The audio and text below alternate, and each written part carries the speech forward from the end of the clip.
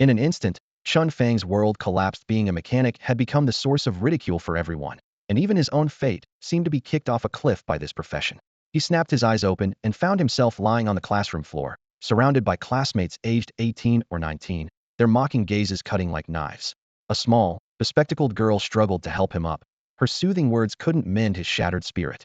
As she murmured weakly, "You need to stay strong," the awkward silence betrayed her attempt, underscored by the chorus of snickers and scorn that filled the air.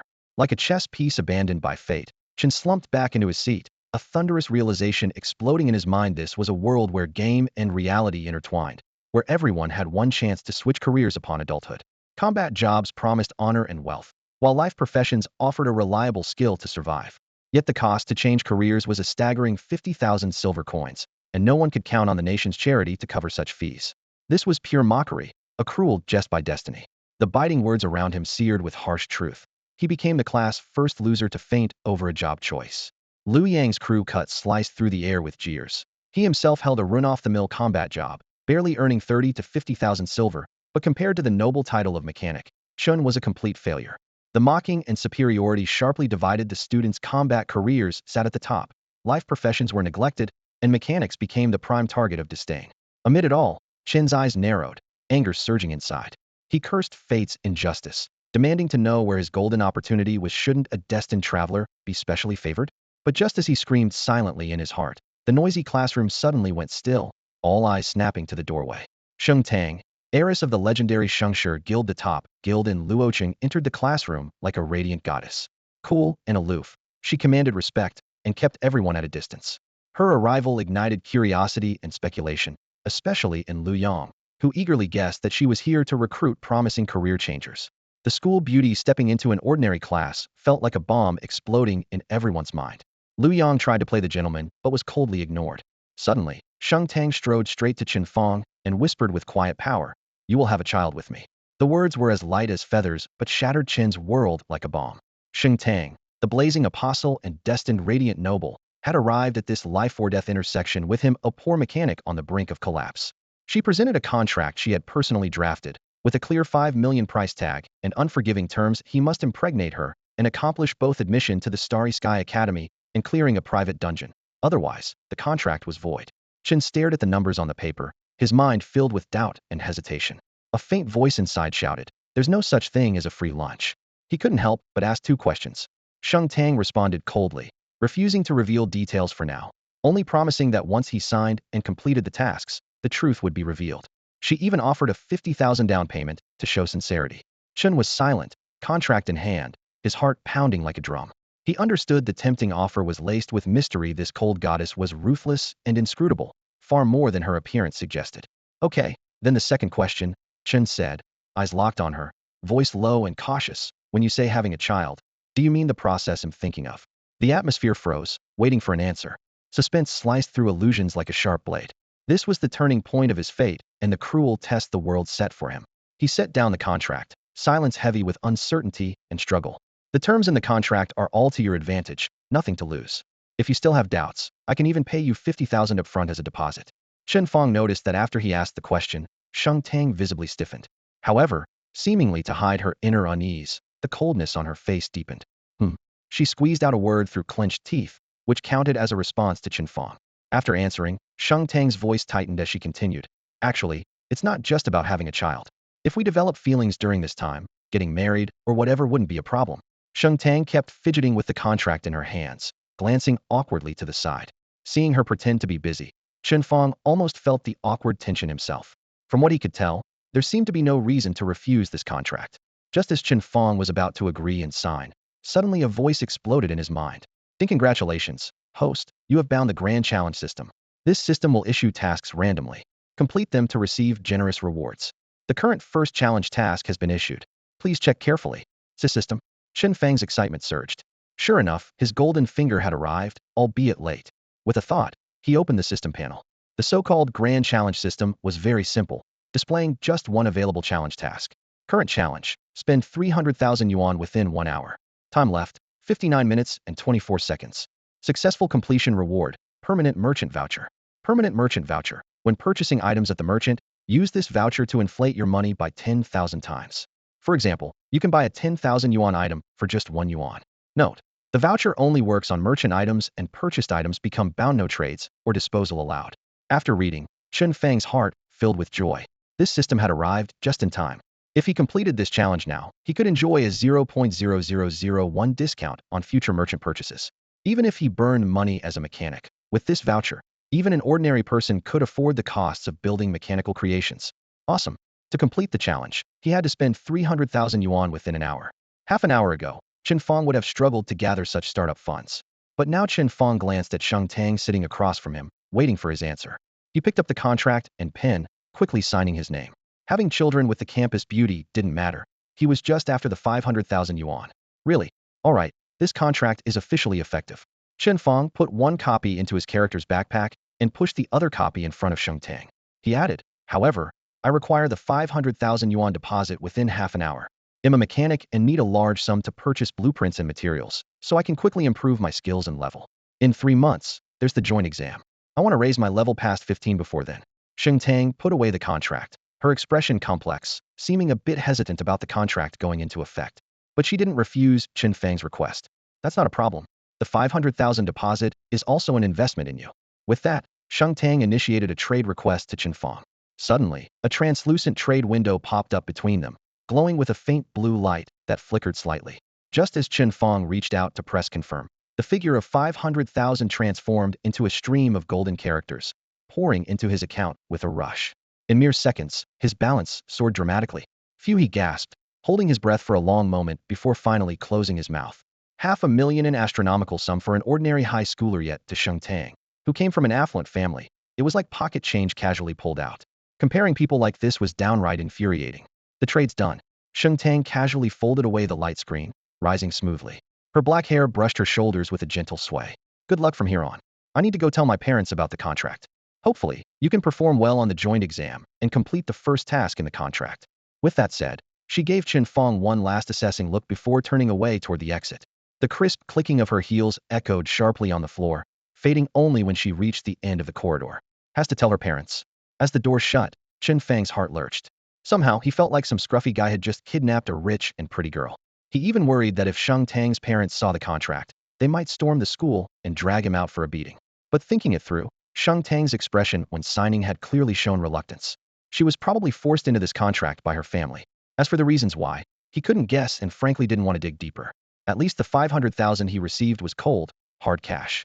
He cast a glance at the challenge countdown ticking in the top right corner and quickly pulled up the trade panel, ready to dive into his first major task. Since this was a game-invaded world, everyone could summon their personal trade panel at any time. Online transactions had completely replaced traditional physical stores, making everything astonishingly convenient. The interface expanded before him, displaying a riot of colorful gear, skill books, materials, and scrolls scrolling from low to high grades, with prices varying wildly. Holding the freshly acquired 500,000, Chen Fang's heart sank. Couldn't even afford a single piece of high-end equipment. He had to carefully weigh how to spend his money. Taking a deep breath, he switched to the personal attributes page. Name: Chen Fang. Class: Mechanic. Level 1. Stats: Strength 8, Agility 8, Spirit 9, Endurance 11. Equipment: None. Skills: Mechanical Creations branch locked. Mechanical Weapons branch locked. Exoskeleton branch. Basic Auxiliary Exoskeleton. Basic Auxiliary Exoskeleton can craft a white-quality exoskeleton suit that grants 24 attack and 81 defense. Wearing it prevents equipping any other gear. Required materials: 200 iron, 80 lithium blocks, 160 carbon, 150 copper, 80 rubber. Currently, his only usable class skill was crafting this basic exoskeleton. If he could complete and wear it, his stats would be comparable to a full set of level 5 white light armor, which was quite powerful. But the total market price for materials alone added up to 100,000 gold, equivalent to the price of 5 sets of white light armor. That was the life of a mechanic. Not exactly weak, capable of reaching the T1 combat tier, but when it came to investing money, the returns were a completely different story from other combat classes. And this was just the basic exoskeleton. Once he unlocked the Mechanical Creations branch, commanding steel battalions in battle, the amount of money burned on the battlefield would only skyrocket. Thinking of the astronomical sums he might have to invest in the future, Chen Fang rubbed his aching scalp. Just imagining it now gave him goosebumps. Fortunately, after completing the challenge task, he would receive a commercial expansion voucher, which would alleviate a significant amount of pressure. The attributes of this external exoskeleton were quite impressive, But if he were to buy the materials outright with his current funds, a full set would cost less than 300,000 yuan, far from meeting the system's requirement to spend 300,000 yuan in full. To artificially inflate the spending, he'd have to buy a couple of irrelevant extra sets of materials, which would be like throwing money down the drain. I need to think of another approach. With that thought, he decided to browse the exclusive blueprints for mechanics. As a niche profession, there were only a dozen or so blueprints for mechanics in the commercial market, most of which had high-level restrictions. Chen Fang could currently learn only 3 blueprints, but even the cheapest one was priced at 3 million yuan. Compared to other profession skill books that cost merely tens of thousands and had no level restrictions, these prices were inflated by 100-fold, clearly treating mechanics as easy targets to squeeze for profit. Helpless, he exited the skill book page and pondered how to spend the 300,000 yuan without waste. As he scrolled, his eyes suddenly fixed on an item, the character's backpack expansion slot. As a mechanic, he would inevitably need to stockpile various materials, so a large capacity backpack would be essential. To his surprise, the shop was selling a top-tier expansion slot that could expand the character's backpack to unlimited size. This item normally cost at least 500,000 yuan, but was now just 330,000 yuan, an absolute bargain. Sold. Chen Fang snapped it up without hesitation, effortlessly fulfilling the 300,000 yuan spending task. Congratulations on completing the major challenge task. You have received the reward, Commercial Spending Expansion Voucher Permanent. He first retrieved the expansion slot from his mailbox, equipped it with one click through the interface, and instantly his backpack transformed into a bottomless infinite capacity container. Then he reopened the shop and casually clicked on 2 weapons priced at 110,000 yuan each. The checkout screen astonishingly showed actual payment of 11 yuan. The expansion voucher's effect was outrageously powerful, reducing prices to 1/10th of their value. Now he still had 170,000 yuan left, meaning he held purchasing power equivalent to 1.7 billion yuan. Awesome. Ding, you have completed a challenge task for the first time and earned an additional reward. Congratulations, you have obtained the Armor Branch Blueprint, Liuhua Armor. Another surprise? Chen Fang opened his backpack, and sure enough, a brand new blueprint was waiting inside. Liuhua Armor Blueprint. Profession requirement, mechanic. Level requirement, none. Description, used to learn how to craft the Liuhua Armor. Liuhua Armor Purple Quality. Attack Power 110. Defense 355. Additional effects. 1. Liuhua Blade. The armor comes with a built-in weapon, the Liuhua Blade, which, when drawn, increases attack power by an extra 300. 2. Overload Spark. Liuhua Armor is a dexterity-type armor. Under overload mode, it boosts movement speed and attack speed by 300 for 10 seconds, with a cooldown of 2 minutes. Materials needed. 80 units of refined steel, 180 lithium blocks, 50 silicon wafers, 100 copper aluminum alloys, 100 red crystals. After seeing the attributes on the blueprint, Chen Fang was nearly speechless. This flowing flame battle armor gear was simply overpowered. Its defense broke through 300 solidly, and paired with the flowing flame blade, its attack could soar to 410, meaning with the baseline skills of a level 10 mechanic wearing it, his combat power would easily surpass that of a typical level 15 heavy class. Even the most sought-after basic exoskeletons on the market felt like junk in comparison. Facing such stats, those other blueprints from the shop instantly turned into worthless trash. Excited, he immediately chose to use the blueprint. A flash crossed his skill panel, where the 3 dazzling characters' flowing flame battle armor appeared prominently in the armor branch. With this, who wouldn't want to craft it? Chen Fang's first thought. He opened the shop interface and started buying materials according to the recipe on the blueprint. Unlike the low-end basic exoskeletons, the flowing flame armor required all mid-range materials, costing several times more. Refined steel, lithium blocks, silicon wafers, copper aluminum alloys, red crystals, each one was hard currency. When he finished checking everything off the list, the total came to a staggering 3 million. Chen Fang clicked his tongue. Good gear was never cheap, and mechanics burned through money. Fortunately, he had shop discount vouchers and quickly reduced the cost to just over 300. A few dungeon runs and selling some gear would quickly make that back. With materials in hand, he closed the shop and reopened the skill. Activating it, a translucent light screen visible only to him unfolded before his eyes. Refined steel melted into a silver liquid under blistering energy. Lithium blocks became flowing light. Silicon and copper aluminum alloys spun and intertwined. Red crystals shattered into fine dust like stardust falling. Within the screen, all materials drew toward each other, layer upon layer, forging the glowing, flaming outline of the battle armor. Moments later, the last piece merged into the core. The light dimmed and the flowing flame battle armor was complete. Chen Fang lightly waved his right hand, dispersing the screen. The crimson particles rapidly condensed into a sleek, tech-savvy bracelet that fit snugly on his wrist, almost weightless, without any foreign sensation. Interesting, he smirked, ready to equip and try it out. Bang! The meeting room door suddenly burst open. Lu Yang stormed in with a dark expression, scanning left and right before noticing Chen Tang, standing with a few dubious friends behind her. He strode up to Chen Fang with a grim tone. Chen Fang. Chen Tang came looking for you. What's going on? None of your business. Chen Fang was still absorbed in his gear and barely glanced at him. Lu Yang's breathing quickened, his voice rising sharply. Did she give you a contract? He was obviously talking about the potential contract from Shengshi Guild. Chen Fang recalled Lu Yang's earlier smugness and grinned inwardly, deciding to be upfront. Yes, she gave me one. I already signed it. What? Lu Yang almost jumped. How much did you sign for? 5 million. F5 million. Lu Yang's pupils shrank, his eyes almost turning green with envy. Chen Fang smiled wider and added, and it could rise to 200 million in the future. Lu Yang refused to believe Shengshi Guild would offer Chen Fang a 200 million annual salary. Even 5 million seemed exaggerated to him. But he knew no one would dare fake such a contract under the guild's name. Since Chen Fang was so confident, he probably really got it. This meant Chen Fang already had one foot in the biggest guild in Luo City and would never worry about money again. Thinking of his own earlier boasting, Lu Yang felt utterly humiliated. Why is that? Lu Yang shouted in frustration, his face flushed with anger. I'm a rare combat class, a great halberd warrior. If the Shengshi Guild won't give me a potential contract, why would they give one to you? Just because you're good looking? Lu Yang crossed his arms, face flushed red, his voice exploding down the corridor of the teaching building. Chen Fang leaned lazily against the wall, a faint, subtle smile playing at the corner of his mouth as Lu Yang pointed at him. Looks like Lu Yang's totally jealous, Chen Fang thought to himself, his smile growing wider. Still the same old linen one of your business. You damn. Lu Yang jabbed his finger hard at Chen Fang, struggling for words, but nothing came out. The tension hung thick for a moment before he finally forced out a spiteful remark. You really think just because you got lucky snagging a potential contract, you can fix your trash class? I can't, Chen Fang shrugged, but you didn't get a contract. Lu Yang's breath hitched, and through gritted teeth, mechanics cost a fortune to train. Even the Shengshi Guild can't afford to invest in you. No way you're their focus. I won't be their focus, Chen Fang stayed cool, but you didn't get the contract. It's just a potential contract, not a formal guild contract. Once Shengshi finds out mechanics give big input for small returns, they'll kick you out. I might get kicked out, Chen Fang smiled calmly, but you didn't get the contract. Each word stabbed at Lu Yang like a knife. His face turned from blue to purple, and finally he lost it. He grabbed Chen Fang's collar, eyes bloodshot, shouting, Chen Fang, I'm challenging you. Dare to accept? Chen Fang brushed off the hand with a faint smile. Dude, getting this worked up already? What happened to all that trash talk about your opponent's worthless class?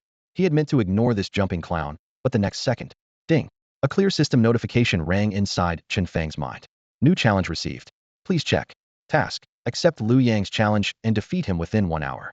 Time remaining. 59 minutes, 54 seconds. Success reward. Mechanical weapon branch Viper machine gun blueprint purple quality. Class requirement. Mechanic. Level requirement. 5. Effect summary. Learn to craft the Viper machine gun. Weapon binds on equip. 50 attack power. Additional modes. 1. Single shot. 20 attack power. Consumes 1 bullet per shot. 2. Burst fire. 3 attack speed. Consumes 1 bullet per shot. 3. Frenzy. 10 attack speed. 30 accuracy. Lasts 20 seconds. Overheats afterward for 20 seconds cooldown. Consumes 1 bullet per shot. Materials needed. 30 refined steel. 30 copper aluminum alloy. 50 plastic. 10 rubber. A new mechanical weapon blueprint. Chen Fang's eyes lit up instantly. In this world, gear and item qualities go from lowest to highest. White, blue, purple, gold, red, epic, legendary, mythic, relic. His current set, the flowing fire battle armor, already pushes his melee combat close to a full purple set equivalent to a level 15 heavy class.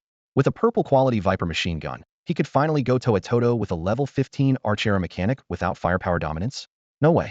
He exhaled softly and fixed his gaze on Lu Yang. This guy was already heading straight for trouble. No problem. I accept. He pried Lu Yang's fingers off his collar, feeling not a shred of annoyance. Hey, you've got guts. Lu Yang sneered, turning around and calling over his cronies guarding the door. Come on, get everyone here. Lu Yang, challenged Chen Fang. Let the whole class watch. Training room, number 1 high school. This training room was originally designed as a venue for students to practice real combat drills. Upon entering the main hall on the first floor, 9 fighting arenas were arranged in a grid pattern. On regular days, combat instructors held classes here, and during off hours it was open to the whole school for sparring sessions. At this moment, about 30 or 40 people had gathered around the arenas. Nearly the entire class of Chen Fang was present. The duel hadn't even begun, but murmurs of doubt rippled through the crowd. Almost no one believed Chen Fang stood a chance. Lu Yang really has no mercy. Chen Fang just switched to being a mechanic, and now Liu's insisting on a fight? Exactly. Liu's been through dungeons, hunted fierce beasts, and I hear he even has a full set of gear. Chen Fang just changed Klasesh, probably hasn't even mastered his skills yet. This is a total mismatch. Hey, it's because Chen Fang signed a contract with the Shengshi Guild.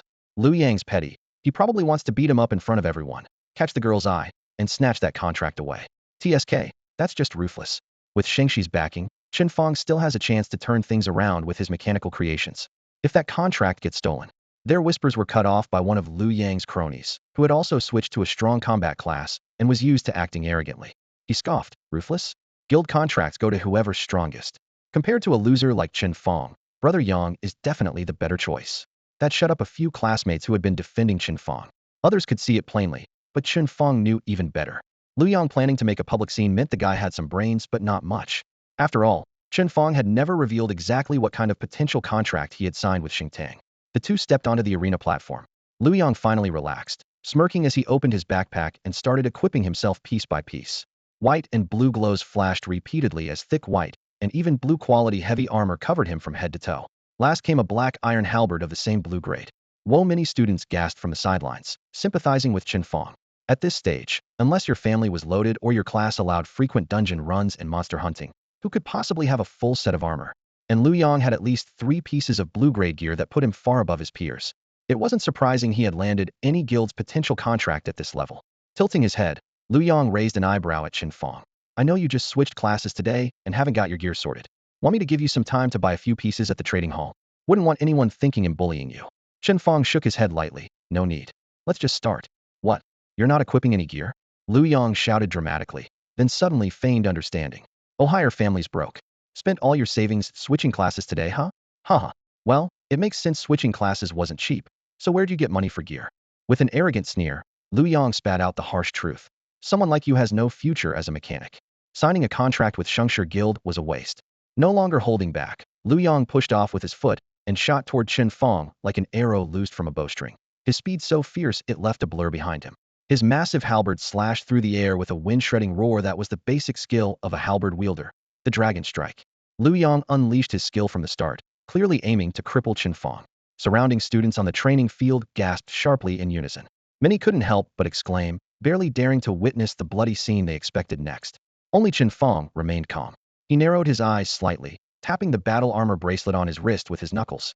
Then, unhurriedly, he lifted his hand above his head, palm up, as if ready to catch a drifting feather. Fool! Liu Yang sneered. The halberd slammed down, wrapped in a furious roaring gale, determined to shatter Chen Fang's arm. But with the medical station right next to the training field, and healing specialists of level 30 and above on standby, broken limbs were nothing to worry Abu that had no reason to hold back. Clang! Instead of the expected crack of breaking bones, a thunderous clash of metal rang out. Liu Yang's wrist jolted with numbness, his halberd seemingly smashed against a wall of tempered steel. Opposite him, Chen Fang remained unmoved like a mountain. How was this possible? Liu Yang's pupils constricted sharply. Not only him, but the entire field fell silent. No one could see exactly what Chen Fang had done. He had somehow caught the dragon strike barehanded. The glasses-wearing girl who had helped Chen Fang before was the first to notice. Her eyes widened as her voice trembled. Look at Chen Fang's hand. There's something on his arm. Everyone looked over and saw. On Chen Fang's right arm, a fiery red gauntlet had mysteriously fused onto his skin. Its metallic sheen blazed intensely, its edges sharp and sleek. The mechanical joints contrasted sharply with the traditional bulky armor they knew. Even more astonishing, the gauntlet was extending upward, red armor plates locking together layer by layer until they soon engulfed his entire arm and half his torso. Liu Yang finally sensed danger, his face going pale. A faint smile curled Chen Fang's lips as he gently closed his right palm. The auxiliary mechanisms of the Flux Fire battle armor activated with a low mechanical clicking. The large, blue-quality halberd gripped in his hand visibly twisted under the strange force, its durability plummeting. Whether I have a future as a mechanic isn't for you to decide, Chen Fang said calmly. At the same moment, he redoubled his strength, the grinding of gears bursting sharply. Bang! The halberd shattered completely, turning to a shower of metal fragments scattered across the ground. Simultaneously, the faceplate of the Flux Fire battle armor snapped shut, covering Chen Fang's face. Crimson plates continued sliding across his body in sequence, chest, shoulders, legs locking seamlessly, covering every inch of his skin. A brief darkness flashed across their vision, then the armor's internal light screen flickered on, restoring perfect clarity. Chen Fang stood encased in blazing red metal, his aura surging dramatically. Steel battle god had arrived. Silence fell over the training room. Mechanics were rare to begin with, but mechanics who possessed a complete set of battle armor schematics were rarer than phoenix feathers and unicorn horns. Many people might have seen the basic skills of a mechanic in textbooks like the standard exoskeleton, but very few have ever witnessed a high-tier battle armor like Liuhua. In both attributes and appearance, the Liuhua battle armor far surpasses the basic exoskeleton by leaps and bounds. As an agility-type armor, its sleek, streamlined silhouette hugs Chen Fang's body perfectly, without a trace of unnecessary decoration. The fiery base color blends shades of red and orange, while the metallic surface shimmers like flowing magma. On the chest, a shaped light streak flickers rhythmically, almost like a heartbeat. The most eye-catching feature is the tightly sealed weapon slot on the outer side of the right arm, as if concealing some unknown deadly weapon. In the training room, so quiet you could hear a pin drop, a boy couldn't help but whisper in awe, "Damn, this thing is insanely cool." His words echoed the thoughts of every guy present.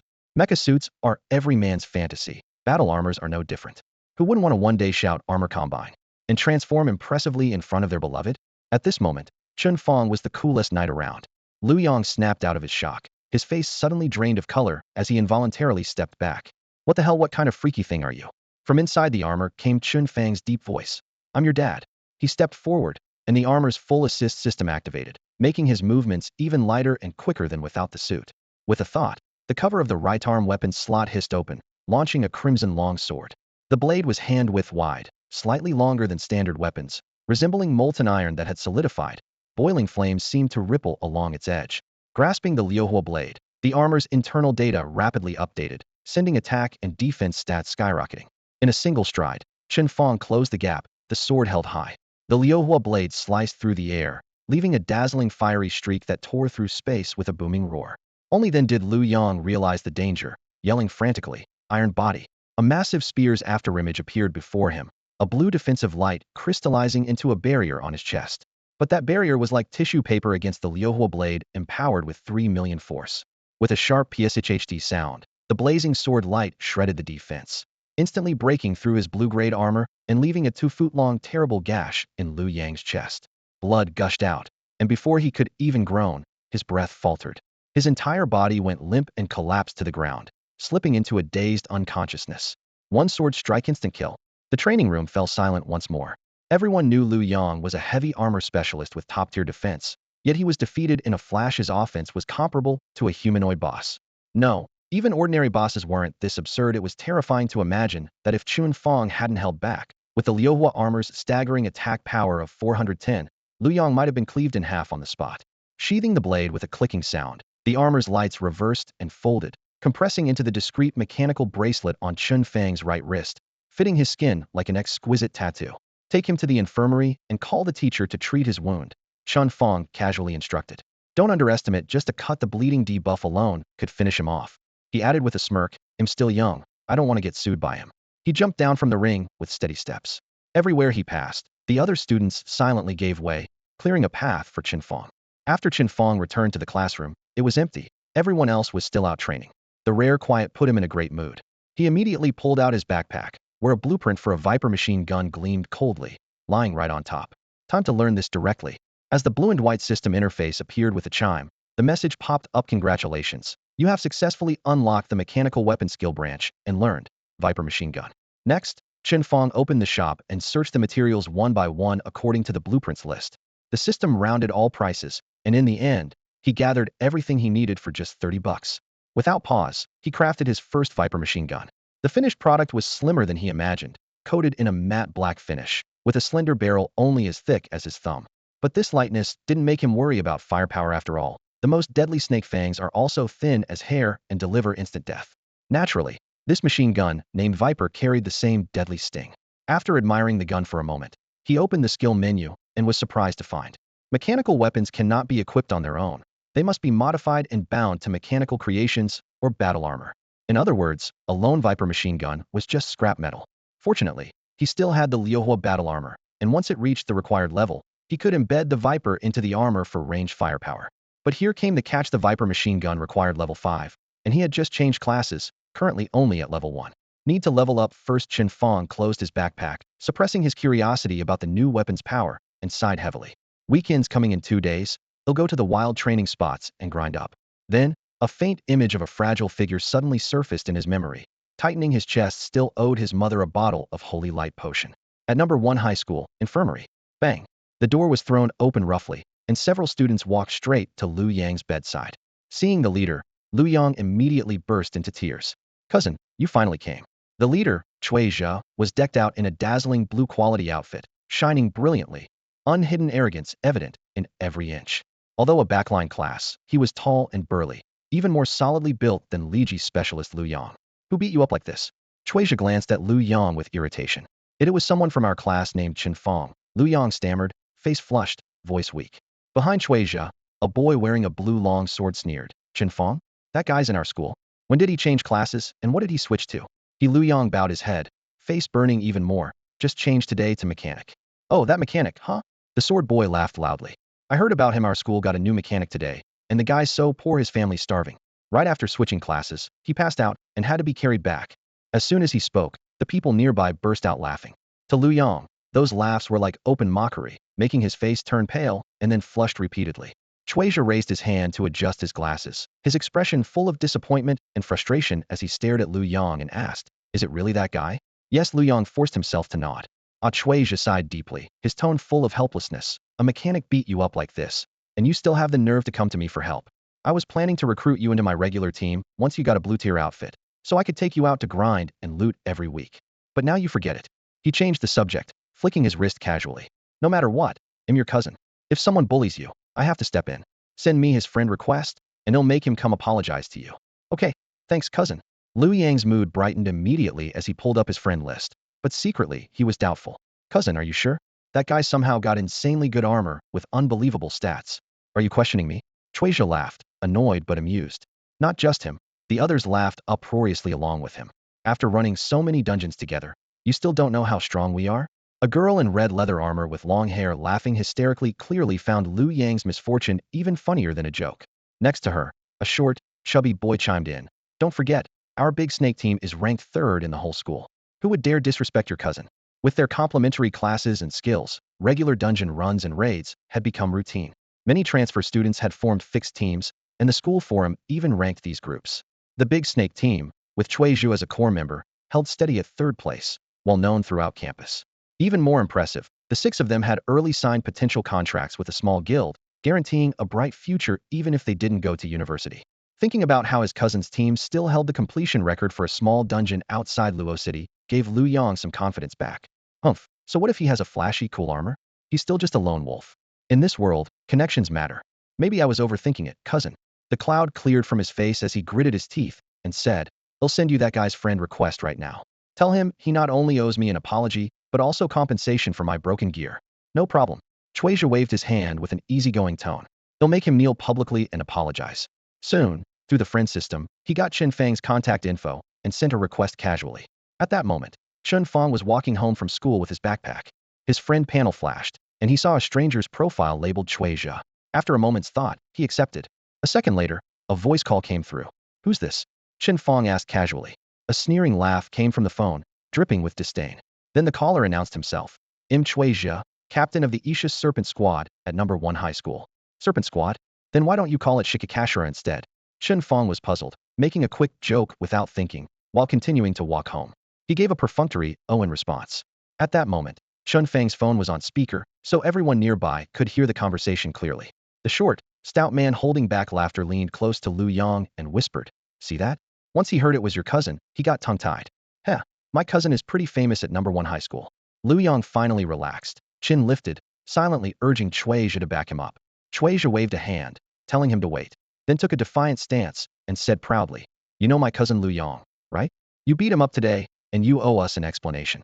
What kind of explanation? Chen Fang asked casually. Well, Cui Zhe pretended to think seriously for a few seconds, then slowly said, hey, race the deal, me cousin needs to stay 2 days in the school infirmary. Tomorrow, you come over and apologize in person, and bring 50,000 yuan. You broke 2 blue quality pieces of his gear, those cost several tens of thousands. Only charging you 50,000 is already generous. No objections, right? No objections. Chen Fang's voice was flat, showing no emotion. All right, it's settled. Good attitude. So this matter is closed. Just remember next time not to pick fights with anyone, got it? Cui Zhe hung up abruptly, then looked proudly at Liu Yang and spread his hands. All done. Tomorrow, get ready to collect your money and maybe slap him around a bit. He won't dare fight back. My cousin's awesome. Lu Yang grinned ear to ear. His two items were worth a few thousand each at most, so if he really got 50,000 yuan from Chen Fang, taking a beating would be worth it. What kind of idiot is this? Chen Fang muttered lightly as he blocked the so-called Serpent Squad Captain Shuizhe from his phone, not taking him seriously at all. The sun had fully set, and darkness stretched across the city. Chen Fang walked along the road to a rundown urban village in the center of Luoqing. From afar, the area looked desolate and neglected. Over 100 single-story houses stood low and shabby, with only about a dozen faint yellow lights on. The rest plunged in darkness. At the heart of it lay a huge meteor crater, its bottom filled with broken bricks and rubble, looking like an unhealed wound. Memories stirred with the night breeze. A few years ago, this place was bustling, every home with smoke rising from their chimneys. But one day, a strange summoning circle appeared in the sky, and a level 50 red bossa plague bone demon fell from it. Upon descending, it immediately unleashed a skill that killed about 80 of the villagers on the spot. Later, powerful city defenders arrived and jointly defeated the plague bone demon, saving the remaining 20. However, life was still hard for the survivors. Very few, like Chen Fang, completely avoided the bone demon's skills.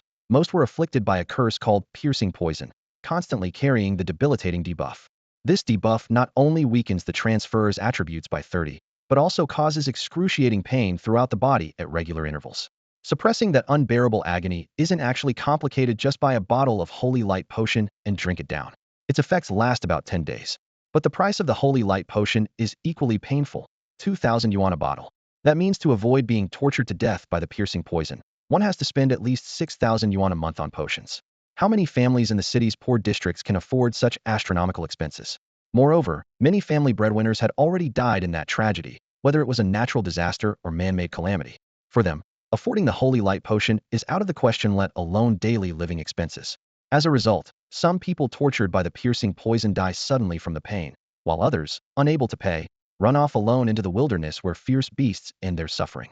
Now, among all the poison survivors in the city's villages, those still alive but carrying the piercing poison debuff are fewer than a handful.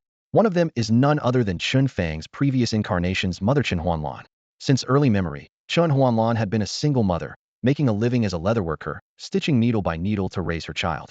If only the usual expenses and her monthly holy light potion were considered, she could barely get by. But Chen Fang's expensive transfer fee was like an impassable chasm for mother and son. To save that money for her child, Chen Huanlan worked overtime day and night and deliberately reduced her potion intake. What should be one bottle every 10 days, she stretched it to 15, 20, even biting through the pain to take only one a month.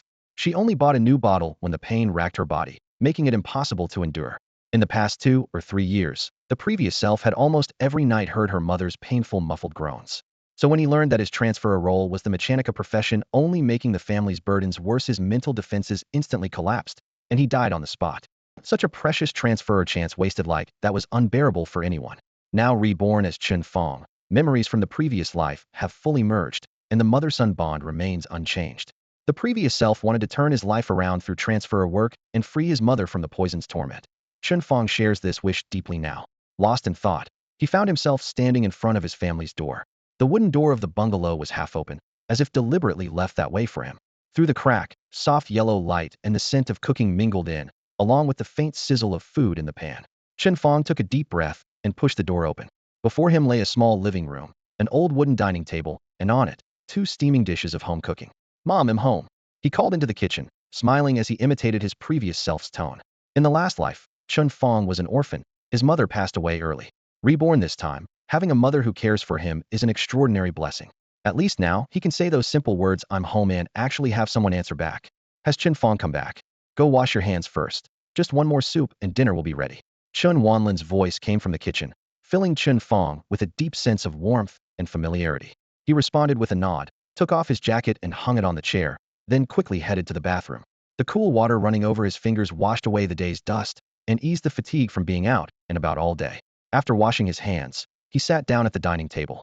Soon, Chen Huanlan came out of the kitchen carrying a large bowl of tomato, greens, and egg drop soup. She wasn't short, and though her features still showed traces of the youthful beauty she once had, years of hard work and illness had made her noticeably thin. Her hair was streaked with more white than others her age. She set the soup down carefully and raised her eyebrows in a gentle reminder. "Make sure to drink plenty of soup later. It will help with digestion." After speaking, she turned to scoop rice. The table was laid with 2 dishes and a soup, The caramel-glazed cola chicken wings gleamed invitingly in the light, quite a treat for a growing boy. Chen Fang smiled and teased, "Mom, what's the occasion? Even my favorite cola chicken wings made it to the table today. What else could it be but a good day?" Shan Huanlan placed a large bowl of white rice in front of him, but didn't hurry to serve herself or take off her apron. Instead, she sat down across from him. Her emotions were always easy to read, and at that moment her eyes sparkled as she looked at her son. "Son, did you change classes today? Is it a combat class or a life skills class?" Just as Chen Fang lifted his chopsticks halfway, he put them down and smiled honestly. "Combat class, Mom. Combat class." Chen Wanlan's expression flickered with concern, but the joy won out. "All right, that's good. Going out into the wild to fight fierce beasts and grind dungeons is risky, but it has better prospects than a life skills job like mine. Boys need to take some risks and explore the world." "Exactly," Chen Fang agreed. Chen Huanlan grew more enthusiastic, pushing her rice bowl aside and opening her friend's list on her tablet, chatting nonstop. "What kind of gear does your class use?" "I work with Aunt Wang, and her son is a fighter in a guild in Luoqing. He always brings back gear. I told Aunt Wang to keep an eye out so we could save the 10% trading fee if we buy ourselves." "Mom, wait a moment. Eat some food first," Chen Fang interrupted with a smile. "The gear I need can't be farmed by others. I picked the mechanic class. I can craft all the equipment myself with my skills." "Mechanic?" The words hung in the air, and Chen Wanlan's smile froze. She had heard about the mechanic class being a money sink, and the warmth at the table seemed to cool. Sensing the sudden shift in atmosphere, Chen Fang was about to explain when his mother spoke first. "Actually, choosing mechanic isn't a bad thing." She smiled again, her eyes lighting up as if her son had chosen a rare and impressive class. "The mechanic is powerful. There's one in the Dragon Kingdom's 12 sacred shields. Son, focus on your studies for now. Don't worry about money. Later, they'll find a way to save up and buy you a mechanic blueprint. We can take it slow. Mom believes in you, and you'll definitely become great someday." "Mom." Chen Fang slammed his chopsticks down, his chest feeling as if it had been hit hard by something. He knew all too well what his mother meant by finding a way, picking up more night shifts, enduring the noise and pain on the factory floor, scrimping, and saving the money that should have gone toward the sacred light potions. But no matter how hard she worked, she probably wouldn't be able to save enough for the blueprint to cure the excruciating poison, let alone afford even the cheapest basic external exoskeleton without years of saving. If he hadn't awakened his golden ability, his future would be suffocatingly bleak. "Don't worry." Not wanting his mother to fret over money any longer, Chen Fang took a deep breath and pulled 3 potions out of his character's backpack, gently setting them on the dining table. The translucent bottles held a pale golden liquid that shimmered softly, like a miniature dawn light. Those were the expensive sacred light potions. "Where did you get the money?" Chen Huanlan froze, her voice trembling. "I have good news." Chen Fang looked up at his mother with steady eyes. "You don't have to worry about money anymore. Right after I changed classes today, people from the Prosperity Guild came to find me and offered me a very generous potential contract. From now on, no worries about buying blueprints or materials." "Oh, really?" The incredible news hit Chen Huanlan so suddenly she struggled to take it in. "Of course it's true." Chen Fang projected the system backpack's balance interface onto the table. The number flashed in green, nearly 200,000. Chen Wanlan's mouth gaped open in shock, tears springing to her eyes. "Now do you believe me?" He smiled and shut off the light screen. "The Prosperity Guild gave me 50,000 as startup capital, and I've already spent over 30,000 building a mechanic's battle armor. Tomorrow, I'm heading to the wild to farm dungeons and hunt fierce beasts. It'll earn us even more money. I believe, I believe." She finally relaxed, quietly wiping her tears with a lowered voice. The smile on her face was no longer forced. "My son has grown up and even got a potential contract from Prosperity. If you really join the guild someday, you won't have to run yourself ragged like me chasing after scraps. But don't slack off just because of that contract. The Prosperity Guild is the biggest in Luo City, and no one gets in easily." "All right, Mom, I get it." Seeing her rare, genuine smile, Chen Fang felt a weight lift off his shoulders. As for the claim about signing the Prosperity potential contract, that was mostly a well-meaning fib. Even if word got out, Prosperity wouldn't come after him. After all, the secret behind Miss Sheng Tang's generous quest for an heir would embarrass them even more. Why that popular school beauty was so keen to have a child with him? That mystery had leave for another day. Early the next morning, when Chen Fang woke up, Chen Huanlan had already quietly left for the leather materials factory job, only leaving a bowl of hot porridge and 2 buns on the stove. "I need to level up fast, make big money, and stop Mom from working so hard like this." He made the determination silently, then began eating breakfast while planning his next moves. It was the weekend, so no need to go to school, just the perfect time to go out into the wild and grind dungeons to level up. Right now, Chen Fang had 2 urgent goals. First, to quickly reach level 5 so he could equip the long-coveted Viper machine gun. Second, to farm dungeons and hunt fierce beasts to earn money from the materials and gear they dropped. Although he held a trading expansion voucher that could turn 1 yuan into 10,000, Items bought with it were all bound to the account. That meant he couldn't use it to buy holy light potions for Chen Huanlan, so he still had to go to the offline potion shop. Even though his pockets seemed to have around 100,000 yuan, it wouldn't last long once he started spending. After considering it carefully, he decided to spend both weekend days camping in the outskirts, grinding aggressively to level up and save money. With his plan set, Chen Fang picked up a pen and wrote a note. Going to level up, won't be home for 2 days, don't worry. He stuck the paper somewhere visible, slung on his gear, and headed straight for the team assembly hall in Luo City. The moment he stepped into the hall, it felt like returning to a high-speed train station from his previous life. The wide space buzzed with voices, neon screens flickering overhead, and people in all kinds of combat outfits milling about. Except for low-level dungeons, anyone wanting to venture to higher-level battlefields had to gather teammates here, buy tickets, or purchase portal passes. This made the entire hall resemble a bustling marketplace made of steel. Level 11 Archer Seeking Team. Have 3 blue gear items. Can clear dungeons under level 10. Normal difficulty B Queen's Nest runs for 2 days straight. Need 1 healer. Trash stay out. 36D. Huge healer wanted. Alchemist looking for team. Can supply full party potions. Just need protection. The constant shouting nearly overwhelmed Chen Fang's head as he weaved through the crowd for a while before finding the information desk. He requested a copy of the Luo City Wild Leveling Spots Dungeon Guide. Flipping open the guide, it clearly stated, within a 50-li radius of Luo City were outdoor maps for levels 1 to 10, filled with fierce beasts below level 10. Apart from these, there were 3 dungeons: level 1 Red-Haired Rabbit Hill, level 5 Demon Cat Village, and level 10 Bee Queen's Nest. The entrance to Red-Haired Rabbit Hill was less than 2 kilometers from the city gates, and only a simple mode was available. Levels there were low and drops poor.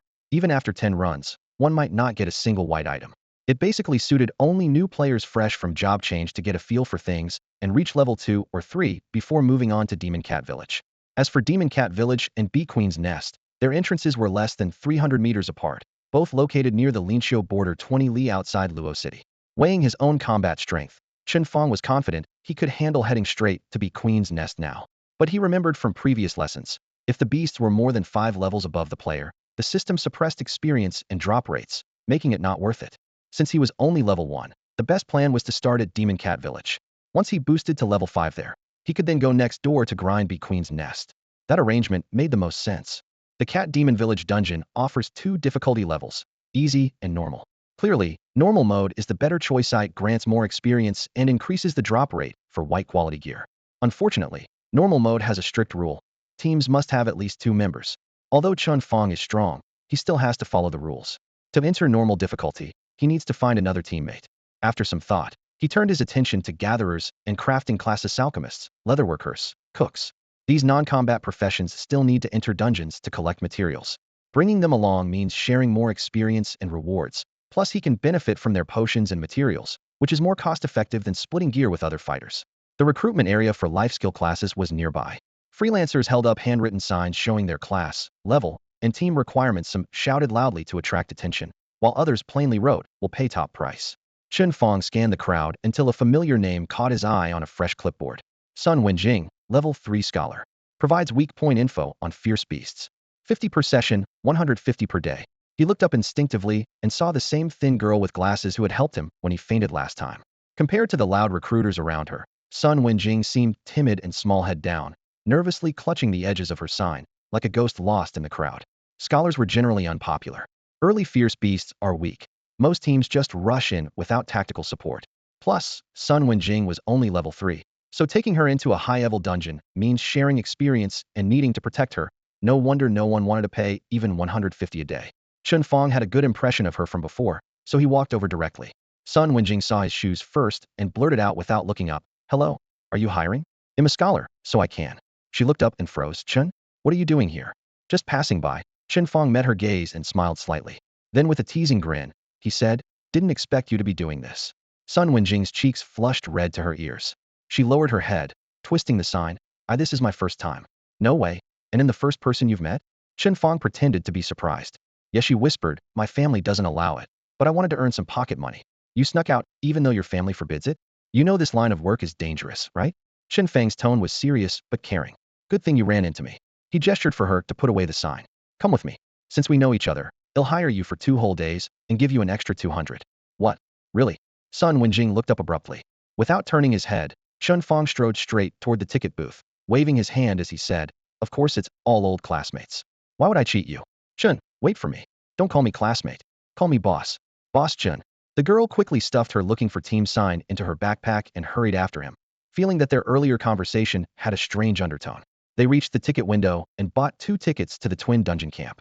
The Twin Dungeon Camp was a large temporary base set up about 30 miles from the city, specifically for transferred players from Luocheng to grind 2 low-level dungeons, passing through a stretch of wilderness on the way. Less than 10 minutes after departure, several ferocious beasts suddenly appeared outside the bus. Fortunately, 2 level 20 guards on board raised their hands and quickly drove the beasts away, causing no delay. Over half an hour later, the vehicle entered the forest interior and passengers disembarked one after another. Chen Fang and Sun Wenjing followed the crowd into the Twin Dungeon Camp. The camp resembled a lively marketplace.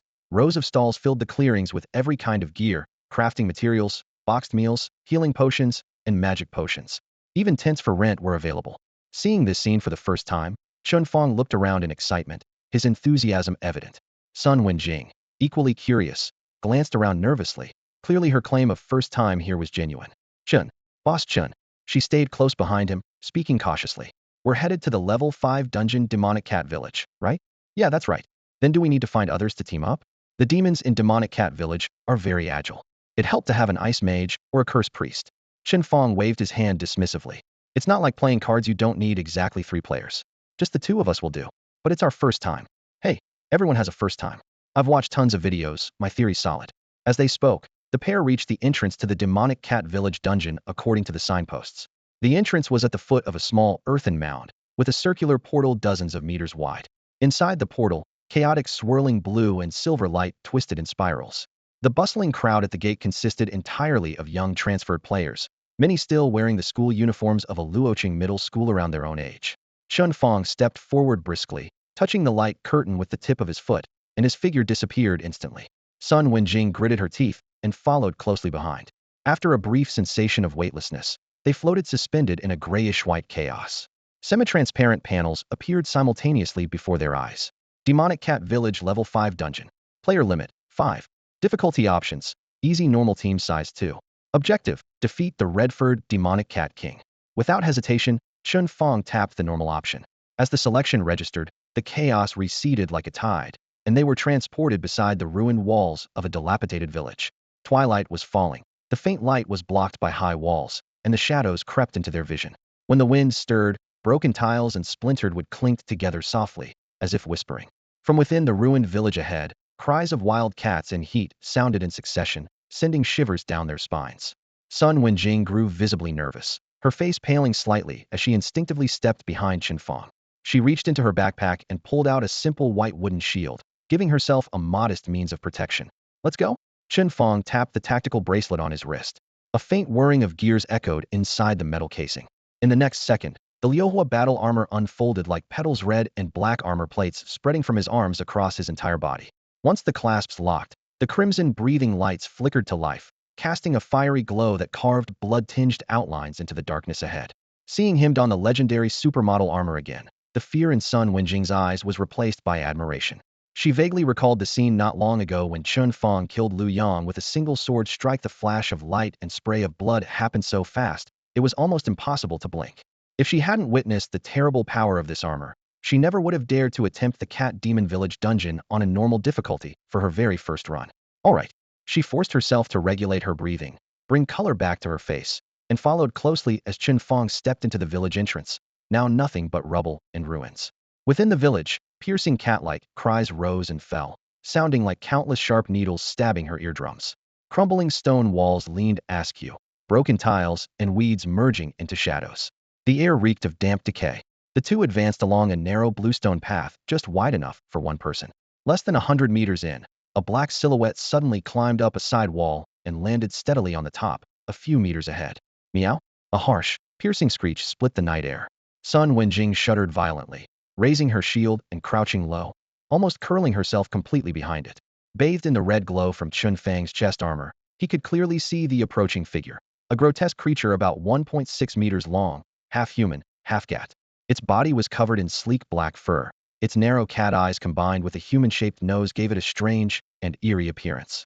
With a thought, a HUD panel appeared before him. Graybeard Demon Cat. Level 3. Rarity White. Attack 15. Defense 12. Skills. 1. Pounce leaps toward the target at 130 attack power. 2. By inflicts bleeding damage. Just a plain white beast, ugly as hell with no redeeming features, Chen Fang evaluated coldly in his mind. The graybeard demon cat let out another sharp screech, then leapt off the wall with deadly claws aiming straight for Chen Fang's face. He grounded himself. The mech spine emitted tiny jets of flame as he stepped forward. The cover on the slot in his right arm armor popped open with a click, and the Liuhua blade slid out, igniting into blazing red flames that illuminated his crimson visor. Sun Wenjing barely peered over her shield, pointing toward the graybeard demon cat. A thick phantom book materialized in her palm, its pages fluttering before coming to a stop. Dense text flowed into her mind as information downloaded rapidly. Boss Chun, its weak points are the heart and tail. If it's too fast to hit the heart, try cutting off the tail first, it'll cripple the beast. Before she finished, the blazing blade flashed like a fan through the air, slicing through the darkness. SSSHD. The demon cat's belly erupted in scorching blood mist, split in two before it hit the ground. Its severed body tumbled among shattered tiles while flames spread along the wound, filling the air with the smell of burnt flesh. Chen Fang sheathed his blade as the arm armor closed automatically around his wrist. He wiped the dark red blood off the blade, then turned to Sun Wenjing, who was still frozen mid-explanation, mouth agape. What did you say just now? A nothing, never mind, Sun Wenjing stammered awkwardly. Suddenly, she realized in front of Chen Fang, who could take down Lu Yang with one sword. A mere level 3 graybeard demon cat didn't even need a weak point. The whole creature was basically its weak spot. The beasts in the dungeon were far more densely packed than those roaming the wilds. Because of this, players eager to level up usually preferred grinding dungeons rather than hunting monsters randomly outside. As soon as Chen Fang stepped into the dark, ruined village, a graybeard demon cat leapt out from behind a broken fence. But for Chen Fang, it was nothing more than an appetizer. A cold gleam of his flowing flame blade flashed, and the demon cat died instantly. Clanked sharp metallic ring of sword striking ground echoed through the empty street, and the scent of blood quickly spread. Shadows flickered ahead as claws crushed broken tiles with rapid steps. More ferocious beasts poured toward the sound. When they entered the dim glow of the flickering lamp, Chen Fang saw that it was a pack of graybeard demon cats, bearing fangs, their pupils needle-like. Chen Fang knew their nature. While they looked tough, but were fragile, a single strike shattered them. He charged forward, the flowing flame blade slicing red arcs, killing another cat with a single swing. Before the others could react, he felled 3 more in quick succession, leaving only bloodied cat carcasses littering the street. 6 demon cat corpses lay sprawled. A dazzling golden light, then shone from Chen Fang's chest, had leveled up to level 2. His stats increased slightly, but compared to the added bonuses from his flowing flame battle armor, the improvement was barely noticeable. Indeed, the mechanic's true body was his battle armor. To transform, he had to quickly reach level 5 and equip the coveted Viper machine gun. Sheathing his blade, Chen Fang led the team cautiously, with Sun Wenjing trailing carefully behind, afraid of causing trouble for the expert. They skirted ruined houses, wiping out 4 more waves of vicious beasts, each wave ranging from 3 to 10, and Chen Fang dealt with them effortlessly. Yet the more he fought, the more frustrated he grew. Despite the mountain of monsters and nearing level 3, he hadn't found a single piece of usable material. He knew normal difficulty dungeons yielded meager rewards, but this level of scarcity was ridiculous. After clearing each wave, Chen Fang would stoop and search the ground. Watching this, Sun Wenjing finally spoke softly. Boss Chun, are you looking for loot dropped by the ferocious beasts? Obviously. Chen Fang frowned. Grinding dungeons isn't just for experience, so expect some drops, right? It's one thing if normal difficulty doesn't give gear, but not even sellable materials? Sun Wenjing hesitated but explained, actually, how the beasts die affects their drop rate. The graybeard demon cats can drop gray pelts. To increase the drop chance, it's best to target their heads. If you hit their bodies or kill them with fire element skills, the pelt drop rate drops significantly. Oh, Chen Fang raised an eyebrow and turned to her. Where did you learn that? No one's ever mentioned it before. Sun Wenjing opened her palm, and a faintly glowing blue book appeared, its pages flipping automatically until it stopped on an illustration of a graybeard demon cat. Pushing up her glasses, she whispered, "This is intel I obtained using my scholar skills. As long as the beast wasn't overwhelmingly powerful, I could see information that ordinary people couldn't, like the beast's weaknesses, what loot it might drop, and even how to increase drop rates." When Chen Fang heard Sun Wenjing say this, he was momentarily stunned, then his heart leapt with joy. Originally, he had invited Sun Wenjing, a classmate, to join the dungeon run simply because she seemed reliable and charged only 500 yuan every 2 days, a bargain compared to other livelihood professions. But unexpectedly, with a casual invitation, he had truly brought a treasure to his side. In fact, the scholar class itself was rare, with few people outside understanding its value. If any team knew that scholars could see through the drop patterns of fierce beasts, they wouldn't hesitate to pay Sun Wenjing 1,000 yuan a day, with people lining up to snatch her away. With this thought, Chen Fang felt incredibly pleased. You said just attacking the graybeard demon cat's head could boost the drop rate for materials, right? He confirmed again. That's right. Sun Wenjing nodded seriously. Chen Fang's eyes lit up, and he decided to follow that strategy. The two pressed forward, and suddenly several shadows darted out in the dark corridor. It was the graybeard demon cats. Chen Fang didn't rush to swing his sword. Instead, he gripped the flamefire blade tightly, narrowing his eyes to catch the prey's weak spots. A flash of cold light, followed by a sharp "pft," and the sword tip pierced precisely through the skull of the first demon cat. The other three graybeard demon cats immediately charged, screeching. Chen Fang planted his feet, accelerated with the aid of his war armor, and flashed a series of cold strikes. One beheaded a cat, another smashed its skull. The swiftest beast crashed into the blade itself, slicing its belly open as if deliberately colliding, dying on the spot. In a flash, four lifeless bodies lay quietly on the ground, none with major injuries to their torsos. The proof came quickly. After killing dozens of demon cats previously, not a single hair had dropped, but this time, two clusters of gray fur had clearly appeared next to the corpses. Chen Fang bent down to pick them up, and the property window popped up. Gray fur, white quality. Description: used to craft white quality cloth or leather armor, or give to a tanner. Collect 100 pieces for a chance to refine into gray fur blue quality. The most basic material, Chen Fang noted as he casually opened the marketplace. Each piece was priced at 20 yuan, a very cheap commodity. Still, no matter how cheap, it was income, and the thought made him quietly overjoyed. If he put these up for sale, they could fetch more than 20 yuan each. This is quite a haul, he hummed happily, stuffing the two pieces of fur into his pocket and signaling Sun Wenjing to continue hunting beasts. Sun Wenjing was a bit puzzled. Only 40 yuan's worth of loot dropped, yet this guy acted like he had found a fortune. With the scholar class bonus, the drop rate of gray fur skyrocketed so much it was almost visible to the naked eye. As long as the demon cat's body wasn't damaged, about every 4 or 5 cats would yield one piece of material on average. Meanwhile, Chen Fang wielded the flamefire war armor with increasing skill, no longer wildly slashing, but focusing on precise strikes aimed at the heads. The fight's difficulty rose, but so did his mastery over the armor. Meow. The red-bearded demon cat struggled fiercely, its sharp claws sparking against the metal surface of the Liuhua battle armor as Chen Fang pressed its neck to the ground. Yet the armor remained flawless, not a single scratch. This legendary grade armor's defense was so strong that even a red-bearded demon cat, stronger than the graybeard one, couldn't break through it. Once sure he was safe, Chen Fang stopped all excessive movements, letting the other beasts around him attack freely while he held the red-bearded demon cat's neck firmly with one hand, making sure its claws wouldn't damage the material he needed most, the gray fur. With a clean, swift stab, the Liuhua blade pierced the demon cat's head. It twitched twice before going still. A patch of gray fur burst free from its body, and Chen Fang grinned as he gathered his prize. Just then, Sun Wenjing, who had been hiding behind him, poked her head out, her face pale. She stared at the still uncollected carcasses of the beasts and swallowed hard. Boss Chen, don't you think this way of fighting is a little too brutal? Brutal? I don't think so, Chen Fang said casually as he slowly straightened up. Sun Wenjing glanced at him, choosing her words carefully before muttering. It's pretty brutal, almost like a psycho, really. Then if I didn't even use a blade and just strangled the red-bearded demon cat to death, would you find that even weirder? Chen Fang rolled his eyes. As he pondered whether he should switch to a cooler fighting style befitting his noble class, a piercing wail echoed from afar. Womo. The sound was like a sharp-voiced woman crying, mixed with a wild beast's death scream, chilling the spine. Chen Fang quickly pushed aside distractions and turned toward the source. The cry didn't come from the graybeard or red-bearded demon cats, but a third kind of ferocious beast. They had already searched through the entire demon cat village except for that one area. It was obvious the dungeon was nearing its end. If nothing went wrong, the boss of this dungeon, the red-furred demon cat king, would be just ahead. Get your shield ready. The boss should be close, Chen Fang warned as the Liuhua blade gleamed and he took the lead. Sun Wenjing's heart pounded as she raised her shield and followed him, keeping a distance that neither slowed them down nor left either unsupported. They moved through the ruined village quickly. At the edge of the wreckage stood a small, pitch-black ancestral shrine. The harsh wailing came from inside. As they approached, through the dark cracks in the door, they saw a pair of eerie green lights flickering deep within like eyes, or ghostly flames. Around the shrine, several crooked trees with tangled dead branches stood. The night wind caused some hanging objects to clatter together with a brittle rustling.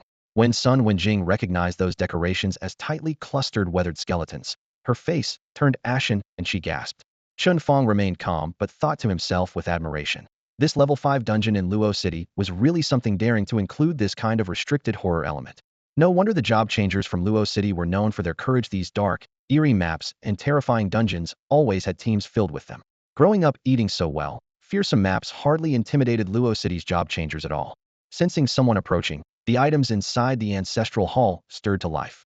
A monstrous cat nearly 2 meters long stepped forward, its blood-red fur glowing like flames in the dim chamber.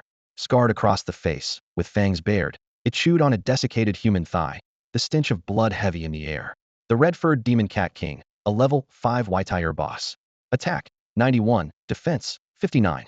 Skills, 1. Demon cat leap doubles its speed to pounce, dealing an additional 50 damage on hit. 2. Bite and claw 6 consecutive strikes with razor-sharp teeth and claws, each dealing 50 damage and with a chance to cause bleeding. 3. Scavenge feeds on corpses to rapidly heal wounds. The status panel floated before Chen Fang's eyes, showing stats far superior to an ordinary red-furred demon cat. He glanced at Sun Wenjing. Anything specific I should watch out for against this boss? Sun Wenjing immediately began chanting, pages of spectral text flipping rapidly. The red-furred demon cat king's weak points differ from the red-whiskered and gray-whiskered demon cats it doesn't have. I'm not asking about weaknesses. Chen Fang cut her off bluntly. I just want to know if attacking its body affects drop rates. Sun Wenjing hesitated, then resumed scanning data. Attacking its body does not affect drop rates. It can drop white-grade equipment and 2 materials, the Demon Cat King's Fang and the Demon Cat King's Claw. As long as you don't cut off its paws or head, the drop rates remain unchanged. Got it. Chen Fang stepped forward, his mech joints grinding with a low metallic hum. The red-furred Demon Cat King roared and swiped the human thigh from its mouth, flinging it aside with a spray of blood. It lunged at lightning speed like a leopard. In an instant, 2 figures collided in front of the ancestral hall. Bang! The dull crash of flesh against metal exploded, followed by the ripping sounds of flesh torn by sharp blades. Blood arced twistedly through the air as the Demon Cat King was violently slashed and sent flying, crashing heavily onto the stone steps. Chen Fang's battle armor was stained crimson, the fiery patterns glowing even more fiercely. Such a ferocious blow made Sun Wenjing's heart race. She knew this was Chen Fang's first dungeon run, having just reached level 3 minutes ago. Yet, single-handedly, he was going toe-to-toe with a level 5 boss and holding the upper hand. Are mech pilots really this outrageous? She thought, trembling inside. The next moment, Chen Fang muttered in disbelief. Wow, this boss is tough. Didn't die in one hit. His surprised tone wasn't bragging, it was genuine. At this moment, his stats rivaled those of a level 15 heavily armored class decked out in full purple gear. A mere level 5 boss should have been wiped out with a single strike. But no matter if 1 strike can't finish it, then 2 strikes will do. Chen Fang pressed forward relentlessly against the crimson-furred Demon Cat King, unleashing another sword strike. But the red shadow on the other side suddenly seemed to realize the power gap between them and stopped attacking Hedon. The Demon Cat King sprang up sharply, leaving behind a scarlet afterimage as it narrowly evaded the sword's edge and landed in the woods 5 meters away. Chen Fang narrowed his eyes. Beneath his armor agility was the Demon Cat King's greatest strength, with lightning-fast attack and movement speed. His usual Liuhua battle armor was no slouch either, but now that it had activated Demon Cat Leap, its speed instantly surged by 100, easily outrunning its normal state. 2 Demon Cat Leaps flashed in rapid succession. In the blink of an eye, the red shadow had climbed a crooked old tree, its sharp fangs sinking into a dried corpse. Crack! Squelch! The brittle sound of bones breaking and the wet tearing of flesh filled the air, splattering thick, black blood everywhere. Even the battle-hardened Chen Fang felt a wave of nausea rising. Not to mention Sun Wenjing, who was watching nearby. In mere moments, the dried corpse was swallowed in 3 mouthfuls. As the corpse devour skill activated, the deep wound Chen Fang had carved down to the bone on the Demon Cat King's belly quickly closed, flesh and blood regenerating fast until there wasn't a single crack left. If an ordinary team of transferees had spent ages just to inflict damage only for it to be fully healed with 1 bite, they'd probably burst out swearing on the spot. With its wound fully restored, the crimson-furred Demon Cat King's eyes gleamed with murderous intent as it roared from its perch on the tree limb. Even through the armor, Chen Fang could smell the foul stench of rotting flesh mixed with fresh blood. The cat's spine arched suddenly, then it dove down. Unleashing another Demon Cat Leap, the 100 speed boost made evading almost impossible. Chen Fang gritted his teeth and braced with the Liuhua battle armor's high defense, forcing a direct clash. He thrust the Liuhua blade straight out. Squelch! Scratch! 3 fine scratches appeared on the armor's surface, showing the boss attack power was far beyond a normal red-furred demon cat, yet it still couldn't pierce the full set of armor. Meanwhile, the Liuhua blade tore wide open a bloodied gash across the Demon Cat King's belly, like sliding a tiger's claw underneath. Thud! Severely injured, the Demon Cat King crashed to the ground but stubbornly rolled over, dragging its torn body to prepare for another leap back to the tree to regenerate by devouring corpses. That boss is so sly. If we don't control it, ITLL, just keep healing, Sun Wenjing called out loudly. Next time we should bring an ice mage, otherwise this will drag on forever. No need for an ice mage, Chen Fang said coldly without even turning his head. He swung the Liuhua blade with a flick of his wrist. It relies on speed, but my armor isn't weaker. Overload spark activate.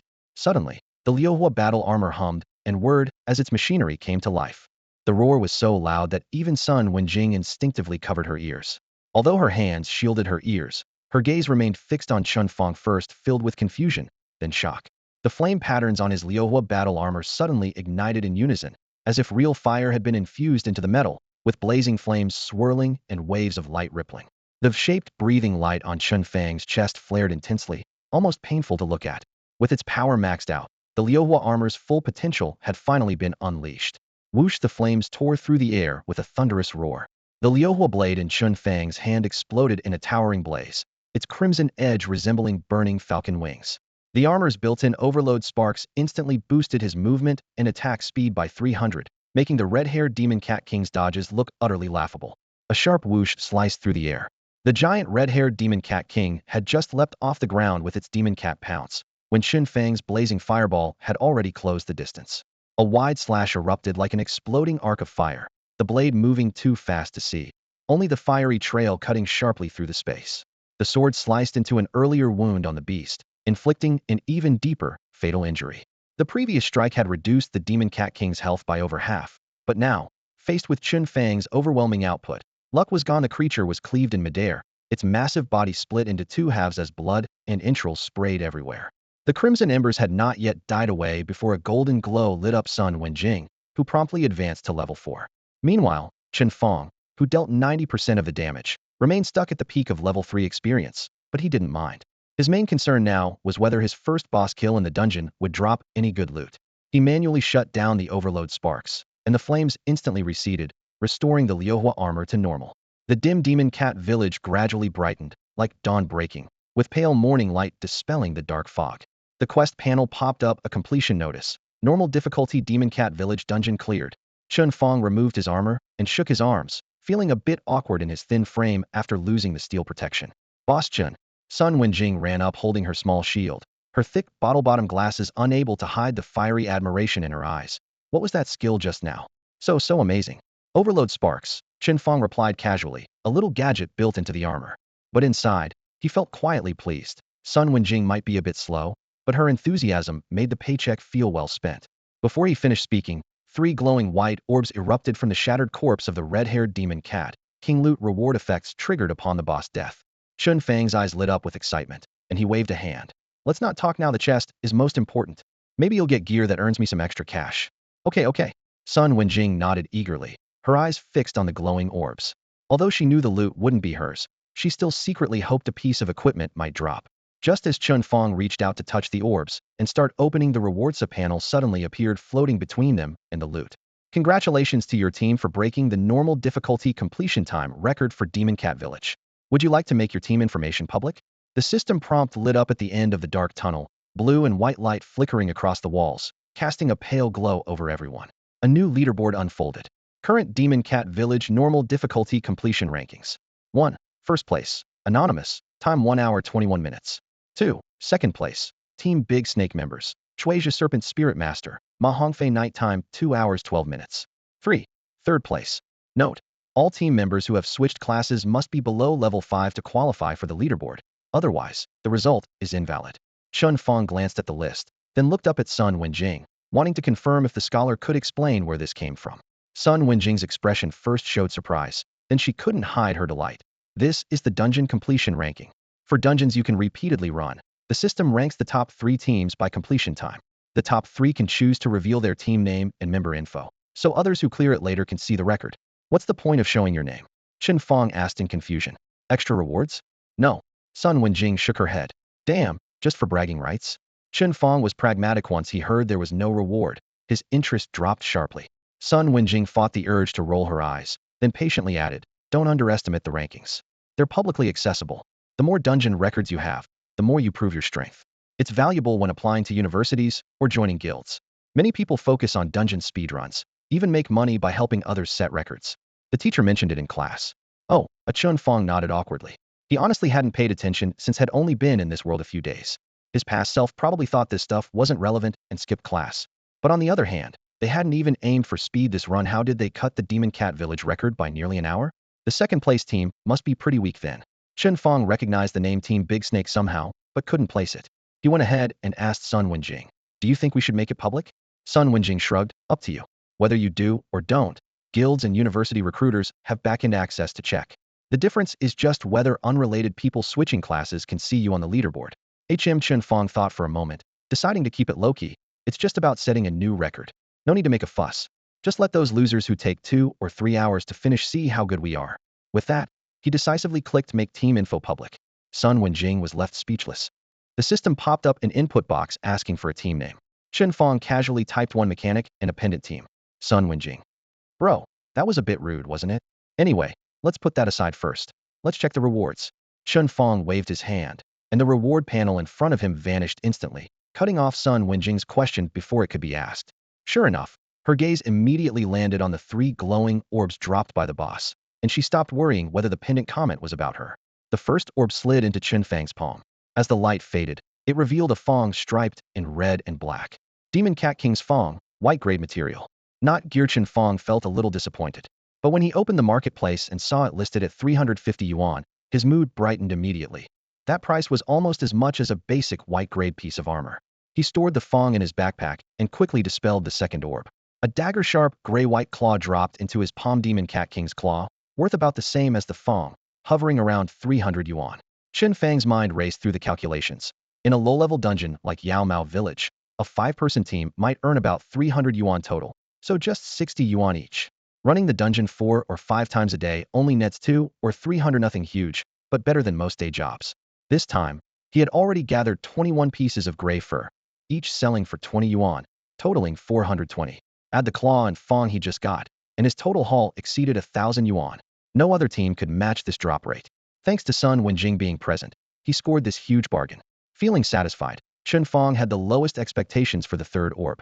Yet surprises often come when you least expect them. The light faded to reveal a pale, jade-colored robe floating in midair. Twilight robe, white grade, level 5 requirement. Defense 12. Spirit 5. Bonus skill Twilight Radiance. Summons a twilight shield that absorbs damage equal to the wearer's spirit 2. Cooldown, 3 minutes. Though white grade, its stats and appearance far exceeded ordinary gear of the same tier. Sun Wenjing's eyes widened, and she couldn't help exclaiming, "These stats rival blue grade gear, so why is it still white grade?" Low quality rating doesn't matter. Chen Fang rubbed the soft fabric, grinning from ear to ear. Buyers only care about stats, so the price won't be low. Sun Wenjing nodded in agreement. If they put it up for auction, starting bid would be at least 5,000.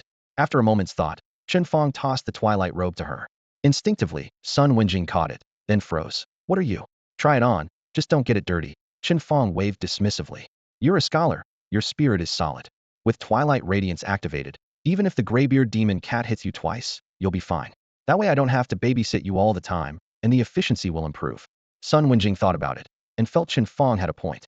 The equipment would be sold regardless of when, so waiting until they finished all the dungeons before selling was fine. She nodded slightly, and said, "Thank you. Even though it's not a gift for me, having this gear makes me feel much safer in the dungeon." Chen Fang smiled, and waved her off, saying no more. He activated the teleportation array beneath his feet. Blue light surged upward as rune patterns spread quickly, and a portal to Yao Mao Village appeared before them. "Let's go. Strike while the iron's hot. Well, run it a few more times today, and get your level up to 5. Okay." Sun Wenjing gripped her staff tightly, and followed his lead. A whole day passed in the blink of an eye. With the experience from previous runs, Chen Fang barely took any detours in the dungeon. His completion times steadily improved, compressing the record again and again. By evening, he had brought down the normal difficulty record for Yao Mao Village to 1 hour and 6 minutes. If he really tried, Chen Fang was confident he could finish it under an hour, but he wasn't interested in competing with himself. No one would beat his record anytime soon. So he focused on stable experience and rewards. As their levels rose, the bonus for fighting higher-level monsters decreased, and the experience needed to level up doubled, so the leveling pace slowed noticeably. It wasn't until after their 6th run through Yao Mao Village that the system's congratulatory sound rang out clearly. "Congratulations, player Chen Fang has reached level 5. Level 5. This meant they could now challenge the Bee Queen's nest, and efficiency would get a big boost. Chen Fang guessed it wouldn't be hard to reach levels 7 or 8 by the end of the weekend. Loot was still decent. Although they didn't get another top-tier Duskrunner robe, he managed to pick up 3 white-grade equipment pieces. Thanks to Sun Wenjing's monster control spells, they gathered significantly more materials than an average team. After finishing the dungeon runs, Chen Fang took her back to the dual base camp. Weaving between rows of campfires and vendor stalls, they sold all the materials and white gear to the merchants, netting over 4,000 coins. Once they sold the Duskrunner robe too, they would have made over 10,000 in profit that day. In that moment, Chen Fang finally understood why combat classes were so highly valued in this world. Simply running ordinary dungeons brought in an income that life skill players could only dream of. When settling up, he flashed an electronic receipt in front of Sun Wenjing. Your daily wage is 150, but I'm giving you 500 straight. Stay at the camp tonight. Use the money to rent a tent and buy a boxed meal. What's left is your tip. Sun Wenjing had been worried about holding them back, but her eyes lit up at his words. The tent rental was only a few dozen coins, meaning she was making a net 400 plus coins a day, more than her parents combined. They picked adjacent empty spots and set up a beige folding tent together. Night fell, campfires crackled, and the boxed meals, fragrant with roasted meat, were quickly eaten. After a long day on the move, both were exhausted. Once done eating, they slipped into their respective tents. After zipping up the tent, Chen Fang didn't hurry to sleep. From here on, he had a big task ahead: to assemble the Viper machine gun. Chen Fang raised his hand and summoned the skill panel. On the translucent interface, the holographic projection of the Liuhua battle armor appeared first. The armor's lines were sharp, with streams of metallic light flowing gently across its surface. Immediately after, he brought up a model of the Viper machine gun. The dark gun body gleamed with a hard, cold luster. Both projections hovered in front of him simultaneously. He closed his eyes and willed the models to move according to his thoughts, first docking with the arm, then pressing against the shoulder, even briefly experimenting with mounting it on his waist or thigh. Through constant trial and error, Chen Fang gradually grasped the logic behind mounting mechanical weapons. It turned out that the Viper machine gun, being a versatile armament, could be integrated into various parts of the battle armor. 1. Mounted on the arm, it could retract into the weapon slot, like the Liuhua blade, ready to pop out and fire when he raised his hand. 2. Mounted on the shoulder, even if he held dual weapons in his hands, the machine gun could autonomously track and attack enemies, providing supplementary firepower. 3. And if he wanted to get creative, he could even rig it as a bull machine gun, but that was purely hypothetical. However, every vehicle's weapon capacity had limits. The Liuhua battle armor was agile and compact in design, able to hold only one Viper machine gun. Picking the right location was crucial, directly impacting combat effectiveness, so he had to be extremely cautious. After some consideration, he finally decided on the left arm. It wouldn't interfere with the right hand wielding the Liuhua blade and would allow stable control of the gun's aim. With his decision made, Chen Fang stretched out his finger and tapped, dragging the Viper machine gun's hologram onto his left arm. A hum sounded as 2 beams of soft green light flashed instantaneously. The system confirmed the modification was feasible. Install Viper machine gun according to current configuration? Yes. At his command, the projections of the battle armor and machine gun fused, the light converging into a new version of the Liuhua armor. Then the holograms vanished. Chen Fang lowered his gaze and pressed his fingers against the right wristband. Several faint clicks of metal locking echoed softly as the Redan black armor flowed over his body like liquid from his shoulders down. Looking at his left arm, a dark groove had appeared on what was once smooth armor, its lines perfectly integrated with the original design, so subtle it would go unnoticed without close inspection.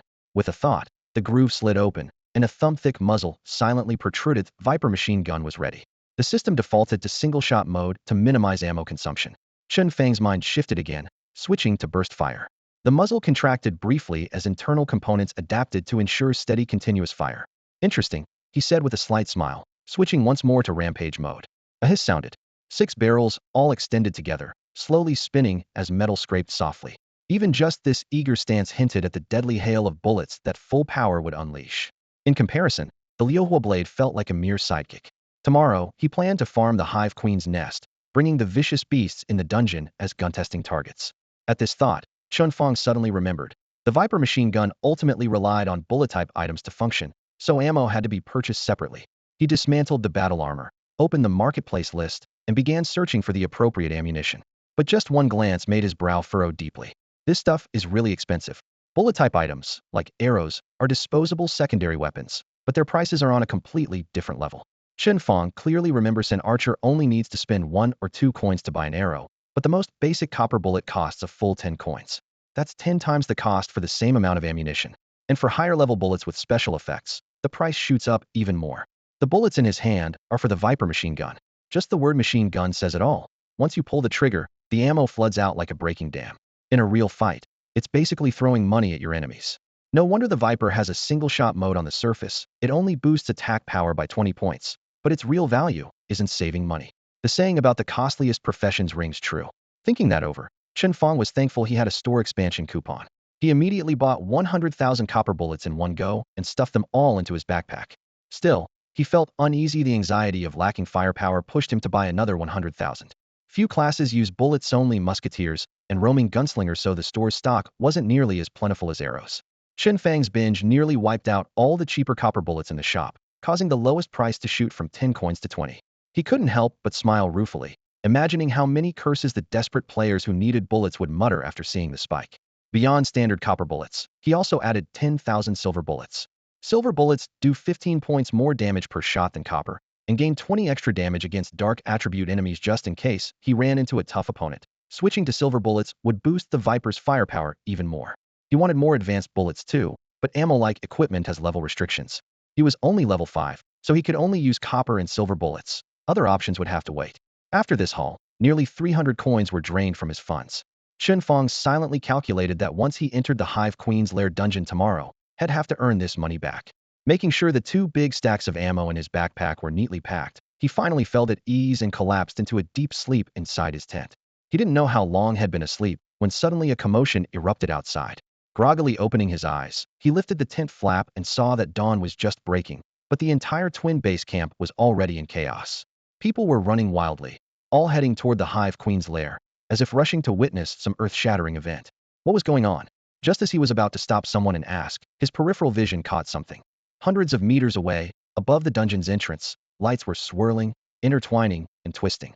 Finally, they condensed into a brand new golden gate, suspended in midair. The chaos sweeping through the camp was definitely connected to this golden doorway. At that moment, the curtain of the tent next door was pulled aside. Sun Wenjing emerged, yawning as she walked out, mumbling half asleep. It's not even dawn yet. Why is it suddenly so noisy without her glasses? She stumbled, and in the next instant, she bumped the tip of her nose hard against Chen Fang's chest with a loud thud. The sharp pain instantly woke her up. She clutched her nose in both hands, fumbling anxiously in her backpack to find her glasses. Once she put them on and finally saw who it was, she quickly lowered her head to apologize. Boss Chun, I'm sorry. Chen Fang didn't hold it against her. He just raised his hand to point toward a nearby spot. First, look over there. Sun Wenjing followed the direction of his finger. Through the morning mist, a golden portal hovered above the queen bee's nest like a giant beacon suddenly lit. She froze for a moment, then her eyes lit up brightly. Boss Chun, we're incredibly lucky. This is a phenomenon signaling the appearance of a secret dungeon, a rare occurrence that only shows up once every few years for any dungeon. Secret dungeon? It was the first time Chen Fang had heard that term, and he inwardly groaned, another obscure concept to remember.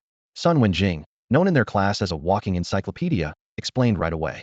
Think of a secret dungeon as a hidden level inside a dungeon. It doesn't normally refresh, but if a dungeon is farmed too many times, the secret dungeon might appear. You know how when a dungeon first opens the rewards are rich, but after repeated farming by job changers, the reward pool dries up and chances of getting good gear drop. That's why everyone rushes to wild areas looking for new leveling spots and new dungeons. Chen Fang was familiar with this, so he just nodded. Sun Wenjing went on. The secret dungeon is basically a brand new dungeon no one's touched before. The rewards are better than a normal dungeon, and the difficulty is 1 level higher. For example, the queen bee's nest is level 10 and only has easy and normal modes open. Now with the secret dungeon appearing there, it means the hard mode is unlocked. It's tougher to clear, but if you succeed, you have a chance to get purple quality rewards. No wonder everyone's going crazy rushing there. Now Chen Fang understood why the crowd was so desperate to get ahead. But just trying to rush and won't work, Sun Wenjing said, adjusting her glasses. Why not? Chen Fang asked. The secret dungeon isn't accessible to just anyone. First, job changers above the dungeon level aren't qualified at all. Second, after the secret dungeon appears, there are 2 phases. The first 3 hours are the qualification battle phase. Teams that enter get a scoring qualification challenge. At the end, only the team ranked first by points can enter the secret dungeon. The others can't even get close to the entrance. I see Chen Fang felt less anxious after understanding the rules. Since it's not first come, first served, it didn't matter if they went early or late. Let's go. He waved at Sun Wenjing. Let's join the fun and see if we can earn the qualification to enter the secret dungeon. By the time Chen Fang and Sun Wenjing arrived at the double instance camp gate, the station troops had already set up a barricade outside the sturdy iron fence, carving out a clear perimeter to prevent anyone from approaching unauthorized. These troops belonged to the Long Kingdom's military, officially assigned as armed guards at major instance camps, responsible for maintaining order and preventing violent incidents like murder or treasure theft. Naturally, they had now taken control of managing the secret stash instance. The fence wasn't just to monopolize the secret instance, it was also for efficient coordination. Under the direction of experienced officers, teams wanting to qualify for the secret instance were quickly organized into orderly lines along the roadside. They entered temporary military tents one by one to receive white-numbered tickets. After getting their ticket, everyone stood to the side waiting for their number to be called.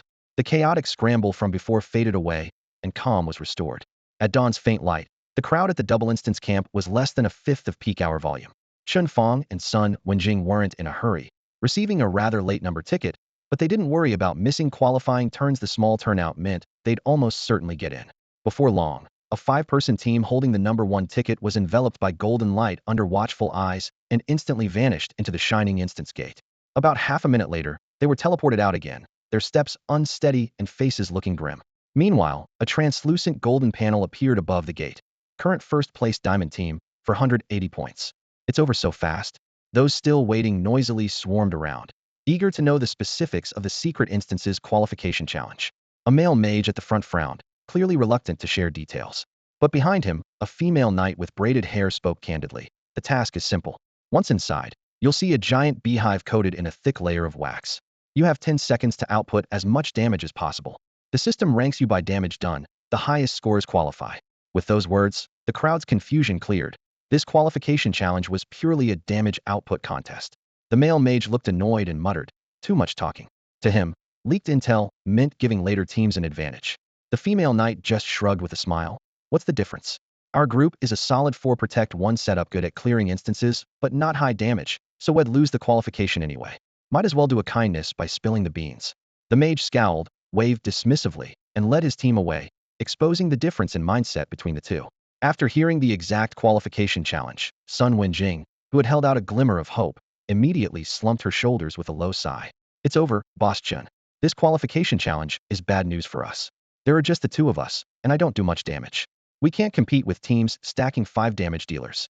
Boss Chen, maybe you should team up with some others instead?" With 4 skilled mages and archers making career changes, there was a good chance of securing the secret dungeon qualification. After learning the qualification rules, Sun Wenjing's suggestion wasn't surprising. The entire area outside the Hive Queen's lair was already crawling with undercurrents. Many teams were coming and going, exchanging information, planning to handpick top damage dealers to quickly form 5-person squads and make a decisive push in the rankings. Chen Fang, however, only glanced at her lazily and replied casually, "Forget it. If I team up with others, any rewards we get will have to be shared. I've always preferred to keep the benefits for myself." He yawned languidly, seeming uninterested in the secret dungeon. Sun Wenjing opened her mouth to say more, but ultimately swallowed her words. She knew very well that with Chen Fang's strength, qualifying wouldn't be difficult. Was Chen Fang really indifferent to the secret dungeon?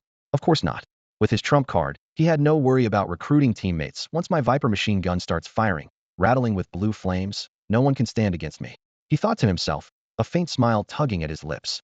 At the entrance to the challenge, waves of teams streamed in, only to be teleported out after about 30 seconds. Above the gate, a luminous screen displayed team names and scores in real time. For 180 points, 1360 points, 3,275 points. The numbers climbed steadily until they stopped at 8,425 points. That score was set by a team named Must Claim Secret, consisting of 5 level 10 career changers, 4 mages, and 1 assassin, all specializing in high burst damage. The team was full, the levels maxed out, and nearly everyone was equipped with blue tier gear, pushing their score to the current visible limit. Dozens of teams tried to surpass them afterward, but none broke the record. It would be tough to break through within 3 hours. The Must Claim Secret 5 casually leaned against the dungeon gate, expressions calm and confident. Whenever someone was teleported out with an insufficient score, they either exchanged knowing smiles or made sarcastic remarks, openly showing they were determined to win. Many players in line realized their chances were slim. They tore off their queue numbers on the spot and turned to enter the Hive Queen lair at normal difficulty instead, unwilling to waste energy competing heathen.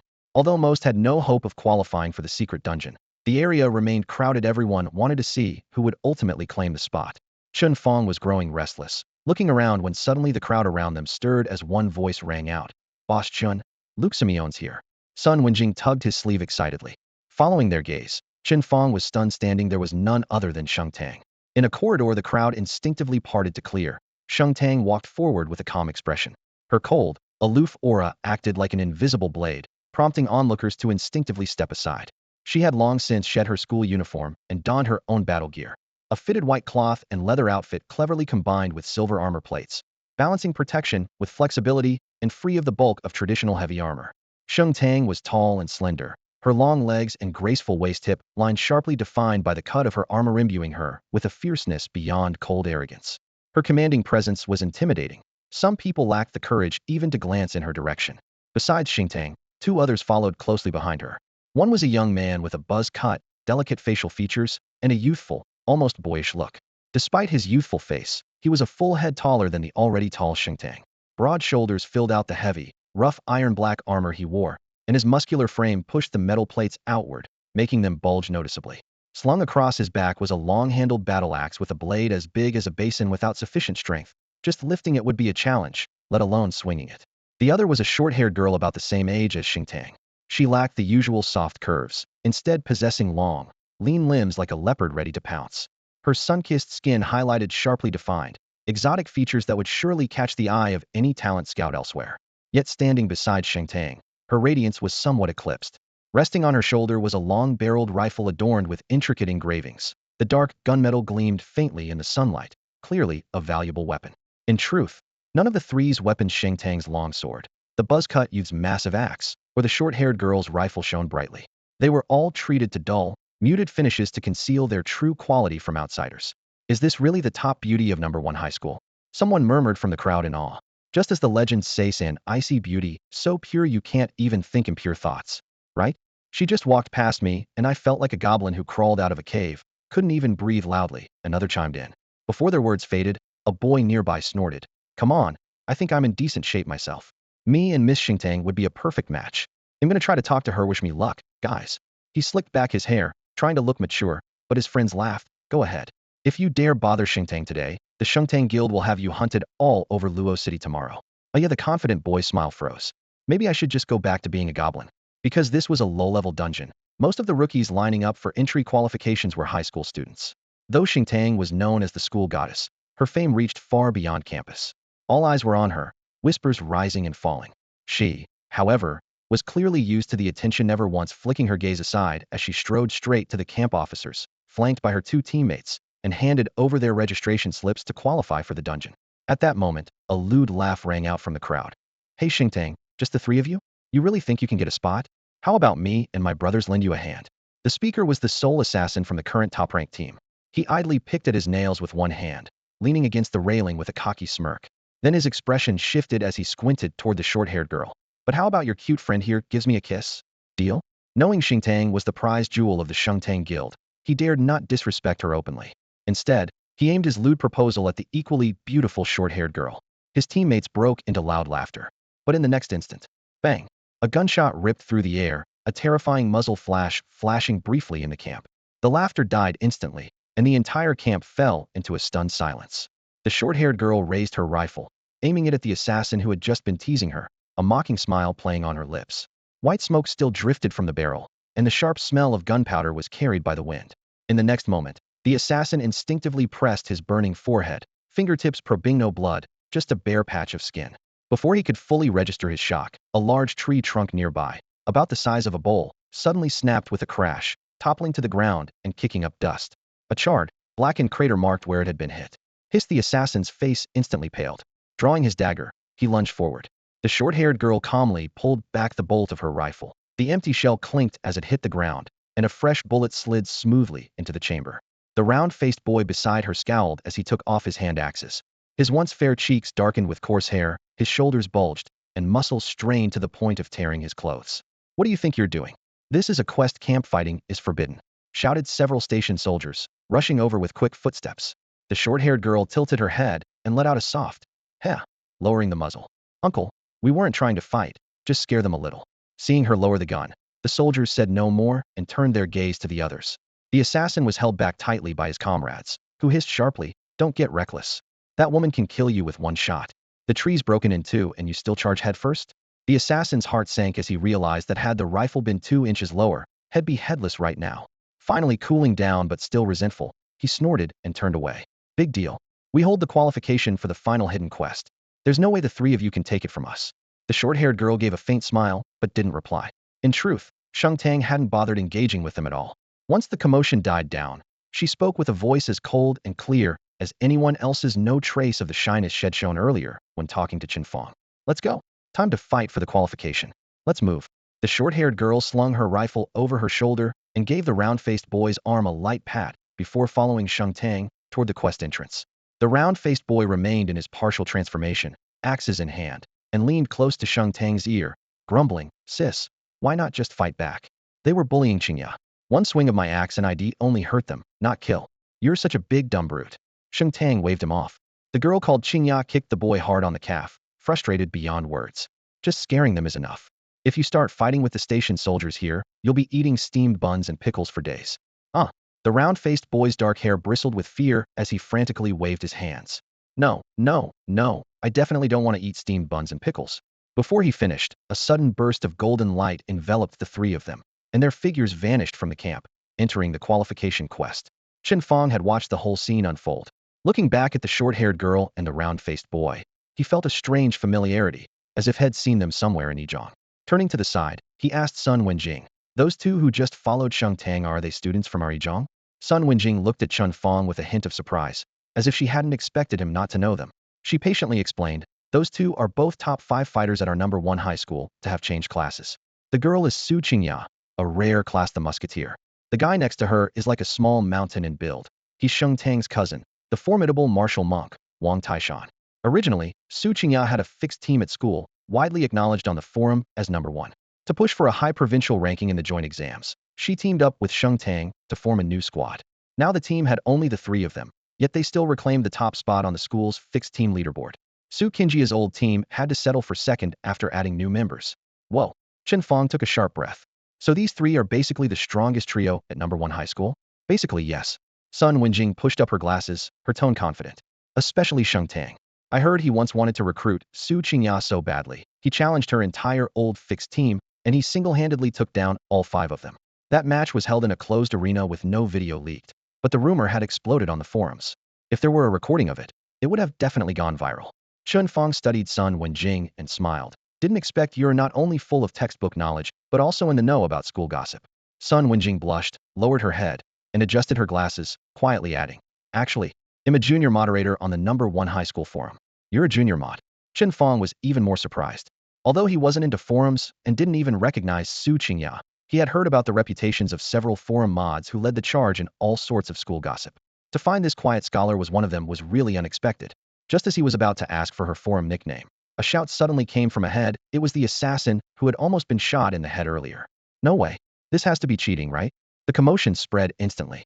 Chen Fang glanced at the secret dungeon system panel. The qualified team now showed as Shengshi Qingshan team, 13,914 points. That was Sheng Tang's group. The three of them had not only secured qualification, but scored over 5,000 points more than the guaranteed secret dungeon team. No wonder the whole room was buzzing. The golden gate shimmered, and the three were teleported back to the hall.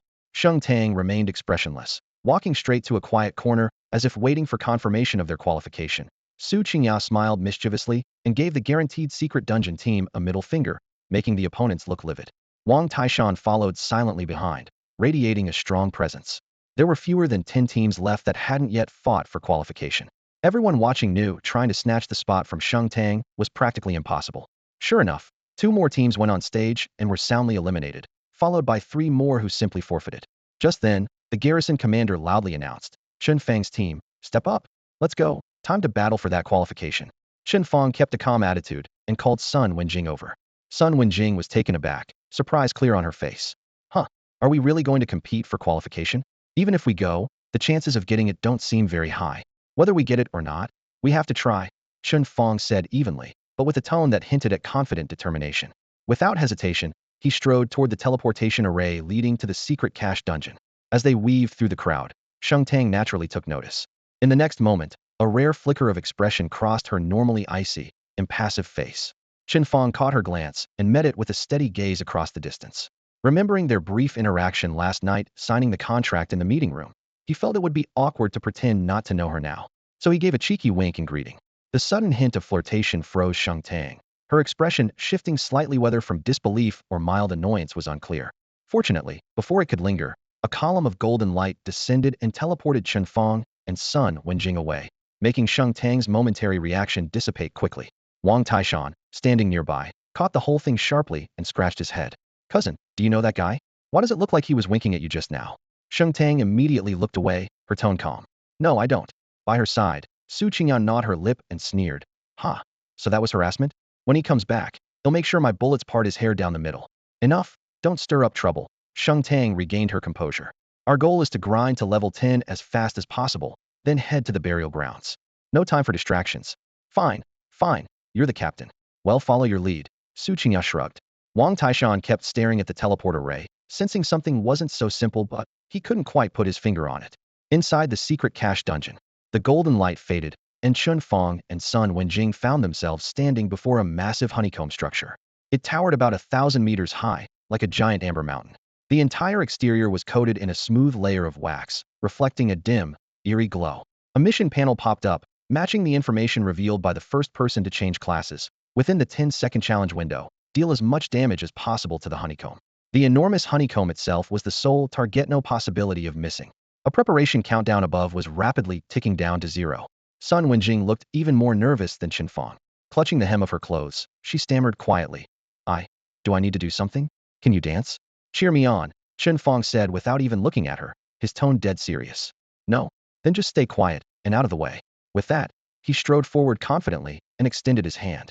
The flame strike battle armor ignited, spreading like fire from his shoulder blades to his limbs, covering his entire body in moments. Since Sheng Tang's team had very high output, Chen Fang knew he couldn't slack off. Underneath the armor, he narrowed his eyes slightly and loaded silver bullets from his backpack into the magazine of his Viper machine gun. His left hand moved out, the weapon slot clicked open, the gun barrel extended and switched to berserk mode. 6 barrels slowly spun, emitting a deep, low hum. This was what youthful passion was meant for, thrilling and unrestrained on the battlefield. The Viper machine gun roared into berserk mode charge. All 6 barrels instantly spun up to their limits, twisting like a steel dragon in a deadly dance as scorching tongues of flame burst relentlessly from the muzzles. The dense staccato of gunfire overlapped with shrill whines slicing through the air, fiercer and louder than a series of New Year's firecrackers. The bullets, heated by rapid friction until glowing red-hot, flashed back and forth between the barrels and the hive like streaks of crimson silk. Silver bullets hammered repeatedly against the hive's thick wax walls, each impact tearing out fist-sized black holes. Shattered shards of white wax exploded outward like a sudden blizzard. Smoke billowed and mingled with drifting wax powder, quickly condensing into a milky fog that cloaked the front lines, turning the scene into a boiling chaos. Imagine someone standing frozen before that barrage. Even a level 20 heavy class could easily be riddled like a sieve. The acrid sting of gunpowder filled Sun Wenjing's nostrils, yet she didn't even flinch. She stood statue still, eyes wide with disbelief as Chen Fang's relentless assault unfolded before her. Doubt clawed at her mind. Who would have thought a mere level 5 class changer could wield such terrifying firepower? As the deafening gunfire raged, the score panel above the hive soared, digits flickering so fast they blurred the vision. Within just 5 seconds, the points surged to 7,300, surpassing half the total score of the Shengshi Qingshan team. At this rate, Chen Fang alone was poised to crush the entire Shengshi Qingshan squad, tipping the balance of the qualification battle completely. Yet, Chen Fang remained unsatisfied.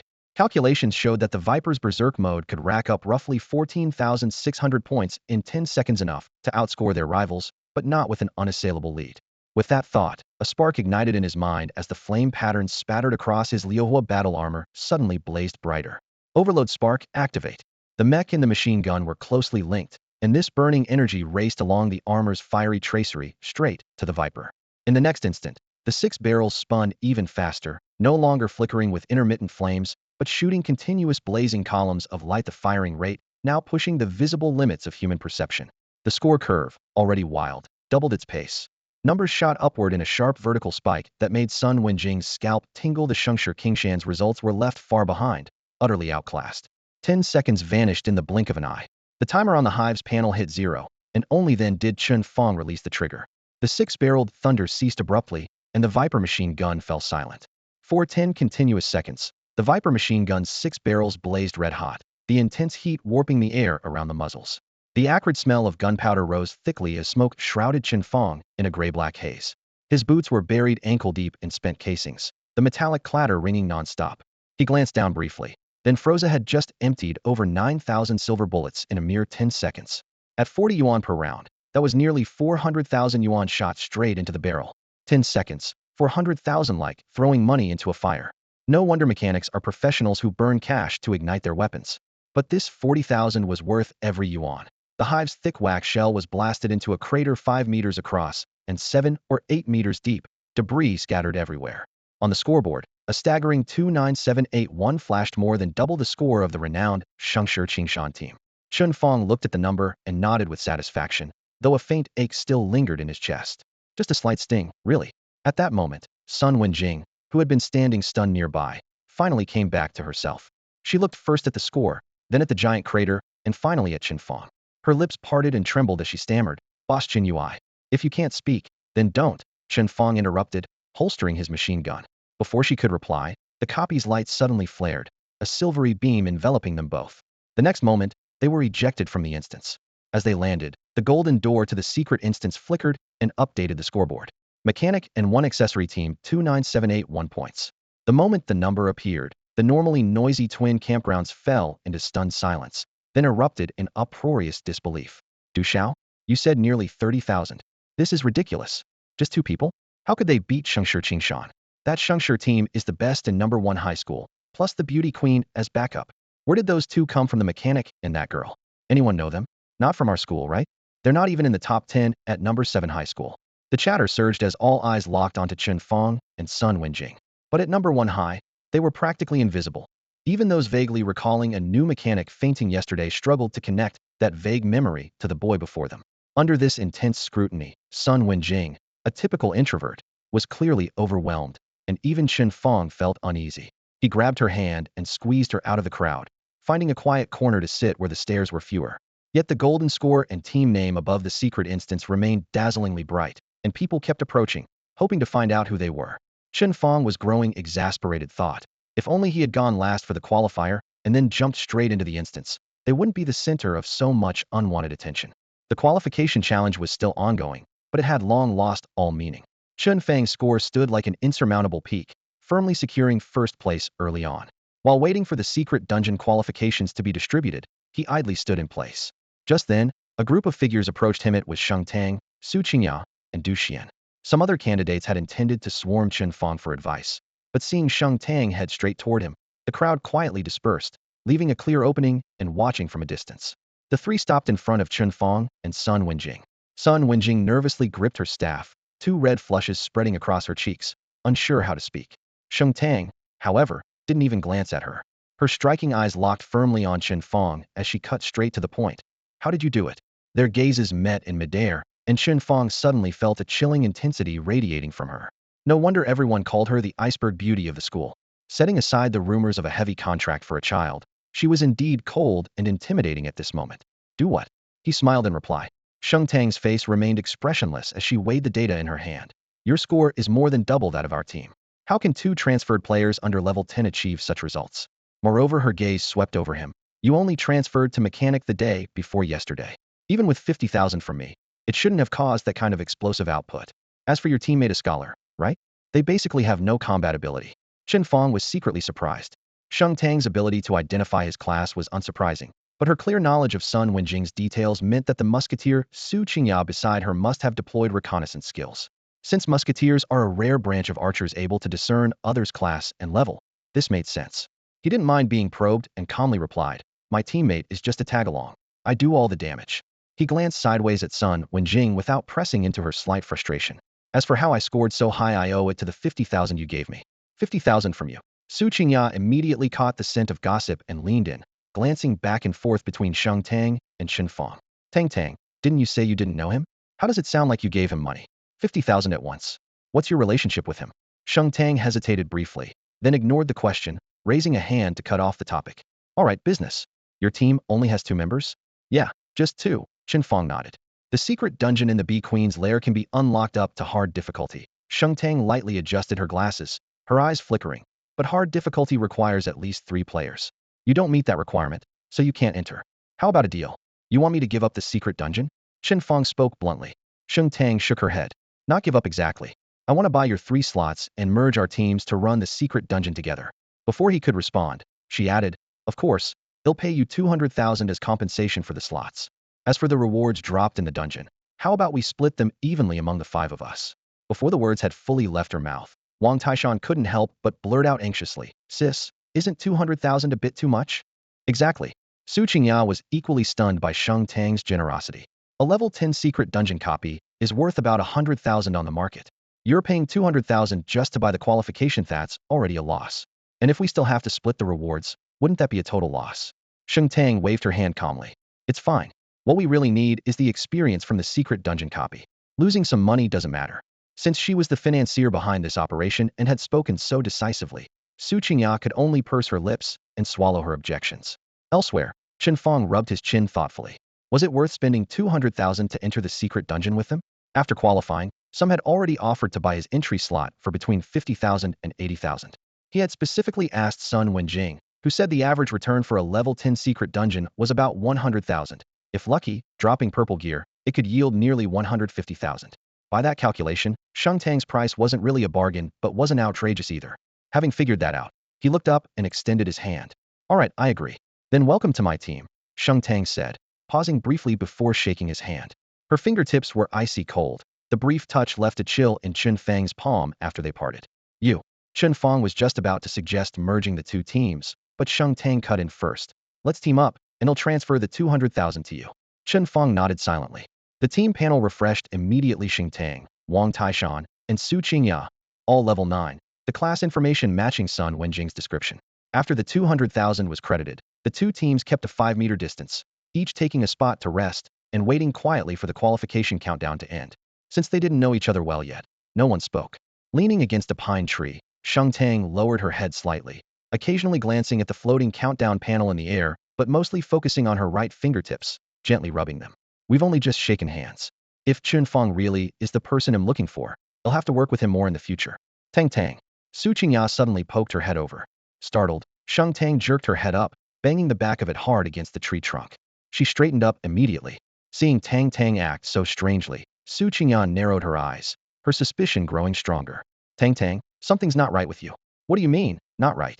Tang Tang's expression stayed calm, but she avoided meeting Su Qingya's gaze, glancing sideways with the corner of her eye. Ever since you came back with that mechanic, you've been acting off everywhere.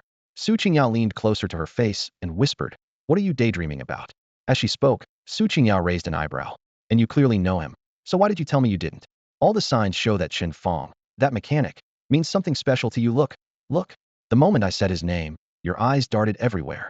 The challenge for eligibility in the secret dungeon is over. Prepare to enter the dungeon. Grabbing onto this announcement, Tang Tang suddenly turned and walked toward the nearby dungeon gate.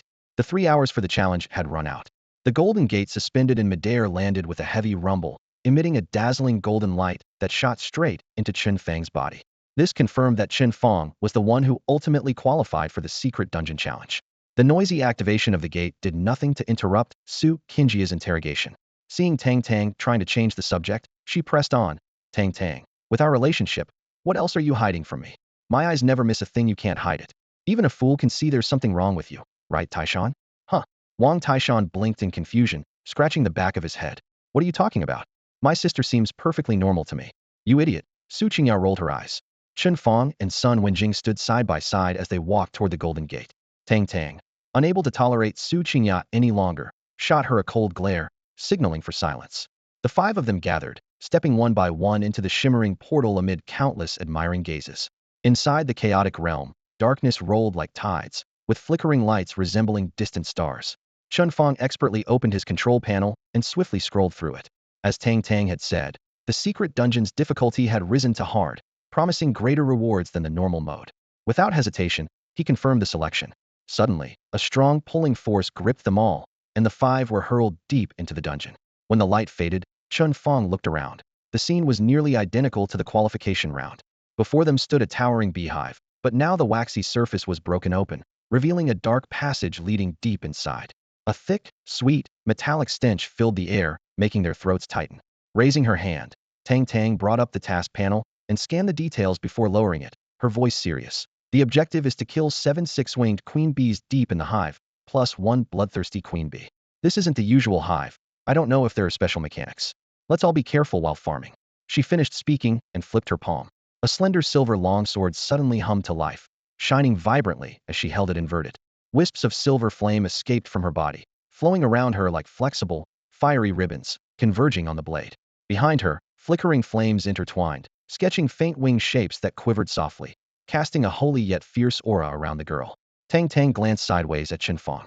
Only then did he notice a silver flame pattern glowing faintly on her forehead, radiating a gentle divine light that deepened the intensity of her gaze. She spoke quietly but with conviction.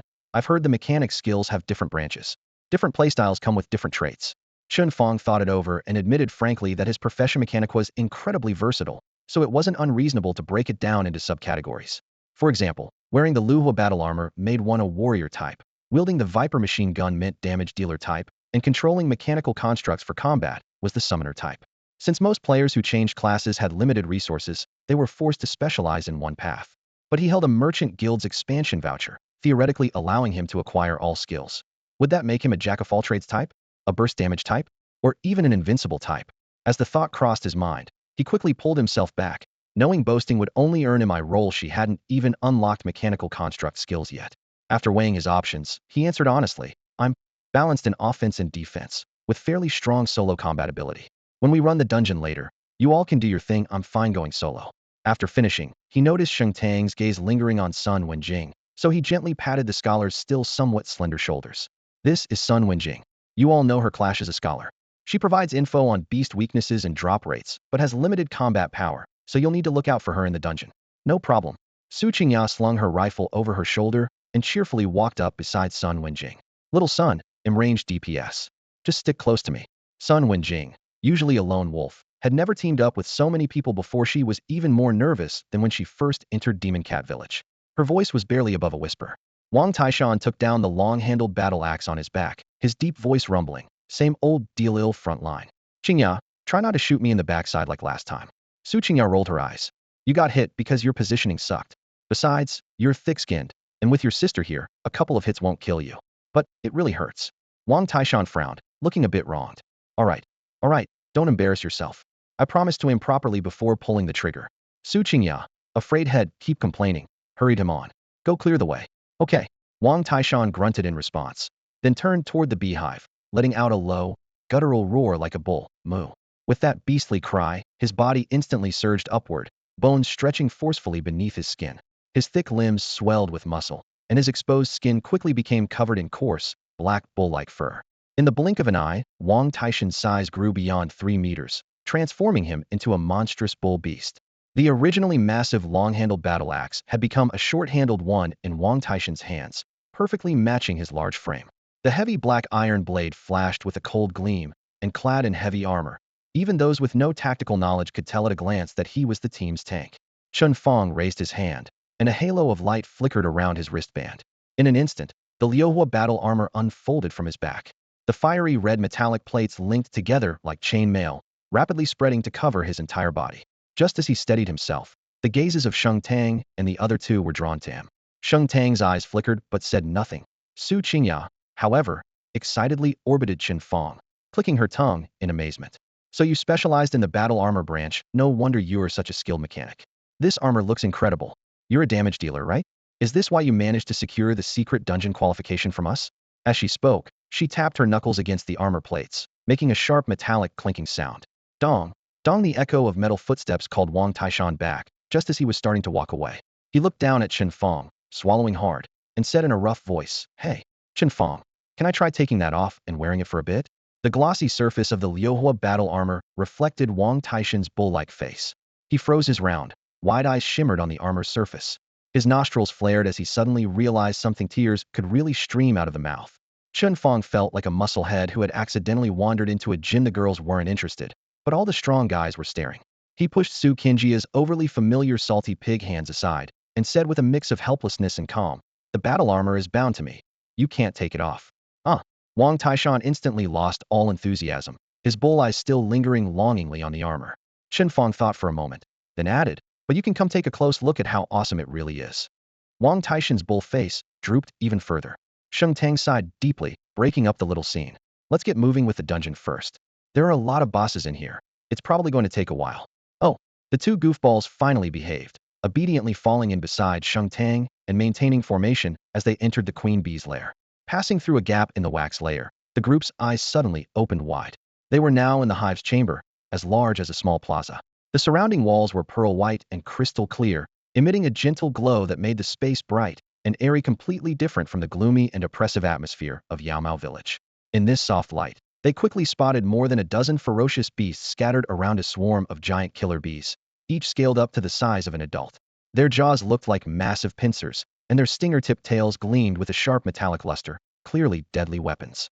Chen Fang was only level 5, so he could only see their names in his field of vision. Poison needle worker bee, a level 10 elite monster. The other attributes remained unknown. Fortunately, Su Qingya demonstrated great team spirit, skillfully sharing intelligence from her scouting abilities, helping Chen Fang understand the poison needle worker bee's stats and skills. Although the fierce beasts were elite monsters, their attributes weren't particularly strong. Only their poison attribute posed a real challenge. Xingtang quickly scanned the battlefield and gave orders. The area is too small. As soon as there's any noise, all of them will swarm in. Taishan, take an antidote first, then charge in. Everyone else, focus on output and try to relieve pressure on the front line. After saying that, she turned to Chen Fang. Anything to add? Chen Fang nodded slightly, then looked at Sun Wenjing. Sun Wenjing immediately understood, flipping open her ancient spellbook. Tiny runes flickered across the pages, and after a moment, a line of hidden data appeared. She reported clearly, the weak points of the poison sting worker bees are the head and chest. Attacking these spots deals extra damage. Hitting their wings will cause them to fall disabled, but it also reduces the drop rate of the light insect wings. As for the royal honey, whether it drops depends on hitting the abdomen. So I recommend focusing on the head and chest, avoid wings and abdomen. Chen Fang repeated the info, emphasizing, for material drop rates, be mindful of your target areas. Given the strength of Xingtang's team, this level of drop management wasn't strictly necessary, but she still nodded approvingly. Got it, follow his lead. With arrangement set, she raised her hand. Start pulling. Taishan, draw aggro. Wang Taishan responded with a deep, thunderous moo as he stomped, shaking the ground. He raised his giant axe and charged at the swarm.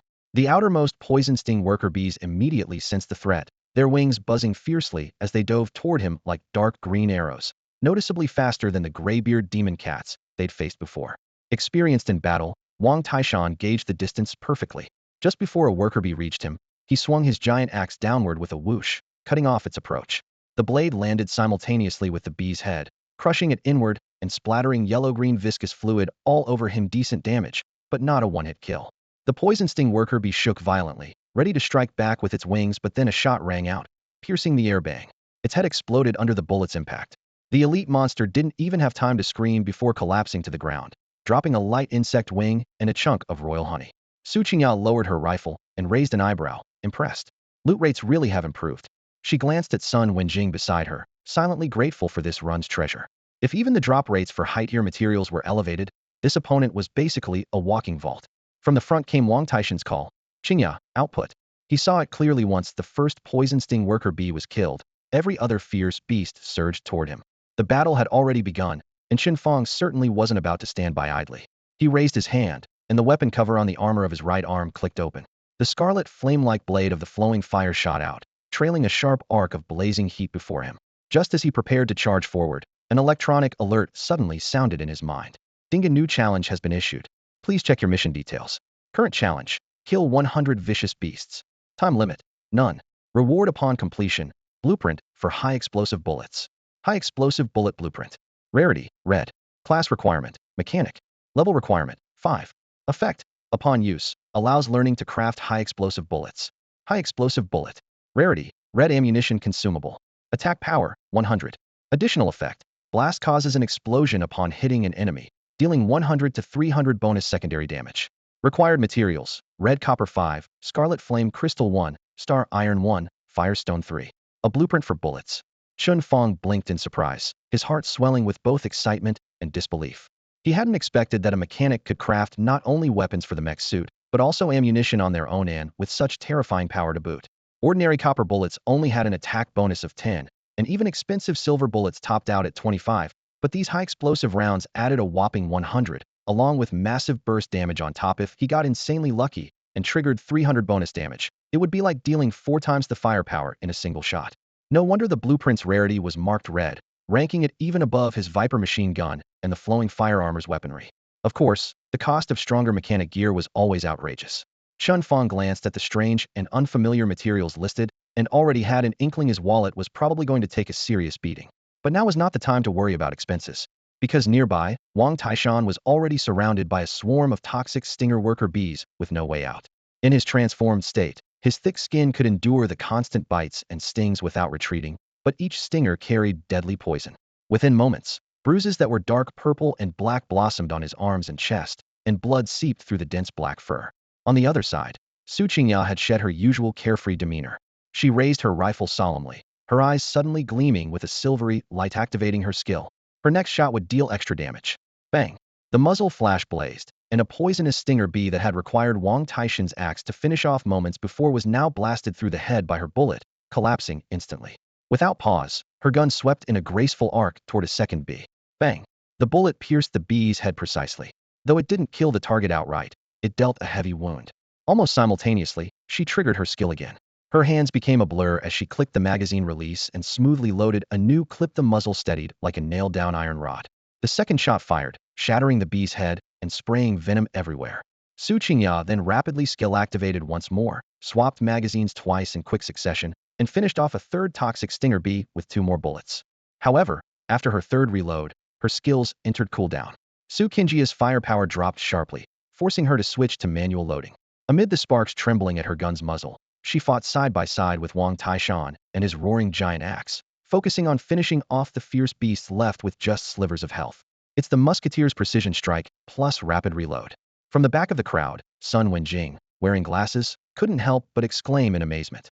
Huh, how do you know my skills? Su Qingya replied, controlling her recoil with short bursts and turning her head with a playful, curious smile. I am a small moderator on the first middle school forum, Sun Wenjing explained shyly, blushing. I put together the post ranking all the job changers' power levels. Your musketeer's burst damage is the highest in the whole school. I've always been super impressed, so I remember it well. So you're the little moderator. Su Qingya raised an eyebrow, reloading just as fast as before. Did you also rank me second? Sun Wenjing bit her lip and nodded softly. Yes. Heh. Su Qingya smirked mischievously and leaned in. Can you make me first when we get back? I don't think I'm any worse than Tang Tang. I really pulled my weight in the qualifiers. That might not be very appropriate. Sun Wenjing became even more flustered, ready to defend Sheng Tang. But as far as I know, Sheng Tang's strength is way better than yours. Before she could finish, a sharp whoosh echoed from afar. Everyone turned to see Sheng Tang appearing as a trail of silver-white flames, dashing straight at a poison needle worker bee. Silver flames swirling around her trailed behind in a long tail, and the blazing sword she wielded abruptly pierced through the bee's head. The fire exploded wildly. The poison needle worker bee's head shattered instantly, killed with a single strike. There was no doubt that in terms of burst damage, her flaming sword technique rivaled Su Qingya's musketeer skills. Flames still danced along the blade as Sheng Tang swept horizontally, the blazing slash cutting through the air, but instead of targeting other poison needle worker bees, it enveloped Wang Taishan. The fierce flames swallowed his tall figure in an instant, yet left no burn marks on him. On the contrary, the poisonous pallor that had once drained his face quickly faded, the toxin markings on his body visibly diminished. In the blink of an eye, he returned to peak condition, once again becoming a tough, resilient big blood ox able to both dish out and absorb heavy damage. Chen Fang raised an eyebrow, silently admiring the scene. Sheng Tang's profession was simply incredible. Not only did her damage output match or even surpass the musketeers, but she could also convert incoming damage into healing for her teammates. No wonder their trio didn't have a dedicated healer. Sheng Tang single-handedly balanced offense and support. On the battlefield, silver flames flowed like water. Sheng Tang's swordplay was obviously finely honed, precisely striking each poison needle worker bee's forehead almost one hit, one kill. Her speed of clearing monsters kept pace with Su Qingya's. Seeing her teammates' impressive kills accumulating, Chen Fang stopped slacking off. Although all monster kills in the same squad counted toward the grand challenge total, the amount of damage output directly influenced how much experience each would get, and he didn't want to fall behind. So he stepped forward, and the flowing fire blade in his hand immediately burst into a dazzling blaze. The mechanical parts accelerated, and Chen Fang's speed suddenly surged, bringing him instantly beside Wang Taishan. Just as Wang Taishan turned his head, he saw that coveted Liuhua battle armor lift a dazzlingly cool greatsword. With a flash of cold steel, a single strike cleaved the head of a venomous needle worker bee in two. That sword didn't look as heavy as his own purple-quality giant axe, but its power was even greater where he needed 3 axe strikes to fell the target. Chen Fang took it down with one blow. This damage is just as good as my sister's. Wang Taishan was shocked, his gaze locked firmly on Chen Fang. Chen Fang's movements had not a trace of flair, relying purely on the terrifying attributes of the Liuhua battle armor to block the bee's poison needles without a scratch. When he swung back to strike, every single worker bee was instantly wiped out, much like Sheng Tang's arrow shots.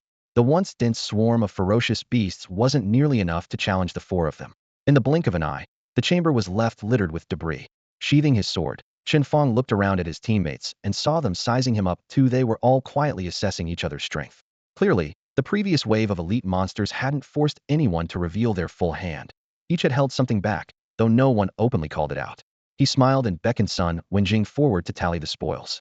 Sun Wenjing's combat ability was limited, but she excelled at logistics management and was happy to take a fifth of the loot as her share. Soon, the battlefield was cleared. Several light insect wings and queen bee honey dropped, along with a white-quality worker bee bracer that added 5 points of strength. These items would fetch around 600 coins at the trading post, giving them profits comparable to 2 runs through the Demon Cat Village. Next, the group checked the map and confirmed that the current hexagonal chamber had 3 remaining passages besides the entrance and the 2 adjacent walls. All 3 routes looked identical. Whether they led to fortune or danger was unknown. After a brief discussion, Chen Fang decided, "We'll take the far right path first, and turn back if it's no good." They formed up and stepped into the right corridor. After several dozen meters, the tunnel suddenly opened wide, revealing a second chamber about the same size as the first. 17 or 18 poison needle worker bees were gathered inside. Wang Taishan and Chen Fang stood firm in the front, while Sheng Tang, Su Qingya, and Chen Fang unleashed firepower from the rear. Any team would consider this a top-tier formation. The dozen-plus elite beasts were quickly exterminated. After looting, they were surprised to find this chamber connected to 4 passages. Faced with 4 forks ahead, the 5 of them hesitated. Chen Fang looked to Sun Wenjing, hoping the scholar could help resolve the dilemma the team now faced. After noticing Chen Fang's gaze, Sun Wenjing quickly replied with some hesitation, "My skill can only reveal hidden information about fierce beasts for now. It can't detect the dungeon's secrets yet. I guess to unlock dungeon info, I'd have to reach level 40 and second-tier advancement first."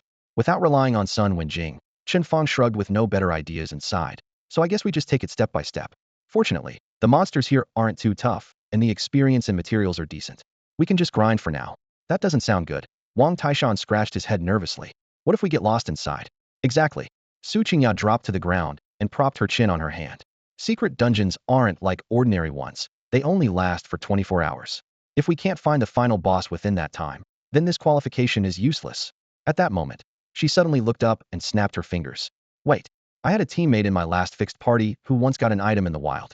He said it's all-knowing and power fuel. It points you toward wild bosses and tells you which dungeons drop the best gear. It answers any question. It's super useful. Let me message him from a distance and see if he can help." Chen Fang raised an eyebrow suspiciously. "Your friend's item isn't called the magic conch by any chance?" "What conch?" Su Qingya looked puzzled, clearly unfamiliar with that name. Chen Fang relaxed a bit. "Good, then ask him quickly." The item sounded almost too good to be true, maybe even more powerful than Sun's pendant. If such an overpowered thing really dropped casually in the wild, he thought, it was suspicious but didn't say more. Soon, Su Qingya opened her friend list and sent a message. Before long, a reply came back. "So, Qingya, where are we heading?" Wang Taishan asked anxiously.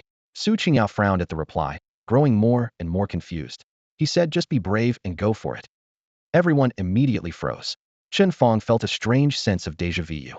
After a moment of silence, he made a weird expression and said, "Wait a second, is your friend's item a book?" Yeah. Su Qingjia's eyes lit up as if she'd found a lifeline. "It's a book." He said, "It's called the Book of Answers. Any question you need, you can find the answer inside." Chen Fang forced down a curse and took a deep breath before snapping, "A book of answers? Only a fool would believe that. If we want to find the end, we need wisdom and science analysis and judgment." "Then what do you suggest?" Su Qingjia's confident tone suddenly dropped as he berated her. Chen Fang thought for a couple seconds before turning to Sun Wenjing. "You, take off a shoe and toss it forward. Wherever the toe points, that's the direction we walk." "Are you calling that science?" Su Qingya exploded on the spot, and the two of them looked ready to argue over science again. Just as tension was rising, Sheng Tang, who had been silent the whole time, spoke calmly. "How about we just take the rightmost corridor?" Everyone turned to look at Sheng Tang. Sheng Tang drew one regular hexagon after another on the ground with her sword, each fitting perfectly with the next. As she worked, she explained, "The hidden lair of the Hive Queen is probably made up of many hexagonal chambers." Her long sword traced clean silver lines across the damp beeswax floor. The hexagonal pattern quickly formed a honeycomb-like grid. She nodded at the connected edges and continued, "All adjacent chambers are connected by passages. The first chamber we entered is on the outer edge, so it only links to 3 passages. This chamber here has 4 connections, meaning it touches 4 other chambers. Following this pattern, I think the first passage on the left likely leads to the central passage of the chamber we passed earlier. Everyone nodded in agreement except Wang Taishan, who had just recovered his true form. He scratched the back of his head, frowning in confusion, clearly still trying to catch up. Shengtang sighed and sheathed her sword, then flicked her hand to finish drawing the outer shape of the hive on the ground, a rough map. It's roughly like this. Each chamber is a hexagon with 6 possible directions, but we usually use just north, south, east, and west to navigate. If we wander blindly, it's easy to get lost. We need to know exactly how many chambers there are to locate ourselves and figure out which ones we've visited and which we haven't. Her logic was clear and straightforward. Su Qingya listened carefully and immediately nodded. So how do we count the number of chambers? Explore along the edge, Shengtang started to say, but Chen Fang cut in, we just follow the rightmost passage all the way around the outer wall. When we get back to the entrance, we can estimate the entire hive size based on how many chambers we pass through. He tapped the honeycomb map with his toe. Shengtang means that if the whole hive is shaped like a big regular hexagon, this method will work. Shengtang blinked in surprise that had figured it out on the spot, but nodded confidently. I confirmed before we entered that the exterior is a regular hexagon, so it should work. Exactly. Sun Wenjing's eyes lit up as she counted on her fingers along the diagram. If the outer ring has 6 chambers, total is 7. 12 on the outer ring means 19 total. 18 on the ring means 37 in all. Su Qingya added, once we know how many chambers are on the perimeter, we can calculate the whole layout. Chen Fang smiled inwardly, thinking Shengtang's quick thinking was way more reliable than his usual throwing shoes to map the path method. He clapped his hands. All right, theory's settled. Let's not stand around just calculating, let's fight and measure as we go. This is only a level 10 dungeon, so the number of chambers can't be crazy. As long as we don't get lost, we can finish mapping it out. But to be safe, we need to move quickly. Everyone agreed. Chen Fang immediately drew a bright number 2 on the hive wall by his foot, with his flowing fireblade as a marker, then led the team down the left passage toward the 3rd chamber. The 3rd chamber was still filled with stinger worker bees, almost as many as the 2nd chamber. Naturally, they couldn't stop the group's advance. In a brief moment, all the fierce beasts in the nest chambers were dealt with, yielding more royal honey and delicate insect wings once again.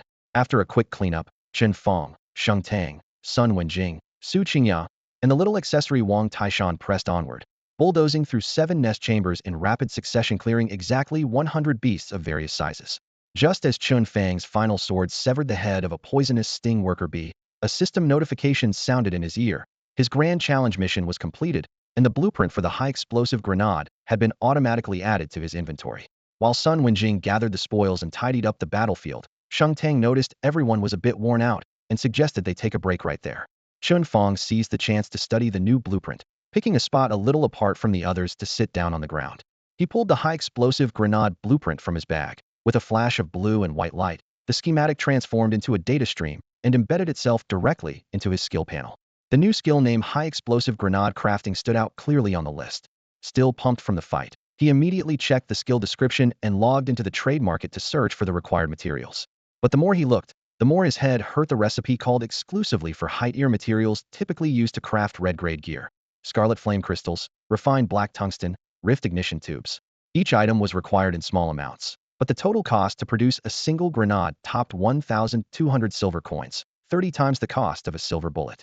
Damn it, he muttered under his breath, but he gritted his teeth and prepared to stock up. If he could unleash a combo of Viper machine gun overload spark high explosive grenade against a boss, the burst damage would definitely be worth it. Next came the bulk purchase. Chen Fang ordered materials through gritted teeth and ended up spending over 360 silver coins to buy enough components for more than 3,000 high explosive grenades in one go.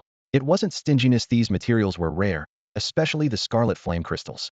There were only about 3,000 left on the trade market, and he bought them all. To restock, he'd have to wait for others to list more. His inbox pinged repeatedly as all the materials rolled into his inventory. Chen Fang immediately activated the new skill. Crafting skills for the mechanic class required a short channel, but he was always quick. Making a full Flowfire battle armor set took only a few minutes, so a single bullet was nothing. The cast time flew by, barely 3 seconds per grenade. In his bag, the materials rapidly transformed into dark silver high-explosive grenades, neatly stacked in piles of over 300, quickly filling an entire inventory slot, providing a strong sense of security. Still, Chen Fang wasn't satisfied. 300 rounds loaded into the Viper machine gun was only 1 magazine's worth of firepower. As the textbook says, the mechanic also has a mechanical factory skill that can mass-produce items automatically if materials are sufficient, he mused. They'll have to keep an eye on the trade market to see if a mechanical factory blueprint pops up. Before the thought finished in his mind, a loud, shrill voice cut through the air nearby. Su Qingya was shouting an expletive-filled cry of cultural outrage. What the hell? Who the hell's kid is this? How can they be this vicious? Cough cough. Wang Taishan, who was carefully sharpening his battle axe, was startled so badly he nearly dropped his sharpening stone. He looked up and cautiously urged, Qingya sis, could you be a bit more ladylike? Ladylike my ass. Su Qingya shot back. Chen Fang asked coldly and indifferently from the side. What's up? Someone just bought out all the low-priced copper bullets from the shop. Su Qingya stared at the glowing screen, her brows nearly knotting together. Now there isn't a single bullet under 20 coins.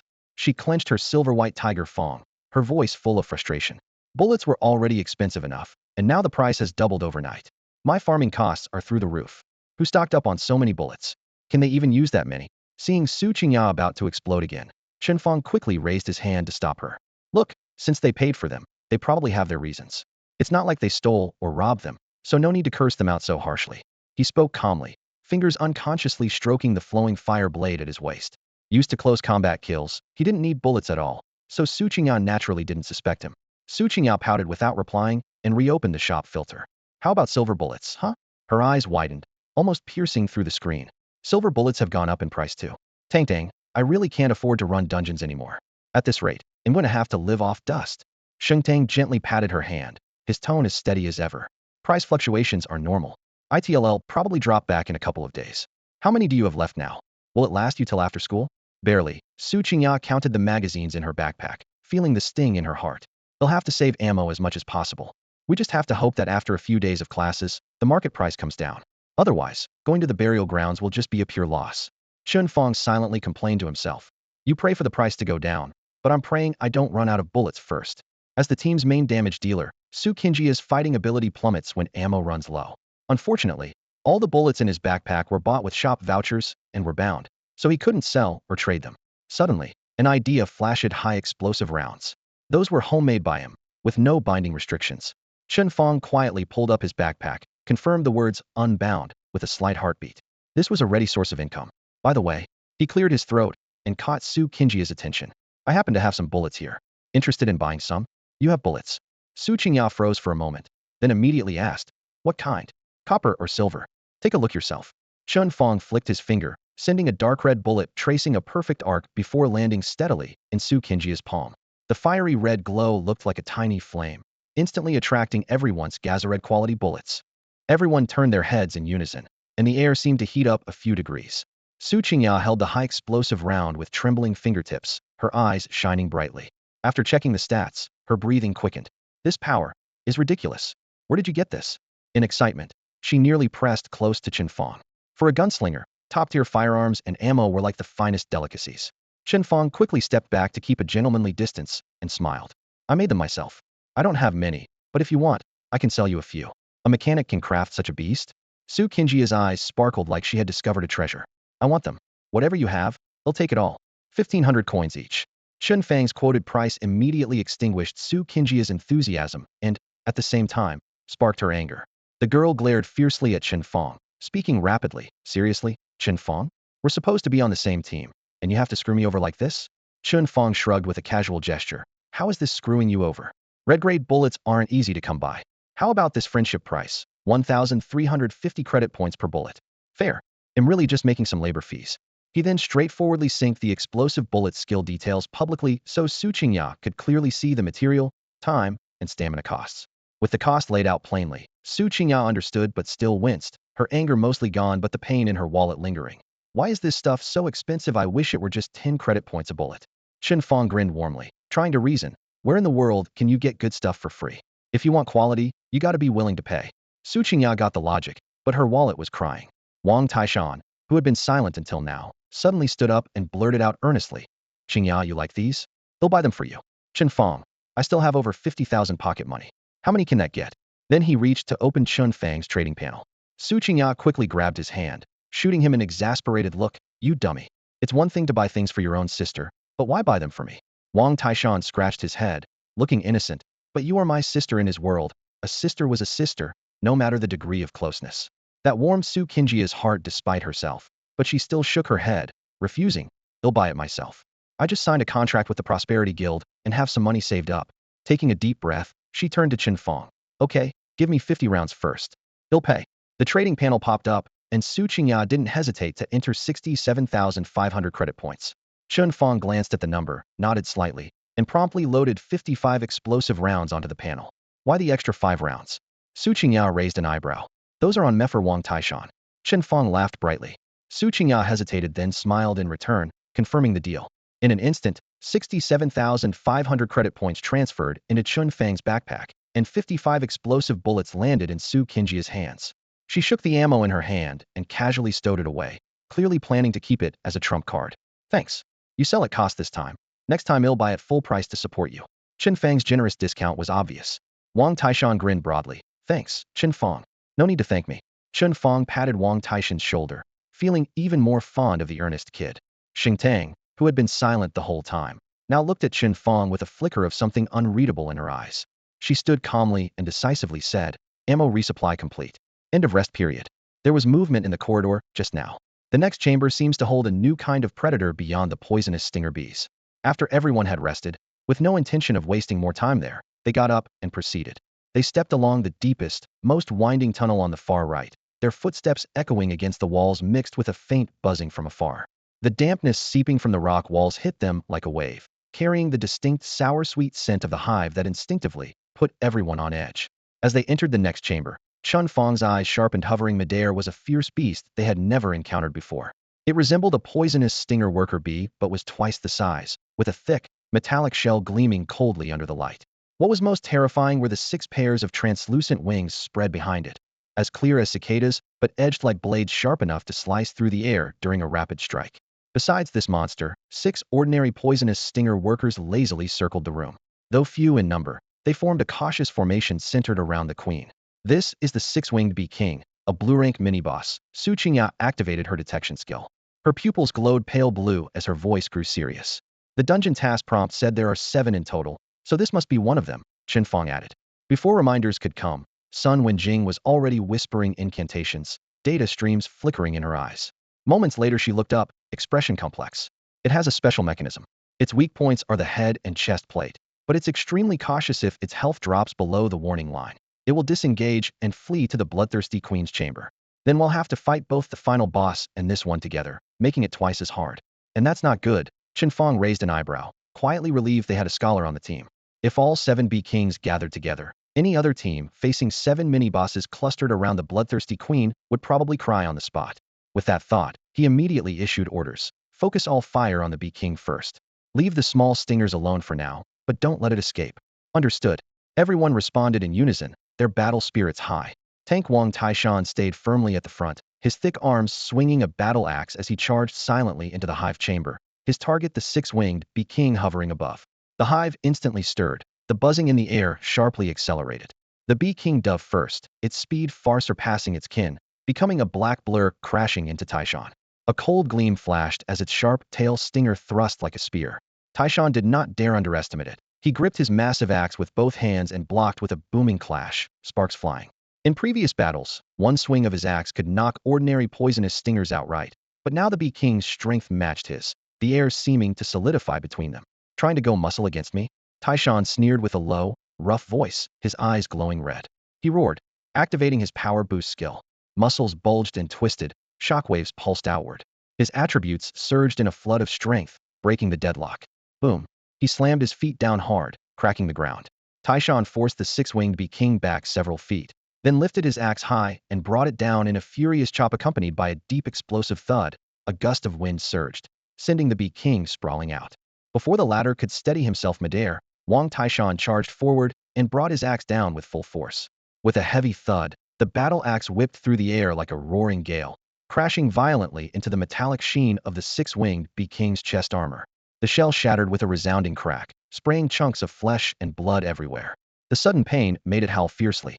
6 razor-sharp insect wings slashed out in blinding flashes of cold light. One even grazed Wang Taishan's chest, tearing open a deep wound as dark crimson dripped down the axe handle. But Wang Taishan's enhancement skill was still active. His boiling blood instantly healed the injury without him even furrowing his brow. Swinging the giant axe in a wide arc, he brought it crashing down again. Boom. The dull clash of steel against chitin echoed through the hive chamber, deafening and vibrating the walls. The entire battlefield was suddenly awash with flying blood, the violence rivaling that of a wild beast's savage bite. Even from a few steps away, Chen Fang could feel the fierce winds whipping past him. Silently, he judged that if it were just Taishan alone, he might actually be able to chop this boss down to its knees. But Chen Fang knew Taishan's bullish momentum boost only had less than 15 seconds left. Once it ended, he would enter a whole minute of fatigue. With all his attributes dropping by 30, that would be the real dangerous window. Don't drag this out. Sheng Tang's voice was rapid fire, barely finished before silver-white flames erupted around her, the scorching heat distorting the air as she hurtled toward the Bee King like a trailing meteor. On the other side, Su Qingyao pressed her lips tight and kept her rifle firing in rapid bursts. Using her quick reload and precision strike skills, she pushed the rate of fire and accuracy to the extreme. Her bullets pierced the Bee King's outer armor in a cluster of holes, enough firepower to take out several poisonous worker bees instantly, yet only managing to chip a fraction off the boss health bar. The six-winged Bee King howled furiously, growing even more ferocious. Seeing their teammates pressing forward, Chen Fang wasted no time. Activating his blazing armor, he unleashed a torrent of rolling red flames, his figure trailing fiery afterimages. His flame trail met Sheng Tang's silver blaze midair as both swung their swords. The fiery blade and gleaming longsword slashed through the Bee King's thick chest and belly, carving two deep, bone-exposing gashes as fetid blood gushed out. Under the continuous assault, the six-winged Bee King roared wildly. Its six wings flapped faster, the high-pitched, buzzing piercing and hurting eardrums. Each wing beat whipped up multiple crescent-shaped wind blades. The sharp air pressure cut through stone walls, leaving neat grooves. Meanwhile, its tail venom stinger glowed with an eerie green light, ready to strike. Among the group, only Wang Taishan and Chen Fang, clad in his fiery armor, dared to withstand such an attack heat. If this had been an average team around level 10, they would have collapsed long ago. But these four were no amateurs. Their formidable strength and skilled teamwork allowed them to precisely counter every skill the Bee King unleashed. As the battle wore on, the boss was covered in wounds, armor plates cracked like a ruined hive. Its roars now carried a hint of desperation and fatigue. Minutes later, Chen Fang and Sheng Tang fought side by side again. Their red and silver blades crossed like scissors. With three sharp chicks, the six-winged Bee King had three of its insect wings hacked off, the stumps blackened and smoky. Just as the team prepared to press their advantage, the Bee King suddenly went berserk. Its tail stinger exploded, releasing a cloud of green mist that rapidly spread poison everywhere. Bad. Wang Taishan and Sheng Tang's faces changed at once, darting back with lightning speed, but still grazing the toxic fog. Instantly, a dark green poison debuff appeared on their health meters. Chen Fang relied on the energy shield of his blazing armor to resist the toxin, but his vision was immediately swallowed by the haze. Without hesitation, he retreated alongside the others. The three figures burst out of the poisonous cloud, chests heaving. Almost simultaneously, the stingless six-winged Bee King lunged upward like a released arrow, crashing straight into the hive ceiling. Boom! The flexible but brittle beeswax ceiling was shattered open, creating a huge hole as chunks of wax rained down. The impact's recoil sent the Bee King tumbling and falling, but the breach was wide open. Its escape was now possible. Quick, deal damage. The six-winged Bee King is trying to flee, Chen Fang immediately warned. Sheng Tang and Wang Taishan had intended to give chase, but the six-winged Bee King reacted with lightning speed. It beat its wings sharply and shot toward the escape passage above. With its piercing wing beats filling the air, the gigantic bee silhouette leapt up, instantly widening the gap between itself and the others. Sheng Tang furrowed her brow as silver flames swirled around her. She glanced back and commanded sharply, "Attack it." Her class skill allowed her to condense the surrounding silver flames into razor-sharp sword energy. Although it could temporarily extend her attack range, she was still tethered to close combat. The six-winged Bee King pressed close to the cliff wall as it climbed straight up. Once it flew beyond her maximum range, even the sharpest sword light was futile. If Sheng Tang was at a loss, then Wang Taishan, also a melee fighter, was even more helpless. In a blink, the only ranged attacker left in their group, Su Qingyao, became their sole hope to stop the boss. A chill crept down Su Qingjia's spine as the pressure on her shoulders surged. Fortunately, her skill cooldown had just ended. She raised her gun, locked onto the Bee King's head, and without hesitation activated Precision Strike. The muzzle flashed with a cold gleam bang. The bullet tore through the air, striking the target's weak spot. The six-winged Bee King shuddered slightly but pressed on, beating its massive wings to rush toward the ceiling gap. Damage isn't enough, Su Qingyao muttered grimly. With danger closing in, she gritted her teeth and drew a red-veined high-explosive grenade from her hip pouch, quickly loading it with fast reload. Boom! The rare recoil nearly shattered her shoulder as the muzzle flared. The grenade became a searing white streak that hammered into the Bee King's head. Suddenly, boom. A cloud of blood and gore exploded outward, flesh and chitin flying. The shockwave swept a scorching blast through the air. Su Qingjia's heart constricted. Whoever said high explosives were expensive clearly hadn't seen this in action. This was a godsend. Without pausing for joy, she spun to shout toward Chen Fang in the distance. Chen Fang, this thing is insane. I've got to buy more of these. Before she finished, a horrifying sight caught her peripheral vision. The shattered-headed six-winged Bee King was still flapping its broken wings, resting only briefly before shooting upward again. It's still not down. Su Qingya gasped, hands trembling as she prepared to chamber another high-explosive round. Don't waste it, Chen Fang's calm voice cut through. It's on its last legs. He'll finish it. Su Qingya looked up to see the weapon module cover on Chen Fang's left arm click open. Matte black metal barrels unfolded like mechanical blossoms. 1, 2, 3. All 6 of them.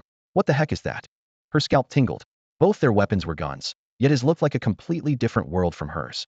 Chen Fang didn't pause to explain. He raised his arm and took aim at midair. In the next instant, the Viper Gatling gun roared into frenzy mode. Rat-a-tat-tat-tat. Muzzle flashes streaked like a line of fire as bullets rained down, forming a visible hail of shots that cut off the Bee King's escape. Sparks and smoke intertwined, weaving a blazing cage in the sky. By comparison, Su Qingjia's purple-grade rifle delivered powerful single shots, but was utterly crushed in rate of fire. She felt stunned, realizing that even among purple tire weapons, the crafts of the pilot class could create a gulf in firepower like an abyss. Could the purple weapons forged by engineers ever truly compare to those built by machinists? The output of the Viper machine gun in berserk mode was staggering. Forget one Su Qingya. Even 10 of her combined might not match it. The metallic roar turned into an impenetrable barrage of bullets, plowing through the hive like a giant moving meat grinder. Except for Sun Wenjing, who had already witnessed Chen Fang's power before, everyone else stood frozen, eyes wide with shock, unable to believe the scene of destruction. The Hive Queen was already gravely injured and utterly powerless against such relentless bombardment. Hundreds, even thousands, of bullets tore through the flesh between its 6 wings, riddling its body like a sieve. With a thunderous crash, the shattered carcass of the Hive Queen fell to the ground, lifeless. Without waiting for the smoke to clear, Chen Fang decisively exited berserk mode, switching back to continuous fire on the Viper machine gun. The single remaining barrel spat scorching tongues of flame, locking onto the staggering poison needle workers in midair. Each trigger pull precisely blew up a bee's abdomen, sending shards and venom spraying in all directions, filling the air with a burnt, acrid scent. The last 2 shell casings clattered sharply onto the silent hive floor. Deathly stillness settled over the chamber. Chen Fang raised his hand, retracting the Viper machine gun into his left arm weapon slot, then snapped his fingers toward Sun Wenjing, standing some distance away. Go clear the battlefield. I saw 2 glowing orbs when the boss fell. Could be some dropped gear. Got it. Sun Wenjing immediately dashed off, claiming the spoils before anyone else could react. You little Su Qingya, graceful and light on her feet, jumped beside Chen Fang, knocking on his weapon slot with her knuckles, eyes practically blazing. You really have a trump card. So what is it, a gun? A machine gun?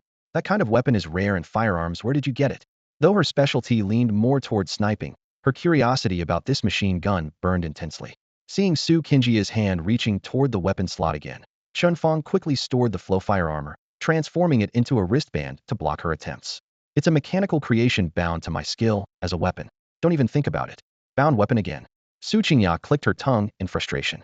You mechanics are like bowlers who only take, but never give. Burning money is one thing, but after spending it, you're the only one who can use it. No one else benefits at all. Who says they don't benefit? Chen Fang smirked, pointing at a scorched shell casing on the ground. That high-explosive round just now was for you. Mention of the high-explosive bullet made Su Qingya frown in pain. Yeah, it's great, but way too expensive. If it didn't cost money, I'd call you mechanics the strongest.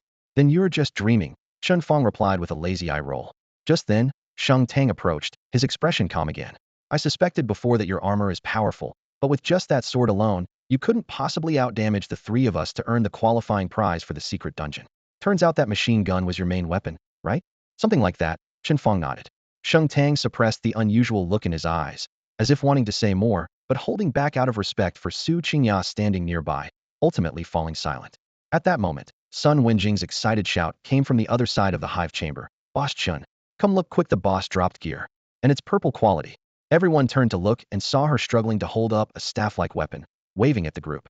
The dark iron staff gleamed with a dazzling purple light in the sunlight, like a sudden burst of fireworks that immediately drew everyone's gaze. Su Qingya was both shocked and delighted, her heart racing. The six-winged bee king was a purple-grade elite boss, but an elite boss actually dropping purple gear?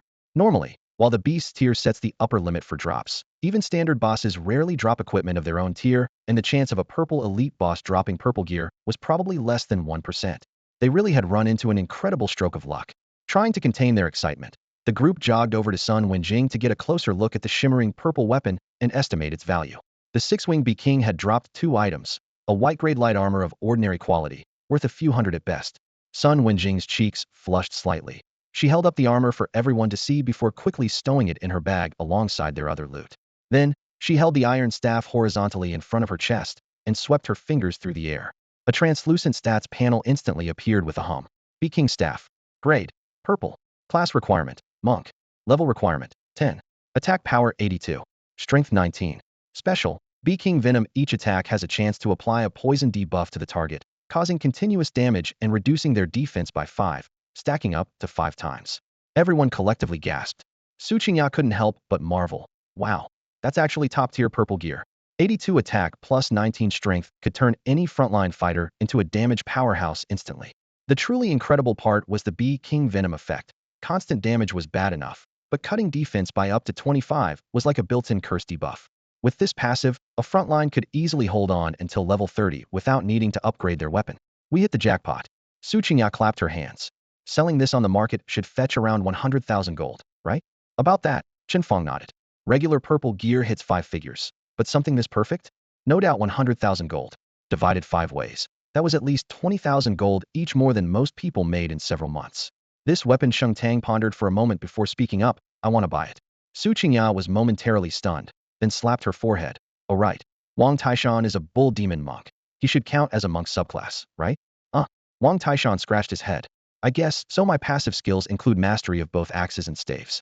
But my axe is also a purple weapon, would I be losing out by switching? Sheng Tang looked at him seriously. Your axe's stats are nowhere near as good as the Bee King staff. It'd be a shame to sell such great gear. Best to keep it within the group. Then she glanced at Chen Fang and Sun Wenjing. Hey, race the deal, I'll buy it for 100,000 gold. Later, I'll pay you, Sun Wenjing, and Su Qingya 20,000 gold each. How does that sound? I have no objections, of course. Chen Fang was the first to speak up that purple gear was useless to him, so he insisted on taking 20,000 yuan in cash instead. No matter how you calculated it, that was a fair deal. Sun Wenjing and Su Qingya agreed to split the equipment, so the purple gear naturally ended up in Wang Taishan's backpack, waiting for him to reach level 10 before he could wear it. After the rewards were divided, the 5 of them continued advancing along the planned route. When they killed the first 6-winged bee queen, Chen Fang's experience bar hit its limit. Then, in the next chamber, he took down 2 venomous worker bees and leveled up to 6 instantly. At this rate, clearing the entire hidden dungeon and reaching level 8 wouldn't be difficult at all. The team swept through the path methodically. Upon entering the 37th chamber, everyone stopped in unison. The floor was littered with the corpses of fierce beasts that hadn't yet respawned. The hive walls showed signs of breaking. A few polished bullet casings, clearly crushed underfoot, belonged to Su Qingya. It was immediately clear to all the outer ring of the Queen's hive only had 36 chambers. Based on the hive's spiral structure inward, the entire map comprised 7 layers of chambers, totaling 127 in all, an entire extra loop larger than they had initially estimated. No wonder the qualification challenge only measured damage output. With insufficient firepower, there was no way to clear all 127 rooms within the time limit. Luckily, now that the route was clear and their firepower abundant, time was no longer a concern. In the dim corridors, time slipped slowly away. The group pushed layer by layer from the outside in, their experience flooding their stats like a torrent. Chen Fang jumped from level 7 to 8, and after slaying the 7th 6-winged bee queen, his experience overflowed again, advancing smoothly to level 9. Xin Tang, Su Qingya, and Wang Taishan all reached level 11. Even Sun Wenjing, who gained the least experience, rose to level 7, already top of her class back at Yizhong. But their luck remained average. All remaining 6-winged bee queens were slain, yet only 3 blue-tier items and a handful of white-tier gear dropped, alongside Queen's honey and other materials worth roughly 150,000 yuan. Without Sun Wenjing's boost to material drop rates, this run might have been worth a mere 100,000. Finally, the 5 stood before the door at the very center. It was exactly where Chen Tang had predicted the bloodthirsty queen bee's lair would be, and the facts bore him out. All 7 6-winged bee queens had been cleared. The boss difficulty shouldn't be too overwhelming, but since this was a hard-level hidden dungeon, no one dared underestimate the challenge. Chen Tang stood at the passageway entrance, once again verifying their supplies and potions with the authority of a team leader. When everything was ready, The five formed their standard formation and passed through the winding insect tunnel, stepping into the final chamber. The moment they entered, a pungent, sweetly iron-like scent suddenly rushed into Chen Fang's nose. Through the dim red mist stood a massive crimson ancient tree piercing the ceiling. Its trunk seemed formed of blood and flesh, swelling gently with a muffled thump as if it were a gigantic, beating heart. At a closer look, it became clear that this wasn't an ancient tree at all, but rather a column formed from a waxy, honey-like resin. The pillar was semi-transparent, glowing with a faint yellow light through which a large, writhing worm hung upside down. Its thorax and abdomen swelled and contracted rhythmically, as if breathing. Looking up, the dome above was densely covered with hundreds of large eggs made from the same material. Each egg emitted a soft glow like a lantern, and inside, wriggling worm shadows twisted and intertwined, stirring a nauseating churning in the stomach. After a full day of relentless battle, the team had developed flawless coordination. Without needing a word of instruction, Su Qingya raised her hand, and a flash of skill light revealed the monster's attributes sealed within the column for all to see. Bloodthirsty Bee Queen, level 15, Purple Tire Boss. Attack, 0. Defense, 280. Abilities. 1. Swarm Guard summons swarms from nearby hives to attack enemies. 2. Life Transfer transfers vitality to the bees inside the eggs, reducing her own level, attributes, and tier to boost the swarm stats. As expected, the level and tier matched their predictions, but the attack 0 caught everyone off guard, freezing the atmosphere for a moment. Xingtang thought for a moment and spoke first. Most likely a pure summon-type boss. I heard the Shengshi Guild once encountered a motionless corpse that relied entirely on summoning dark skeletal beasts to harass the enemy.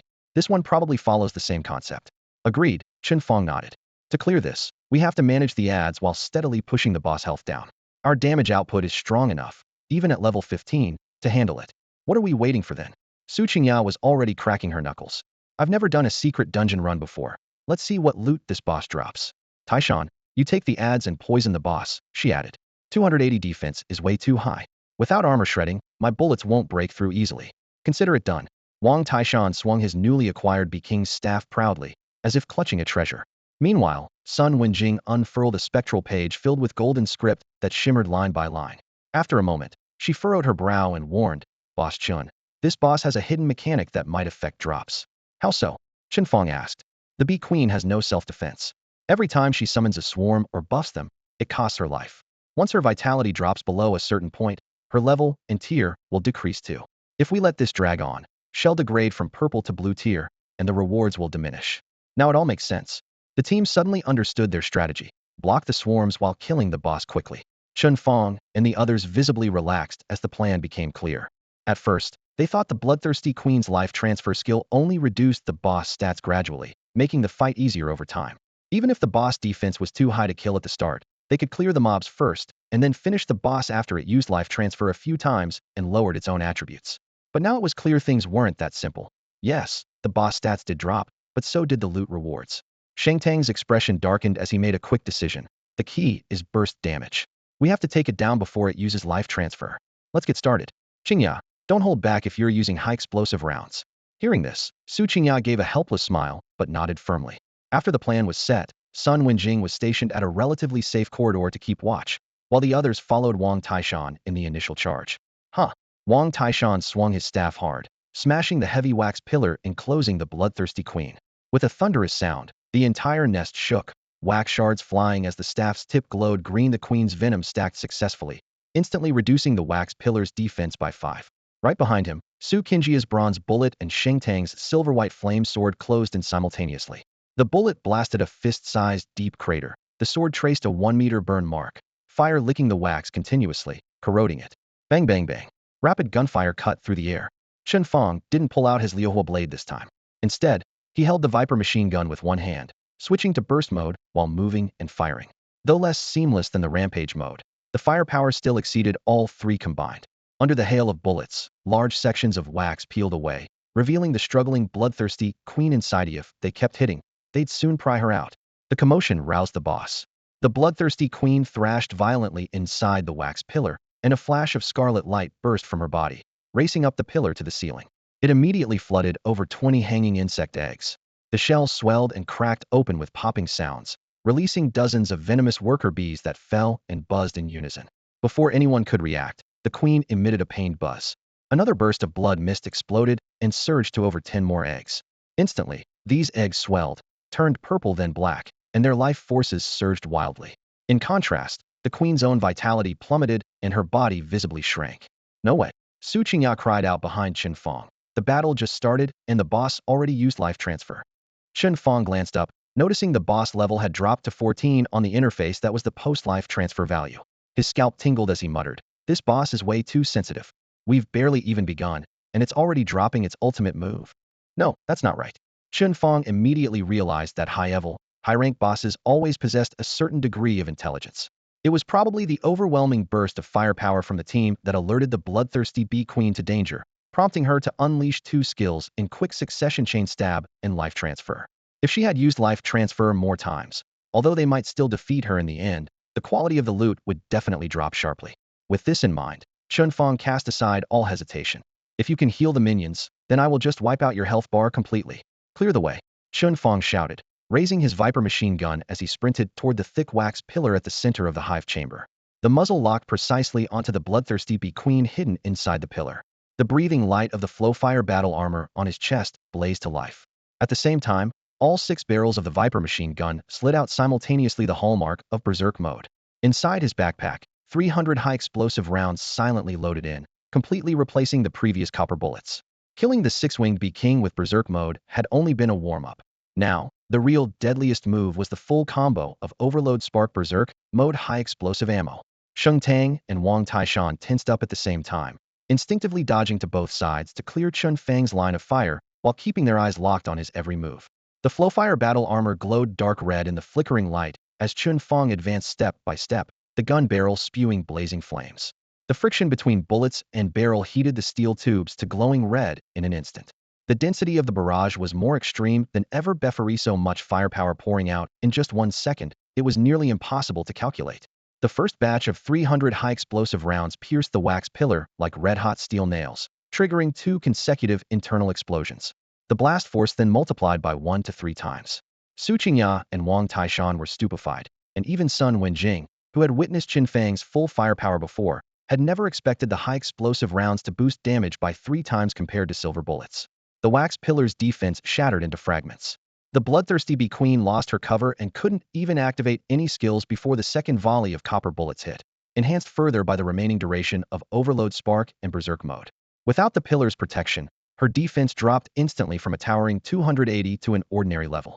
Chen Fang's bullets pierced her shell with almost no resistance in reality. She lacked even the hardened carapace that the 6-winged bee king had.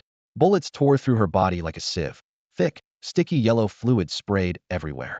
The high-explosive and copper rounds overlapped like countless high-speed drills, shredding the bee queen's body into honeycomb-like holes. Sheng Tang slashed down the scattered bee soldiers with his sword, but his peripheral vision was irresistibly drawn toward the blazing inferno. Sun Wenjing gripped her crossbow tightly as the roar of relentless gunfire filled her ears. Thousands more rounds poured out, and the bloodthirsty bee queen's body was instantly blasted to pieces, reduced to fine fragments of flesh mixed with shards of wax pillar debris. To prevent the bloodthirsty queen bee from somehow reviving due to residual life transfer effects and ruining the drop rate, Chen Fang stepped carefully over shards of wax pillars and unleashed another round of punishment on the corpse. Each bullet tore through the body with fiery blasts and the burnt stench of bee meat. Overloaded sparks and berserk mode combined to spit dazzling electric arcs from the muzzle, shredding the remains once more. After tens of seconds, the 2 amplifying effects faded one after another, leaving the 6 barrels of the Viper machine gun glowing red-hot, as if freshly pulled from a furnace. Pulling the trigger again yielded no response, and only then did Chen Fang stop. The floor was a sticky pool of slime mixed with bee blood, with no trace left of the queen. If this monster had a soul, it'd probably be baffled how could a proud boss have its defenses plummet so drastically from life transfer, ending up blasted to mincemeat? As the queen's body shattered, the previously hatched poison sting worker bees and the life transfer enhanced, unhatched eggs simultaneously exploded, turning into lifeless debris. They were merely summoned creatures who gave no experience and perished with their host. Chen Fang's experience bar skyrocketed, and after claiming most of the rewards solo, a golden glow enveloped him as he jumped straight to level 10. The shimmering light was a definitive confirmation of the queen's death, no matter if it was a level 15 purple boss or even a level 80 boss blasted to this state. Resurrection was out of the question. Done? Wang Taishan, who was closest, looked around dazed, his gaze bouncing between Chen Fang and the bloody remains. Had prepared for a desperate fight, but hadn't expected the boss to be even squishier than a mob. Chen Fang had just raised his gun and sprayed wildly, and the boss from the secret dungeon was reduced to dust. The crushing emptiness of this anticlimax washed over everyone. Chen Fang holstered the Viper machine gun and slipped the Flamefire battle armor into his hand ring, then casually pointed at the 3 floating light orbs above the queen's corpse and smiled. The rewards are all out. It's too late for it to fake a resurrection now, right? No way. Seriously, Su Qingjia's expression was a mix of surprise and disbelief. A level 15 purple quality boss, and you just one-shot it. She glanced at the floor littered with copper and silver gray shell casings, many larger than knuckles. Their thick, high-explosive shells dull with metal sheen. So many high-explosive rounds. How many did you even fire? Thinking of their exorbitant cost, she felt more heartbroken than Chen Fang did. I treat high-explosive rounds like lifeblood, and you waste them like water. Chen Fang cleared his throat, offering a casual lie. I have a skill that lets a single bullet split into 10 projectiles. Looks like a lot of shells, but I really only spent about 30 rounds. The skill sounded outrageous, but no one found it hard to believe. Given the price of high-explosive bullets, no one was happy spending 3 or 400,000 game coins on a level 15 boss. While the mechanic has tricks like that, Su Qingjia's eyes sparkled. I wish I had it. By the way, can you duplicate some of those bullets for me? He'll pay full price for the ammo, and you can just give me half after duplicating it. No can do. They're all account-bound. Chen Fang flatly refused. He was counting on high-explosive rounds as a steady income source and couldn't cut off that path. Maybe he'd cut her a break price later. Su Qingya grunted miserably at the rejection, muttering stingy, then bent down to rummage through the shell pile, bending over to see if any unexploded shells had been left behind from jammed shots. Sheng Tang glanced sideways at the useless Su Qingya and sighed, then suggested they check out the rewards dropped by the dungeon. Following her voice, everyone gathered around the softly glowing reward platform. 3 fist-sized light orbs floated in the air, dazzling but not harsh on the eyes. No one reached out to touch them. Only the sound of their breathing filled the air. Chen Fang understood that throughout the exploration, Sheng Tang had been the one really in charge, so by right, she should be the one to claim the rewards. But at that moment, Sheng Tang simply held his gaze, clearly signaling. The final boss was killed by him with one shot after another, so this credit belonged to him to reveal. Chen Fang stopped resisting, taking a large step forward and reaching out to touch the first orb. Pale blue light scattered, revealing an elegantly shaped longbow blue quality. While not the coveted purple tier, this bow stat stood out among blue gear and could easily sell for 7 or 8,000. Chen Fang casually tossed it to Sun Wenjing for safekeeping, then reached out to touch the second orb. As the second orb's mist cleared, Su Qingya suddenly held her breath. It was a fire musket's entire body appearing forged from amethyst gold, with sleek lines and gilded patterns winding like blooming flames. Even more striking was the purple glow enveloping it, marking its purple quality. Chen Fang summoned the equipment panel, the stats projected in midair. Violet bloom purple quality. Required level, 10. Class, Musketeer. Attack 135. Agility 23. Bonus, critical hit rate 3. Passive violet bloom. Crit damage increased by 40 on critical hits. The overview sparked excitement across the team. Even Chen Fang was stunned internally. 135 attack power almost rivaled the boost from his flowing fire battle armor. If Su Qingya wielded this violet bloom, she could surely take down the toxic needleworker bees one shot at a time, just like he and Sheng Tang. Musketeers have low attack speed but high burst, so stacking crit is key. With about 15 crit rate from her current purple gear, plus this musket's bonus crit damage, her output would increase by at least 20. This was practically a tailor-made legendary weapon for her. Unable to contain herself, Su Qingya swallowed nervously and timidly said, can we keep this within the team? Sheng Tang and Wang Taishan exchanged looks and simply nodded. Her words were really aimed at Chen Fang and Sun Wenjing.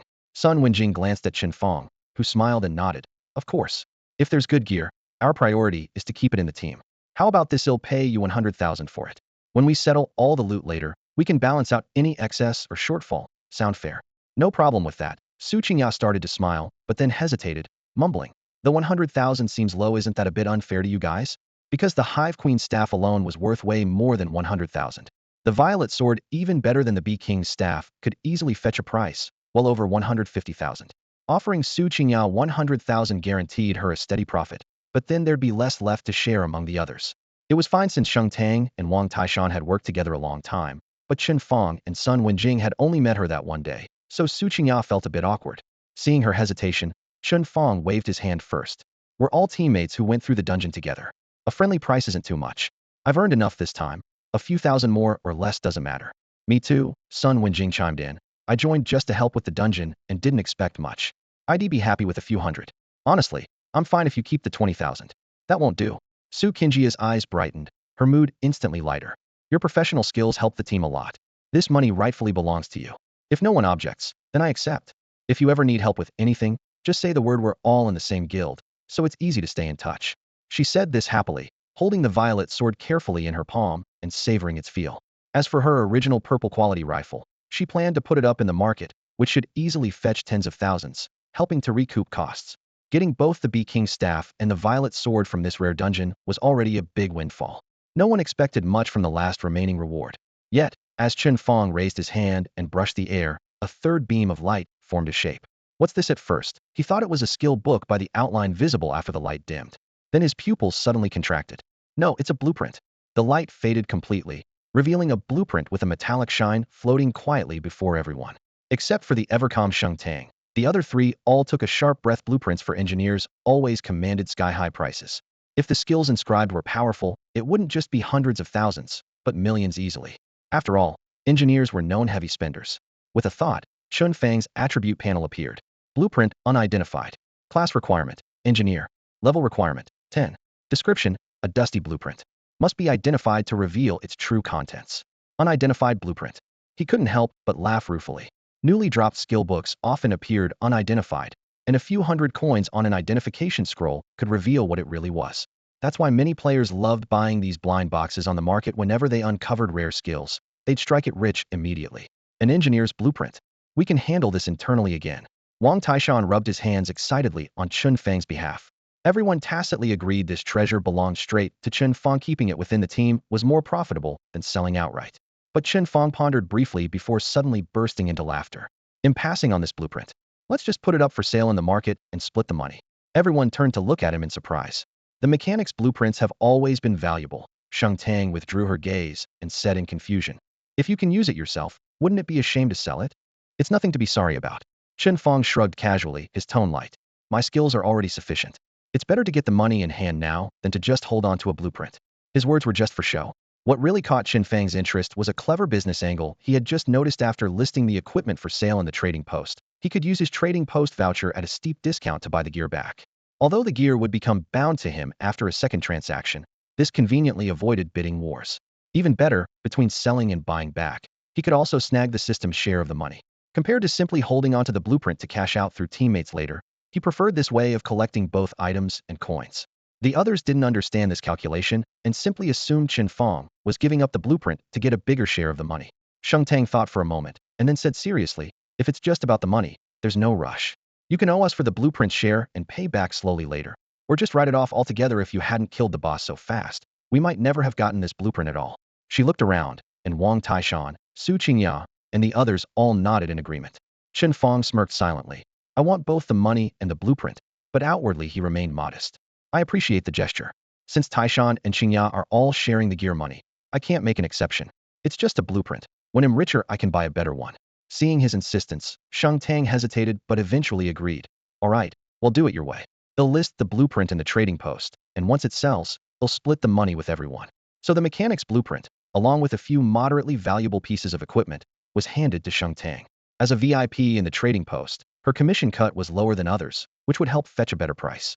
As for materials like queen bee honey, Sun Wenjing was in charge. There was a specialized merchant in the twin camps who bought such materials, so she could conveniently sell them there. No one suggested appraising the blueprint first. Since a bad appraisal could actually lower its value, it was safer to keep it as a blind box and list it directly. Neither Chen Tang nor the others liked gambling, so this was the most prudent approach. Before listing, Chen Fang specifically warned, mechanics are usually a bit naive with money. Price it a bit high to avoid being snatched up by rival dealers. The average price for similar blueprints in the trading post hovered around 3 million. Chen Tang boldly set the price at 5 million. Any higher, and it might trigger the trading post detection system as an illegal transaction, freezing the item and funds. Chen Fang was already a known troublemaker, so he didn't dare risk having the Merchant Guild's growth voucher flagged by their detection system.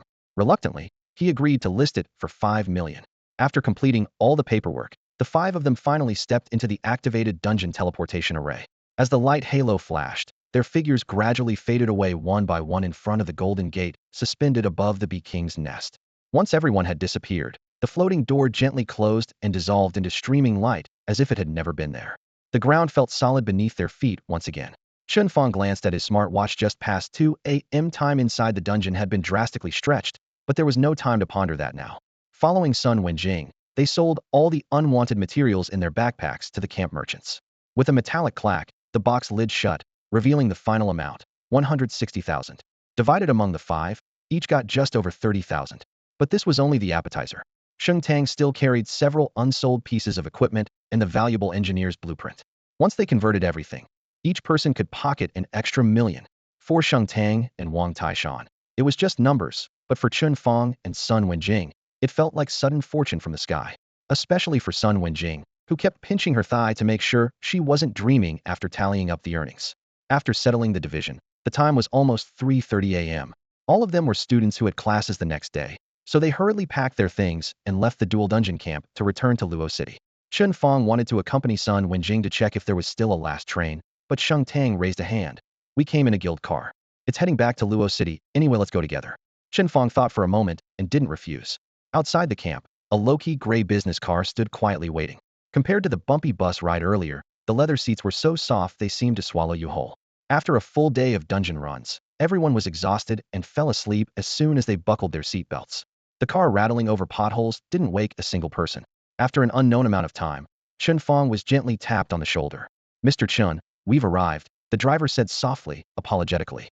Chen Fang opened his eyes and noticed Su Qingya and Sun Wenjing had quietly gotten off already. Only he, Wang Taishan, and Sheng Tang remained inside the spacious vehicle. Wang Taishan sprawled out snoring loudly. Sheng Tang was awake, resting his cheek against the window, his gaze fixed outside. Beyond the glass lay a shantytown in Luo City. The moonlight mixed with faint pre-dawn light painted the dilapidated low-rise buildings in even more striking contrast. "Sorry, Mr. Chen," the driver apologized again. "This road is unpaved. Our big vehicle can't go any further, so you'll have to walk from here." "No problem." Chen Fang yawned, stretched, and casually smoothed the wrinkled hem of his shirt as he prepared to get out. Just as his toe touched the doorstep, Sheng Tang's cold voice came from behind. "So you sold that blueprint to make money to buy Auntie the Holy Light Potion?" That one sentence froze Chen Fang in place. He suddenly understood. She must have already thoroughly investigated his background. After all, having signed this kind of contract with Sheng Tang, there was no way she hadn't done her homework. As the heiress of the Shengshi Guild, she always played it safe, especially since from now on, their fates would inevitably be intertwined. Thinking this through, Chen Fang replied half-truthfully, "That's right. My mother is a victim of the heart-piercing curse and needs the Holy Light Potion to ease her pain. This dungeon run brought back more rewards than I expected, mostly thanks to luck. I want to save enough money so she can be free from this curse for the rest of her life." Sheng Tang listened quietly and nodded softly. "I understand. But the heart-piercing curse can't be cured solely with the Holy Light Potion. The potion only relieves the pain. The debuff continues to drain bodily functions. Physical decline is just the beginning. The scariest part is the shortened lifespan." "What?" Chen Fang's eyes widened in shock. "None of those afflicted by the heart-piercing curse live past 50, Sheng Tang said calmly, her tone carrying the cold truth. "Even if they take the Holy Light Potion every day, it makes no difference." A wind swept through the ruins of the village, ruffling Chen Fang's hair. In the silence, he thought of his mother, now 47, whose health had sharply deteriorated in recent years, no longer explainable by medication saving.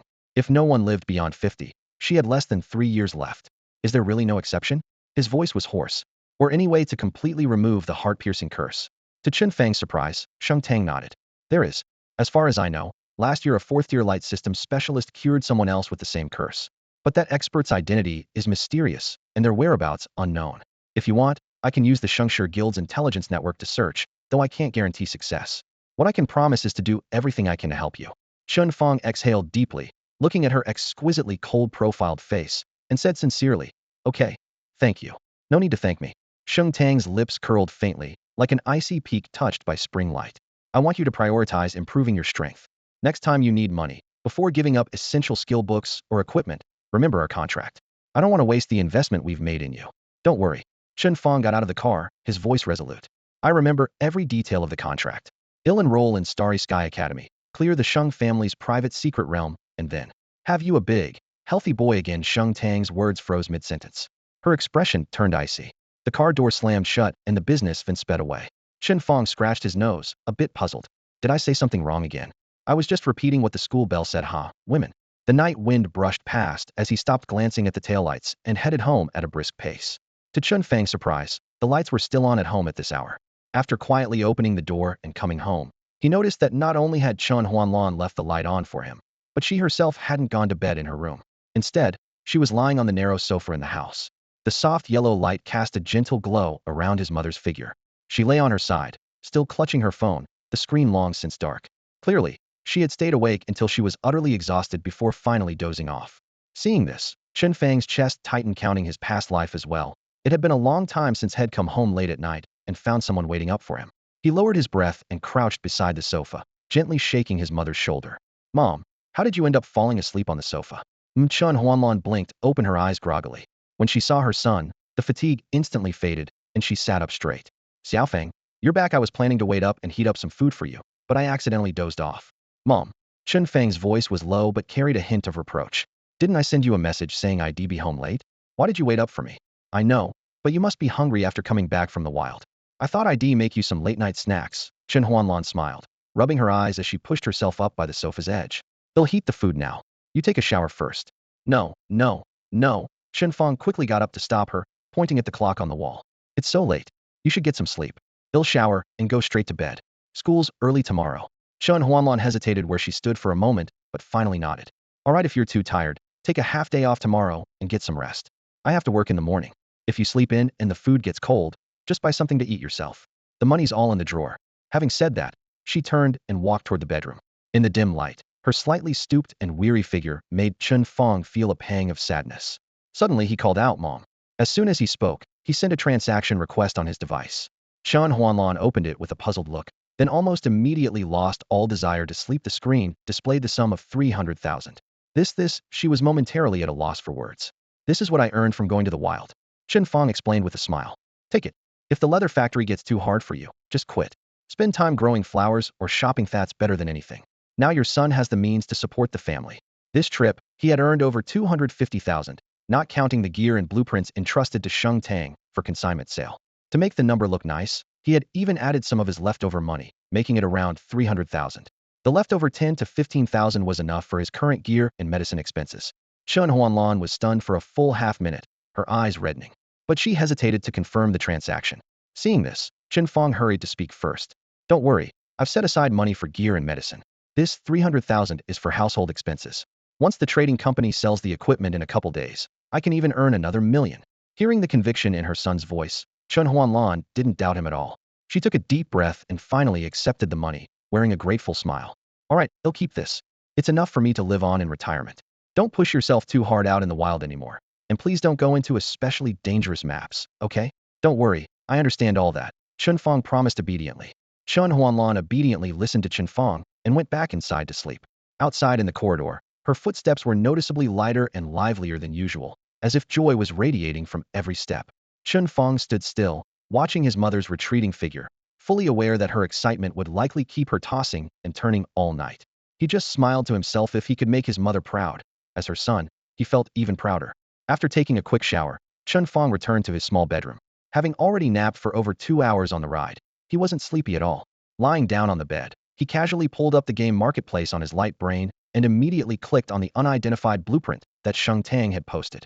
Just as he expected, affected by the sky-high price, no one had shown any interest in the blueprint. He decisively placed an order and bought the blueprint, then bought an appraisal talisman along with it. A few seconds later, both items arrived via the in-game mailbox. He took out the appraisal talisman and pressed it against the blueprint. Faint golden runes glowed. Then a bright flash burst forth. Purple light radiated strongly from the edges of the blueprint. A purple grade? Not bad. Although it wasn't the coveted red-tier high-explosive bomb blueprint, Chen Fang was already very satisfied. Holding up the blueprint, he pulled up its attributes panel and read carefully. Wolf Rider. Quality, purple. Required class, mechanic. Required level, 10. Description, upon use, unlocks the mechanical creation skill branch. Manufacture Wolf Rider. Wolf Rider bound. Quality, purple. Level, 10. Attack, 108. Defense, 214. Additional effect self-destruct. The Wolf Rider carries a self-destruct bomb that can deal massive damage to enemies, disappearing after detonation. Max summon quantity level 10-3. Materials needed: 50 units of refined steel, 100 units of phosphorus powder, 30 dark element crystals, 30 black magic crystal shards. A mechanical creation skill branch. Seeing this, his heart leapt with joy. Once he mastered Manufacture Wolf Rider, all 3 branches, power armor, mechanical weapons, and mechanical creations, would be unlocked. He could finally call himself a truly versatile mechanic. This mechanical creation called Wolf Rider deserved its purple quality: high offense and defense, far surpassing ordinary summoning pets controlled by players. More importantly, the summon limit scaled with level. He could already summon 4 wolf riders at once. Even with just these 4, clearing the normal difficulty Bee Queen's nest would be a breeze. As he leveled up, the number of wolf riders would increase, becoming a critical part of his mechanical onslaught. The excitement completely banished his last traces of sleepiness. Chen Fang got up and cross-checked the materials list from the skill panel at the marketplace, quickly gathering everything he needed. The cost for one wolf rider was about 200,000 coins, less than a tenth the price of the flowing fire armor, a real bargain. Gritting his teeth, he crafted 4 wolf riders at once, spending a total of 800,000 coins. The progress bar rapidly filled, and 4 summon-ready wolf riders were added to his inventory. He swung his legs off the bed, dropped to one knee, and placed both palms on the wooden floor. Silvery white energy coursed through his hands, tracing a sharply angular mechanical magic circle that exuded a cold metallic texture. Crackling like violet lightning, one wolf rider stepped out from the summoning circle, its heavy alloy claws thudding heavily on the floor, instantly making the already cramped bedroom feel even more cramped.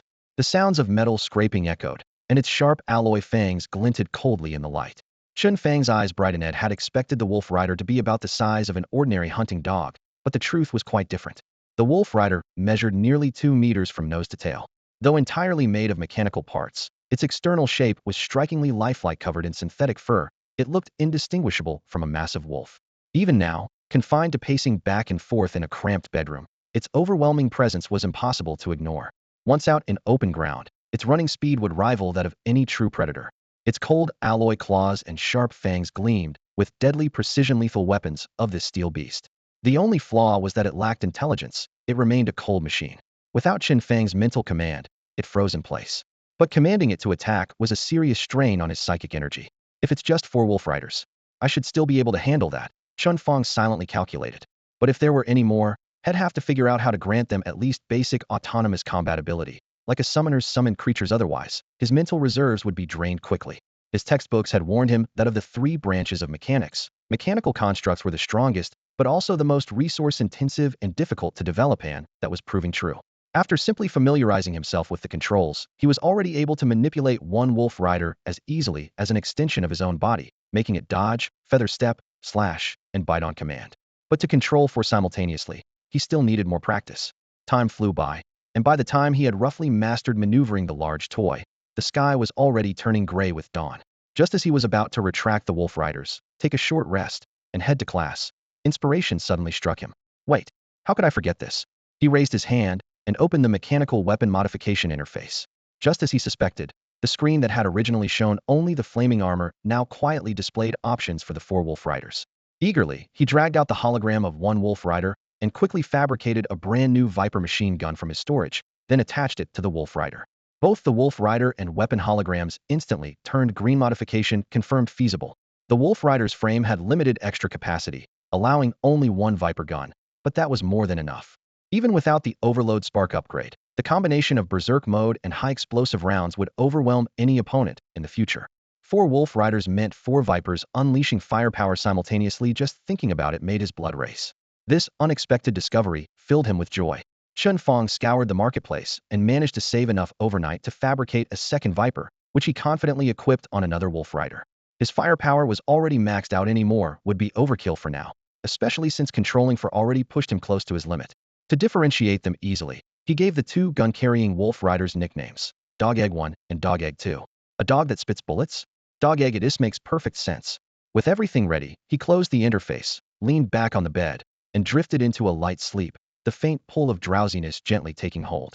The sun rose, and the city came to life. Main roads buzzed with dense traffic, pedestrians hurried along, some rushing to work, others preparing for school, and adventurers geared up to set off toward the vast wilderness outside the city. At Luo City No. 1 High School, Lu Yong sat at his desk, his face pale and grim, not just because his injuries had yet to heal, but because he felt utterly betrayed. Earlier, he had asked Shuizhi to intimidate Chen Fang and force him to apologize. Chen Fang had readily agreed, even confidently promising to pay 50,000 yuan to keep quiet and wipe the slate clean. At that moment, Lu Yong was overjoyed and immediately stayed in the school infirmary for 2 days, waiting to collect the money plus interest. He had even planned that as soon as he got the cash, he would slap Chen Fang twice to teach him a lesson about respect. But to his surprise, he spent 2 whole days sitting in the infirmary, and Chen Fang never showed up. When Lu Yong finally lost patience and tried to confront him, he he realized Chen Fang had already blocked him. Lu Yong was so furious, he almost fainted. Chen Fang, Chen Fang, you can run from the monk, but not the temple. I refuse to believe you'll never come back to school. Carrying this grudge, Lu Yong flipped through his textbook in class, the pages rustling loudly, but not a single word stuck in his mind. After a while, Chen Fang finally appeared at the classroom door. The boy had dark circles under his eyes, looking half asleep.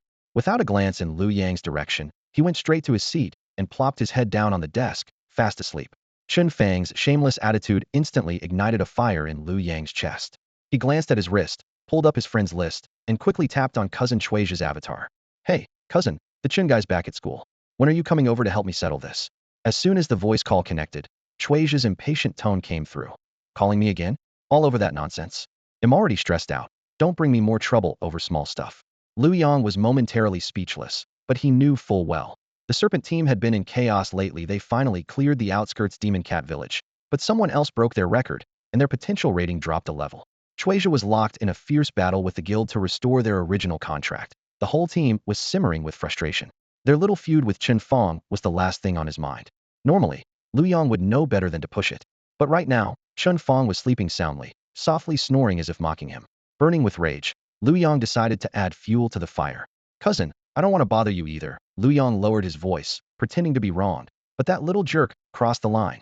When I asked why he bailed on you, if he was looking down on the Serpent team, he actually said never took you guys seriously from the start. If I weren't weaker, I'd have fought him on the spot. Damn it, that bastard really said that? Chuizha exploded instantly, no doubt about it. Hearing his cousin thoroughly enraged, Lu Yong feigned camaraderie. Exactly. Otherwise, how could he treat your words like trash?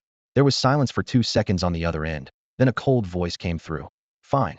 I've got no outlet for my anger. This guy just stepped into the firing line. He's in your class? I'm heading there now. He is, just arrived. Lu Yong replied quickly. You'll see him in 2 minutes. Okay. Chuizha hung up. Lu Yong put away his phone, glanced at the peacefully sleeping Chen Fang, and a sinister smile curled at the corners of his mouth. Huh. You sleep so soundly now, but I bet you won't be able to wake up later. About 3 minutes passed. Chuizha led the snake squad in with dark, stormy expressions, crashing right through the classroom door. The door slammed against the wall with a deafening bang, causing the entire hallway to tremble. Lu Yong was the first to rush to the doorway.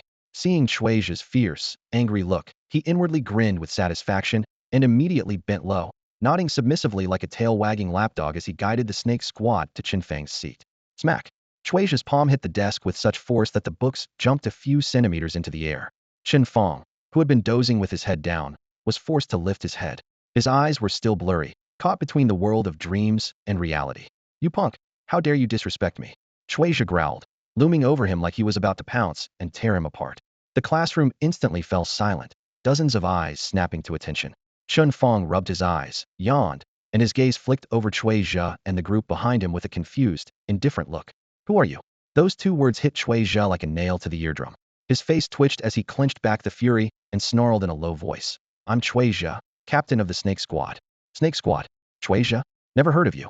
Chen Fang's tone was flat, barely even lifting his eyelids as he turned to lie down again. You little. Chuizha's chest heaved with rage, his anger boiling over. Don't play dumb with me.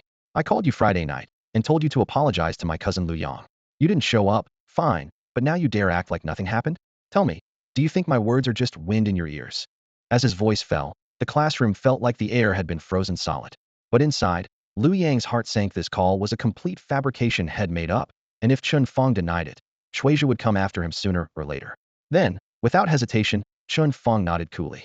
Yeah. Lu Yong froze, a cold sweat breaking out on his back. God damn it, Chuizha cursed effortlessly, a twitch in his brow, then suddenly laughed coldly, pointing a finger at Chen Fang. You're pretty bold. You want to take this to the training room? Let's settle this with a fight. Again with the training room? Chen Fang looked at him wearily, thinking this guy must be nuts. He just wanted to catch a nap. How did people keep dragging him into unknown brawls? At that moment, ding, the system alert exploded in his mind. New challenge mission received. Please check. Current challenge. Within 1 hour, accept Chuizha's duel request and defeat him. Time remaining, 59 minutes, 54 seconds. Success reward. Azure Dragon Battle Armor Blueprint.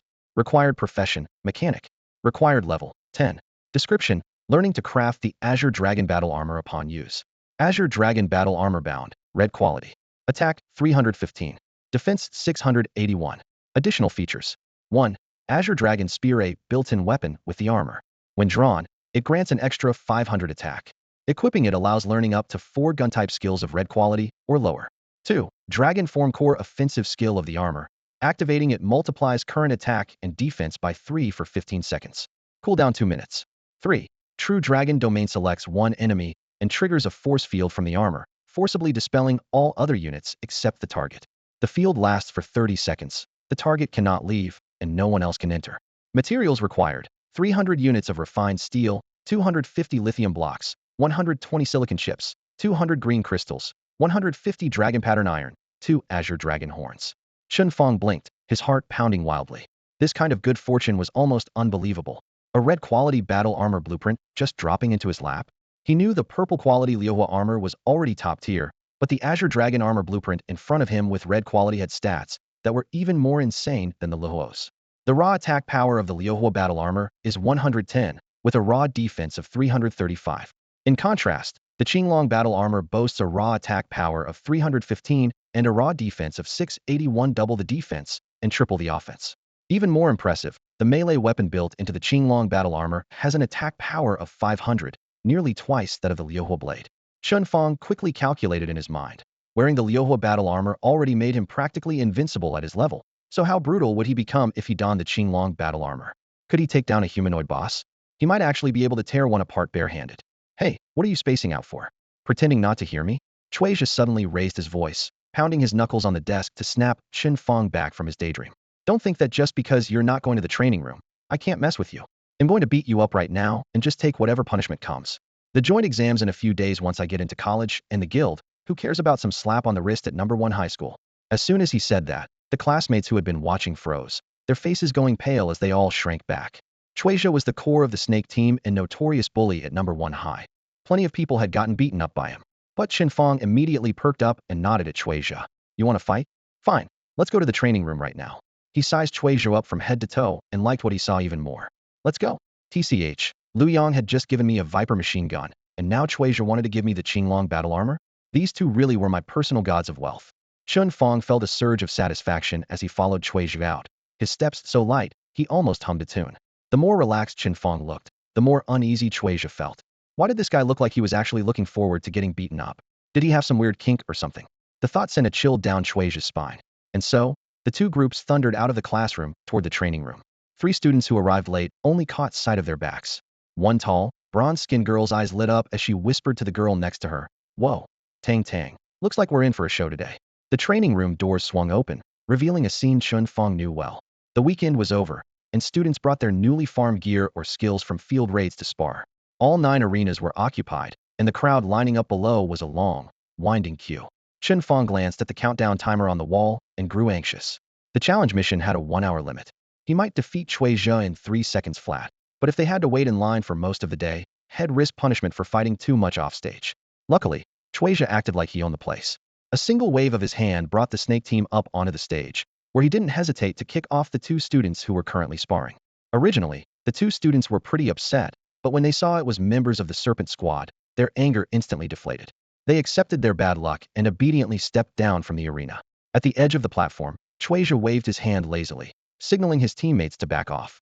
The Serpent Squad members immediately slipped into the crowd with amused smirks, grabbing prime spots to watch the one-sided steamroll spectacle.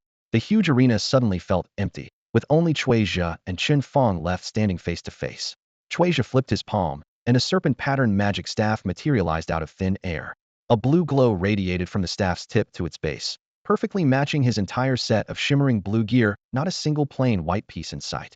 This kind of outfit easily placed him in the top 10 power rankings at first middle school. Showing off his muscle flex, Chuizha tapped his staff lightly and narrowed his eyes, looking down on Chen Fang with undisguised arrogance. Kid, I'm giving you 2 choices. First, publicly apologize to me and my cousin and pay him 50,000 yuan, and this might still have some wiggle room. Second, skip the speech. I choose number 2. Chen Fang interrupted casually, his tone as straightforward as haggling at a market. Chuizha's expression turned icy in an instant, his jaw grinding audibly. Fine, fine, fine. Refuse the wine, then it's time for the penalty. Come out, blue-scaled venomous python. When his staff slammed down hard on the platform, a jade-colored spiritual light spread out like ripples. A summoning circle nearly 5 meters wide swiftly took form. Within seconds, a stench-laced monster wind blew out, forcing the nearby spectators to cover their noses and retreat. Hissis. accompanied by a bone-chilling low growl. A nearly 10-meter-long blue-scaled giant python slithered out of the circle. Its massive body coiled several times on the stage as icy blue vertical pupils locked onto Chen Fang. The students who rarely left the city turned pale instantly, and several girls who were already terrified of snakes screamed and cowered in the back, too afraid to look up. Whispers filled the crowd. That's Chuajia's blue-scaled venomous python? Just looking at it is so intimidating. I heard he spent 100,000 yuan to snag it, a blue-quality BOS grade battle pet. Blue boss. That means Chuasia could solo the standard difficulty Bee Queen's Nest. Don't forget, he's already 5th on the personal power rankings. If he brings a healer to buff the python, soloing the Bee Queen's Nest is just routine. Though the flattery was noisy, Chuasia felt secretly pleased, his simmering anger easing by half.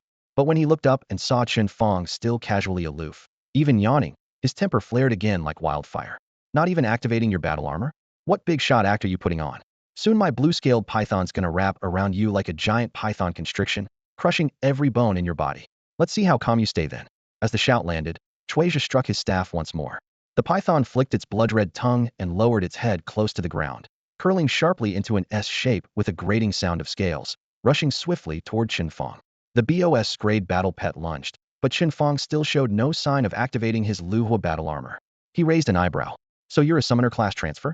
Perfect, I'll call out one of my summons too. He dropped to one knee and slammed his palm onto the platform. Mechanical lines radiated instantly from his palm, tracing another summoning circle etched with metallic gleam and intricate cog patterns like futuristic technology embedded in the ground. Dog Egg 1, Dog Egg 2, come out and entertain the guests. Once the two identical summoning circles formed, the sound of mechanical parts whirring filled the air. Clang, clanked, distinct rhythm of metal striking the ground echoed as two giant wolf-shaped mounts, forged entirely from alloy, stepped out of the ruins. Their steel claws scraped the arena floor, sparks flying. Their eerie blue electronic eyes flickered through gaps in black armor, like predators lurking in the night. This bizarre sight caused the spectators to gasp in unison, voices rising in astonishment. Who would have thought such strange summoning beasts actually existed in the world? This is on the other side of the arena. Chuasia gripped his staff, stunned and momentarily disoriented, unsure what exactly he was facing. Yet, thinking of the ferocious nature of the azure-scale venomous python, his confidence surged, and without hesitation, he stuck to his plan. Azure-scale venomous python. Tear him apart. The python slammed its massive tail on the ground, scattering dust and stones. Its huge body opened its mouth and roared fiercely before lunging at Chen Fang. But Chen merely raised his hand, and the two wolf mounts swooped out in a counterattack. Boom. The lead wolf charged with its alloy body like a cannonball, crashing hard against the python's scaled armor. Although slightly smaller, its explosive power surpassed the opponent's. A muffled impact sound echoed as the shockwave rippled outward. The wolf twisted midair, landing low and prowling like a wolf king. The python was sent tumbling several times, its tough scales dented into basin-like hollows, flesh heaving beneath. It emitted a series of hoarse shrieks, terror and pain mingling in its cries. Before it could recover, the second wolf sprinted forward, claws raised high. Smash! The claws ripped through the python's scales with a metallic screech, sending sprays of blood flying. The python was hurled 3 to 4 meters away. A half-meter deep wound exposed bone beneath. Everyone outside the arena's skin crawled in terror. Even heavily armored fighters would struggle to endure such a strike. 2 charges had left the python on its last legs. Only now did Chuasia truly grasp the mechanical wolf's terror. A rational person would stop immediately, but his fury severed all reason. Azure-scale venomous python, attack! Use your poison mist and kill those 2 freaks. He roared wildly, swinging his staff as green and red streams of light twisted into snake images and merged into the python. Healing light. Call of the wild. The green energy stitched flesh and bone together. The red flames surged through its veins like a raging drug, sharply boosting its stats. In an instant, fear vanished, and the python's eyes burned a deep crimson as its ferocity exploded. It writhed wildly and suddenly threw back its head. Hiss! A dark green toxic mist erupted from its fangs, spreading instantly to engulf both wolf mounts. This was the python's core skill, able to stack poison on enemies, weakening their defense and health over time. Yet, Chen Fang watched the swirling mist with a wry smile, muttering quietly, Chuasia really is grasping at straws when desperate. Your poison mist might work decently against ordinary summons or beasts. But my Godan 1 and Godan 2 are mechanical beings, naturally immune to toxins. Seeing Chuaisia's eyes glaze over and his consciousness fading from the poisonous fog, Chen Fang completely lost interest in prolonging the fight with him. Godan 1. Godan to activate the Viper machine guns, switch to rage mode. He snapped his fingers casually, but the tone was like a death sentence. The thick emerald green toxic mist churned, limiting visibility to less than 2 meters. The two mechanical wolves had already vanished into the fog. Those around could only hear the faint clinking of metal gears, then the low rumble of machine guns spinning up. In the next moment, bang, bang, bang. A dense blaze of fire tore through the haze like two streaks of scorching light, bullets shrieking as they shot out in a continuous roar. The blazing trajectories stirred the air, gunpowder smoke intertwining with the toxin fog, swirling into a sticky, obscuring white-green cloud. The blue-scaled venomous python tried to instinctively strike from the fog, coiling to crush its prey, but barely 2 meters out from the swirling mist, it was met by an impenetrable hail of bullets. Hundreds of high-speed rounds rained down like a storm, instantly stripping away its heavy scales, tearing flesh apart. Within a blink, the snake's head shattered into pulp, blood spewing. Before the gunfire ceased, bullets pierced through the serpent's body. In just 3 or 5 seconds, it was nothing more than a shredded rag tossed by the wind, riddled with holes all over, twitching as it collapsed lifeless to the ground. The buffs Chuasia had stacked on his battle pet were now nothing but paper defenses. Against the Viper machine guns, that layer of protection collapsed instantly. When he came to his senses, the blue-scaled venomous python had already disintegrated into dust within the battle pet's space, leaving only a puddle of broken remains. This, he stared dumbfounded at the broken flesh and scattered scales on the ground, his whole body drained of strength. His legs buckled, and he slumped down with a thud. The arena fell silent, as everyone exchanged looks of disbelief. Chuasia, the notorious campus bully and ranked 5th in individual combat power, had actually been beaten so badly that even his battle pet was down. As the white mist of toxin and gunpowder slowly dispersed, the silhouettes of the two wolf riders emerged. Their barrels retracted, but heat waves and lingering smoke still hissed from between their fangs, making them seem like hellhounds risen from the underworld, far more terrifying than the giant python. The fight is over. You still want to continue? Chen Fang smoothed his sleeves and smiled coldly at the slumped Chuasia, his sarcasm unmistakable. Chuasia looked up, pure hatred burning in his eyes as if it could take physical form. Chen Fang knew this match probably wouldn't end so easily. You dare kill my battle pet? You lot. Chuasia jumped to his feet, pointing at the few big snakes team on the arena floor, shouting, all of you, come at me. I'll kill this bastard myself. Amid a roar of commotion, the other 4 members of the Serpent Squad rushed onto the stage. Brother Chui, are you okay? Hey, this is a school. The long-haired girl and the short, stocky boy struggled to stay calm as they tried to reason with him. But Chuasia paid no attention. He swung his palm and slapped the back of the short boy's head. So what if it's a school? At worst, we'll just get punished. Don't forget, how do you think you even got those potential contracts with the Tianlong Guild? If I hadn't led you through Demon Cat Village and broken the clearance record, you'd have been ignored long ago. With that, he thrust his staff into the ground and barked sharply. Anyone who still wants to be on the Serpent Squad, step up now. At least kill his battle pet. If you can't, then get lost. The 4 exchanged uneasy glances. After a brief hesitation, they gritted their teeth and all summoned their weapons, lining up shoulder to shoulder with Chuasia. The crowd below erupted in whispers. No way. Can't win Onion, so they gang up? He's supposedly 5th in the grade, but this? Really embarrassing for the school. That guy is strong, sure, but messing with the Serpent Squad. He's got an uphill fight today. Many mocked the Serpent Squad or sympathized with Chen Fang, but no one dared to step onto the stage and confront Chuasia directly. Far from being close to Chen Fang, even their classmates weren't willing to cross these school bullies for his sake.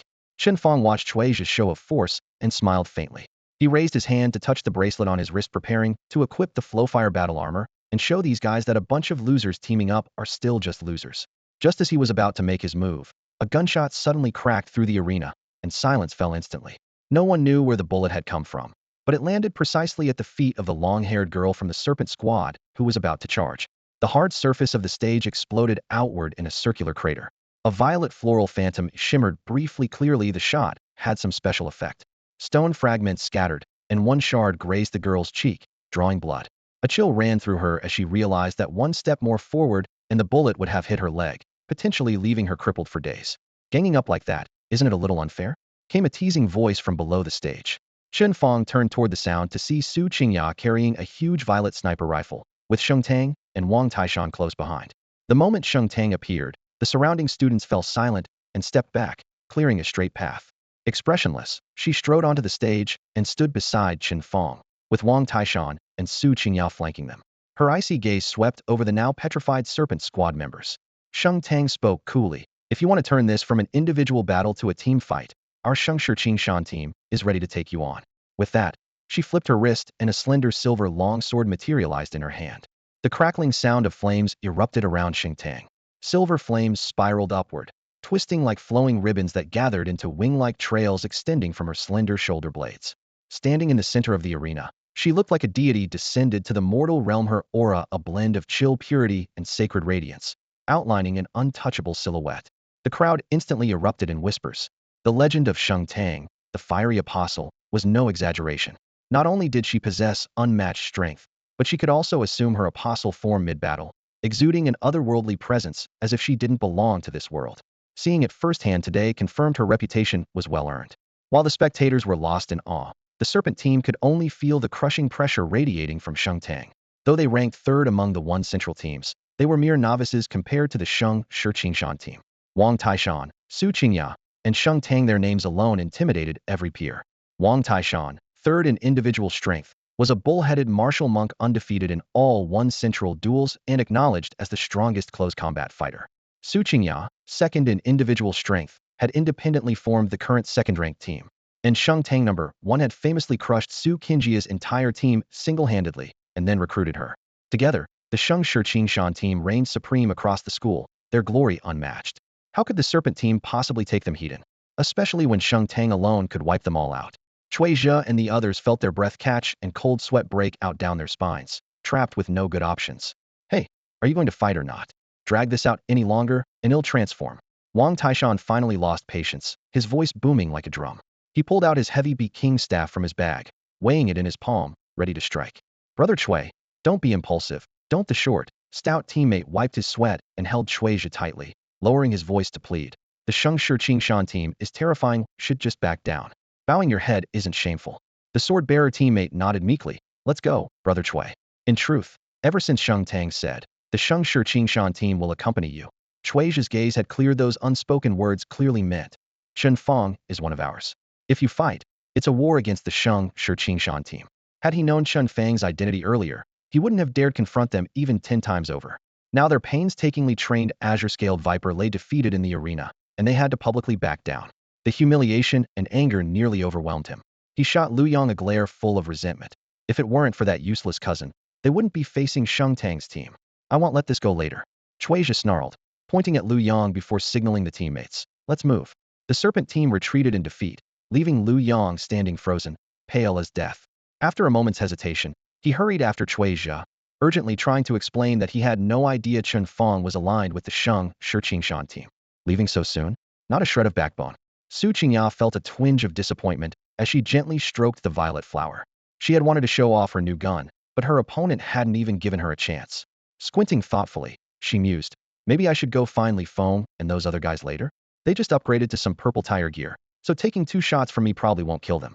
Chen Fang didn't know who Li Feng was, but since Su Qingya was so willing to come at a moment's notice and willingly play the target, Li Feng was probably an old teammate from her regular squad. Meanwhile, Cui Zhe and the others slunk away in defeat. Chen Tang relaxed his apostle form and carefully sheathed his slender sword. Wang Taishan waved from the stage and shouted, the excitement's over, time to disperse, but none of the students left. Amid the buzzing chatter, the question, when did Sheng Shiqingshan team get a new member, echoed almost unanimously. Chen Fang was utterly confused. He caught Chen Tang raising an eyebrow as he put away his sword, then spoke first. I didn't ask you guys to help, you know? Those little karamis, I can handle them easily on my own. I know, Chen Tang said calmly but with conviction, but me stepping in is what truly settles this, isn't it? It does, but Chen Fang frowned. I haven't even admitted I'm part of Sheng Shiqingshan team. Didn't your last remark basically announce my membership to everyone? That's just what others think. Chen Tang's tone was as smooth as water. I never said that out loud. Besides, joining my regular squad can't hurt you. At that moment, a trade request popped up. Chen Fang clicked to view it and saw the other party had entered 1 million and already checked the confirmation box. One more click, and 1,000,000 credit points would be his. He paused, then clicked confirm. After the trade was complete, he looked up at Chen Tang. So is this payment for buying me into the team? Or something else? No, Chen Tang said with the same calm tone. This is the profit share from that blueprint sale. Chen Fang suddenly remembered he had completely forgotten this detail. Earlier, he thought Chen Tang wanted to recruit him for his potential and was raising the price. Realizing the truth, he couldn't help but crack a wry smile. Wang Taishan laughed loudly and threw an arm around Chen Fang's shoulder. Fanga, seriously, my sister really wants you on the team. There's also son Wenjing. She's more of a lifestyle player, but still within consideration. Why don't you both join? I promise it's all upside, no downside. Exactly, just think about it. Su Qingya tipped her hat and winked at him, then glanced knowingly at Chen Tang. Chen Fang understood immediately. Sheng Tang was interested but too proud to say so, letting them do the persuading instead. Such a stubborn one. He lowered his head to ponder. Sheng Tang was the heiress of Shengshi Guild, wealthy beyond measure, whereas he, despite having a system, was a lone wolf. There were tough dungeons he couldn't even enter alone. Could he really keep fighting solo forever? Joining the Shengshi Qingshan team was, in a way, like hitching a ride on a powerful ally. Training spots and difficult dungeons would no longer be a concern. Chen Fang quickly weighed the pros and cons in his mind, then nodded solemnly. His gaze shifted to Sheng Tang as he added, but ITLL cost extra. Sheng Tang's lips twitched, as if caught off guard, yet she didn't argue. She shook her head slightly, raised her hand, and tapped the air. A faint blue transaction window popped up immediately. Chen Fang clicked accept, and the numbers on screen changed abruptly. A full 100,000 gold pieces were credited to his account. I'm planning to lead a team to grind at a level 10 to 15 spot soon. You'll go with Sun Wenjing and the rest of us. Sheng Tang explained her intention. Consider this money your payment. Got it, he'll get the job done. Chen Fang grinned, so wide his eyes nearly disappeared. Then he raised his hand to ask, just want to confirm this 100,000 is all mine, or do I have to split it with Sun Wenjing? Sheng Tang sighed. You two split it, I want to ask questions. Just make sure to team up with me when the time comes. Deal. After finishing the transaction, Chen Fang pulled out his light pad and messaged Sun Wenjing. Going to a leveling spot with Sheng Xiaohua. 300 per day, you in? Within 10 seconds, the reply popped up. Definitely. Thanks, Boss Chun, for the money-making opportunity. All set. Chen Fang closed the chat window and nodded toward Sheng Tang. It's arranged. When do we leave? Where's the spot? 350 li east of Luocheng, deep in the Blackstone Mountains, Sheng Tang replied. Tentatively the day after tomorrow, early morning. The day after tomorrow? So soon? Not waiting until the weekend? Chen Fang frowned. Wang Taishan chimed in to explain. That area is undiscovered territory, the first group, and will get the highest drop rates. The Blackstone Mountains are already popular. If another team gets there before us, we'd lose out big. More importantly, that spot drops a rare material needed to craft a full set of purple gear. My sister wants to finish her equipment before the joint exam to boost her score. Got it, Chen Fang nodded. He'll ask the teacher for leave. Missing Wednesday class shouldn't be a problem since theory counts less on the exam. Sheng Tang responded with a sound of agreement, adding, we'll pick you up downstairs at your place the morning after tomorrow. It's settled. Without another word, she turned and left, not even saying goodbye. Wang Taishan and Su Qingyao waved to Chen Fang before running after her. Over the next 2 days, Chen Fang's life seemed calm on the surface. Well, not exactly calm. After Sheng Tang personally confirmed that he was the 4th member of the Shengshi Qingshan team, his name quickly spread throughout No. 1 high school. Videos of his brutal fights against Liu Yang and Cui Zhou were edited and uploaded, their views skyrocketing. On the school forum's individual strength rankings, he shot straight up to 2nd place, pushing Su Qingyao from 2nd to 3rd. Great shade from a big tree. Backed by the Shengshi Qingshan team's reputation, Chen Fang instantly became a campus celebrity.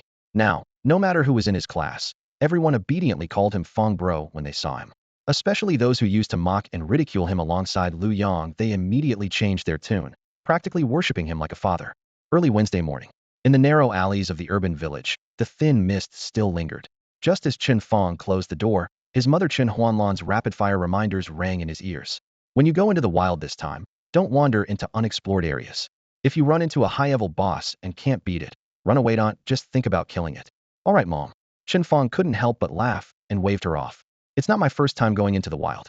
You don't have to worry so much. That makes no difference. Chen Huanlan rubbed her hands nervously, frowning.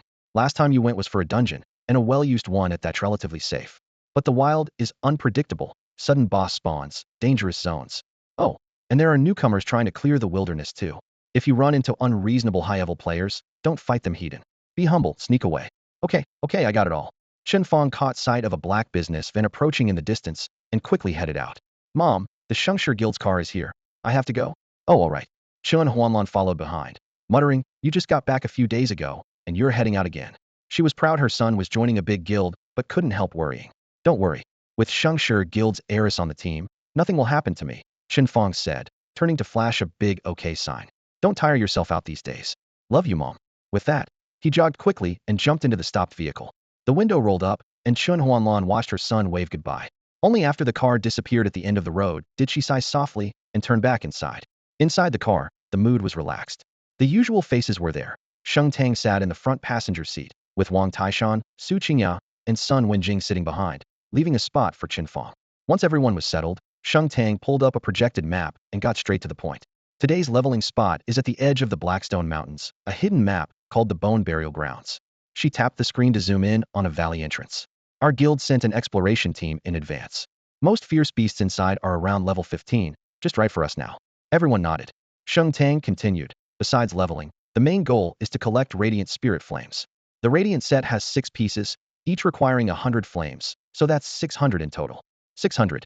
Chen Fang's jaw tightened as he glanced at Sun Wenjing. Even with Wenjing's drop rate buff, we're probably looking at grinding for a week, right? About that, Sheng Tang admitted calmly. But since the Bone Burial Grounds is an unexplored map, the experience and drops are much better than the usual Bee Queen's Nest. We level up and gather materials at the same time. Chen Fang thought it over. Hidden maps were rare access, and tagging along just to ride Sheng Tang's coattails was already lucky. If it took longer, so be it. Plus, unlike dungeons, ordinary outdoor maps kept the friend's system active so he could check in with his mom anytime. As long as his mother wasn't worried, he was tough enough to handle whatever came his way. The convoy left Luocheng, tires kicking up dust as they sped toward the Blackstone Mountains. Though not exactly close, those mountains were a popular leveling spot for adventurers around ranks 10 to 20. A dedicated road had even been carved out between the city and the mountains to make travel easier for the many newcomers' grinding experience. After more than 4 hours on the road, with the sun high overhead, the vehicles finally reached the outskirts of this massive wilderness area. The group grabbed some simple boxed lunches at a medium-sized camp, rested for half an hour, then the driver hit the gas again, carrying them deeper into the wild. True to their name, the Blackstone Mountains were covered with rocks as black as charcoal, and the leaves of the trees were washed in an inky dark green, as if dipped in a pot of thick ink. The range stretched for many times the size of Luocheng. Dangerous beasts, rare minerals, and precious herbs were scattered throughout. Some travelers even stumbled upon boss-level monsters or struck high-grade ores and medicinal plants unexpectedly. But the roads remained little more than rough mountain trails, and no off-road vehicle could smooth out such relentless bumps. Sun Wenjing leaned against the window, vomiting 3 or 4 times, her lunch almost entirely lost to the roadside bushes. The vehicle came to an abrupt stop before a jagged section of mountain road, not because they had arrived, but because from here on, the terrain was impossible for the truck. They'd have to proceed on foot. The driver stayed behind to guard the vehicle and would return once the group finished and made their way back. Chen Fang and the others hoisted their backpacks and set off along the narrow mountain path into the Blackstone Mountains depths. Wang Taishan led the way, taking on the role of guide. Occasionally, fierce beasts would leap out, but before they could get close, Su Qingjia's precise shots and rapid reloads silently took them down, leaving no chance for anyone else to lift a hand. After another 3 hours of hiking, the peaks grew more massive and imposing. Sweat dripped down Wang Taishan's temples as he wiped his face, breathing hard but smiling with anticipation. We're almost there, just up ahead. Chen Fang looked up to see a nearly 1,000-meter-high vertical cliff range stretching before them like the walls of a celestial fortress. There wasn't even a crack, let alone a path. He frowned. Up ahead. Taishan, are you sure? This looks like a dead end. No doubt about it. Wang Taishan patted his pack confidently. I've studied the map for days, I've got it memorized. There's a narrow mountain crevice there. If we get through it, we'll reach the other side. The only way to the burial ground passes through that hidden route. If it weren't well concealed, the mountain runners would have explored it ages ago. Chen Fang didn't argue further. The group pressed onward, finally breaking through the last layer of thick forest to face the black mountain wall stretching from left to right like a solid barrier. Right in front of them was a massive crack, as if cleaved by a giant blade pitch dark and deep enough to swallow their sight.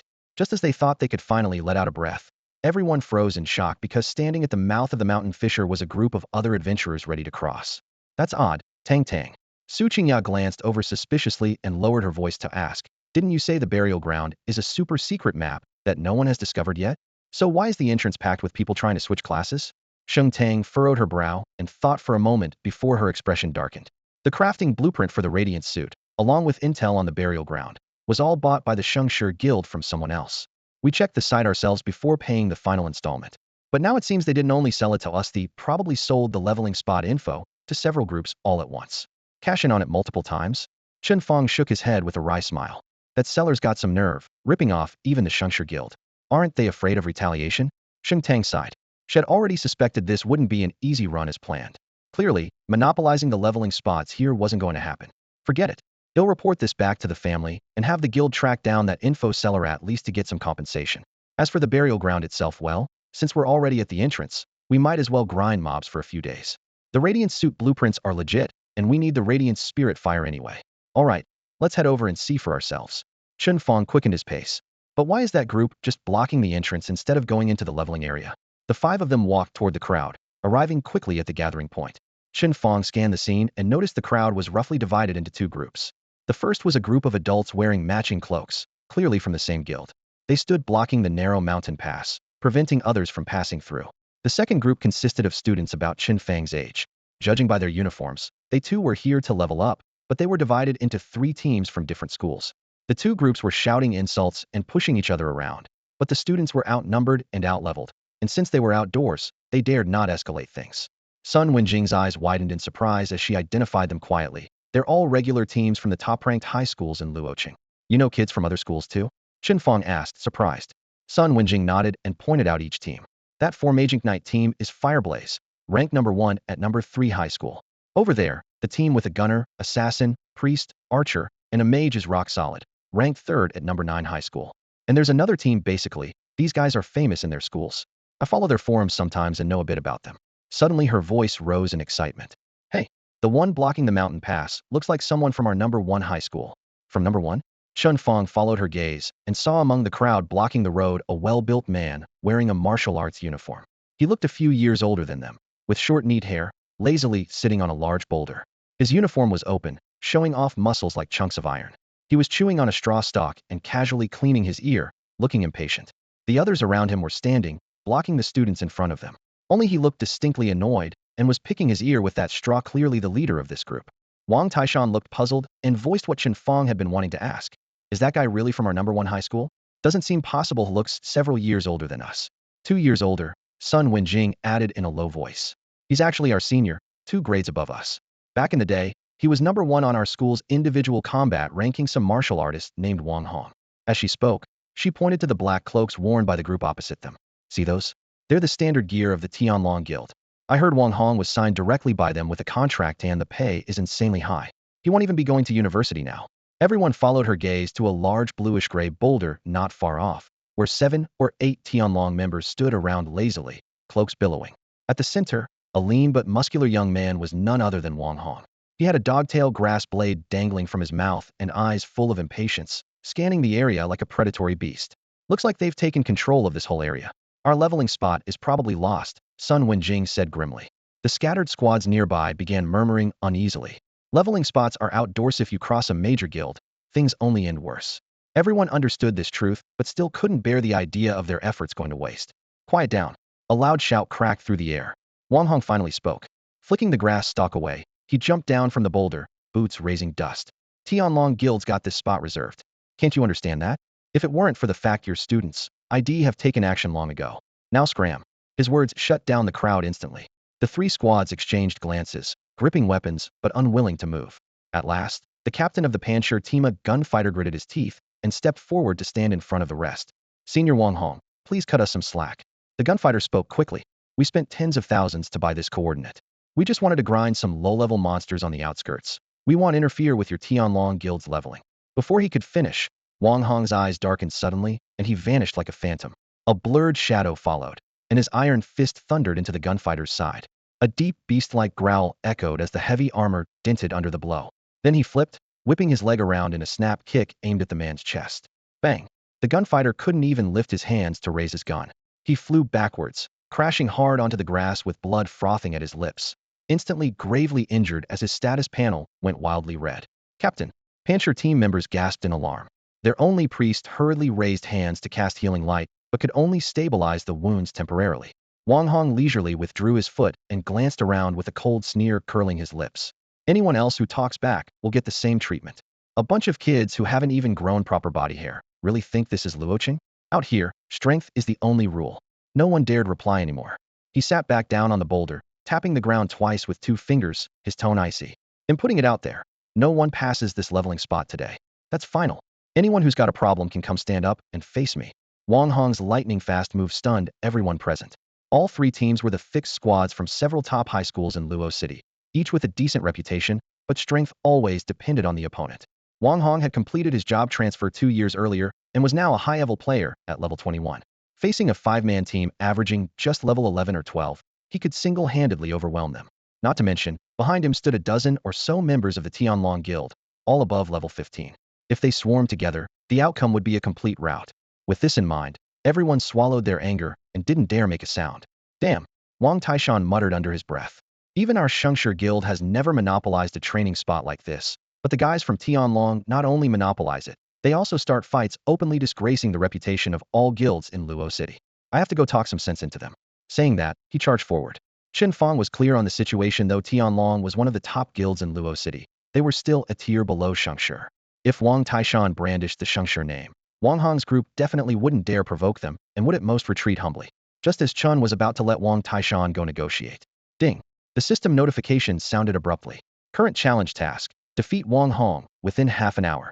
Time remaining, 29 minutes and 54 seconds. Reward, Mechanical Weapon Branch Artificial Intelligence Module Red Quality. Attributes, Spirit 50. Additional skills.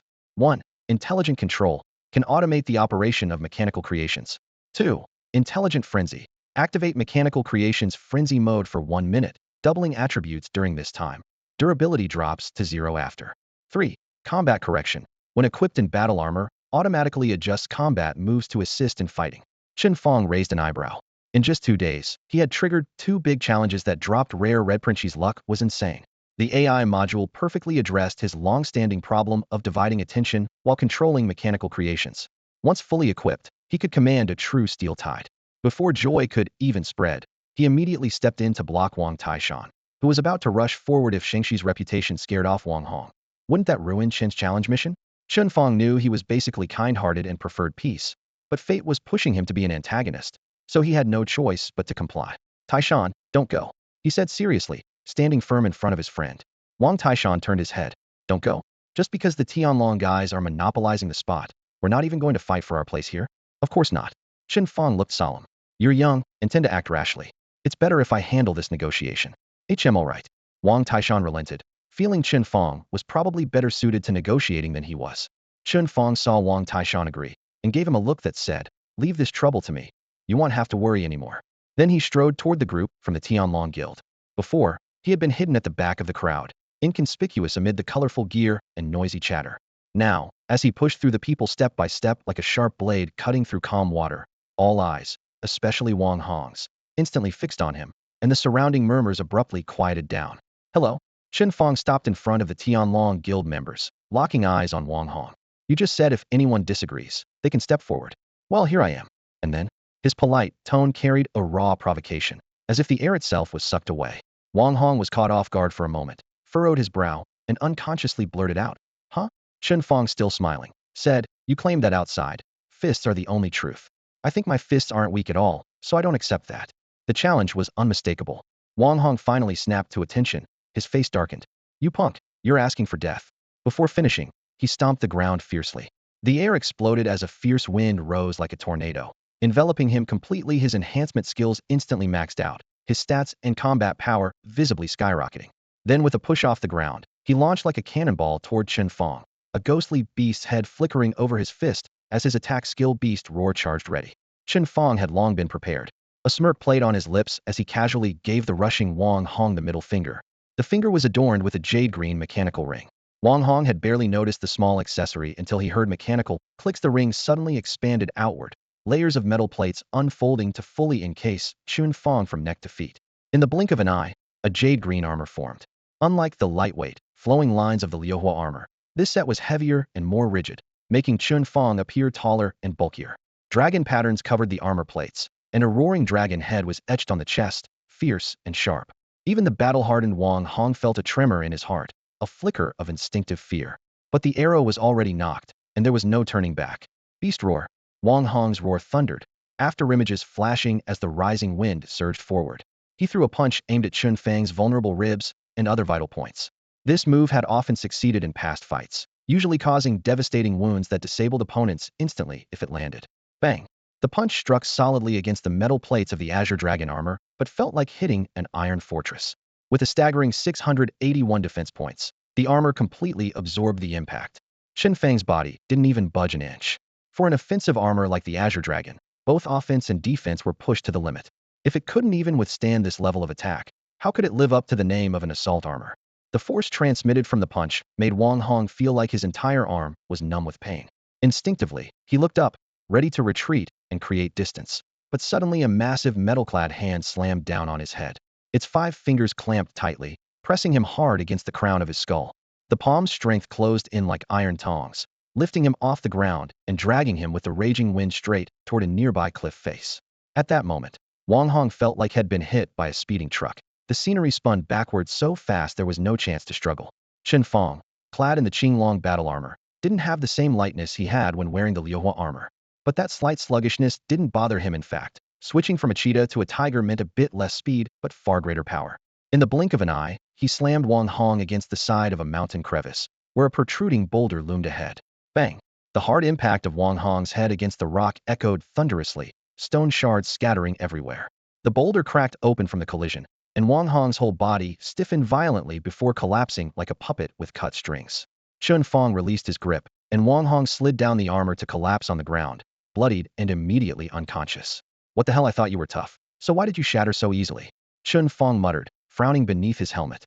He silently thanked his restraint at the last moment, otherwise he might have caused a fatal accident. A level 21 player should have decent gear stacked up. So how was he so fragile? If Wang Hong really ended up incapacitated, and then Chen Fang admitted head hit too hard, it would cause all sorts of trouble.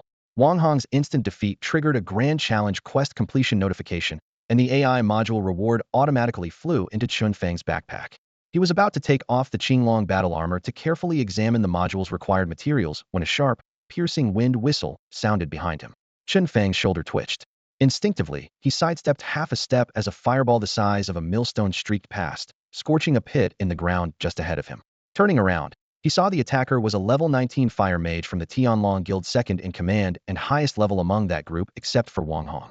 Seeing their leader taken out in one hit rattled them deeply. The failed sneak attack only added to their panic, and the mage shouted with a trembling voice, "How dare he dare touch our Tianlong Guild? Take him down." Raising his staff high, the gem atop it suddenly blazed fiercely, gathering into an enormous, blazing inferno far more powerful than a regular fireball, the spell Liang Scorching Sun. Whoosh! The blazing sun trailed a fiery tail as it thundered toward Chen Fang, the heat wave rolling over the mountain wall, turning it a fiery red. So this is the negotiation that brat Chen Fang was talking about? Not far away, Su Qingya felt her scalp go numb. She drew her violet rifle and started sprinting forward to support him. But she had barely taken 2 steps when she heard a familiar voice from behind the blazing sun spell. "Don't come help." Boom. Before the words even finished, a brutal force shattered the blazing sun in midair, fire fragments raining down like shooting stars. Through the fiery explosion, Chen Fang strode out, still clad in his Qinglong armor. The flames flowed across the plates, but couldn't burn or damage them. At some point, he had drawn a massive heavy spear, its shaft as thick as a duck egg, something no ordinary flesh and blood hand could grip steady without the armor's strength. The spear had split into 3 blades like a giant halberd, glowing with a shifting blue light that made it look razor sharp, yet tremendously heavy. The sheer weight of the great spear alone looked to be several hundred pounds, intimidating anyone who saw it. That blazing ball of fire, just now the blazing sun, had been shattered with a single strike from this spear. Despite the spear being as massive as a doorpost, in Chen Fang's hands it felt as light as a twig. His steps were unladen as he suddenly surged forward like a runaway truck, barreling straight toward the mage. The small squad from the Tianlong Guild was made up entirely of young faces, all fairly new members, but officially contracted career changers, sharp and alert in battle. As Chen Fang charged, they quickly took their positions by class. Frontline warriors braced to meet him heat-in, while archers and mages unleashed volleys of arrows, fireballs, and ice spikes. In an instant, their full firepower was focused on Chen Fang. Attacks rained down from all directions, but Chen Fang's eyes showed no hint of panic. With one arm he swept the spear, the tail tracing a half arc in the air before he suddenly lifted it high overhead. The next second, the spear tip drove down with violent force. Earth shatter. Boom. With a low roar like distant thunder, a visible ring of energy surged explosively outwards from Chen Fang's center. The ground within 30 meters trembled as if battered by a heavy hammer.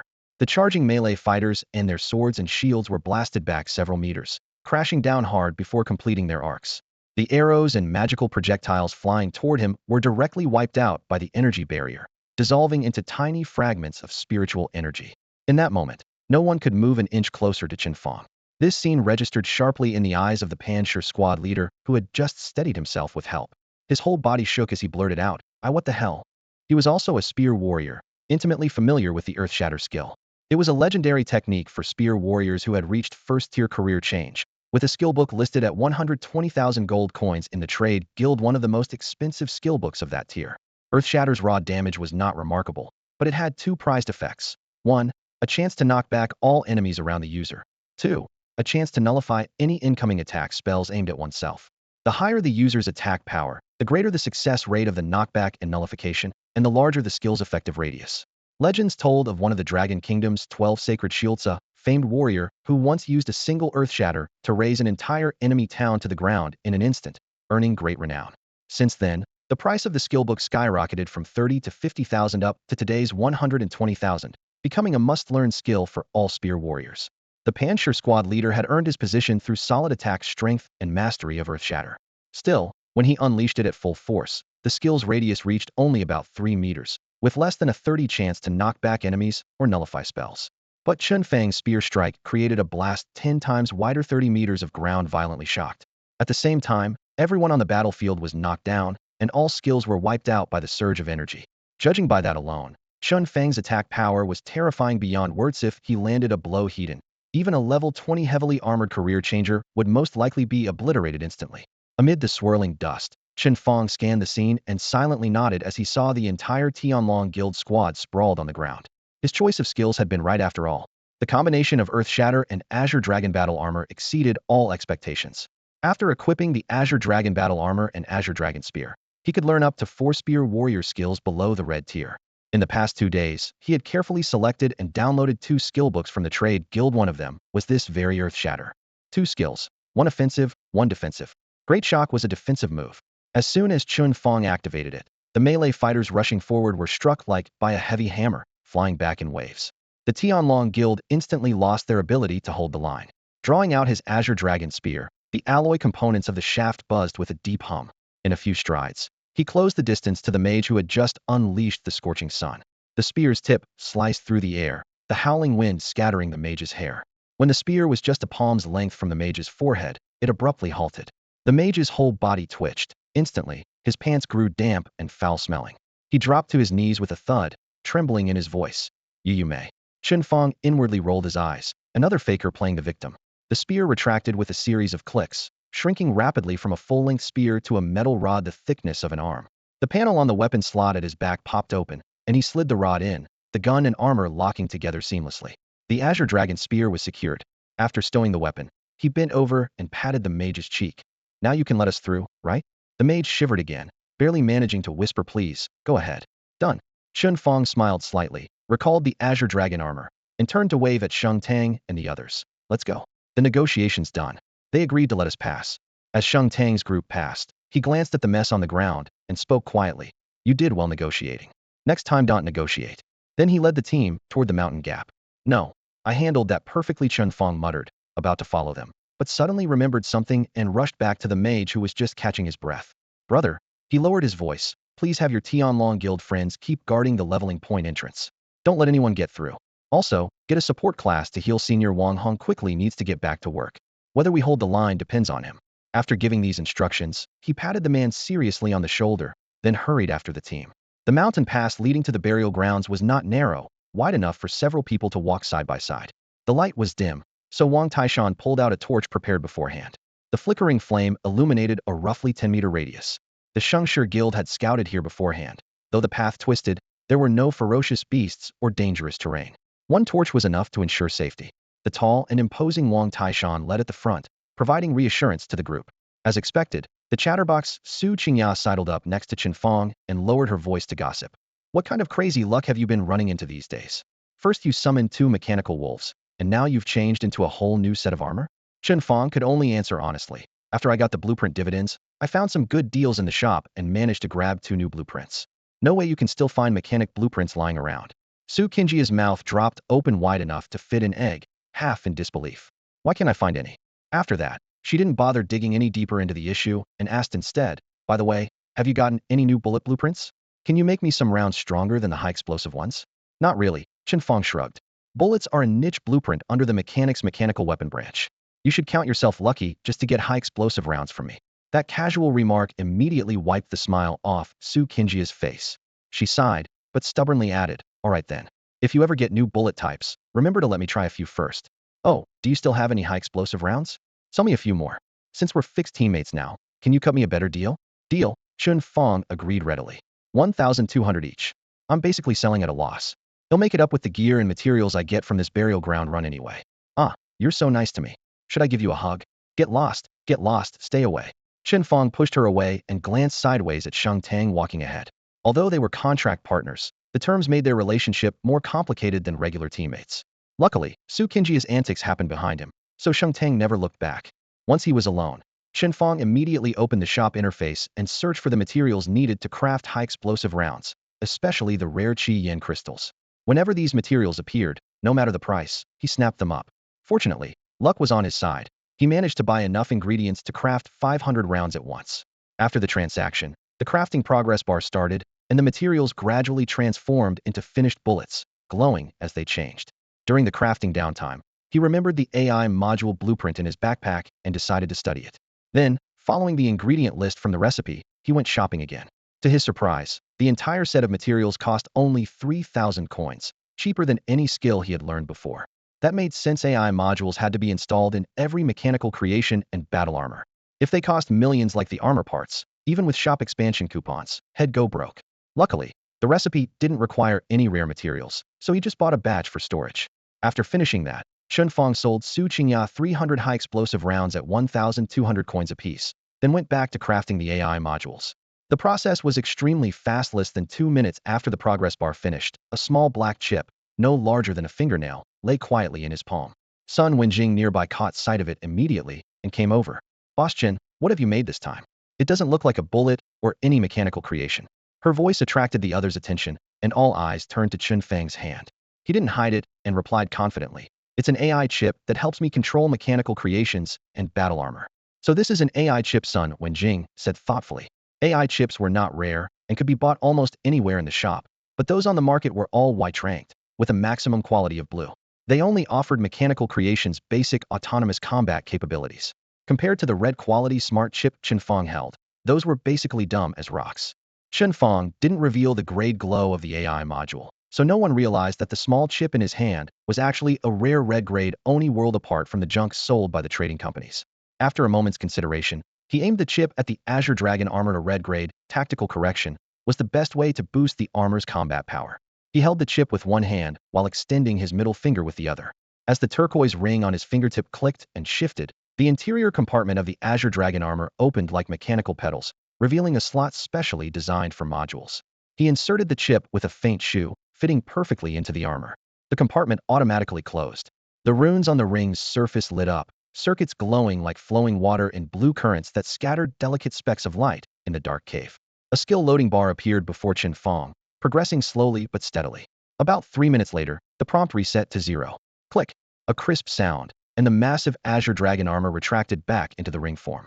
Then a slender beam of light projected upward from the ring, weaving into a semi-transparent robotic head, smooth shell, huge black eyes blinking frequently, resembling the friendly Baymax. A neutral mechanical voice came from the ring, startling Su Qingya and the others. AI module installation complete. I am your artificial intelligence unnamed. Please assign me a name to proceed with AI assistance. The cave fell suddenly silent. Wang Taishan's eyes widened as he stared at the hovering projection, blurting out, "No way. It actually talks? Fang, you're amazing." Su Qingya nudged Sun Wenjing's arm gently. Fledgling scholar, have you ever seen a talking mechanical creation? Adjusting her slipping glasses, Sun Wenjing shook her head repeatedly. No, never. I only know AI modules assist with controlling mechanical beings, but talking? I've never heard of that. Seeing everyone's shocked expressions, Chen Fang was already prepared. A red-grade AI module like this was probably unique in the entire world. After all, no one else had the grand challenge system to earn such a rare blueprint. Clearly, this module could generate a virtual personality to help control it, and the first step to activation was naming it. What should he call it? He hesitated, 1,000 names flashing through his mind until he finally slapped his palm decisively. Got it. From now on, you're Xiaoshou Tongxue. At those words, everyone's eyes flickered with surprise. Chen Fang cleared his throat awkwardly, explaining, "Actually, I thought Xiao AI Tongxue sounds nicer, but..." Before he could finish, the mechanical voice inside the ring replied automatically. "Confirmed. My name is Xiaoshou Tongxue. Xiaoshou Tongxue will serve as your artificial intelligence and protect you." The projection blinked its large eyes, playfully cute, then transformed into a beam of light that shot back into the ring. All set. Meet Xiaoshou Tongxue. At Chen Fang's call, the bronze battle armor transformed into a ring that immediately began to glow, accompanied by the voice of classmate Xiaoshou. "I'm here. Do you need me to help control the mechanical creations Dog Egg 1, Dog Egg 2, and the 2 unnamed wolf mounts? Okay." Xiao Shou promptly reported, I detected that Dog Egg 1, Dog Egg 2, and the unnamed wolf mounts do not have AI modules installed. I cannot take remote control. Would you like me to manufacture and install AI modules for them? You can produce AI modules yourself? Chen Fang was taken aback. Of course, Xiao Shou replied with a hint of pride in the tone. As long as you supply the materials, I can manufacture mechanical constructs, weapons, and battle armor. It just takes a bit longer. I hope Master won't mind. This unexpected capability brightened Chen Fang's eye. She could finally delegate the tedious tasks of crafting bullets and modules to Xiao Shou and free up his own hands. He immediately ordered, then please give it a try and install the modules on them first. With that, he called the team to continue moving forward, leaving the manufacturing task to Xiao Shou, who was now busy loading. 15 minutes later, all 5 AI modules were completed and swiftly installed on the 4 wolf mounts and the flowing fire battle armor, without Chen Fang lifting a finger. From then on, all the mechanical constructs and battle armor were linked into an invisible neural network by Xiao Shou, making Chen Fang's controls smoother and more efficient. By then, the group had emerged from the narrow mountain crevice and reached the far side of the Black Mountain Range. Before them lay a vast valley cradled by dark mountains, a place seemingly cut off from the world and inhospitable to life. The trees and rocks within the valley were a deep ink-black shade. Thin black mist clung to the ground and flowed like a living thing, and even the faint sunlight struggled to pierce the cold gloom. Crack! Sun Wenjing had just taken a step when the sole of her boots sank into soft, damp earth, and something brittle snapped underfoot. She looked down and saw a long-decayed skeleton half buried in the mud, with bones so fragile it crumbled at a touch. Ah! She gasped in surprise and quickly stepped back, catching herself on Sheng Tang behind her. Sorry, Sun Wenjing's face turned pale as she tried to regain her balance. Wang Taishan stepped forward, picking up the crushed bone fragment and glancing at it. It's the remains of a fierce beast. The creature was killed but hasn't decomposed fully yet, which means the Dragon Guild probably hasn't been here long. The trail likely leads over there. Su Qingyao pointed towards some broken battle scars, adding to Wang Taishan's observation. Sheng Tang examined the scattered footprints on the ground and tapped his chin thoughtfully. The Bone Burial Area's map is large. Let's take another path instead of forcing a confrontation. No one objected. So the group changed course, venturing deeper into the heart of the Bone Burial Grounds. Somewhere in the burial grounds, a broken minecart lay scattered haphazardly in the pitch-black tunnel, the air thick with the smell of ash and rust. A 5-member team, averaging level 13, was locked in close combat with a dozen or so level 15 elite beasts, the skeletal miners. The skeletal miners' bodies were nothing but rotting, blackened flesh stretched over bare bones. They moved slowly but relentlessly. Raising their rusted iron picks, they swung down heavily, the pick tips slicing through the air with a deafening whoosh. In the other hand, they held flickering lanterns whose eerie white flames threatened to break free at any moment, erupting into fireballs the size of fists and blasting toward their enemies. These monsters' deadly mix of physical and magical attacks was rare enough, and most adventurers had to proceed cautiously. Yet this team faced them with calm and steady resolve. All 5 were rare combat class players, their purple tire gear shimmering with a cold gleam under the faint light. At the front, 2 young men stood shoulder to shoulder, one brandishing a heavy shield, the other wielding a massive hammer, forming an unyielding wall that kept the skeletal miners bottled up. Sparks flew as shield met pick, while bone shards scattered with every hammer strike. Just behind them, 2 support players, a young man and woman, chanted continuously, weaving signs with their hands. Their alternating healing glows of emerald green and pale blue bathed the front line in restorative light, dispelling wounds and curses. At the rear was the team's sole damage dealer, a girl clad in a fiery red skirt, clutching a short staff. Her skirt fluttered wildly with the tremors of her spells. Though her oval face was usually gentle and pretty, now her eyes blazed with fury, burning away all softness into lethal focus. Can't hold them back. I told you to bring more people, and you still can't stop them? Wang Hong, are you even trying? Jiang Tiantian hissed through the calm, every word hammered out so harshly it sent chills down the other's spine. The money the Tianlong Guild spent on you, if we fed it to a dog, that dog would still stand guard better than you. On the other end, Wang Hong's voice quivered under her sharp reprimand, sounding like a scolded hound. Miss Jiang, that team that came through is really strong. I couldn't hold them back, especially that engineer. They actually brought a full combat suit. Not just me, several of us attacked together, and that big shock skill they used killed us instantly. Big shock. Jiang Tiantian sneered, her short staff still flashing fiery pillars with every swing like blazing serpents weaving through the monsters. Even the higher-level skeletal miners let out hoarse screams as the flames seared them, their limbs charred and crumbling into wisps of smoke that drifted away as experience points.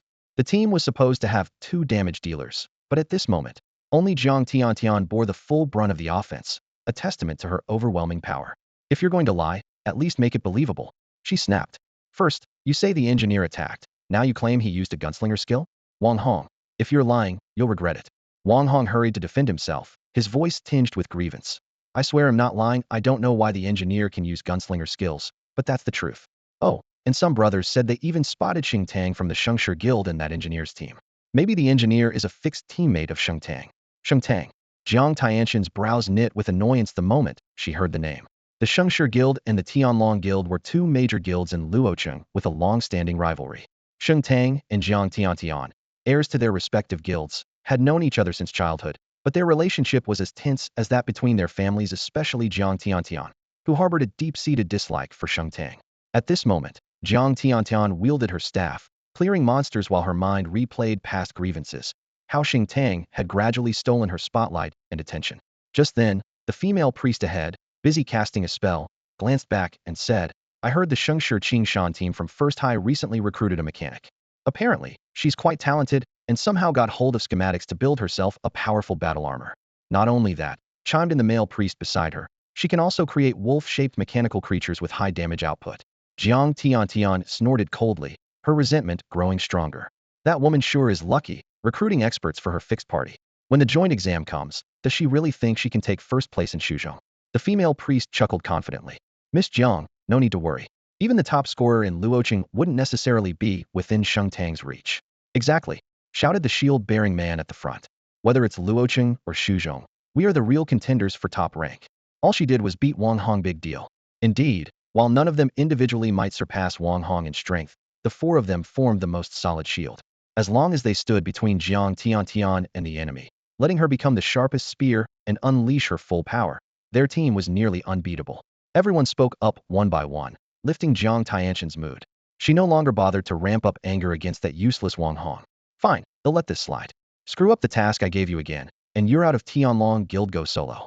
Yes, I promise there won't be a next time. Wang Hong smiled nervously, finally relieved. But he couldn't help adding, however, Miss Jiang, since the Shengshi Qingshan team has entered the bone burial grounds, won't that affect your leveling? Of course it will. Jiang Tiantian raised her voice. But what can you do? Since that woman is here, just pray I don't run into her. Otherwise, I'll make sure she knows exactly how fierce I am. You stay by the entrance and don't let anyone else in. Nothing else concerns you. Got it. Wang Hong agreed meekly, until Jiang Tiantian ended the call. By this time, all the skeletal miners they had drawn in were burnt to ashes by Jiang Tianxin's flames. Among the charred corpses lay some crafting materials and an item. The shield bearer at the front stepped forward, gathering the materials one by one, but leaving a few stones glowing with white flames untouched. The hammer-wielding man picked up the equipment, ran his finger over the stats panel, and beamed with delight. No wonder this map hasn't been explored. It's so rich. Killing small mobs even drops blue-grade gear. You lucky dog, your luck's unbelievable. The shield-bearing man shook the dull, lifeless scraps in his hand, his face full of resentment. When it was my turn to pick up gear, all I got were worthless white items. But when it's you pull out blue-quality gear just like that? TCH, ugly people always have bad luck. The hammer-wielding man laughed loudly, stuffing the equipment glowing faintly with blue light into his backpack, proud as a kid who'd just stolen treasure. Jiang Tiantian, who had been walking ahead, was utterly uninterested in this junk scavenging contest and had already left her teammates by more than 10 meters. Seeing the two players in front hadn't caught up yet, she suddenly looked back, furrowing her brows. You two, finish grabbing your stuff and catch up quickly. No dawdling. Oh, we're coming. They hurriedly fell silent and jogged forward, weapons in hand. But just 2 steps out, their feet suddenly gave way beneath them. They froze simultaneously and looked down. Black mist. Threads of dark vapor slithered along the ground and crept up their ankles, wrapping tightly around their calves like spider silk, silent, but chilling to the bone. The shield-wielding man's face instantly went pale as he lowered his voice and yelled to Jiang Tiantian. It's back. Jiang Tiantian and the 2 priests behind her immediately tensed, snapping their heads around. The black mist continued to spread, not fast, but sticky like a dark web unfolding slowly. A chill ran down Jiang Tianxin's spine. As she retreated, she whispered urgently, Get over here. Move quietly, don't alert it. The 2 in front were sweating cold bullets, carefully pulling their feet free and inching toward the group step by step. Finally, they escaped the mist's grasp. Without a moment to catch their breath, Jiang Tiantian yanked them close, rummaged through her bag, and pulled out a bottle of silvery gray powder. She shook it over their feet. As the dust settled, the 5 figures instantly became semi-transparent, with occasional slight distortions flickering through them. This was a one-time group invisibility item. Though not as effective as an assassin's stealth skill, It was enough to hide their shapes and aura. As long as they remained still, they were safe. In the next instant, the black mist surged like a tidal wave, engulfing them completely. Fortunately, no sign betrayed their presence. The five dropped to their knees, slowed their breathing, their heartbeats pounding so loudly it felt like it might burst out of their chests. Thud, thud, thud. The ground began to vibrate rhythmically. From deep within the mist, a massive, roughly 5-meter turtle shadow slowly took shape. Muscles coiled like twisted vines, but no head was visible, only a vague humanoid form. The fog was too thick and the distance too great for Jiang Tiantian and the others to make out details, nor did they dare. The pioneers from the Tianlong Guild had first encountered this creature here and lost 2 lives to it. Thud, thud, thud. The heavy footsteps moved at a steady, unhurried pace, as if on patrol. Luckily, it was just passing by and didn't charge at them. They passed within about 100 meters of each other, the footsteps growing distant. The black mist began to recede. The dense black mist stretched out like the monstrous creature's tentacles, moving with it, and just happenstance enveloping Jiang Tiantian and the others. Only after the black fog and heavy footsteps faded into the distance, as the creature walked far away, did Jiang Tiantian finally exhale deeply. She brushed the dust off her collar and dispelled the invisibility powder, revealing her slender figure once more. The other 4 teammates appeared one after another. Ripples flickered faintly in the air as their forms gradually solidified. Miss Jiang, this place has plenty of monsters and experience, but it's way too dangerous. The hammer-wielding man, who had just found a piece of blue-grade equipment and was still excited moments ago, now had sweat soaking his forehead. His voice trembled as he recalled the earlier scare. If that thing had found us, I'm afraid. Shut up. Jiang Tiantian snapped coldly, her face slowly regaining color. The foul corpse-seemers give off obvious black mist and heavy footsteps when they get close. As long as we stay alert, we can avoid their patrol routes. If we give up this leveling sanctuary, how will we compete with the candidates from Luocheng, or even from Shu? The hammerman opened his mouth, but hesitated. The female priest forced a smile to reassure him. Don't be afraid. We came here because we studied the corpse-seemers' patterns. As long as we avoid them, this place is actually pretty stable. Remembering the earlier agreement that all loot below purple grade goes to the 2 frontliners, Hammerman's greed grew stronger.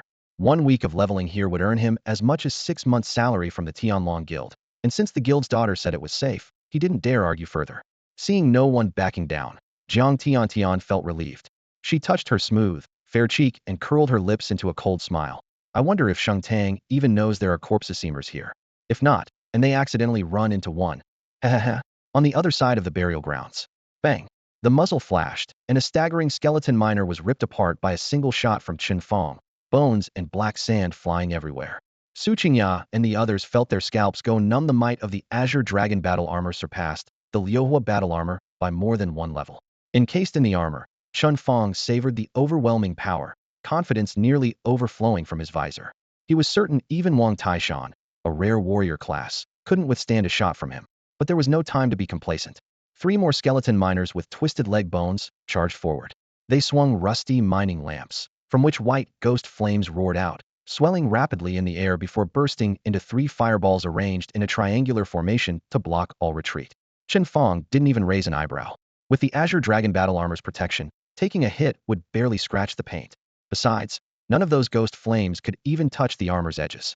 He aimed his gun straight at the fire and shouted inside his armor cabin, "Xiao Shou, adjust for close combat." A sharp, crisp voice sounded from inside the armor. Don't worry about the fight, classmate. Xiao Shou has your back. In the blink of an eye, 3 blazing fireballs blazed dangerously close. Chen Fang's eyes reflected the flames, and suddenly a subtle but precise push and pull force shifted his balance inside the armor. The fireball's surfaces roared with swirling flames, seemingly sealing off every escape route, yet meticulous calculations had left a slim chance. Xiao Shou's combat adjustments magnified that opening, and Chen Fang instantly merged with his battle intent, tilting his body like a fish darting over the crest of a wave. He slipped through the gap between the fire. This kind of battlefield intuition would earn the respect of even 3rd and 4th-tier melee masters. The lingering heat from the fireballs hadn't yet dissipated when Chen Fang broke through the wall of flames, closing to within a dozen meters of 3 skeletal miners. In the next moment, he surged forward. His Azure Dragon spear flickered with icy cold light in his grasp as he swung it in a wide arc. What looked like a casual stab was refined by the armor's support into a steady and ruthless strike. The spear's blade whistled as it precisely severed the first skeletal miner's head, hitting the weak spot. Crimson and ash-white splattered, but the miner's lantern remained untouched. Sun Wenjing had already confirmed that preserving the lantern increased the chance of triggering the radiant spirit flame. As Chen Fang withdrew the spear, He spun on his heel and kicked off the ground, soaring halfway into the air. Powered by the Azure Dragon armor, his knee came down like a heavy hammer, crashing onto the second skeletal miner's skull. With a dull crunch, the beast's skull shattered and its body collapsed. Before Chen Fang landed, he flicked his wrist, flipping his grip to reverse, and the spear transformed into a black meteor streaking downwards. The last skeletal miner was slow-witted and unexpectedly rushed in instead of retreating, swinging his iron pickaxe in a desperate counterattack. But as the pickaxe swung over his shoulder, the spear's gleaming tip, fueled by gravity, smashed down. Its savage force instantly pierced the skull, snapping the brittle shell as if it were paper. Bang! The spearhead slammed into the ground, blasting black earth outward and leaving a crater over 2 meters wide. Only the miner's still gripping lantern arm slipped weakly over the edge. Chen Fang lifted his foot to kick the spear's shaft free, and with a sharp metallic scrape, the spear withdrew. Rolling earth and sparks left dark gray smudges along the temper-hardened spear. He flicked his arm, bringing the Azure Dragon spear back into a firm grip. No way. Wang Taishan, clutching his Peking staff, stood frozen. As a melee specialist, he knew better than anyone the value of those 3 moves just now, from the near-impossible dodge through the fireballs to the seamless thrust semi-kill combo. Every step was flawlessly executed. Not only him, even the high-ranked second career experts from the Shengshi Guild would find it hard to do better. Back in the Peking Hive, Chen Fang's hand-to-hand skills had been nowhere near this level. With an AI module installed, Chen Fang easily outclassed him by hundreds of leagues, nearly bringing him to tears on the spot. Wang Taishan had honed his fighting skills through nearly 100 grueling battles at number 1 high school, yet in just a day and night, he was left so far behind, completely crushed, that a mix of emotions swirled inside him. Who could bear such a blow? He even entertained an absurd thought. Maybe he should let Chen Fang carve open his head and implant a chip while he was at it. Was hard work really worthless in the face of talent? With that, he sighed quietly, completely losing the motivation to keep leveling up. One person's sorrow and joy rarely resonate with another's. While Wang Taishan was downcast and dejected, Chen Fang was on a high. After battling countless times, he had finally grasped just how insanely powerful Xiaoshou classmates' near-cheating combat corrections really were. A melee fighter's strength comes from 3 parts: attributes, skills, and fighting techniques, which are just as important as the first 2. He recalled the rumors. One of the Dragon Kingdom's 12 sacred shields, known as the Martial Saint, once sparred with the top expert of Yinghai Nation, wearing only level 1 basic gear. After half an hour of close combat and over 200 sword strikes, he failed to even graze his opponent's clothing, eventually breaking the opponent's spirit and forcing a surrender. That was the terrifying power of supreme fighting technique. In the past, Chen Fang had only a set of Azure Dragon battle armor, leading in attributes but only mid-level in technique. But now, with Xiaoshou classmates' motion correction, though he wouldn't claim to be a martial saint, at least by the 4th stage of advancement, no one rivaled his precision and sharpness in hand-to-hand combat. This freely strike while the system autocorrects feeling thrilled him even more, making the experience of donning Azure Dragon battle armor and grappling with ferocious beasts intoxicating. Even though the combination of flame battle armor with a Viper machine gun was steadier output, he was too lazy to switch back. Elsewhere, after sheathing her blade, Sheng Tang finished the fight and bent down to pick up 3 stones burning with white flames. These were the radiant spirit flames drifting from the miner's lamps, the very material she had come for. Once collected, this kind of resource immediately bound to the collector cannot be traded or sold, so the other drops were left to Sun Wenjing to clean up. Only Sheng Tang could handle the radiant spirit flames herself. Pocketing the 3 spirit flames, Sheng Tang looked up at Chen Fang, still caught in the heat of battle, and suddenly said, "When we get back to Luo City, how about you be my sparring partner?" "Partner?" Chen Fang turned, voice serious. "Is there pay?" Sheng Tang paused for a few seconds, then replied, "At the highest market rate for sparring partners too, 800 per hour. Deal. He'll make you the strongest swordsman of our time." Chen Fang immediately agreed, his tone resolute. Hearing this, Sheng Tang was speechless, momentarily reluctant to say more to him. Just then, from the thick black mist ahead, the sounds of mechanical parts whirring and footsteps running approached rapidly. Hearing that familiar voice, whether it was Wang Taishan, Su Qingya, or Sheng Tang, everyone immediately prepared for battle. Then, 2 wolf riders burst out of the black mist, their iron hooves pounding the earth wildly. Behind them, a dozen or so staggering skeletal miners trailed. These were not Godan 1 or Godan 2, nor were they equipped with Viper machine guns.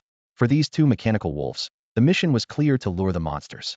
The wolf riders moved far faster than the skeletal miners, deliberately weaving through low rocks to slow their pace and guide the undead in pursuit. The miners occasionally raised their lanterns, condensing white flames into fist-sized fireballs and furiously hurling them at the wolf riders, but the wolves nimbly dodged each attack. Sparks exploded into scattered fragments on the ground. Unlike the slightly stiff control under Chen Fang himself, now that Xiao Shou had taken over, the wolf riders moved like real ferocious beasts. Chen Fang only needed to give brief commands, and this intelligent partner controlled the mechanical creatures precisely. Even from thousands of meters away, the wolves operated without any loss of visual guidance. Once the two waves of monsters were successfully baited, Chen Fang, still hungry for battle, lifted his gun and kicked the ground fiercely, charging toward the larger group of skeletal miners. Sheng Tang glanced at him briefly, then coordinated with Wang Taishan and Su Qingya to take on the enemies from the other side. With combat enhancement active, Chen Fang moved like a battle-hardened martial arts master. Each sweep of his Azure Dragon spear whistled through the air, consecutively blasting off miners' skulls. Bones shattered everywhere, yet not a single scratch fell on him. Meanwhile, Sheng Tang swung his sword, unleashing scorching white flames that seared the undead, causing the skeletal miners to howl in sharp anguish. Wang Taishan and Su Qingya worked in perfect sync, the flashing blades, gunfire, and spells intertwined, swiftly clearing their foes as well. When the last skeletal miner crumbled into white ash, Sheng Tang bent down to collect 11 shining spirit flames.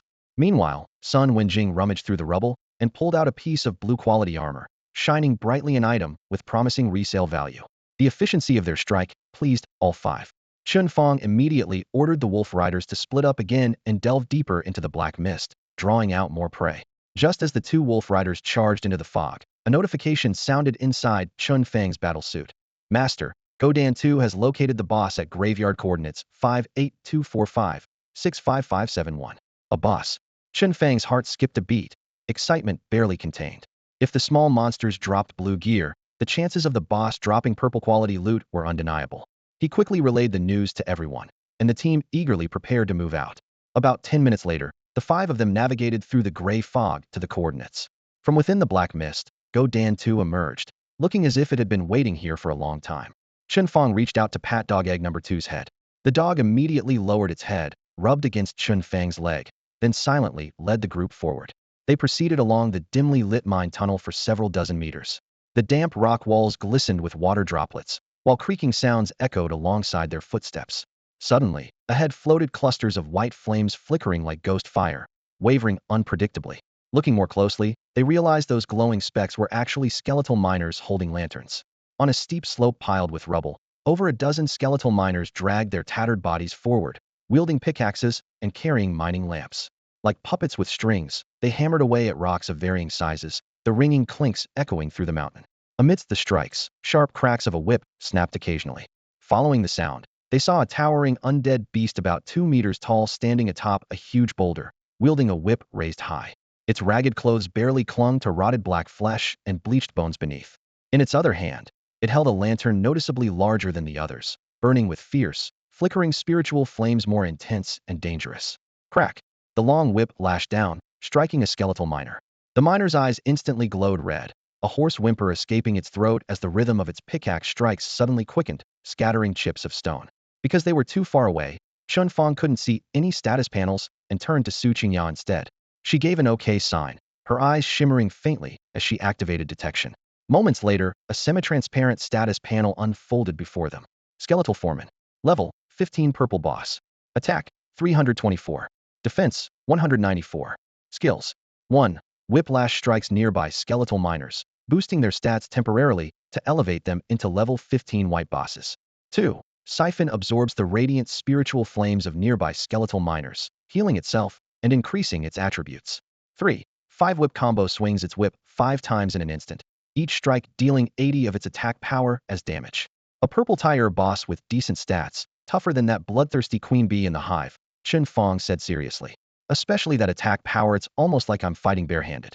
Just shut up already, Su Qingya rolled her eyes, thinking to herself. Who in their right mind has over 800 attack power around level 10? Such an insane early game stat gain means the class will become useless later definitely. Sheng Tang ignored their bickering and turned to Sun Wenjing. Xiao Sun, what can your skills detect? Does this beast have any weaknesses? Checking. Sun Wenjing lifted a faintly glowing holographic book, flipping through the virtual pages quickly. Soon she found a record. The skeletal foreman has no obvious weak spots anywhere you hit. It's the same. The main threat is its siphon skill, which can instantly push it to level 20, transforming it into a level 20 purple tire boss. That's when it gets really tough for us. Sheng Tang nodded. After a day of leveling, she, Wang Taishan, and Su Qingya had all reached level 13, while Chen Fang was level 11. The team's average level was about 12, so facing a level 20 purple boss was definitely risky, at least under normal circumstances.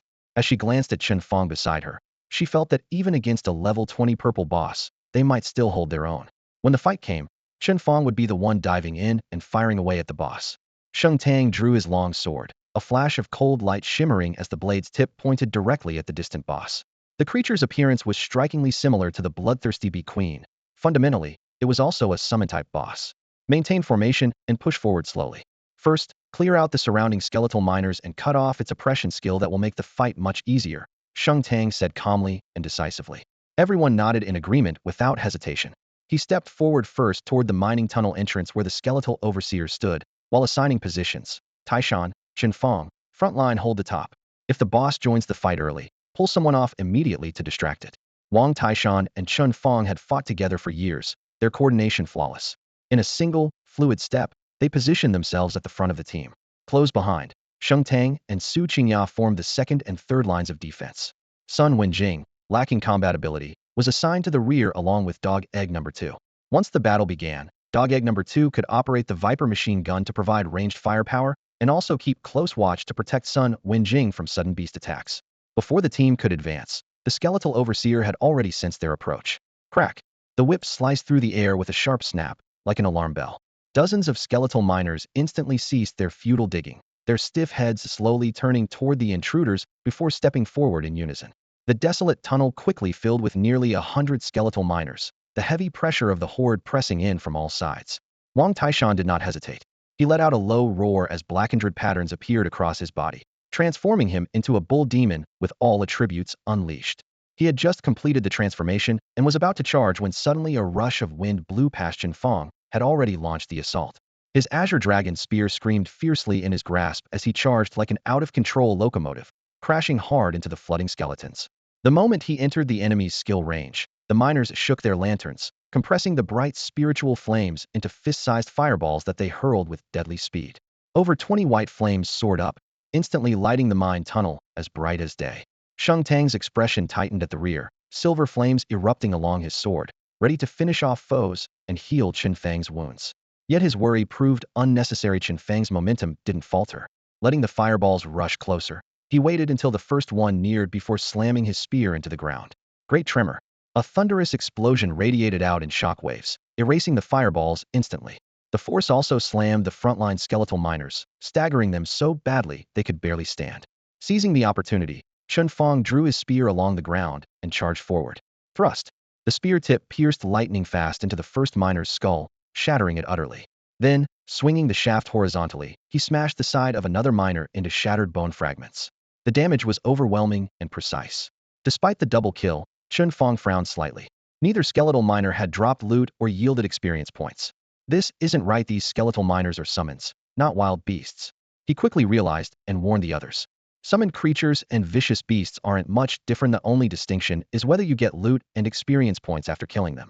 Just like back in the Hive Queen's lair, the hundreds of burly cocoons around the bloodthirsty Hive Queen hatched fierce beasts that yielded nothing upon death. Now, the dozens of skeleton miners swarming in front of him were exactly the same. Cutting them down brought no experience whatsoever. Chen Fang couldn't help but feel a bit regretful. If these were ordinary vicious beasts, the experience alone would be a substantial gain. Since killing the skeleton miners offered no rewards, he stopped bothering with drop rates and no longer deliberately avoided the ubiquitous mining lamps scattered around. Seeing even more skeleton miners crowding closer, he took a deep breath, gripped his azure dragon spear tightly, and suddenly unleashed his strength. Blazing inferno. The spear swept through the air, tearing it apart with a sharp whistle. Scorching waves coiled around the spear's tip like a fiery serpent, erupting into a dazzling blaze midair. The fire-based area attack, combined with Chen Fang's exaggerated attack power, instantly carved out a vacuum in the center of the crowd. 7 or 8 skeleton miners exploded into charred fragments on the spot, and the ground beneath cracked and curled from the heat. This was a new gunner skill he had just learned, a group damage ability he had long lacked, and finally, his weakness was addressed. Meanwhile, on the other side, Sheng Tang, heeding Chen Fang's advice, stopped struggling with the skeleton miners. Her face cold and resolute, she swung her long sword with silver-white flames wrapping it into a crescent-shaped slash that swept through the enemies. The skeleton miners were pushed back by the force of her blade, flames clinging to their bones and the stone floor, sizzling and burning amidst their agonized screams. Her damage output was even fiercer than Chen Fang's. Moo. Wang Taishan roared, charging out from beside Chen Fang. His Hive King staff slammed repeatedly, blocking attacks while striking his Hive King poison into the enemy bones. With their defense weakened, Su Qingya fired back, and nearly every 2 shots could dismantle a skeleton miner completely. The 4 warriors from Shengshi Qingshan stood like a rocky reef, crashing headlong into the surging beast tide, yet shattering their foes against themselves. In their initial clash, a full quarter of the skeleton miners were reduced to scattered bones in an instant. The brutal scene stirred the skeleton overseer behind them. From its throat came a bellows-like roar before it whipped its long iron chain fiercely. The iron whip extended violently, the shadow of the chain dancing wildly, striking precisely the skeleton miners under its command. Those hits saw blood erupt from their eye sockets, and their bones crack and swell. In moments, they grew towering over their companions, their stat panels all upgrading to pure white rank boss. One such newly empowered skeleton miner boss stood right in front of Chen Fang. He barely glanced before shooting out the Azure Dragon Spear like lightning. The first thrust pierced through the chest bone. The second strike sliced horizontally, shattering half the corpse. The level 15 white rank boss collapsed with a thunderous crash. Single-handedly facing such a foe, Chen Fang remained perfectly confident, not bothered by being surrounded. However, Wang Taishan lacked Chen Fang's godlike burst. Now, surrounded by 2 BOS-level skeleton miners, the pressure on him suddenly intensified. Wang Taishan swung his Be King staff with fierce momentum, clashing against the iron picks of 2 boss-level skeleton miners. The metal rang out sharply with each impact. Amid the intense clang of battle, more skeleton miners surged forward, wielding rusted chisels and flails. Their relentless assault crashed against Wang Taishan's armor like waves battering ashore. Thanks to his high defense stats and the healing from the silver flames beneath his feet, Sengtang's Flameshi barely held his ground. Without that fiery protection, he would have been torn to shreds long ago. What made things even more difficult was the skeleton overseer in the back row, continuously cracking his whip. With a sharp snap, he could empower ordinary mobs into tougher boss-level miners. If Wang Taishan were surrounded by 5 or more bosses at once, even his wall of defense would be forced to retreat. Just as the pressure mounted to a breaking point, a blast of heat exploded nearby. Chen Fang's heavenly fire engulfs the plane swept past, flames roaring through the air, instantly clearing the skeleton miners around Wang Taishan. Even the 2 boss-level miners were blasted apart into bone shards. Wang Taishan exhaled in relief and grinned at Chen Fang. Thanks. Without pausing, Chen Fang retracted his spear, his eyes locking onto the skeleton overseer, holding the raised mining lamp not far off. We can't let that whip keep cracking. The front line won't hold. Taishan, you and your sister hold off the small fry. He'll cut through the bosses. Don't worry, I've got the front line. Wang Taishan replied firmly, holding his Be King staff horizontal once more as he took his place at the very front, standing tall like an immovable fortress. Chen Fang dashed forward alone into the sea of bones. With the aid of Xiao Shou's combat boosts, his movements became unpredictably a precise strike for each enemy. Everywhere he passed, ordinary miners, and even boss-level skeleton miners fell pierced through in an instant. Within moments, he sliced through the last 2 blocking skeleton miners and reached the skeleton overseer. Sweeping his Azure Dragon Spear in a wide arc, the fierce energy cut through the air. Chen Fang leapt forward with momentum, thrusting the spear straight into the overseer's chest with a thunderous impact. Boom! The purple tire boss was blasted dozens of meters back, crashing into a pile of rubble. But from the vibrations through the spear, Chen Fang immediately realized the overseer's bones were like iron. Though the spear made a bullseye hole, it wasn't a fatal wound. Landing with a hoarse growl, the skeleton overseer's mining lamp flared brightly. 3 nearby skeleton miners instantly softened into black soil, their fiery spirits breaking free and rushing into the overseer's chest with a howl. The corrupt cracks sealed rapidly, and the wound healed as if it never existed. Chen Fang sneered coldly. Let's see if your regen is faster, or my output higher. Before he finished, his spear and body transformed into an azure dragon lunging again. This time, the overseer was prepared. He swung his whip with deadly force, the whip's shadow slicing through the air like a thunderclap. Chen Fang's combat boost sharpened his reflexes to the limit, allowing him to narrowly dodge with a sideways slip step. No pause after the first strike, the second lash of the whip came swiftly after. Just as Chen Fang was about to dodge, he suddenly noticed a brilliant spiritual flame burst from the miner's skeletal overseer's lamp and rush into the whip. In that instant, Chen Fang instinctively realized this strike was no ordinary attack. He immediately shouted a warning. Xiao Shou, watch the combat adjustments. Always ready to respond, Xiao Shou's calm and confident voice came back instantly. Master, rest assured. I will never lose focus when protecting you. That brief reassurance steadied Chen Fang's resolve. In the next moment, flames erupted along the skeletal overseer's whip, raging wildly as they surged forward. The whip cracked like thunder, the air itself seeming to tear apart. Boom, boom, boom, boom, boom. 5 deafening blasts erupted one after another as fiery sparks flickered like fireworks within the dark mine tunnel. This was the skeletal overseer's dreaded 5-star whip combo. Each strike dealt 80 damage individually, but together, if all 5 connected, the total 400 cumulative damage was enough to instantly kill a frontline warrior like Wang Taishan. Confident in his Azure Dragon Armor's defense, Chen Fang refused to test the boss' true power with his durability. Instead, relying on his combat adjustments and Xiao Shou's precise predictions, he nimbly dodged. The first 4 strikes all whizzed past, the flames flickering across his armor's visor, but never even ruffling a plate. The 5th whip suddenly accelerated beyond the limits of his combat prediction.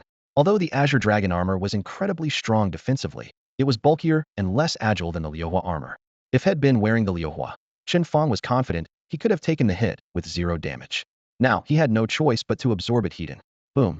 The flaming whip lashed against his breastplate, making the Azure Dragon armor shudder as its durability bar immediately dropped.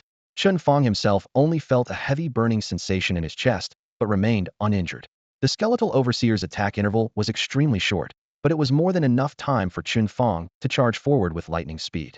With a lance thrust sharp as a dragon's fang, the Azure Dragon spear's cold gleam shot out and struck hard into the skeletal overseer's ribs. Crack! The overseer staggered back 3 steps, a charred crack splitting his gaunt chest. Roar! Furious rage echoed through the tunnel as the skeletal overseer wildly swung his whip again and again. Each strike could smash a boulder taller than a man to powder, but no matter how wildly he lashed out, Chen Fang danced around like a masterful shadow sliding through the night, graceful, precise, effortlessly teasing the enemy. Several rapid thrusts broke open the overseer's skeletal cracks wider and wider, sending fragments of broken bone flying as his combat power plummeted. Sensing defeat, he stumbled backward and raised his lamp high. The spiritual flames flashed wildly once more, and the lamps of the other skeletal miners flared in unison like twinkling stars connecting in a web of light. This was the squeeze skill charging up, gathering the power of all the skeletal miners to simultaneously heal, massively boost attributes, and transform into the complete form. But it was already too late to turn the tide. Chen Fang had no intention of retreating. Raising his right thumb to point at himself, he sneered coldly, "I'm no speedrun, Chen Fang. You go ahead and transform. Strike first, and I'll admit defeat. You transform, he'll go straight for the groin. That's what smart people do." Before the words had even left his mouth, he tensed every muscle for the big move. Earth-shaking, Chen Fang leapt up, driving the Azure Dragon spear down with brutal force. A powerful shockwave burst forth, violently knocking back the skeletal overseer and interrupting its skill. Amid the thunderous roar, dust soared high and rubble tumbled across the ground. Seizing the moment before the shockwave faded, Chen Fang took a step forward, leaving no chance for the overseer to recover. He flicked the tip of his spear, kicking the Azure Dragon spear free from the dirt, then swung it in a wide arc, unleashing another blazing wildfire. Flames roared like burst oil, instantly engulfing the skeletal overseer in searing heat. After the explosion, half of its bony body was shattered to pieces, bone fragments and sparks scattering everywhere. The pain and force sent the overseer hurtling backward, slamming hard against a nearby giant rock with a dull crack. Bones splintered on impact. By now, it could barely stand, dragging its broken skeleton across the ground in futile, sluggish movements as if sinking in quicksand. "Die!" Chen Fang shouted fiercely, his figure blurring as he lunged forward with the spear. There was no flashy move, but the spear's tip shot like a thunderbolt, piercing precisely through the overseer's skull and pinning it against the massive stone behind. The spear handle trembled slightly, the overseer's final health drained completely. A sharp, brief creaking sound echoed as the miner's lantern in its hand suddenly exploded. Dozens of glowing spirit flames flew up, trailing pale white tails as they circled once before falling to the ground as collectible materials. At the same time, 3 differently sized glowing orbs erupted from the overseer's body, floating slowly before the group, awaiting the transferee to reveal their true nature. With the leader dead, the remaining skeletons scattered. The other skeletal miners, having lost their core directive, immediately lost morale. The few temporarily enhanced mini-bosses were swiftly picked off by Sheng Tang and Su Qingya in cooperation. As for the numerous common mobs, even Chen Fang no longer needed to raise a hand. Moments later, all were consumed by the silver flames left lingering in Sheng Tang's sword aura. The dark silver firelit cave fell silent, no beastly roars remaining.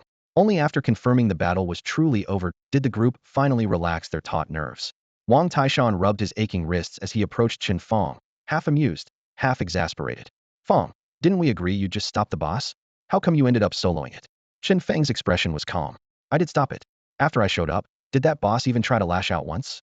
Fair point. Wang Taishan nodded in reluctant agreement, utterly unable to find a comeback. At that moment, Sheng Tang arrived with Su Qingya and Sun Wenjing, carefully gathering every scattered spirit flame into their bags. Once the spoils were collected, Sheng Tang clapped her hands, calling everyone to the boss corpse. Come on, let's see what we got. This burial ground had never been cleared before, so the first kill rewards should be generous. 3 glowing orbs hung suspended, their lights slowly swirling, sparking hope in everyone's hearts. Same as always, MVP gets first pick. Chen Fang. Sheng Tang motioned for him to go first. Chen Fang raised his hand and took the largest orb. He brushed his fingers across its outer mist, dispersing the glow to reveal a dazzling purple light. The 5 all brightened instantly. Purple gear. The drop rate here was far better than the usual tired old dungeons.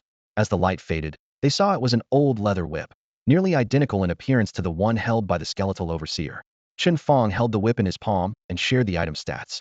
Overseer's whip. Purple grade, level requirement, 15. No class restriction. Attack 51. Spirit 15. Stamina 12. Special, whiplash when attacking allies. Increases all attributes by 15 for 30 seconds. Cooldown 3 minutes.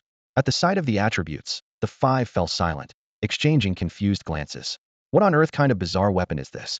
The additional attributes were mediocre at best, but the one unique skill whiplash was actually meant to strike allies.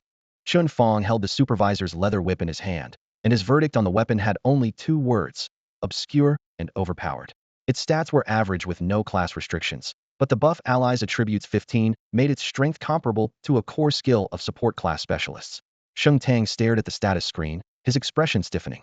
After a moment of silence, he finally muttered, "Actually, this is top-notch. Let's keep it for our own use first." Exactly, Chen Fang nodded. Since it's not limited by class, let Sun Wenjing wield it as a sort of half-support. That way, Sun Wenjing could finally contribute in battle instead of just being dead weight. Wang Taishan scratched his head. But Whiplash has a 3-minute cooldown and can only target one teammate at a time. So who exactly is Xiao Jing supposed to whip? Before he finished, he caught the others exchanging strange looks. Mockery mixed with pity was clearly written all over their faces. Suddenly, Wang Taishan had a lightbulb moment. Wait, you Mianto have Sun Wenjing whip me. What else? Su Qingya almost laughed aloud. An all attributes 15 buff this strong is obviously best suited for you. I only need attack power, Chen Fang quickly added. Giving the other stats to me would be a waste. Plus, I mainly rely on my battle armor. Whiplash isn't that useful for me. But there's still. Wang Taishan tried to bring up his sister Sheng Tang for support, only to be cut off by her icy glare. He swallowed the rest of his sentence immediately. Brother, stay strong. Chen Fang patted his shoulder. This buff means you'll be tougher and hit harder. What's not to love? And you're a bull demon martial monk bull. Whip it fits perfectly, like it was tailor-made for you. Thanks, Brother Chen. Chen Fang grinned as he handed the supervisor's leather whip to Sun Wenjing. From now on, you're in charge of buffing Taishan. When you hit level 15, equip it directly. Got it. Sun Wenjing clasped the whip in both hands, nodding excitedly. Don't worry, Boss Chen. As soon as Whiplash's cooldown ends in battle, he'll be the first to buff Mr. Wang. Wang Taishan's face instantly turned paler than paper. The group stopped paying him any mind as Chen Fang reached out to touch the next glowing orb. A blue light flashed, and a skill book appeared. Blue grade. So low tier, but often more valuable than purple gear because weapons get replaced while skills stick with the class forever. He projected the book's status screen for everyone to see. The moment the panel popped up, the once utterly demoralized Wang Taishan instantly broke into a wide grin. Wild impact. Quality, blue. Class requirement. Monk, Knight. Level requirement, 10. Description. Charge at the enemy. Forcibly stun them for 2 seconds and interrupt their skill casting. Cooldown, 45 seconds. A charge type control skill. The moment the skill panel appeared, Wang Taishan's eyes lit up. For any frontline class, having a charge type control skill is almost a defining line of strength. Only by rushing in and controlling the enemy can one build a solid frontline for teammates, blocking ferocious beasts that might otherwise pounce on the back line at any moment. However, most of Wang Taishan's skills focused on buffs and transformations, completely lacking this kind of aggressive crowd control. How could he not be tempted? In terms of market value, a rare blue skill scroll like Wild Impact could easily sell for 150,000 gold in the trade market, often snapped up immediately. Miss it, and one might never see it again. He rubbed his hands together, smiling sheepishly. I'd like to learn this skill myself. Or, if you prefer, I can sell it at market price and split the money evenly. Chen Fang glanced at everyone and waved it off. We're all on the same team. No need to make things complicated. From now on, whoever needs any loot just takes it, and if no one can use it, we sell it and share the gold. Everyone nodded in agreement. In a fixed party, smooth cooperation matters more than quibbling over every item. It only creates distance. So Chen Fang directly tossed the glowing blue scroll to Wang Taishan. Thanks so much. Wang Taishan kept thanking them, tearing open the scroll on the spot. Blue light flooded into his body, and his skill panel gained a new slot for wild impact. After all the fuss, he ended up the biggest winner. Both rewards landed in his pocket. Su Qingya squinted playfully. That last reward, no way, it's yours too, right? The overseer's whip isn't for me. Wang Taishan quickly denied, which only made Su Qingya laugh even harder. Chen Fang chuckled and raised his hand, wiping away the last shred of light.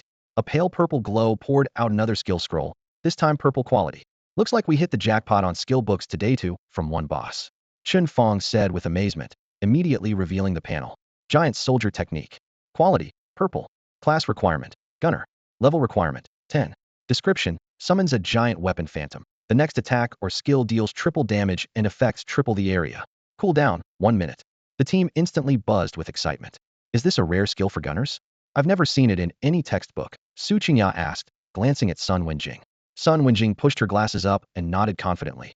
It's definitely a rare gunner skill. Not recorded in textbooks, but historically, a few copies of the giant soldier technique skill scroll have appeared.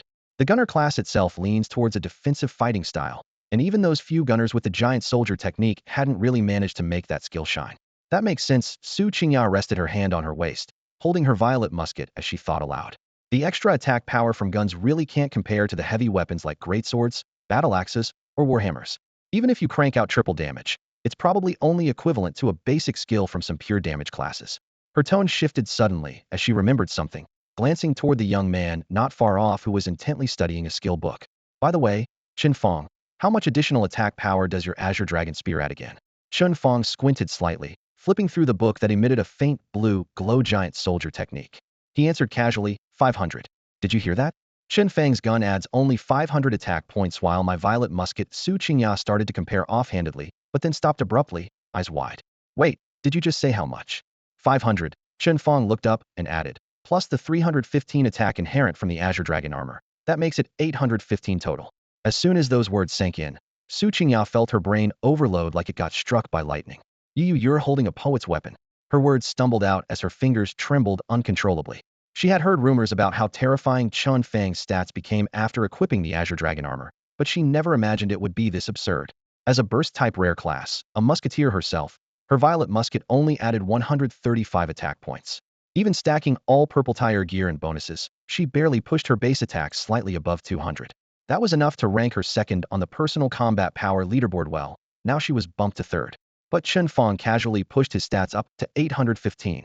Wait, she struggled to stay calm, holding her forehead as she did quick mental math. The Azure Dragon armor lets you learn gunner skills, so you can also learn giant soldier technique. If the triple multiplier applies to your base attack, then one shot of yours deals over 2,400 damage. My god. The world spun around Su Qingya, her breath coming in ragged gasps.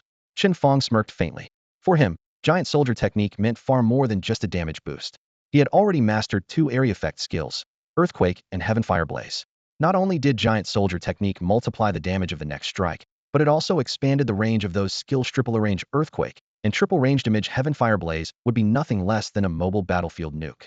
If ID had giant soldier technique against those withered bone overseers earlier, Chen Fang recalled the horde of dark miners. One giant soldier technique plus Heaven Fire Blaze would have turned a third of them to ashes. No need for me to risk diving in for the boss head. Grinning without restraint, he shook the skill book in his hand. They'll be keeping this skill book, hope no one minds? Chen Tang, who had already guessed his intentions, simply gave a small nod. No objections. We agreed to divide loot as needed, right? To get such a rare book right at the start is your lucky break. Huh. Good deeds bring good luck.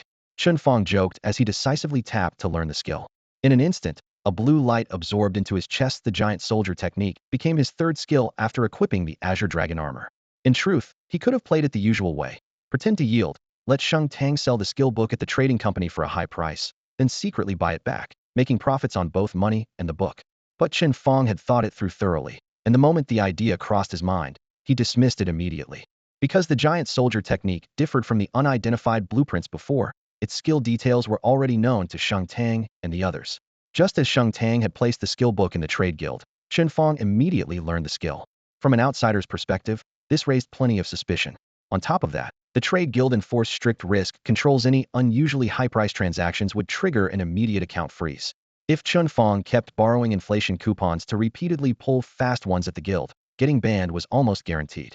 Fortunately, by now he had enough combat power to earn money independently, no longer needing to rely on tricks. After acquiring the giant soldier technique, the group divided the rewards dropped by the skeleton overseer evenly. During their brief rest, Su Qingya suddenly remembered something. That daughter from the Tianlong Guild, I think her name's Jiang Tiantian? She's from middle school 13 and leads a fixed team, the Tianhua squad. I heard they can easily take down boss-level monsters like the skeleton overseer. If we're slow, they might steal a lot of the boss kills on this map, she added. Wang Taishan snorted coldly. That Jiang Tiantian is no good. She even publicly insulted my sister before. We can't let them get any freebies from the bosses. Fang, have your wolf riders scout multiple times and find every boss, then we handle it ourselves. With that, he grabbed his spear and set off to continue searching in the bone burial grounds. But as soon as he stepped down, he suddenly froze. Something sticky was pulling at his boot soles. Looking down, he saw that the ground had become covered in a black mist like silken threads, which wrapped tightly around everyone's ankles. The bone burial grounds were already gloomy, and with nightfall deepening the darkness, no one had noticed when this mist slipped in. What the hell is this? Wang Taishan said with disgust, lifting his foot. The mist stretched into thin strands, but clung stubbornly to his boots. The others noticed too and bent down to inspect. Sheng Tang's expression turned serious as he squatted and pinched a wisp of the mist between 3 fingers, just as a warning sounded in Xiaoshu's voice in Chen Fang's ear. Master, unnamed wolf rider has been damaged. Someone took out a wolf rider? Was it a ferocious beast, or someone who changed classes? Chen Fang raised his head, sharp light flashing in his eyes. A boss-level beast. Coordinates 58851-65132. Chen Fang quickly compared the coordinates and found the target wasn't far in, it was within the area shrouded by this black mist. This fog must have been summoned by that boss. Rather than panic, he grew excited. Running into 2 bosses in a row was extremely rare. Luck was clearly on his side. But just then, the atmosphere suddenly turned tense. Sun Wenjing's face went pale, and her shoulders trembled slightly. Chen Fang's smile faded as he looked at her, confused. What's wrong?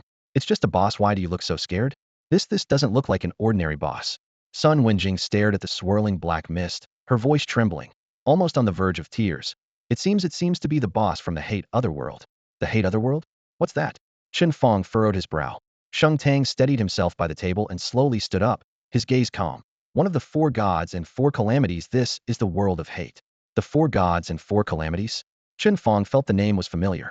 Quickly searching through memories from his past life, he recalled legends of 8 other worlds, each ruled by 4 wicked gods: blessing, praise, desirelessness, compassion, and the 4 calamities: wrath, resentment, hate, and arrogance. These realms are born in opposition to the real world. But no one knew exactly where the 8 gateways were hidden. Too many forbidden lands remained unexplored. It was only after monstrous beasts from the other worlds began breaking into the human world that people confirmed their existence. Beyond this, his previous life as an ordinary student held no more clues. Are you saying there really is a boss from the Hate Otherworld here? Wang Taishan was unusually anxious. But we've never seen beasts from the Hate Otherworld in Luocheng before. Who says they never appeared? Sheng Tang took a deep breath, glanced at Chen Fang, then said carefully, a few years ago, the plague-bone demon that attacked the city's village was actually a boss from the Hate Otherworld. What? Chen Fang tensed all over. Memories flooded back then. The plague-bone demon fell from the sky, and thick black mist cascaded like a waterfall of silk threads, engulfing the village. He painfully remembered watching helplessly as the demon commanded the mist to turn into a dark spell and infect his mother, leaving her with a tormenting, piercing poison curse lasting years. So that black mist was the hallmark of beasts from the Hate Otherworld. No wonder Sun Wenjing and Sheng Tang recognized its origin just from the mist. Su Qingya, knowing Chen Fang's background, noticed his chills and frowned. So the incident in the village back then was actually caused by humans? I heard that otherworldly beasts can't descend at will. Only those who join the 4 gods and 4 calamities cults have the power to open portals and summon them. Sheng Tang nodded. It was indeed caused by humans. It said that followers of the hate cult tore open an otherworldly rift and released the plague-bone demon. The city guards eventually not only destroyed the demon, but also rounded up over 100 hate cult members in the city. She sighed, but apparently, the purge wasn't thorough. Otherwise, how could a beast from the Hate Otherworld show up here again? Chen Fang learned more about the 4 gods and 4 calamities from Sheng Tang and Su Qingya. So you're saying only the Church of Abhorrence can open interdimensional rifts and summon these otherworldly beasts? If the boss monster nearby really is one of those beasts from the Abhorrence dimension, that means believers of the church must have been here before? They're the ones who left the monster in the burial grounds. He quickly pieced the clues together, his mind flashing with insight. The burial grounds coordinates seemed to have been sold repeatedly, but in truth, it was a carefully laid trap.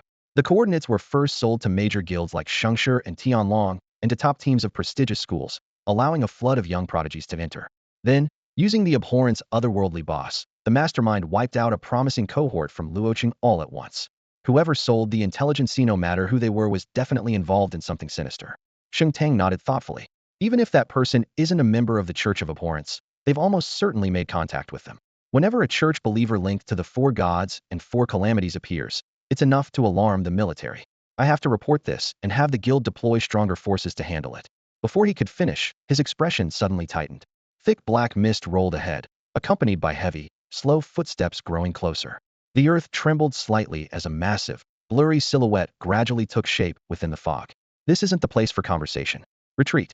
Sheng Tang lowered his voice, urging everyone to tread lightly and especially avoid stirring the black mist beneath their feet. Reading about the infamous 4 gods and 4 calamities in files was one thing, hearing the monster's approach was quite another. Sun Wenjing was gripped by fear, trembling all over. The moment Sheng Tang finished, she nodded swiftly, eager to escape the shadowed area immediately. But Chen Fang remained perfectly still, his gaze locked on the looming giant. He raised his hand, beckoning Su Qingya closer. At this distance, can you see its attributes? If so, share the stats. Su Qingya's eyes widened sharply as she whispered, "No way. Chen Fang, you want to kill the abhorrent, otherworldly boss?" "Absolutely." Chen Fang's gaze was like a blade. "My mom has suffered so much all these years. My anger has nowhere else to go. Now that I know who the killer is, how can I let it go?" Su Qingya opened her mouth, but found no words. Sheng Tang spoke for her. "I don't recommend you take action. Behind every otherworld linked to the 4 gods and 4 calamities, there are large contingents of powerful church believers. If you kill their beast, you'll be left with marks they can't erase." He stepped forward, tone grave. "If the church finds out, you become their mortal enemy.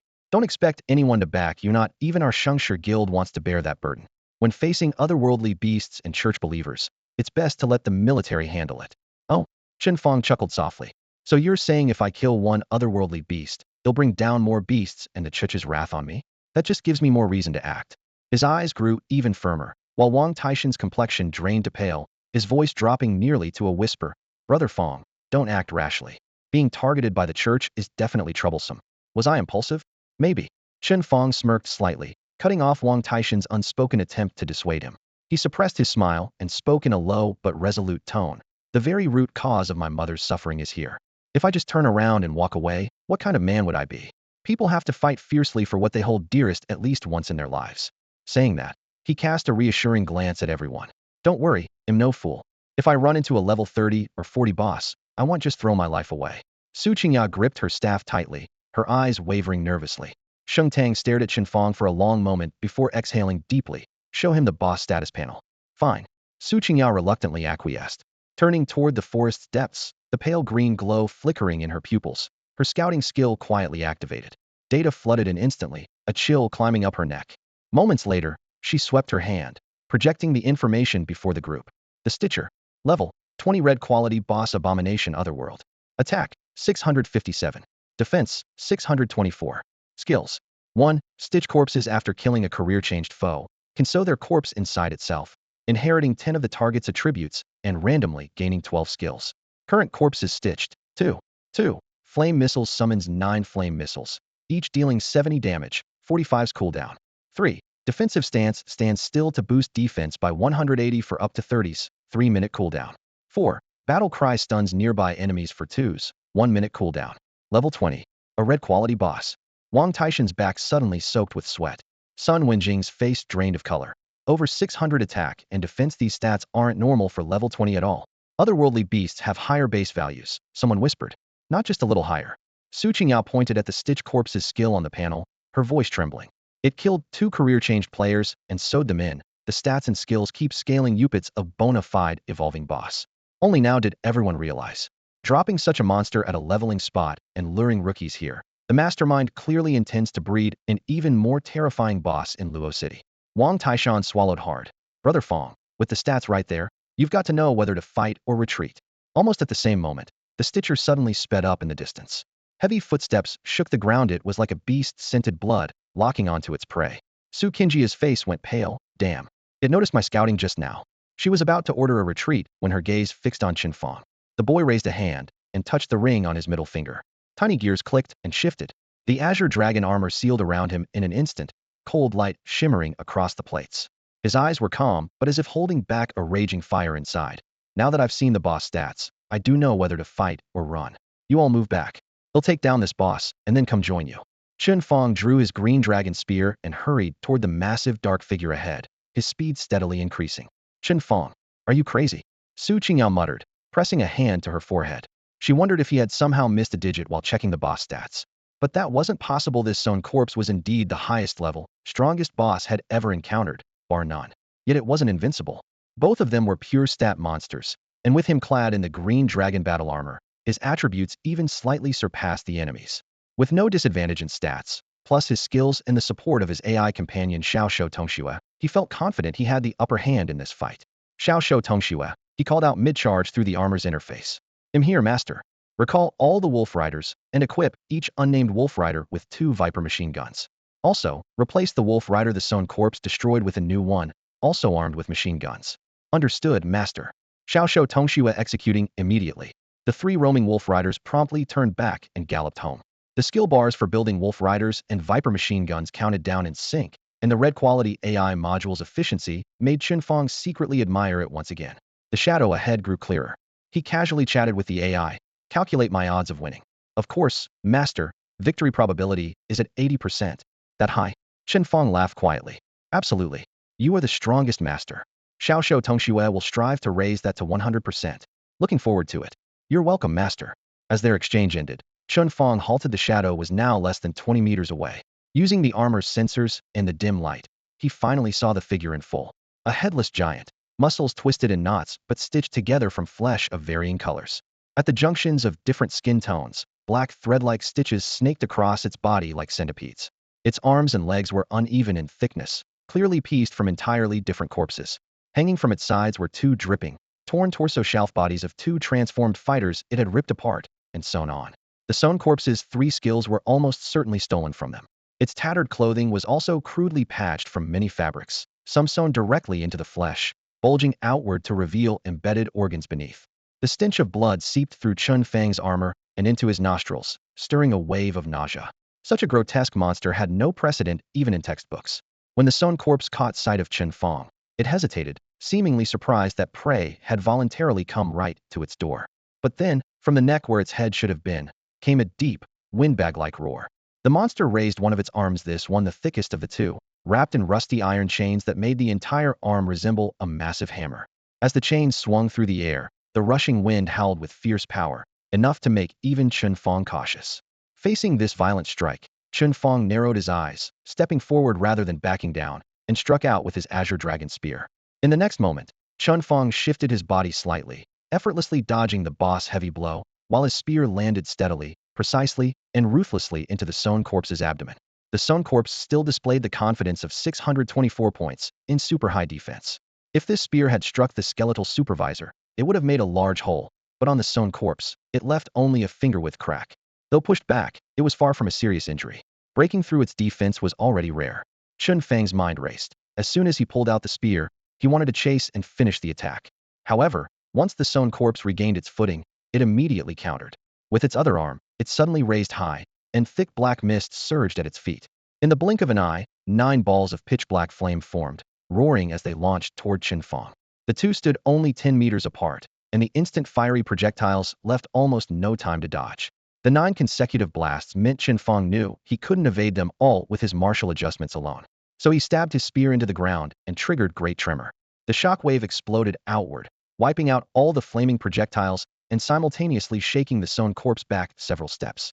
Seizing the momentum, Chen Fang kicked the base of the spear, lifting the azure dragon spear from the ground. Spinning it in his hand, he surged forward like an arrow from a bowstring.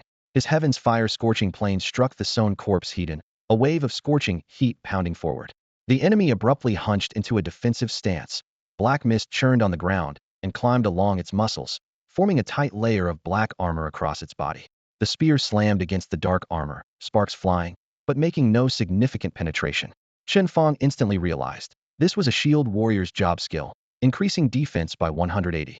The first strike with the azure dragon spear failed without result, causing him to secretly frown.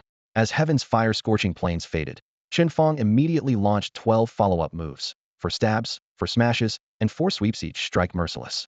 The sewn corpse endured all attacks with its defensive posture, barely showing a scratch, its status barely weakened. Seeing Chen Fang preparing to press the assault, it abruptly lowered its defense stance, and its thick, chain-wrapped arm crashed down fiercely. Chen Fang had no time to evade and had to block crosswise with his spear. Bang! A heavy, muffled sound echoed as the force blasted through the azure dragon armor, shaking his internal organs violently, yet still within tolerable limits. Confirming he could take the hit, Chen Fang steadied himself with certainty. Sweeping his spear aside, he flipped and thrust a counterattack spear strike back. The two engaged in close quarters for over 10 moves. Thanks to his high martial adjustment, Chen Fang tore several bullseyed wounds into the sewn corpse. Pressured and dominated by a lower-ranked job-changed fighter, the sewn corpse grew increasingly furious. Suddenly, it roared. Sonic waves erupted violently from within its body, instantly enveloping Chen Fang. The sonic wave was so powerful that even the azure dragon armor couldn't block it completely. Chen Fang felt as if his mind had been struck hard by a giant hammer. A buzzing roar filled his head and his consciousness went blank in an instant. The sewn corpse's battle cry had forcibly pinned him in place for 2 seconds. Engaging in close combat was always risky, and he had expected to be controlled. As long as the azure dragon armor's defense could hold up for those brief 2 seconds, he would survive. In the first second, the sewn corpse's massive fist, stitched and scarred like a patchwork nightmare, hung frozen above Chen Fang's head, muscles tensed, about to slam down. In the second second, the thunderous sound of hooves exploded from behind. Wild charge. Wang Taishan transformed into a minotaur, ramming through the thick black mist like an out-of-control freight truck, blasting the sewn corpse backward with full force. The skill's effect forcibly interrupted the battle cry, and Chen Fang regained control of his body. The sewn corpse rocked back, steadying itself, roaring as it raised a fist. The pale white stitches seemed ready to burst under swelling pressure, and it launched a heavy blow straight at Wang Taishan. Wang Taishan's heart pounded wildly as he quickly activated his amplification skill Bull Spirit Ascending, causing his attributes to surge dramatically. Boom! The muffled crash of the punch echoed like rolling thunder. Wang Taishan was flung in a wide arc, landing while clutching his chest and grimacing in pain but still managing to roll and howl. His heavy armor absorbed the fatal impact. Without it, any ordinary frontline fighter would have been instantly knocked out by that punch. The sewn corpse shook free its fist, unrelenting in its intent to kill, stepping forward in pursuit like it wanted to rip Wang Taishan apart and stitch him into its grotesque body. Earth shatter. Just as the ability came off cooldown, a shockwave erupted under Chen Fang's feet, sending dust flying and forcing the sewn corpse to stagger backward. Seizing the moment, Chen Fang dashed over and yanked Wang Taishan to his feet.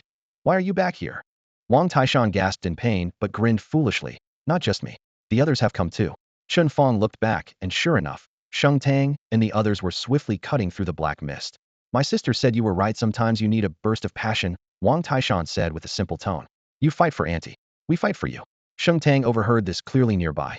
Her expression faltered briefly, but she calmly said, "Now is not the time for chatter. Prepare to kill the boss." Without another word, she shifted into apostle form, flames dancing along her long sword. The fiery sword slashed through the air and struck Wang Taishan, infusing him with life and strength. His condition improved dramatically in an instant, and he flipped upright, gripping the Bee King's staff tightly. "All right."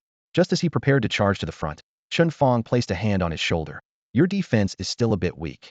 Wait until it uses its battle cry again. When I get controlled, you use wild charge to interrupt it." "Okay." Wang Taishan felt a little ashamed that as the frontline, he couldn't just tank the boss alone. But facing a hateful, alien monster like this boss, more caution meant more chance to survive. At this moment, the sewn corpse had shaken off the dizziness from the earth shatter. Its huge body swayed, stitched flesh writhing along the dark seams, and faced with the sudden increase in targets. Its eyes glinted with a greedy hunger almost tangible in form. The sewn corpse approached swiftly like a beast starved for a long time, the overwhelming pressure radiating off its body to an extreme degree. As the stitcher stirred to move, Su Qingya instantly unleashed a precise strike combined with a rapid reload using nothing but high explosive rounds. The roaring flashes from her gun barrels lit up the air as several explosive shells traced blazing arcs, hitting their mark with unerring accuracy and halting the massive stitcher's charge dead in its tracks. "Chen Fang, don't just talk, step up and fight." Su Qingya, sweat glistening on her brow, tossed aside an empty magazine and swiftly reloaded her violet rifle. "I've bet my life on Thiz didn't let me down." "Huh, don't worry, I won't." Chen Fang laughed heartily, charging headlong to the front line. He shrugged off Wang Taishan's attempt to back him up, raising his gun to meet the enemy. At that moment, Xiao Shou's classmate chimed in over the battle armor comm channel. "Master, our win chance has hit 100%. "As if I don't know." Chen Fang shot back, then casually asked, "Are the Wolf Riders ready?" Just finished making them, master. Good. Time to get serious. Kneeling on one knee, Chen Fang slammed his palm to the ground. A humming sound echoed as 4 blazing red summoning circles flared abruptly, bursting with dazzling light. In the next second, 4 mechanical wolf riders tore through the portal, their steel plating gleaming cold and snakehead machine guns extending black barrels. Silver bullets filled their chambers. Controlled remotely by Xiao Shou's classmate, they spread out instantly, seizing prime firing positions. Burst mode activated their guns, unleashed a storm of bullets, weaving a silver net that trapped the Stitcher completely. Though a single Viper machine gun round lacked power to shred the stitched undead armor outright, their extremely high rate of fire combined with bonus damage against undead beasts created a brutal field of fire. Under the relentless barrage, the Stitcher staggered backward, its tear-like howls echoing through the underground chamber, unable to close in. Fueled by rage, it raised its arm, condensing flames in its palm. Several flame missiles zoomed fiercely toward Chen Fang at the front. Everyone expected him to rely on his Azure Dragon armor to tank the blow. Instead, he charged forward while stripping off the blue armor, the metal plates clattering shut and transforming into rings around his knuckles. At the same time, the red armor on his other hand, the flowing fire armor spread like flames across his whole body in an instant. The armor swap complete, the familiar and nimble sensation re-energized Chen Fang. While the Azure Dragon armor was nearly indestructible, the flowing fire armor's agility better suited his current approach. Still, the flowing fire armor's rank isn't quite enough yet, he thought, but his pace quickened anyway. The fire missiles converged. Boom, boom, boom. Waves of scorching blast rolled out like tides, but Chen Fang darted through smoke and flame like lightning. The flowing fire armor enhanced his mobility, blending perfectly with his combat instincts. Precision sidesteps, rolls, and dashes left every missile behind. Breaking through the gaps between explosions and searing infernos, he launched straight at the boss, completely unscathed. During the charge, Chen Fang raised his left hand, and the Viper machine gun slid out from the weapon slot, revealing its 6 barrels. The V-shaped chest light strip instantly ignited, loading 200 high explosive rounds alongside countless silver bullets into the chambers. The metallic clinks rang crisp and rapid. Overload spark, activate. Viper machine gun berserk mode, go. With the low, commanding voice, the Liuhua armor unlocked its full offensive potential. Energy surged along the armor's contours, boosting his already lightning-fast sprint speed to new heights as the air tore with a sharp whistle. Even more terrifying, his personal triple attack speed buff had now stacked onto the machine gun. The barrels trembled, 6 fiery wheels spinning in unison. The next moment, the fire serpent unleashed hell. Clouds of white gunpowder smoke billowed as a torrential rain of bullets cascaded down, instantly devouring the Stitcher before him. The barrage's relentless impact forced the creature to stagger backward, layer upon layer of force breaking it down. Torn rags and rotting flesh disintegrated into fragments, scattering midair. The Stitcher was no fool. Seeing the devastating firepower, it reared defensively once more. Black mist oozed from its wounds, rising to congeal into a thick defensive barrier that shrouded its front, greatly enhancing its defense. Chen Fang furrowed his brows, considering pausing the assault to wait out the haze and save ammunition from being wasted. At that instant, a silver flash exploded. A sword's gleam like lightning first sliced just behind Chen Fang, then shot toward the Stitcher. When the blade pierced, he only felt warmth flowing through his limbs, no pain whatsoever. Instead, every bullet fired from the Viper machine gun was instantly coated in a brilliant silver glow, pure light, elemental energy blazing from the rounds. The sword cut through the black mist, shattering the Stitcher's defensive stance in one clean strike. Chen Fang turned to see Sheng Tang standing, sword sheathed. Her precise angle had grazed Su Qingya, Chen Fang, and the Stitcher in sequence, maximizing skill synergy. All bullets from Chen Fang and Su Qingya now carried light elemental properties, dramatically boosting their lethality. No time to praise. Chen Fang seized the fleeting seconds of overload spark and berserk mode to unleash an unrelenting torrent of ammo. The fiery tongues of gunfire streaked endlessly, stacking massive damage in an instant. The Stitcher was pinned helplessly within the storm of bullets, barely able to counterattack. Finally, the overload spark timer hit 0.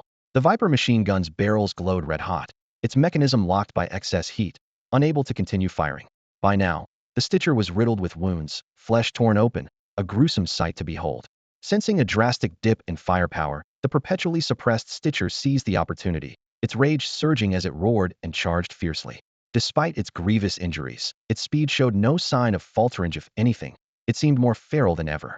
Damn, this thing's tough. Chen Fang cursed inwardly. This entire combo had turned the Hive Queen boss into mincemeat, yet this creature still stood. Well then, time to bring out another devastating combo. He immediately retracted the Liuhua armor as the Azure Dragon armor materialized in a blue glow, locking tightly onto his muscles.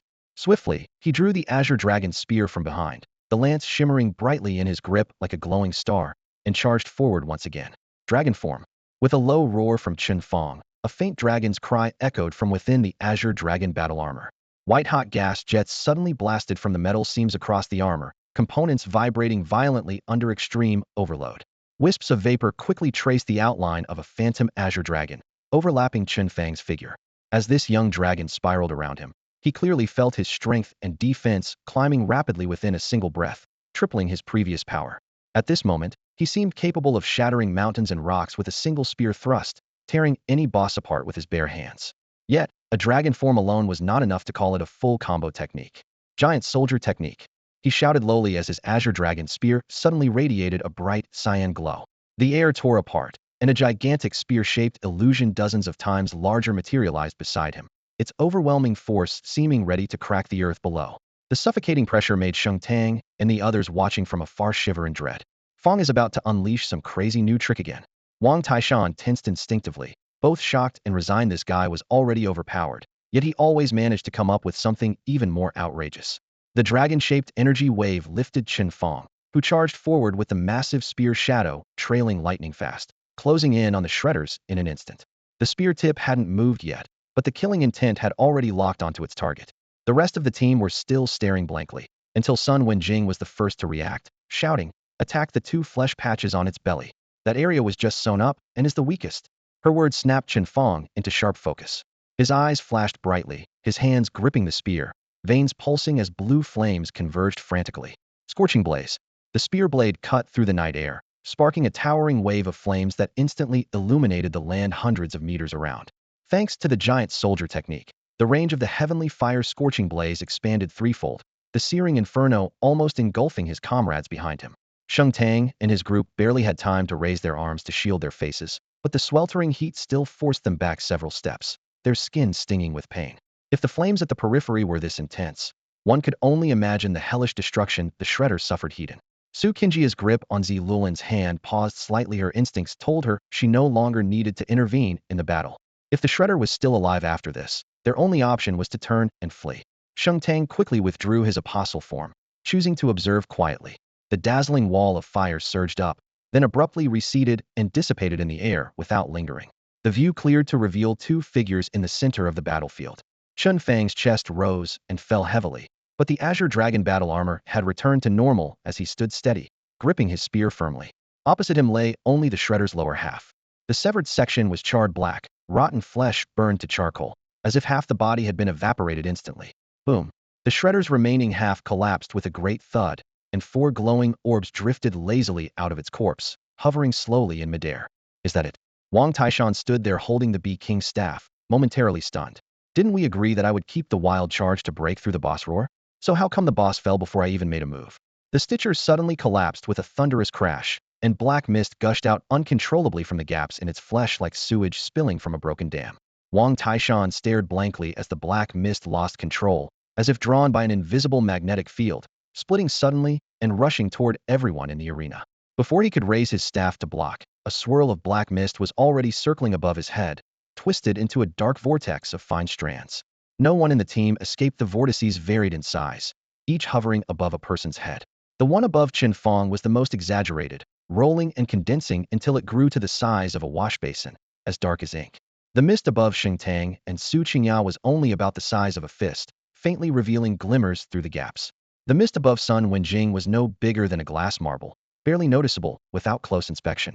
Then, the system message popped up coldly. You have slain the abomination Otherworld's ferocious beast the Stitcher, but have received a curse effect from the abomination Otherworld. You will become a public enemy of the abomination Otherworld, making you more likely to attract attacks from its ferocious beasts. A curse? Chen Fang looked up, staring at the black mist. The surface undulated continuously, as if breathing like a living thing. Once its volume stabilized, it stopped changing. He quickly pulled up the panel to check attributes, skills, statuses, all appeared normal. He came to a swift conclusion. This thing was just a mark. Whenever the Abomination Church saw it, they would know he had personally slaughtered one of their beasts, a perfect trophy to flaunt. Thinking this, the black mist immediately appeared and disappeared like a medal at his whim. But whether visible or not, the curse was already engraved in the system. From now on, he and his comrades had become enemies of the Abomination Otherworld. No one wanted to carry such an ominous black circle forever. Chen Fang was the first to hide his mist. The others followed, leaving only a faint lingering aura in the air. The group gathered around. Sheng Tang scanned each face and solemnly warned, "We're all cursed now. No matter where we go, we have to watch out for the abomination Chuch's meddling." Everyone nodded, their expressions tinged with worry. Chen Fang scratched his head, feeling a bit guilty. "Honestly, I planned to take down this otherworld boss alone. There was no need to drag you all into this. Now I've gotten you into trouble too." "That's not quite right," Sheng Tang said, raising a hand to stop his apology. "The four gods and four calamities have always been a major threat to the world. The 8 great churches have long been toxins the Dragon Kingdom wants to eradicate. We were already on opposite sides. It's not like you dragged us in." Wang Taishan slung the Bee King's staff over his shoulder and chimed in. "It's like those people back in the city village neither had killed abomination beasts nor were followers of the abomination church. Yet they ended up the same way. Enemies are enemies. They won't hesitate to strike us just because we don't bear their curse." Xingtang nodded casually. Carrying this curse was just like stepping ahead of all the other job changers prematurely, exposing themselves to the hostile otherworld's gaze. Chen Fang opened his mouth, then finally spoke earnestly. "Well, thank you then." "Hey, no need to thank me. We're on the same team." Wang Taishan, having fully recovered his strength, clapped Chen Fang's shoulder with an iron grip and gave 2 solid pats. The sheer force rattled Chen Fang's bones, and he hurriedly pushed Wang Taishan away. "Take it easy. I'm not wearing armor now. I can't take hits like that." Oh. Wang Taishan scratched his head awkwardly and withdrew his hand. At this moment, Su Qingya also accepted the reality of the hatred curse on her back. She kept a good attitude and adopted a since it's happened, just settle down approach. After some impatient hand rubbing like swatting flies, she pointed at the glowing orb on the corpse of the corpse sticker, her eyes shining. "Come on, let's open the rewards quickly. I heard the beasts in the other world are not only stronger, but drop better loot too. Since we're already cursed, if the rewards suck, I swear it'll give that ugly freak a proper whipping." "That's true. Let's get the rewards first." Chen Fang smiled and called everyone over to the corpse. The task of opening the rewards still fell on Chen Fang's shoulders. He parted the first glowing orb, and as the item materialized, everyone exchanged amused looks. "Why is this place so full of skill books?" Chen Fang said with a mix of laughter and disbelief. But when he saw the shimmering cover, his eyes lit up. "Whoa, not bought a purple rank." At the same time, he shared the attribute panel. Hatred Entanglement. Rank, purple. Learning requirements. Must have fire attribute mastery or dark attribute mastery. Level requirement, 15. Skill description, summons fiery chains to bind an enemy for 5 seconds, dealing continuous burn damage.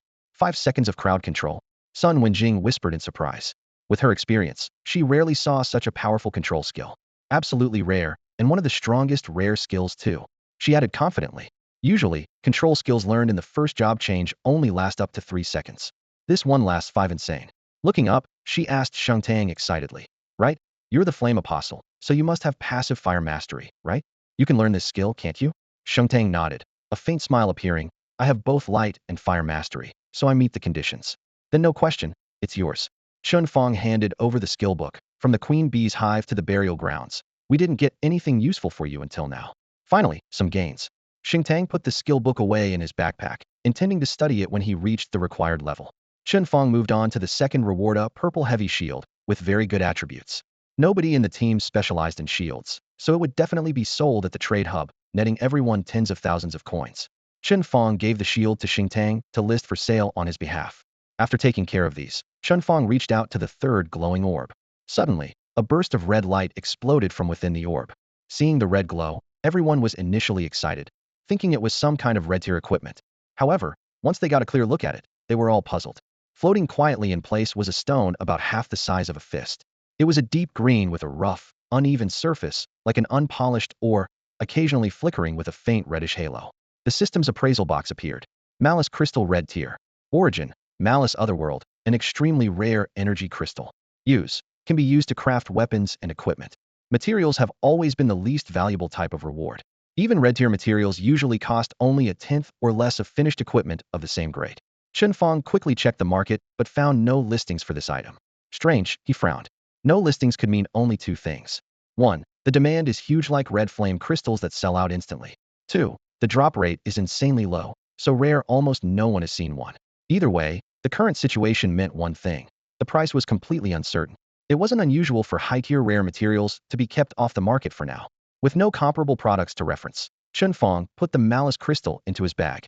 "I'll wait until I understand the market better before selling this," he said. Next was the final reward. He took a deep breath and reached out to tap the last glow. The light dispersed, revealing a blueprint glowing with a deep red sheen hovering in midair. Chen Fang paused briefly, then smiled broadly. Another red tier item. Malice Lightblade Blueprint Red Tier. Profession requirement, Mechanic. Level requirement, 15. Usage, learn to craft Malice Lightblade. Malice Lightblade Red Tier. Attack 450. Attack speed 25. Malice Light passive, ignores 20 of enemy defense. Malice Light active, when activated, doubles defense ignore for 15 seconds, cooldown 2 minutes. Passive effect disabled during cooldown. Required materials, Dark Iron 50, Malice Crystal 1, Green Crystal 100, Black Crystal 100, Heartwood 20.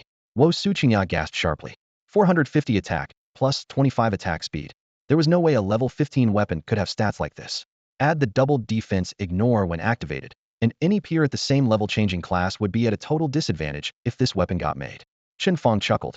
Indeed, top-tier blueprints exclusive to mechanics often have one thing in common: they're expensive. He compared prices in the market again. If he were to buy all the dark iron, green crystals, black crystals, and heartwood needed, the cost to make one Malice Lightblade would almost match that of the flowing flame war armor, not to mention the one Eophacan Malice crystal.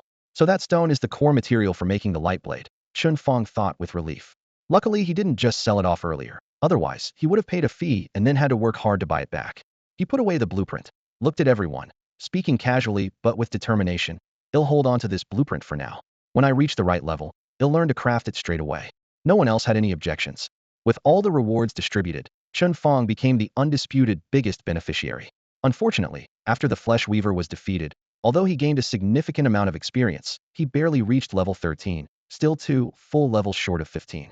So, what's our next move? Sun Wenjing, who hadn't had a chance to speak before, finally seized a quiet moment and asked in a nearly inaudible voice, "Do we leave here and return to Luo City? Or do we stay and keep grinding experience?" Sheng Tang glanced around thoughtfully before replying. "I've already reported the situation here to my parents. The Luo City garrison will handle the cultists from the Abomination Church, so that's not really our concern. Personally, I prefer to stay here in the Bone Burial Grounds and keep leveling up. But what if there are other abominable interdimensional beasts lurking here?" Sun Wenjing clutched her staff hesitantly. "Then we kill them." Wang Taishan's confidence soared as he recalled how Chen Fang had unleashed devastating firepower before. With the high drop rates from the interdimensional bosses and our strength, encountering more monsters just means more rewards. Sheng Tang nodded and added, "From my analysis, the Abomination Church's real target this time is the promising job changers in Luo City. They see the Flesh Weaver here as strong enough to hunt those targets one by one. Summoning costs a lot, so there's no reason for them to bring in stronger beasts just for us newcomers who are only in our teens of levels." Chen Fang tapped his rifle, but in agreement. "Right, the Flesh Weaver is a growth-type boss. It gets stronger the more it kills. Forcing a higher-level boss to appear would only stunt its growth. The Bone Burial Grounds are definitely a trap, but they didn't expect us to break through it. I support staying to grind. What do you all think?" Su Qingya and Wang Taishan were already convinced by their reasoning and nodded. Even Sun Wenjing, who had been the most worried, abandoned any thought of returning once she saw everyone united. She felt safe as long as she stayed with Chen Fang and Sheng Tang. So the group quickly organized their gear and supplies, then dove back deeper into the Bone Burial Grounds to continue exploring and hunting monsters. 5 days flew by. A low, mournful moan sounded. A skeletal scout was nailed to the ground by Chen Fang's gunshot, its shattered white bones scattering. 4 or 5 more skeletal scouts still hadn't closed in when Sheng Tang's sword light and Wang Taishan's heavy hammer shredded them one by one. As the battle ended, golden light erupted from Chen Fang's body. Finally reached level 15. Level 15. Not easy at all. He holstered his rifle and let the Azure Dragon battle armor transform into a ring around his finger. His palm still trembled slightly. Over those 5 days, they had explored almost every dark corner of the Bone Burial Grounds. Wave after wave of monsters surged in, and their experience bars steadily climbed. Along the way, they defeated 2 level 15 blue bosses, 1 level 15 purple boss, and another Flesh Weaver. The regular bosses in the Bone Burial Grounds were relatively easy to handle. The Flesh Weaver especially was weaker than the first time they encountered it, since no one had claimed its head before, and its skills were no longer troublesome. Drawing on prior battle experience, Chen Fang and the others dismantled it quickly and got 2 pieces of purple equipment to drop. Unfortunately, none of the loot from the Flesh Weaver or the other bosses suited them, so they packed it up to sell back in the city. Still, thanks to all the experience gained from the bosses, Chen Fang had leveled up to 15 faster than he expected. Chen Fang took out the long-coveted blueprint for the Blade of Hatred and studied it carefully, turning it into a skill in his skill bar. A crowd gathered around, eager to see what new strange gadget he would come up with this time. He opened his skill panel and his fingers danced quickly over the virtual interface, starting the crafting countdown for the manufacture, Blade of Hatred. The required materials were neatly arranged in his backpack: metal scraps, rare ores, special energy crystals, everything he needed. The only crucial material, the Hatred Crystal, had dropped only once. The second corpse seemed demon had given no further gifts. This meant he could only make one blade. With a beep indicating completion, the panel flickered with a phantom image, metal melting into silvery liquid or shattering into fluorescent powder, and then a stream of eerie green light engulfed the ingredients, forging and condensing them. After 5 minutes, the progress bar hit 0. Chen Fang raised his hand, and a blade of ghostly green light solidified in his palm. The blade appeared to be made purely of light, but it felt weighty in his hand, both cold and hard like metal, yet smooth and warm like jade. The entire weapon was only as long as 2 palms, straight and angular, resembling a precisely marked ruler. So this is the Blade of Hatred? Su Qingya examined it with curiosity. It's not quite what I imagined. I thought it would be a sword, or at least a knife. Wang Taishan stepped closer and frowned. It doesn't look like a blade at all. How could it not be? Chen Fang, the creator, was ready for this. Holding the light blade in both hands, he smiled. Strictly speaking, it's not just a weapon, it's a blade used to modify weapons. It's complicated to explain, so we'll just show you. With that, he quickly equipped his Azure Dragon battle armor, drew the heavy Azure Dragon spear in his right hand, and raised the pale green light blade in his left, pressing the 2 weapons together. Sheng Tang's eyes lit up as if he guessed what was coming. It can't be. A hum sounded. The Azure Dragon spear vibrated so softly, it was like a mosquito's buzz. Then, where blade met spear tip, a fierce green light burst out. The dazzling glow was blinding, and everyone instinctively raised their arms to shield their eyes. Fortunately, it lasted only an instant before flooding light receded like a tide. It worked. Chen Fang lowered the spear and signaled everyone to lower their arms. The sight before them left everyone stunned. The Blade of Hatred had vanished from Chen Fang's hand, replaced by a fully transformed Azure Dragon spear. The handle was still solid and heavy, radiating raw power. The spear's original metal spearhead, with its triple prongs and twin blades, had now completely turned into a glowing green edge with flowing patterns, as if alive. The weight was unchanged, but its sharpness had multiplied many times over. Chen Fang clicked his tongue twice, fondly twirling the new spear in hand. Too bad the tip's surface area is limited, can't look as cool as a longsword. A lightsaber and armor, that's a man's romance. He thought of the single hatred crystal still in his backpack and sighed, shaking his head. If only I had one more, I could upgrade the flowing fireblade too, that would be a complete evolution. With that in mind, he flicked his wrist. The spear traced a graceful arc, its blade slicing through the air with a crackling sound like electricity completely different from before. Chen Fang immediately noticed that the spear felt significantly lighter, clearly the effect of the additional 25 attack speed boost. That spear of yours, Sheng Tang already had a hunch, but still wanted to hear it confirmed straight from him. What's the attack power now? It was 500 originally. After equipping the Blade of Hatred, it gained another 450. So now it's 950, Chen Fang replied expressionlessly. His words landed like thunder, silencing the other four immediately. Duo Xiao? You said Duo Xiao? Wang Taishan thought he must have misheard. A spear with 950 attack power? This isn't just rare gear, it's practically a legendary artifact.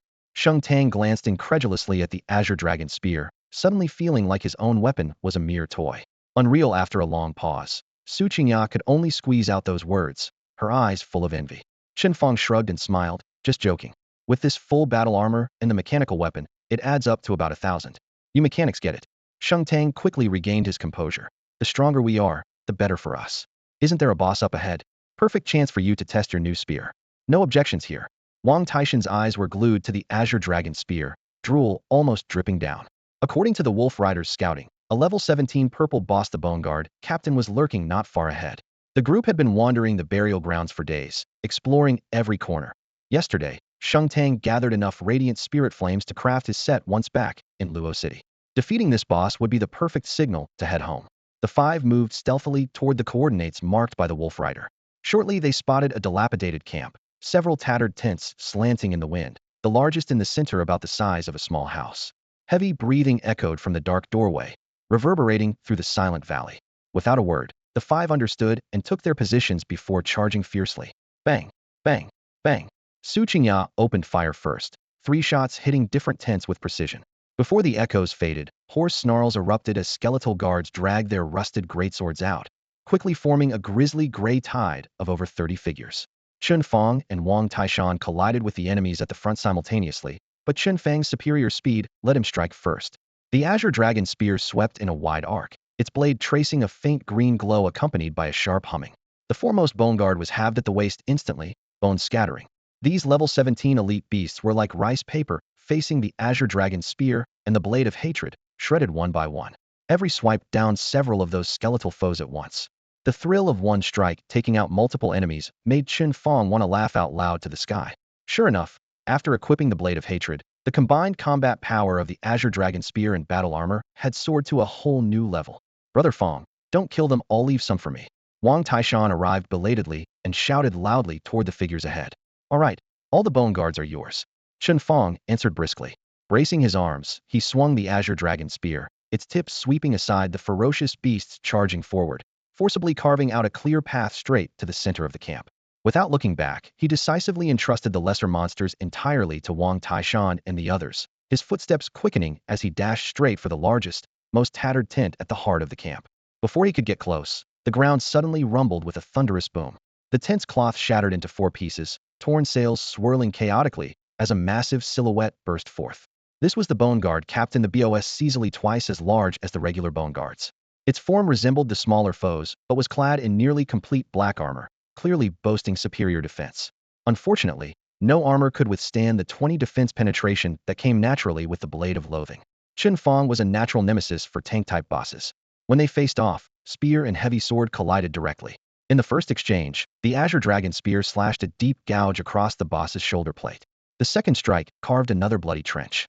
Chen Fang did not activate any special skills, relying solely on the close combat bonuses from Little Recipient and the combined high output of the Azure Dragon Spear and Blade of Loathing. He pressed the Bone Guard Captain down so hard it couldn't even lift its head. Outside, the minor monsters tried to support their commander but were firmly held back by Wang Taishan's group. Chen Tang unleashed several fierce sword strikes. Silver flames gleamed against the bloodstained camp, rapidly restoring Wang Taishan's strength and inflicting terrifying damage in the beast pack. The flaming heat blackened the Bone Guard's armor, their health plummeting wildly, while Su Qingya finished them off one spear thrust after another like harvesting wheat. In mere minutes, dozens of Bone Guards were swept away completely. Meanwhile, Chen Fang was moving toward the finishing phase. Without flashy techniques, he used sheer brute force to overwhelm the Bone Guard Captain, leaving it unable to defend and even tearing off one arm. Boom. Another heavy blow slammed down. The spear thrusted deeply through the boss's chest plate. The Bone Guard Captain tried to block with its sword, but was impaled through both sword and body by a single spear strike. Clang. The massive heavy sword shattered bit by bit from the middle. The boss's chest erupted in a fist-sized hole, and its health bar instantly drained to 0. The towering skeletal figure crashed to the ground, releasing 4 glowing orbs from its corpse, floating silently and waiting to be collected. Brother Fang is getting more godlike by the day. Wang Taishan clicked his tongue in amazement. After just a short while, he's soloing the boss? Is the power boost from the Blade of Loathing really that massive? Su Qingya gave him a sour look and said with a hint of sarcasm, can it not be? 450 attack power, 25 attack speed, plus 20 defense penetration if you put these stats on my violet spear. TSK, TSK, TSK. She was lost in pleasant daydreams when a cold shout suddenly tore through the air. How dare you kill my boss? The voice came from the other side of the camp. Chen Tang, just about to collect the orbs with Chen Fang, halted in his tracks. Everyone turned toward the voice. Emerging one by one from a swirling black mist were 5 figures. The one at the front wore a long fiery red dress, her sharp features icy and intense. She raised her hand to part the mist, locking her cold gaze on Chen Fang and his group. Jiang Tiantian. Jiang Tiantian looked a bit worn out, probably like Chen Fang and the others, having spent several days grinding levels in the burial grounds. She lifted her skirt, stepped onto the soft earth, and strode straight to the edge of the camp. Her eyes first landed on Chen Fang, who was counting the loot, then shot sharply toward Sheng Tang as she raised her voice. Sheng Tang, you're lucky to still be alive. Sheng Tang only furrowed his brow slightly, unwilling to respond. Her cold indifference completely lit a fire under Jiang Tiantian. She sneered twice. What's with the attitude? You came into our Tianlong Guild's territory to grind, and even dared to kill our fierce beasts. I finally tracked down 2 boss coordinates, but all I see are heaps of corpses. How much loot did you guys take? Hand it all over right now. Her tone was fierce. Sun Wenjing froze and quickly hid behind Su Qingya. But Su Qingya wasn't intimidated, snapping back sharply. Since when did it say this place belongs to your Tianlong Guild? Did you draw the map? Did you raise those fierce beasts? Who gave you the right to challenge me? Jiang Tiantian ignored her. We set guards at the entrance. This map is ours. If you force your way in, aren't you thieves? Hey, you don't have the right to be so unreasonable. Wang Taishan couldn't help but speak up. Sheng Tang raised his hand to stop him, then glanced toward Chen Fang. Chen Fang smiled and started collecting the boss loot on the ground, putting each piece carefully into his bag, reasoning, with people making a fuss for no reason was pointless. It was time to focus on leveling up and killing bosses. If it came to a fight, he wouldn't mind using the Azure Dragon Spear to skewer all these people like candied hawthorns on a stick. Seeing the two completely ignoring her, even brazenly stuffing the purple gear into their bags, Jiang Tianxin's face flushed with anger. She didn't care about the money, but being blatantly ignored was a bitter pill to swallow. Still playing dumb? She almost stomped her foot, pointing at Chen Fang and shouting, "Leave all the loot you just took, and everything from the previous bosses. Otherwise, don't expect to leave the burial grounds today." Chen Fang chuckled lightly, raised his spear, and casually walked over to Sheng Tang. "Oh? So if talking doesn't work, you plan to take it by force?" "Take it by force? So what if you do?" Jiang Tiantian flipped out her staff, magic surging around her. "If I could get my EXP, I'd have you all drop levels by now." Before she finished, two frontline specialists by her side stepped up in sync, their shields interlocked, forming an ironclad wall in their eyes. No boss could break through it. But to Chen Fang, that wall was nothing more than thin paper. With a single thrust of his spear, he could easily pierce right through. Jiang Tiantian lifted her chin proudly, a flickering flame dancing in the palm of her hand. A teasing smile played at the corner of her mouth. "Sheng Tang, if you're not convinced, let's settle this here and now. I've heard the Shengshi Qingshan team is no pushover today. I want to see for myself." Her four teammates exchanged confident glances, clearly believing their fixed team was stronger than Chen Fang's group. Such a nuisance. Su Qingyao muttered under her breath as she loaded a fresh bullet into her violet gun, her gaze clearly saying, "Once Sheng Tang gives the signal, they'll shoot immediately." The next moment, a silent black mist surged forward like a tide, creeping over everyone's ankles, the unmistakable fog of the Patchwork Man. Everyone present instantly tensed. Jiang Tianxin's face drained of color, arrogance replaced by fear. "Why is that damn thing back again?"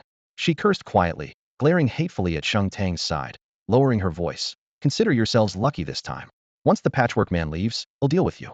Without missing a beat, she repeated her trick, pulling out invisibility powder from her pocket and tossing it into the wind. The fine white dust drifted down, and the five of them vanished into the fog as their forms and auras disappeared. Chen Fang suppressed a smirk. He knew that invisibility powder all too well. It could mask one's aura, but any movement would reveal them instantly. No wonder these people managed to linger in the Patchwork Man's territory without being caught by the righteous faction. They were simply playing hide and seek with the monster. "Our luck's really something," he said to his companions with a nod. "Before we leave, we even got to run into a Patchwork Man." Su Qingyao pointed her gun toward the direction where Jiang Tiantian had disappeared. "What about those people? After we kill the Patchwork Man, then we deal with them," Chen Fang replied, uninterested in Jiang Tiantian. "Right now, I just hope this thing drops another abomination crystal." "Fine." Su Qingyao ground her teeth. If Chen Fang weren't holding her back, she'd have shot the Patchwork Man, all ready to lure it over and take out Jiang Tianxin's group at the same time. "Let's kill the boss first." With that, she swapped out the regular rounds in her violet gun for high explosive ones, ready to charge. Sheng Tang raised his hand to stop her, silver flames swirling around him. "No need to rush. The Patchwork Man is already here." As soon as he spoke, heavy, urgent footsteps approached through the mist. Thud, thud, thud, like giant hammers pounding on their chests. Clearly, the monster had locked onto its prey. In the fog, Jiang Tiantian and her four teammates broke out in cold sweat again. No matter how hard she tried to breathe as quietly as possible, she couldn't understand why Sheng Tang's group stood so still, frozen in place. "These idiots, don't they realize the Patchwork Man has arrived?" The female priest cursed silently, fearful their ignorance would drag her down. The male priest whispered hoarsely, "Seems like they've only survived this long by luck. If they ran into 3 Patchwork Men in a row like we did, they'd have already been shredded." "Shush!" Jiang Tiantian raised her hand in a silent command to shut them up. The Patchwork Man was dangerously closey. If it saw through the powder's disguise, they were doomed. Having silenced her two teammates, Jiang Tiantian glanced once more at Chen Fang and the others. What she never expected was that the others didn't seem to have the slightest fear of the corpse stitcher. Even when the boss figure faintly emerged through the black mist, they all immediately went into battle stance, as if ready to take down the boss. Jiang Tiantian stood frozen in place. Were these people really ignorant enough not to know how terrifying an otherworldly boss like this is? Then, a deep, ferocious roar tore through the black fog as the corpse stitcher lunged forward. Its massive body, covered in gray-black stitches, reeked of decaying flesh and cast a shadow over the group. At the same time, its stat panel appeared before all players' eyes. Level 20, red rarity. Everyone knew that with their average level 15 rebirth team, they didn't stand a chance. By all logic, they should have fled in panic. Jiang Tiantian expected to see them scatter, but the battle that followed shattered all her assumptions. Wang Taishan moved first. Wild charge. He transformed into a raging bull, brutally ramming the corpse stitcher in the chest. The high-level crowd control hit its massive body froze in place, forced into stunned stillness. Before the dizziness wore off, Wang Taishan swung his Bee King staff twice with brutal force. The second strike triggered the Bee King venom, instantly cutting the boss defense by 5. Sensing the stun ending, he rolled back to a safe distance without hesitation. Next up was Su Qingya. Precise strike. Rapid reload. Her silver mechanical gun vibrated as high explosive rounds pounded the boss.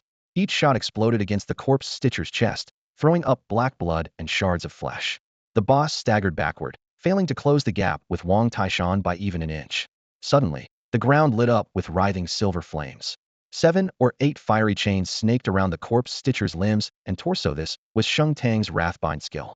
Silver flames and dark elemental forces naturally repelled each other, sizzling as they clashed, burning holes in the black mist.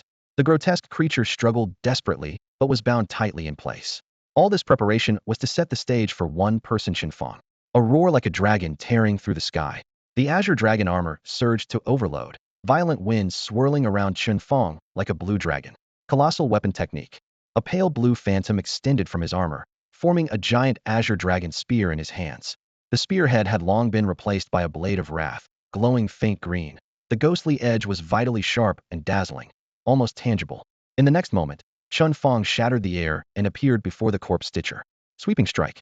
Blazing flames exploded outwards, lighting up the night sky like day. The fire mixed with the eerie green glow of the blade of wrath, fusing into a blinding streak of radiance. Jiang Tiantian was utterly stunned. Her 4 teammates were equally dumbfounded. At the center where fire and green light converged, the massive silhouette of the corpse stitcher was cleanly cut in half, then vanished into the light. Everything quickly settled down. The fierce flames dwindled into a few fading embers, leaving only the blood-red blade of light shimmering from the tip of the azure dragon spear, flickering in the air like a beating heart. Chen Fang smiled faintly, silently admiring the power. No wonder the red-tier light of hatred was so formidable. With light of hatred applied, it could ignore 40 of the enemy's defense. Combined with giant soldier technique, dragon form, and skyfire scorching, the burst damage in that instant was almost unreal, so terrifying that even the tough stitcher was instantly shredded to pieces by this fatal strike. As the light and shadows dispersed, only the dropped rewards remained on the ground. Chen Fang stepped forward and gathered all the loot into his bag. 2 purple-grade equipment pieces, 1 blue-grade piece, and most gratifying of all, a crystal of hatred. Although it wasn't red quality, the drop rate was decent enough to craft a second light of hatred. Having stowed all the spoils, Chen Fang did not forget the trouble still nearby. With a flick of the spear handle, a cold gleam traced a semicircle. Gripping the azure dragon spear, he approached the cover where Jiang Tianshan's group was hiding. The 5, frozen in fear moments before, finally snapped back to awareness, but at that moment, a nervous gulp echoed, tightening the tense atmosphere. They wanted to retreat, but their legs felt as weak as boiled noodles, completely unable to move. Their guts twisted with regret, especially Jiang Tiantian. She never imagined that the Stitcher, a monster that terrified her whole team, would be taken down like a dog by Sheng Tang's mechanic. She had even blustered before, demanding all the boss drops from the past days or else threatening to teach them a lesson. Now, she realized how stupid that was.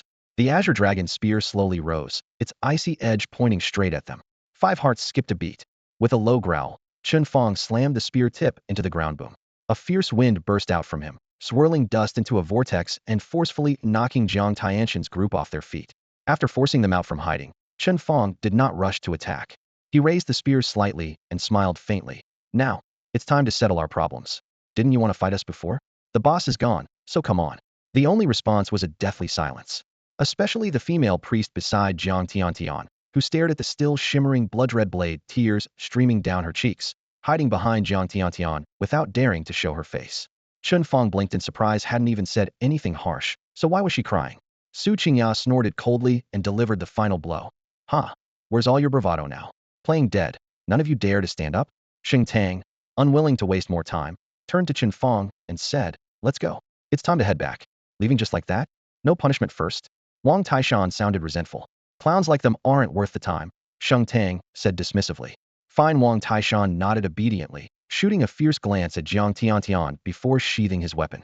After Chen Fang and the others left, it took quite a while before Jiang Tiantian and the rest finally calmed down.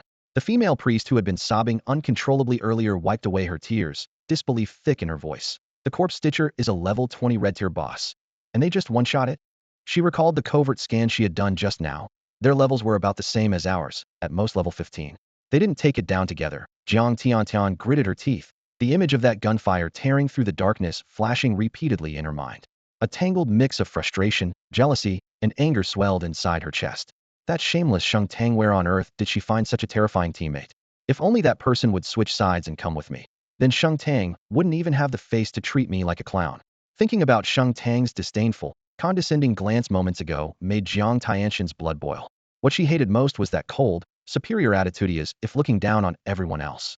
She herself had a rare combat talent just like Sheng Tang, training night and day, grinding for gear nonstop. What's more, she was born into the Heavenly Dragon Guild, a true heiress not all that different from Sheng Tang's background. Why was it that the other girl always managed to outshine her in every way? Sheng Tang. Jiang Tiantian suddenly stood up, her knuckles cracking as she pointed toward the direction Chen Fang and the others had left. Even your teammate is so strong? That mechanic, I'm going to recruit him. Whatever you're paying him, he'll double it. Let's see if he'll stick with you then. The burial grounds were almost completely cleared out by Chen Fang and his team, but it would take time for new monsters to respawn. On the way back, they encountered only a few stray creatures. Passing through a narrow mountain pass, Chen Fang noticed Wang Hong and the others still standing guard there. These past few days, they had indeed kept their promise, allowing no outsiders into the mountains. When the Heavenly Dragon Guild members saw Chen Fang's group emerge, they bowed their heads low and didn't even dare to breathe loudly, pretending not to see them as they passed through. Ahead lay a rugged mountain path. After backtracking the same way, the five of them climbed into a waiting business van. The familiar sense of safety washed over them, and just like last time, they closed their eyes almost simultaneously to catch up on the exhaustion of many days. No one knew how long they had slept before Chen Fang was gently shaken awake by a tap on his shoulder. He thought they were home, but opening his eyes revealed the van was still parked at the gates of Luo City. In front of the vehicle, a dozen or so city guards formed a semicircle, and everyone had to disembark for inspection. Hello, we're from the Shengshi Guild. Do we also need to be checked? The driver stepped down first and started negotiating with the guards. A driver good enough to serve Sheng Tang was certainly no ordinary person. This man had quite a reputation in Luo City. As soon as the lead guarda man with a full beard saw him, his expression immediately softened. Oh, it's Brother Wang. The bearded guard's previously tense face cracked into a slight smile. These days the city isn't safe.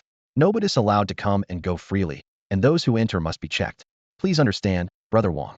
The guard patted Brother Wang on the shoulder before motioning to the others behind him to prepare for the inspection. The driver looked uneasy and glanced inside the car. It wasn't just Chen Fang who had been awakened by the noise outside. Everyone in the cabin looked up one after another. Sheng Tang raised her hand to signal the driver to stop hesitating. Since this was a routine inspection, cooperation was the best option. She was the first to push open the door and step out, with the others following her lead. Outside, the bearded commander of the city guard stared at Sheng Tang in surprise before forcing a smile. Oh, so you're the daughter of the Shengshi Guild, he said with unusual respect toward the future guild leader. Sorry about this, but orders come from above. Everyone must be inspected, no exceptions even for President Sheng. Understood. Sheng Tang raised her arms and cooperated as a female city guard in her 30s swept a clear, crystalline stone back and forth in front of her. Su Qingya also stretched out her arms, cooperating while quietly asking, what's going on in the city? There weren't this many rules when we left a few days ago. The bearded guard sighed. It only broke out recently. Someone reported that members of the hate cult have infiltrated the city. The whole place is on lockdown now. The Silver Dragon Knights have even arrived. Their goal is to root out those lunatics. A flicker crossed Chen Fang's mind. It seemed the information from the burial grounds had indeed reached the higher-ups in Luo City. Most likely, the report came from the Shengshi Guild, maybe even the Tianlong Guild. To avoid retaliation from the hate cult, they chose to keep the source secret. The Silver Dragon Knights. This was the first time Chen Fang had heard that name. He knew the city's main defense was typically the city guard, but judging by the bearded man's tone, this night order seemed to be even higher in status. He was just about to ask Sun Wenjing beside him when the soldier in charge of the inspection suddenly changed expression drastically. Chen Fang looked down and saw the crystalline stone in the soldier's hand darkening, like thick ink spreading inside it as it approached him. At the same time, similar changes appeared in the stones before Sheng Tang and the others, different shades, but all extremely obvious. The bearded guard, who had been relaxed moments ago, suddenly froze, then took several steps back. More than a dozen soldiers nearby instantly drew their weapons, their enhancement auras flaring as they went on alert. No, this must be some kind of mistake.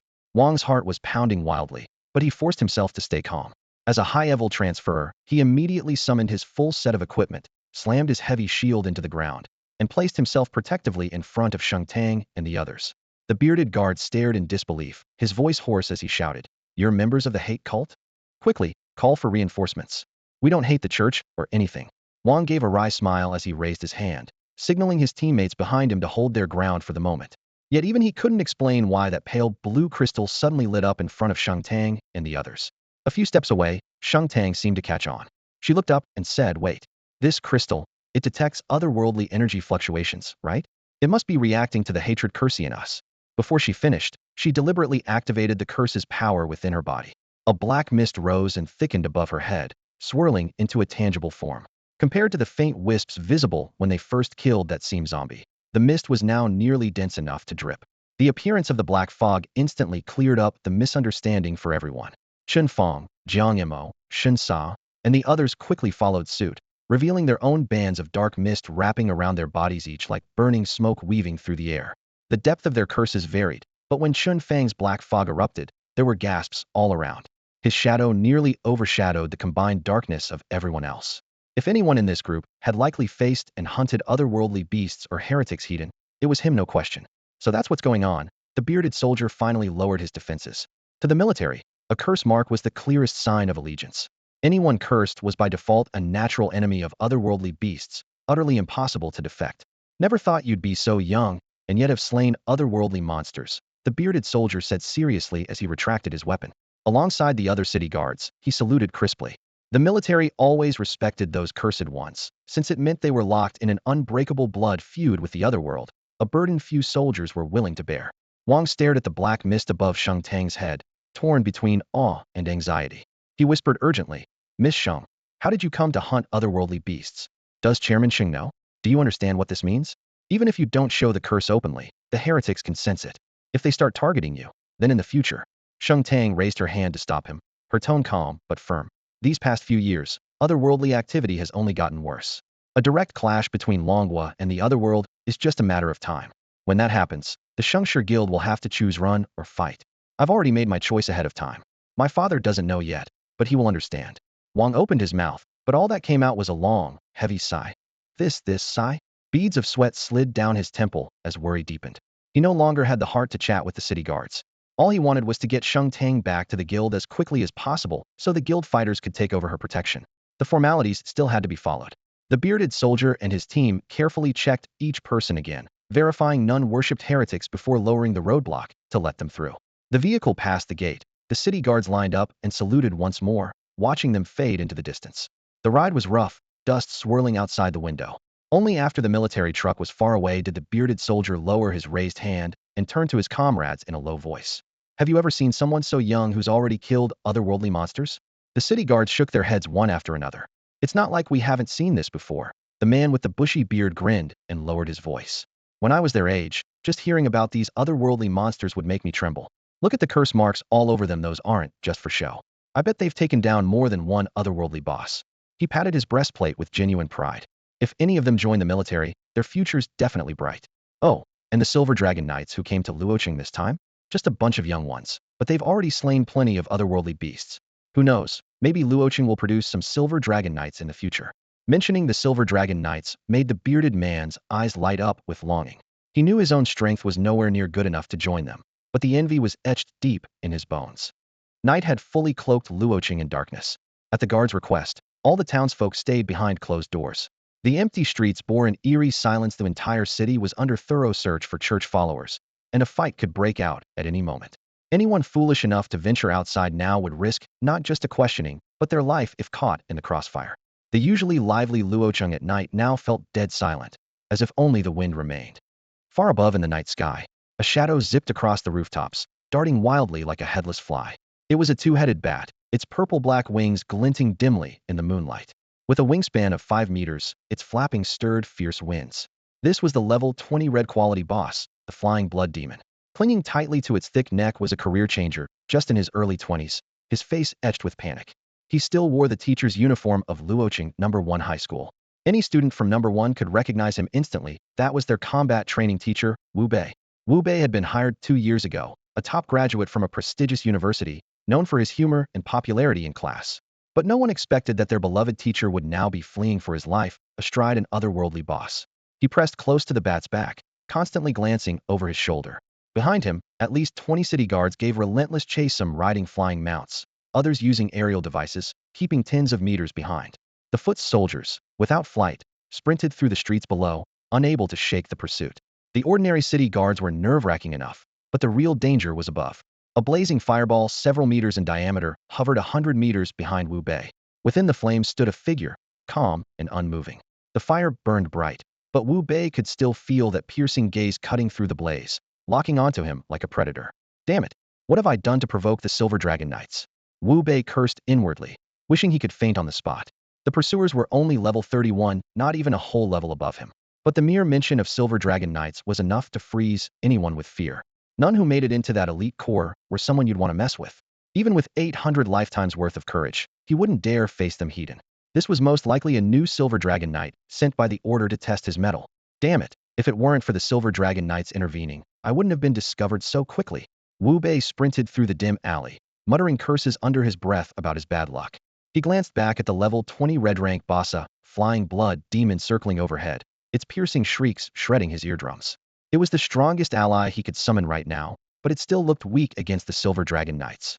In fact, the Knights weren't chasing him desperately. They were deliberately slowing down, toying with him like a cat playing with a mouse. If the female knight inside the fireball truly wanted to strike, he would have been killed multiple times by now. His palm gripping the staff broke out in sweat as Wu Bei desperately searched for any possible escape route, but he found no way to break through. Just then, his friend's comm panel lit up, and Nanfang's voice call popped up. Wu Bei, how's it going? Did you shake them off? The hoarse female voice came through the earpiece, betraying her not-so-young age. Wu Bei lowered his voice, panting, no? The Silver Dragon Knights are on my tail. Getting away won't be easy. Have the others all gone home? Nanfang answered quickly. Except for the 13 caught by the city guards, the other 21 are safe at the hideout. Already 13 caught after just a few days? Wu Bai's heart tightened, and he thought of his wife. What about my wife? She hasn't returned. She's probably been captured too. Her fate is unknown. Wu Bei fell silent. His wife had once been a teacher at the First Academy, but he had successfully brainwashed her into becoming a devout follower of the hate church. This silence wasn't out of marital affection according to his plan. She was meant to become pregnant soon, to give birth to a child loyal to the church. Unfortunately, her faith wasn't strong enough. She could only summon a mere level 10 alien beast. With such limited contribution, he treated her merely as a breeding tool, and now even that tool was gone. He let out a deep sigh and looked back at the faint but relentless pursuers, speaking to Nanfang in a low voice. I'm afraid I can't escape. You all stay at the safe house and do whatever it takes to preserve the church's foundation. Remember, this world is filthy and corrupt. The world of hate will come, consuming everything. Hate is eternal. With that, he tightened his grip on his weapon and prepared to turn and confront the Silver Dragon Knight trailing him. Wait, don't rush. Nanfang urged anxiously. There's still hope. Go home first, and we'll come get you. Once we have you, we'll leave together. Leave? Wu Bai's pace faltered. That's right, Nanfang spoke quickly. Together, through our shared faith in the hateful alien world, we can summon the Dark Sky Demon. Wu Bei frowned. The Dark Sky Demon is a level 70 epic boss. How on earth could you possibly summon it? It's not the real one, just a projection, Nanfang explained. It can't fight back, but it'll buy us 3 hours. Then, using the Blood Pool Coffin artifact, we can break through the city guard's blockade and escape Luoqing. Wu Bei thought for a moment, and surprisingly found the other party's proposal feasible. Let's hurry home, Nanfang urged anxiously through the communicator. Activating the Blood Pool Coffin requires a sufficient amount of blood blocks, and among us, only you can create them. All right, Wu Bei responded promptly, a long-lost glimmer of hope igniting in his eyes. He suddenly yanked a tuft of the flying blood demon's bloody red mane, forcing the massive crimson fiend to change course and fly swiftly toward the city village Nanfang's so-called home near the urban settlement. Back then, the plague-bone demon had descended upon the city village, leaving behind waves of hostile interdimensional energy. Taking advantage of this chaotic energy field, the cult's followers hid within the village, making it easy to evade the city guard's most basic search tactics. Wu Bei abruptly altered his escape route. The city guards and the Silver Dragon Knight behind him did not recklessly pursue, but maintained a careful, not too close, not too far distance. This tense standoff lasted over 10 minutes. Finally, the ruins of the city village rooftops rushed beneath Wu Bai's feet. As soon as he stepped into the area, he loudly shouted, "I'm back. Attack!" His cry shattered the calm like a stone breaking a still lake. Instantly reinvigorating the chasing city guards, the cultist had indeed led them straight to the enemy's lair. Within the fiery orb of a fireball spell, the silver-armored knights sped up, intent on capturing Wu Bei in one decisive strike before organizing a full sweep of the area. Suddenly, the situation shifted. High above, a massive summoning circle appeared. A torrent of inky black mist poured down like a waterfall, engulfing the city village and two adjacent apartment buildings. The swirling, condensing black fog took shape in the blink of an eye into a colossal wraith.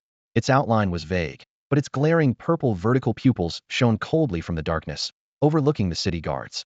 An invisible oppressive force radiated from the shadowy beast, causing the pursuing guards to instinctively halt in midair and on ground, unwilling to advance further. The summoned dark demon formed a moving barrier, sealing off the entire area.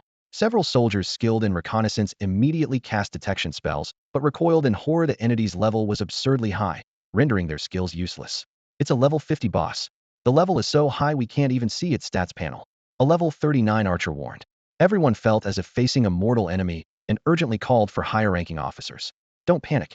The fireball hanging midair paused, and a calm female voice emerged from within. The boss ahead is called the Dark Demon, a level 70 epic boss. Hearing that this monster was even more terrifying than the Plague Bone Demon back then, the city guards shivered collectively. The Silver Dragon Knight added, according to intelligence, cultists in Luoqing average around level 30. They shouldn't be able to summon such a powerful entity. This must be a projection of the boss, posing no real threat. With that, she guided the fireball forward, like a blazing comet streaking with flames, crashing into the dark demon's apparition. A thunderous roar erupted as fire and shadow collided, sparks flying in all directions, bursting into a massive fiery explosion in the sky. Boom! The resounding blast echoed across all of Luoqing. The shadow of the dark demon flickered briefly before settling into stillness. The fireball in midair shattered completely, its residual flames drifting down like stardust. A figure flipped out of the dissipating blaze and landed steadily on the cobblestone road in front of the village within the city walls. It was the young girl who had been hidden inside the fireball moments ago. The city guards finally got a clear look at her. She was even younger than expected, barely over 20. Her raven black hair was braided into a scorpion tail that reached down to her calves. Her sharp brows and defined features balanced between fierce determination and an almost androgynous beauty. The girl gripped a staff black as ink from top to bottom, but its tip blazed with roaring flames, the tongues of fire forming a sharp spearhead that made the staff look more like a weapon ready to pierce at any moment. She wore no armor, just the deep blue uniform of the Starry Sky Academy, clearly a student. Yet no one dared underestimate her. Pinned to her chest was a silver badge with a flowing dragon relief shimmering in pale light, the insignia of the Silver Dragon Knights. Even the lowest-ranked Silver Dragon Knight held a position equivalent to a field-grade officer in the army. Captain Liu, are you all right? A squad captain hurried forward, his voice low and urgent. Lu Ying's expression was cold and firm as she waved off the question. This boss can't move and is basically a sitting target. But it's an epic-level boss at level 70, so my skills won't easily break through its defense. The captain frowned. Then what should we do? Should I call all the men to focus fire and try to overwhelm it? No use. Lu Ying shook her head. The highest level among Luoqing's garrison is only 58. Even if we all attack at once, we won't break the dark demon's defenses. She explained that the dark demon had been forcibly summoned and couldn't move or last long. Within a few hours, it would be forcibly returned to the abhorrent realm, so in the long term, it wasn't a big problem. But the real issue was the area shrouded beneath it, an entire section of Luoqing's civilians. I don't know the true purpose behind those abomination cultists summoning the dark demon, Lu Ying added quietly, but as long as innocent people are trapped, it's a huge danger. A wave of regret swept through her. Earlier, while chasing the cultists, she had tried to play the long game, hoping to find their entire hideout by tracking one of them instead of wiping them out on the spot. Now the situation had changed drastically. If anyone died, the responsibility would be hers. Her first mission was already turning into a disaster. Did she really deserve to be called a Silver Dragon Knight? Her remorse quickly hardened into resolve. Lu Ying suddenly raised her head, locking her gaze on the massive dark demon. Once more she could not just stand by. She took a step forward, and bursts of crimson flame exploded beneath her feet, quickly climbing her body until she was wrapped in a burning spear of fire. The squad captain staggered back, shocked by the sudden heat wave. Just as he opened his mouth to speak, Lu Ying charged fiercely at the towering demonic figure. Mobilize the troops. No matter what, break the dark demon's defenses. We cannot stand by and watch the cultist scheme unfold while the people of the Dragon Kingdom are trapped. Boom! The flames collided with the dark demon once again, unleashing another explosive roar. 2 minutes ago, Chen Fang lay in his narrow but tidy room, staring at the malevolent blade in his palm, its eerie green patterns glowing faintly. He was pondering the best place to install it. The current best option was to replace the Flowfire blade on his Flowfire battle armor. Once swapped, the armor's output would soar to a whole new level. However, that set of armor felt somewhat redundant to him now. In terms of raw combat power, the Azure Dragon battle armor far surpassed the Flowfire one, so he wore the Azure Dragon in most daily fights. The Flowfire armor only came into play when he needed extreme agility or to unleash sustained burst damage with the Overload Sparks Viper machine gun combo, neither of which really relied on the Flowfire blade itself. Considering all this, wasting such a rare malevolent blade on the Flowfire armor didn't make much sense. It was better saved for a stronger mechanical creation or battlesuit in the future. With this settled, he gently stored the malevolent blade into his personal backpack. Afterward, Chen Fang casually opened the system shop interface, planning to restock on bullets. Just as the page finished loading and he was about to snatch up all the low-priced ammo, the screen suddenly distorted, then vanished completely. What's going on? Chen Fang frowned and quickly pulled up his friends list. The same thing happened. Pages malfunctioned, messages couldn't send. This kind of isolation from the outside world usually only happened inside special dungeons. But he was clearly in Luo City's urban area. Why would both the shop and friends systems fail simultaneously? Boom. A muffled explosion echoed from afar, making the floor beneath him tremble slightly. Chen Fang shot upright from bed and rushed into the living room, turning the doorknob and peering cautiously into the hallway. One glance was enough to darken his expression. On the other side of the door, Chen Huanlan was equally startled. She had just stepped out of her room and collided with him. Xiao Fang, what's happening outside? That sound just now. Before she finished, another blast tore through the air, the ground quivering more violently this time. Chen Huanlan nearly lost her footing, but Chen Fang quickly steadied her. What on earth is going on out there?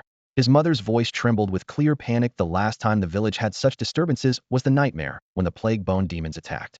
Trying to sound casual, Chen Fang waved a hand. Mom, don't worry, this is Luo City. The city guards are nearby. How dangerous can it be? Maybe some factory exploded. You go back to your room and rest. We'll check it out. Though calmed by his tone, Chen Huanlan still clutched his arm tightly. Don't go out there. What if it's really dangerous? It's okay. I'm level 15 now. Chen Fang patted her hand and forced a light smile. Maybe someone needs help. We'll just take a quick look and be right back. After his repeated reassurances, she finally let go but warned, be careful and don't go anywhere too risky. I've got it. Chen Fang nodded firmly and softly urged her to return to her room. Just before closing the door, he added, no matter what noises you hear, don't leave the house. Once his mother was inside, he turned and stepped out, locking the door behind him.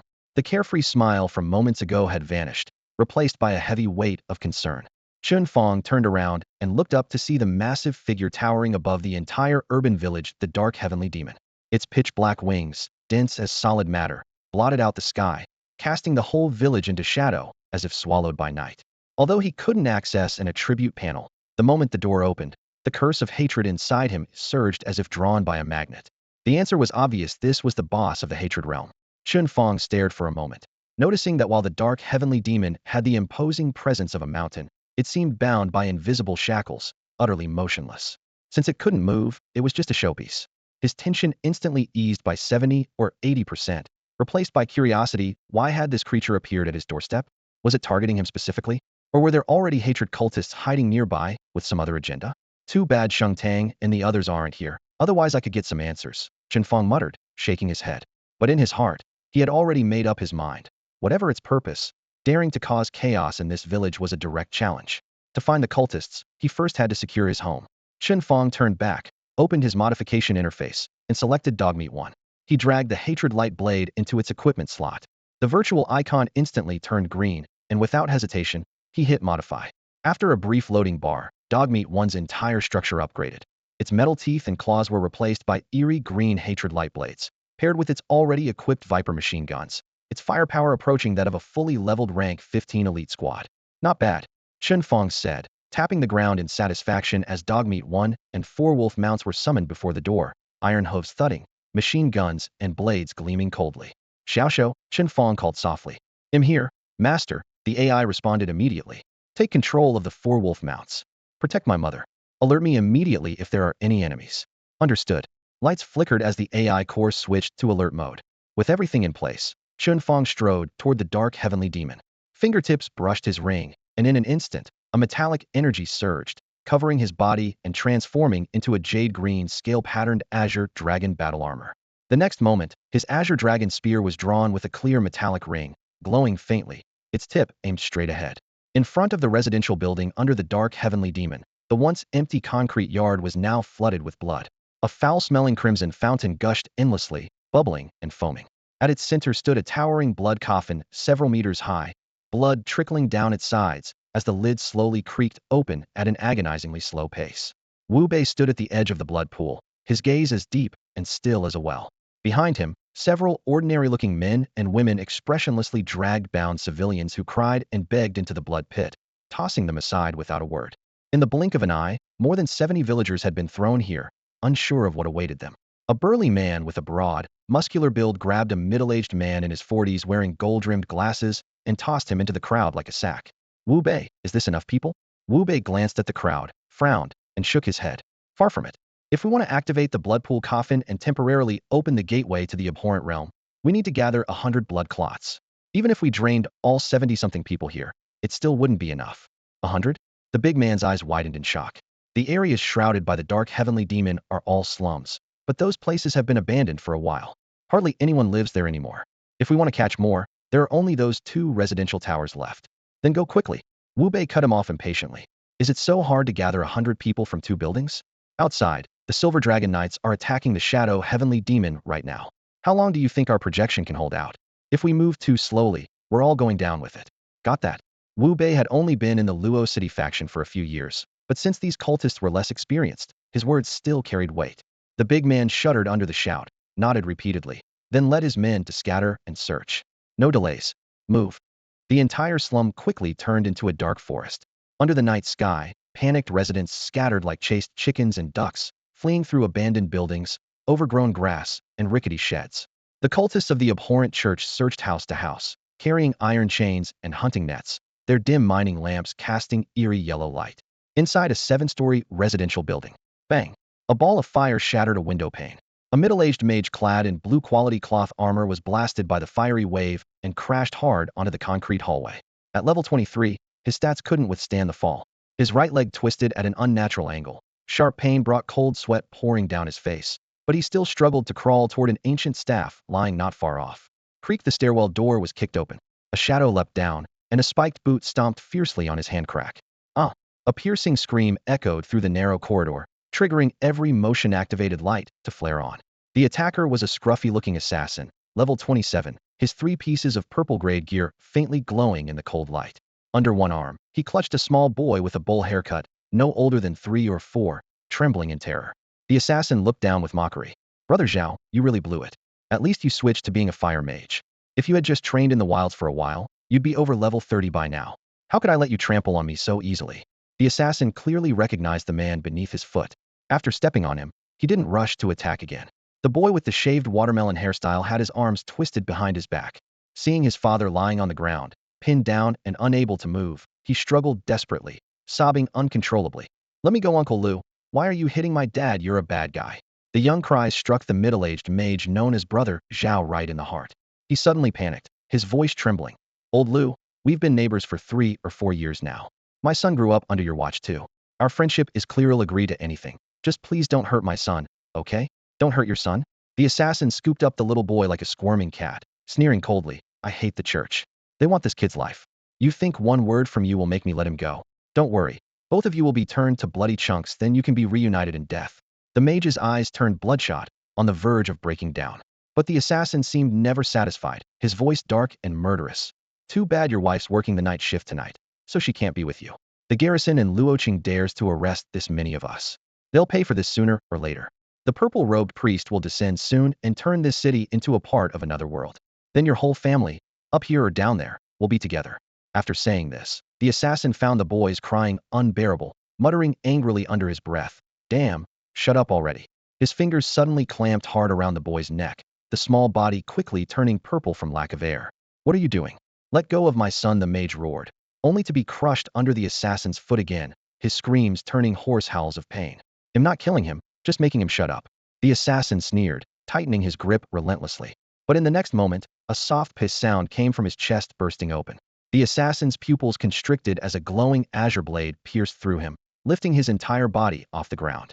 His hand loosened. The boy fell weightlessly but was caught skillfully by an ironclad armored hand, then gently set down on the ground. Before the boy could turn around to see his savior, the corpse, impaled by the glowing spear, was casually tossed by the wielder into a nearby flower bed, sending dirt flying everywhere. Curious, The boy spun around and saw a figure clad in full azure dragon battle armor, one hand pulling his father up from the ground. Wow, so cool even at his young age. The boy's face was full of admiration. He reached out to touch the armor's cold metallic surface, but his father scooped him up tightly, fearing any trouble. The mage took a deep breath, forcing himself calm, bowing repeatedly to the armored figure. Thank you. Thank you for saving our lives. May I ask, are you from the city guards? Chen Fang answered quietly, no, but I am here to save you. Hearing such a young voice, the mage was clearly stunned. Chen Fang then asked, what exactly happened here? Why are there so many church followers in this area? I am not really sure. The middle-aged man in the priest's robe wiped the cold sweat from his forehead and lowered his voice to explain.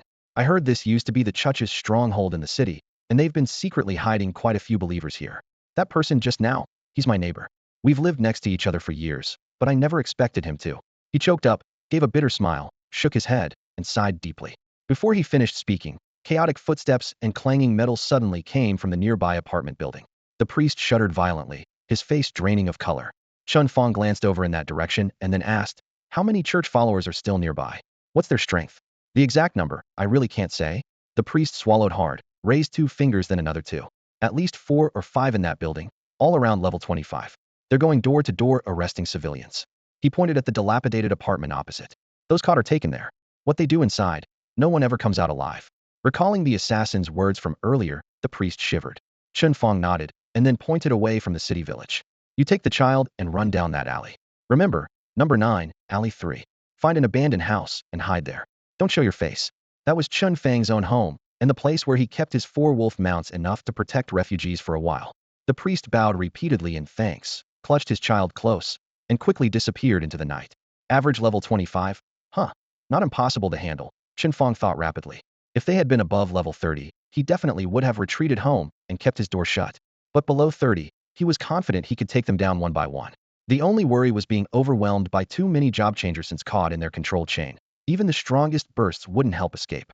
Fortunately, since the church followers had scattered to catch people, this was the perfect chance for divide and conquer. Ding! A system alert suddenly rang out. A new challenge quest has appeared. Please check. Challenge quest: kill 5 abhorrent church members within 3 hours. Time remaining 2 hours 59 minutes 55 seconds. Task reward: Eagle Eye Module Blueprint Red Quality. Agility 50. Extended vision range. Infrared imaging. Activate thermal detection to lock onto hidden targets. Vision sharing. Synchronize all vision information within the module matrix. Another red quality blueprint. Thinking back on how much the Xiaoshou classmate AI module had boosted his abilities before, Chen Fang's excitement surged. This Eagle Eye module would not only improve agility, but also detect concealed targets perfectly tailored for tonight's hunt. Footsteps inside the building came and went, as if warning the prey had yet to notice the butcher's arrival. Chen Fang's mouth twitched into a faint smile. Gripping his azure dragon spear, he stepped into the dark hallway. 10 minutes later, on the rooftop of the apartment building. Bang! The whole building shook violently as rubble rained down, then returned to silence.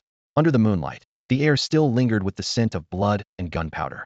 A level 15 purple boss called Six-Armed Corpse, together with a level 24 church follower, had been simultaneously pierced through by one of Chen Fang's spear thrusts, pinned to the ground like skewers. A golden light blossomed around Chen Fang, marking his official arrival at level 16. At the same time, 2 glowing orbs rose from the Six-Armed Corpse lying on the ground. Whistling toward his palm, one was a blue-tier equipment piece shimmering with a faint azure chill, and the other, a dark red pulsing crystal of abomination. With these 2 spoils secured, his grand challenge quest was smoothly completed, yielding rich rewards in just 10 minutes. He casually tossed the crystal of abomination into his backpack first. The azure dragon spear was still lodged in the bodies of the boss and the heretics. He was too lazy to pull it out, and instead took out the recently acquired Hawkeye module blueprint and selected to learn it. Like previous AI modules, the Hawkeye module needed to be integrated into his personal neural network matrix. The total materials required amounted to just 3,000 units, making it fairly affordable. Synchronizing with his classmate Xiaoshou, they completed the learning animation in under a minute. 2 brand new Hawkeye modules instantly appeared in his inventory. Chen Fang took one out and snapped it into the reserved slot on his Azure Dragon battle armor. In an instant, a terrifyingly clear sensorium flowed from the armor into his brain, as if a whole new optical organ had been installed onto his eyes. He stepped to the edge of the rooftop, a night breeze carrying the darkness around him. It was deep into the night. Above, a dark demonic veil obscured the sky, and only a few dim street lamps flickered below, with pitch-black shadows everywhere. Yet, with the Hawkeye module enhancing his vision, That black curtain seemed torn apart, the curves of buildings, cracks in the asphalt, even dust drifting in the air, all outlined sharply on his retina. More astonishingly, patches of crimson heat signatures floated into view. Shadowy figures fleeing through alleys, the desperate citizens trying to escape hand behind them, church followers armed and in hot pursuit. So amazing, he murmured quietly. On the battlefield, perception was life itself. Near omniscience was practically omnipotence. He focused on a distant point, and his vision zoomed in like a telescope. A kilometer away, the face, gear, and even the stat panel of a church follower at the edge of a village were rendered in perfect detail. Compared to that, the musketeer Su Kinjia's boast of remotely scouting boss information now seemed laughably inferior to what this module provided. Chen Fang turned to look through a concrete wall of another residential building. Combining Bayan visual range scanning with infrared imaging, he clearly saw Wu Bei escorting a group of villagers. It was Wu, his martial arts teacher at school. This old acquaintance turned out to be a member of the Abomination Church, making his heart sink deeply. Had the church's power in Luo City already penetrated this far? After confirming that the captured villagers were not in immediate danger, he felt some of the weight lift from his chest. Since there was no rush to rescue the hostages, what came next could be a game of hide and seek. Nearly 2 hours had passed. Wu Bai's impatience crept from his toes all the way up to his brow. He had an uneasy feeling something was wrong after the civilian search squad scattered. For the first 10 or so minutes, they kept returning with reports, but for the last half hour there'd been no sign of anyone. At first, he had assumed the civilians were hiding and hard to find, but this long silence was unusual. He looked up at the shadow of the dark celestial demon projected high in the sky, then scanned the less than 40 hostages gathered below, his brow tightening into a knot. Outside the city, the Silver Dragon Knights kept launching wave after wave of attacks, forcing the demon's projection to fade more and more. If it didn't hold another hour, it might collapse entirely. Meanwhile, he desperately needed 100 hostages, but hadn't even managed half that number. If this dragged on, the city's defenders would break through eventually, and not a single one of their church followers would escape. What the hell are these losers doing? He cursed under his breath, kicking at a camphor tree trunk nearby. With a dull crack, the trunk split in half, causing the hostages to cry out in alarm. Wu Bei swallowed his anger and pulled up his friend panel to send voice commands, urging his men to hurry.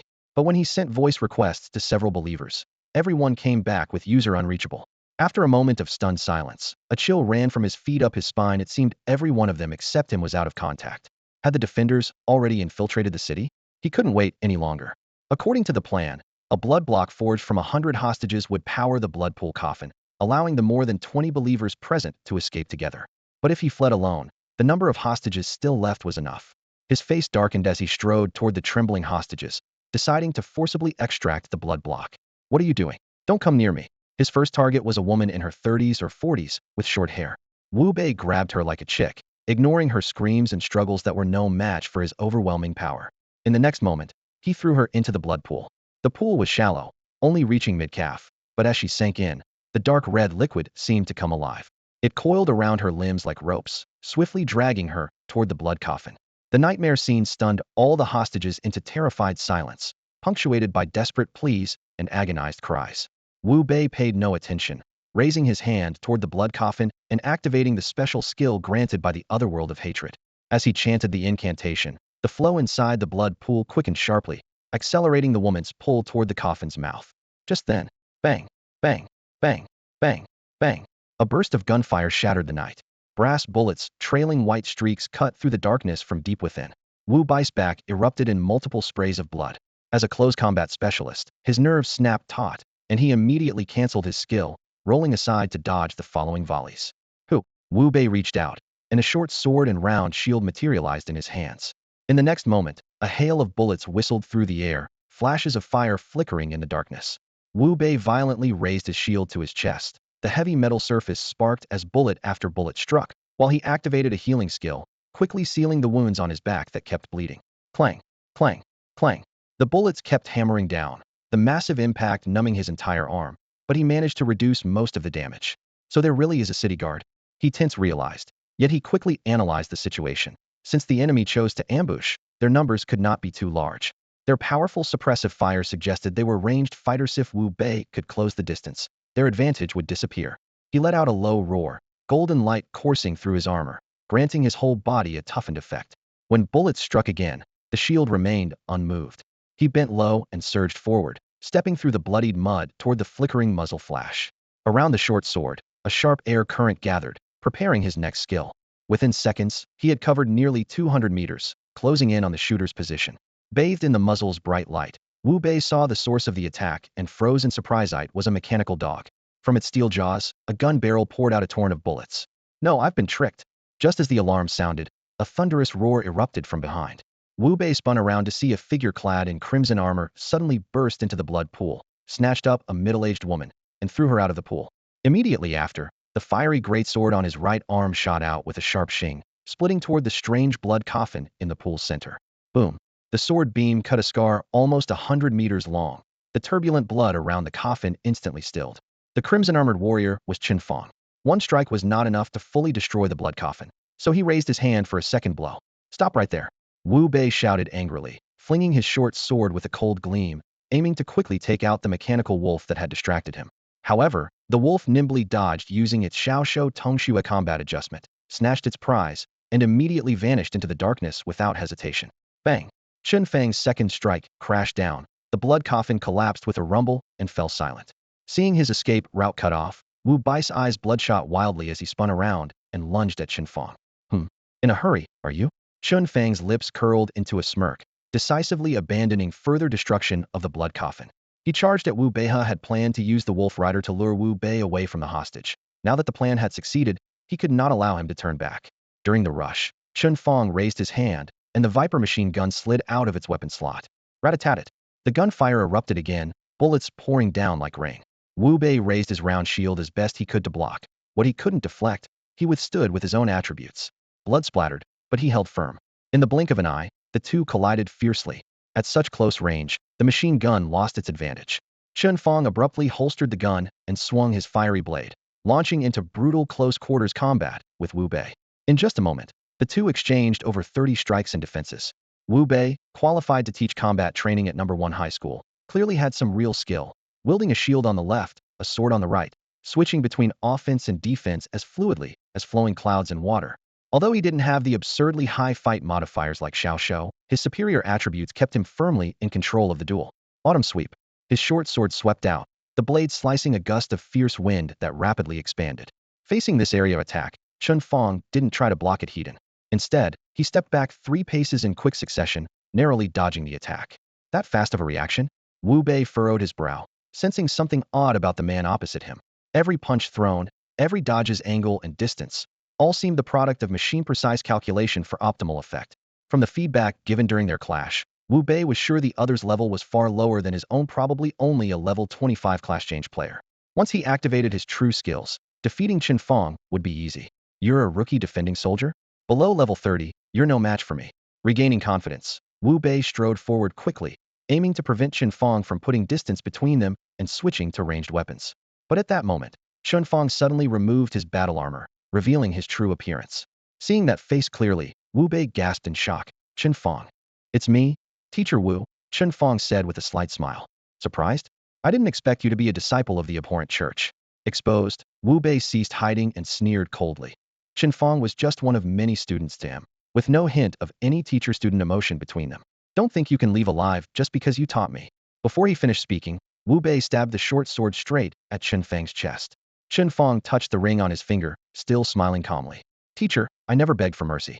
Taking off the armor was only so you die knowing exactly who you fell to. Click, click, click. The Azure Dragon armor, heavier and more solid than the flowing flame armor, spread from Chen Fang's shoulder blades. Layer upon layer of metal plates locked together, encasing his entire body. Facing the incoming blade, he didn't dodge at all, instead raising a hand to firmly grab the sword's edge with his enhanced melee grip. Metal scraped metal, sparks flying. Wu Bei was stunned to find that despite his superior attributes, his sword couldn't make even an inch of progress. Just a moment ago, he had the upper hand, but now Chen Fang had him completely suppressed. Merely switching armor had utterly reversed the attribute gap. His gaze flicked to the dark green Azure Dragon armor, his heart feeling as heavy as if it had plunged into an abyss. In this brief distraction, Chen Fang lifted his leg and launched a whipping kick straight into Wu Bei's abdomen. Blood splattered as Wu Bei was kicked flying over 10 meters, crashing heavily to the ground. Chen Fang stood his ground, not pursuing. Calm and clear behind the mask, he said, Teacher Wu, it seems your strength isn't quite enough. Come on, they'll give you a chance. Summon the abhorrent beast to assist. Wu Bei swallowed the metallic taste of blood in his mouth, a mixture of humiliation and rage swirling inside.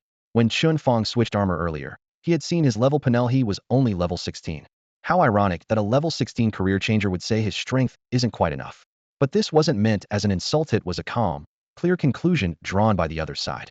Just moments into their clash, Wu Bei realized that after donning the Azure Dragon battle armor, Chen Fang was like a completely different person, his combat power skyrocketing beyond anything Wu Bei could handle. His face darkened. Wu Bei dared not approach recklessly anymore. Raising his right palm, his knuckles flexed slightly as the demonic energy inside him surged like a broken dam, transforming into thick black smoke that billowed down his arm and swirled in his palm. Within the blink of an eye, the black cloud expanded to the size of a millstone. Go! Wu Bei shouted, slamming his palm onto the ground. Boom! The black smoke exploded, and a cold summoning array appeared on the earth, intricate patterns burning with dark spiritual light. Amid a deep rumble, swirling black mist gushed from the array's center, condensing into a flying blood demon with crimson feathers fluttering wildly. Before it even finished roaring, the demon stretched out sharp claws and swooped in front of Wu Bei, taking him onto its back. Chen Fang, you're too young, Wu Bei said, sitting cross-legged on the demon's spine, feeling the violent attribute boost synchronized through their bond.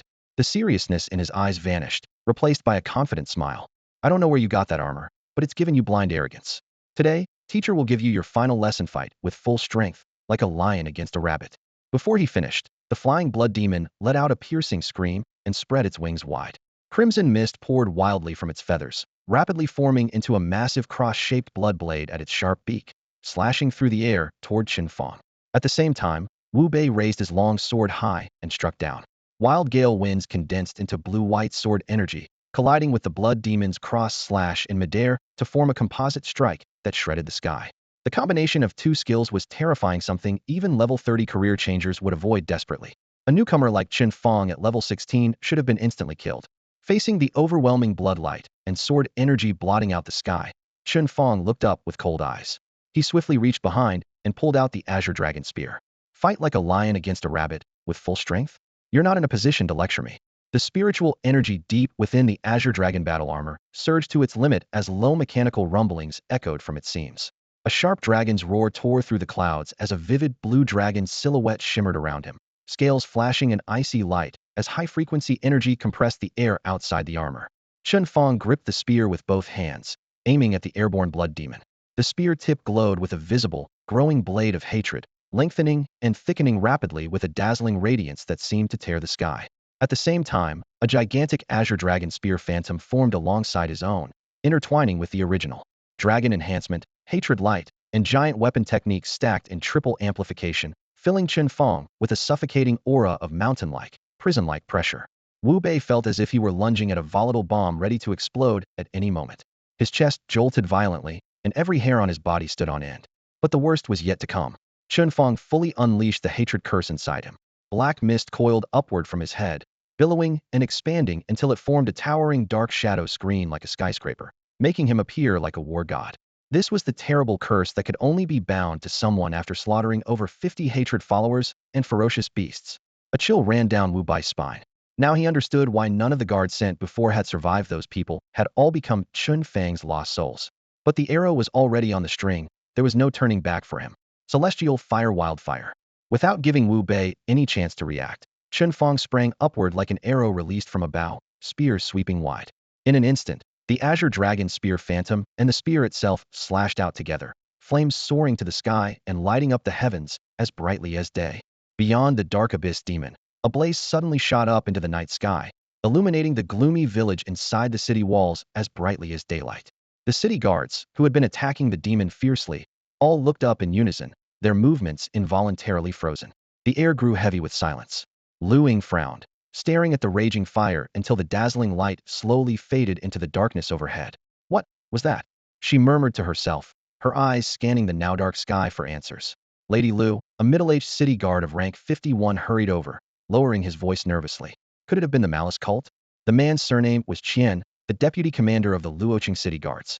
By rank and seniority, he outranked Lu Ying slightly, but she bore the silver dragon emblem as a knight, placing her above him in status.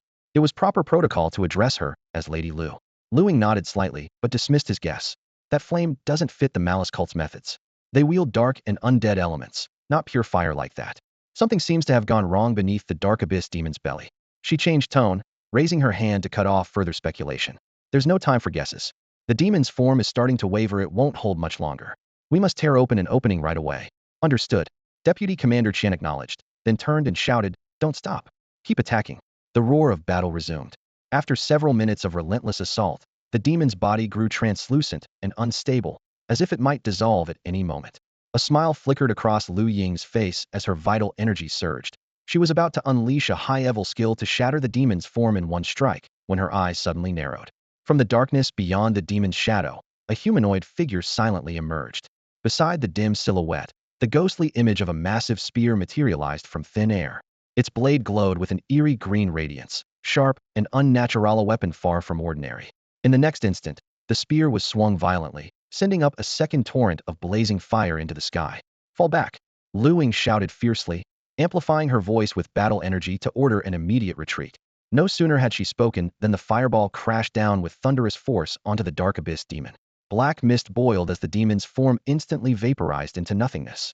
From the flames, the figure finally took shape, one hand dragging the spear, the other carrying an unconscious person, steadily approaching the city guards. As the dark abyss demon was destroyed, the black mist swirling above the figure thickened, dense enough to drip. The pure, chilling aura of alien malice struck a chord of alarm among the guards, who instantly formed ranks as cold steel and magical runes flared in unison. Several guards at the front tensely demanded, "City guards here. Surrender now." Their words were backed by skills gathering in their palms, ready to fire at any sign of hostile movement. At that moment, Deputy Commander Qian's eyes sharpened, and he barked, "You rookies. Can't even tell malice curses and cultist auras apart. Put your spells away, that's one of our own." The new recruits only then realized the swirling black mist wasn't the destructive energy of cult followers, but a sign that the figure bore a malice curse. In truth, such cursed auras weren't rare to the military, which city guard hadn't fought alien beasts and been tainted by curses themselves. Still, an aura so heavily shrouded in black mist was extremely uncommon. Across all of Licheng's city guards, only leaders of squads could even compare to it. How many savage beasts from other realms and heretical cultists must one kill to be cursed so deeply by this abhorrent curse? A cold night wind cut through the broken walls and ruins of the deserted street, carrying the sharp scent of blood straight into their nostrils. Almost instinctively, everyone there assumed the figure approaching had to be a military veteran who had survived countless battles and was now stealthily returning to the city. Deputy Captain Qian steadied his nerves, then stepped forward to meet whoever dared infiltrate the dark demon's rear guard alone and confront those vicious cultists in close combat. With that kind of courage, never mind a first-class merit award earning several medals wouldn't be surprising. Suddenly, a sharp whoosh pierced the silence. A white-robed priest collapsed heavily at Deputy Captain Qian's feet, throwing up a cloud of dust. Lu Ying drew her sword instinctively, and the face that came into view both startled and delighted her. "Wu Bei," she blurted out. "He's the white-robed priest from the abhorrence church I was investigating." Before she finished, steady footsteps came from the direction the corpse had flown, and a teenage voice sounded with a hint of apology. "Sorry, I forgot to hide the abhorrence curse. Almost caused a misunderstanding. I'm on your side." From a gap in the night, a middle school student in a school uniform stepped out. Dark mist churned several times above his head, then folded inward, vanishing as if swallowed. Everyone froze. The boy looked unremarkable, barely a low-level rank 16, but the abhorrence curse was no forgery. Such a curse could only be ignited by absorbing countless souls of otherworldly beasts and cultist believers. All eyes locked onto Chen Fang like searchlights. He scratched the back of his head. "I took care of the cultists there, but casualties were unavoidable. I'm not good at cleanup and aftercare. Should the city defense troops take over now?" Deputy Captain Qian and Lu Ying exchanged a glance. After a brief pause, Lu Ying stepped forward, extending a white-gloved hand. "Greetings. I'm Lu Ying, member of the Silver Dragon Knights, 9th cohort. Could you come to city defense headquarters to give a detailed account of the last 3 hours?" Chen Fang raised an eyebrow. "That complicated? If your contributions are genuine, the government will reward you accordingly," Lu Ying added. At that, the boy smiled and shrugged. "Well, no matter how much trouble, I guess I have to cooperate with the city defense troops. Let's go now." Dawn. The interrogation room at city defense headquarters was bathed in harsh white light. Deputy Captain Qian, having just dismissed Chen Fang, rubbed his temples wearily. The door opened, and Lu Ying hurried inside. "Captain Lu." "No need to stand." Lu Ying waved him off, her tone concerned. "How did it go? Were all questions answered?" Deputy Captain Qian gave a wry smile and handed over the report. "All done. Based on what we know, what he said is basically true." He sighed, pointing at the dense text. "Honestly, this kid's story is unbelievable. Without solid proof, I wouldn't believe a single word in this report." Lu Ying remained silent as she carefully examined the report. Every word on the page was clear and legible, yet they felt like nails piercing her thoughts. The burial grounds. Chen Fang and the Special Operations Unit teaming up to kill 3 Stitchers. That was barely believable, but acceptable. However, after returning to his rented room in the city village, Chen Fang sensed the presence of the abhorrent church and proceeded to slaughter 22 of its followers. The city defense forces had already verified the identities of all 22 overnight. They were merely low-level church members, none having reached second-tier advancement, yet all were above level 25. Even Wu Bei, codenamed the White-Robed Priest, was level 32. Meanwhile, Chen Fang was only level 16, an ordinary high school student. The idea that a student alone could take down such high-level targets was simply unfathomable. Lu Ying tapped the corner of the report lightly as interrogation details surfaced in her mind. Believers could summon interdimensional beasts, and normally a level 30 believer required a full squad of the same level to suppress, or else the entire squad risked annihilation. In other words, what Chen Fang accomplished single-handedly was beyond reason. Conflicted feelings churned in her chest, yet the deeper she delved, the more solid the evidence became.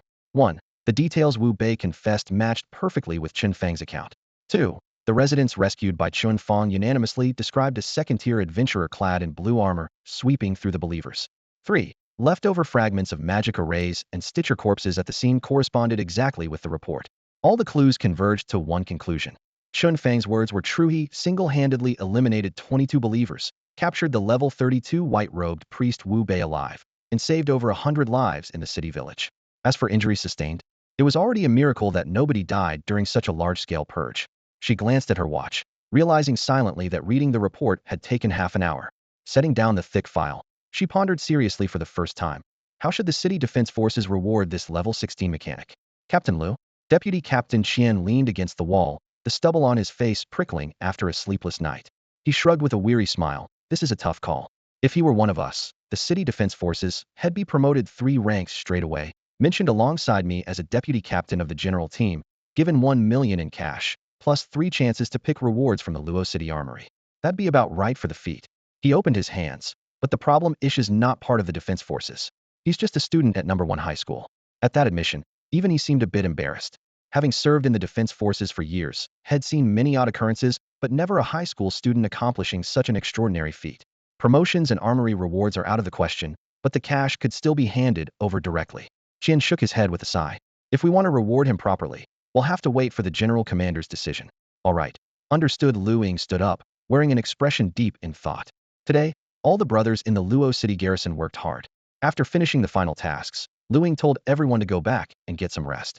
Then she gathered the scattered battle briefs on the table into a neat stack and added, by the way, Deputy Qian, could you send me another copy of the files that Chen Fang handed over? The hatred curse on him is far too deep and obvious. For a high school student, that's extremely dangerous. I need to find a way to help him. With that, she draped her silver dragon cloak over her shoulders and strode decisively out of the command room.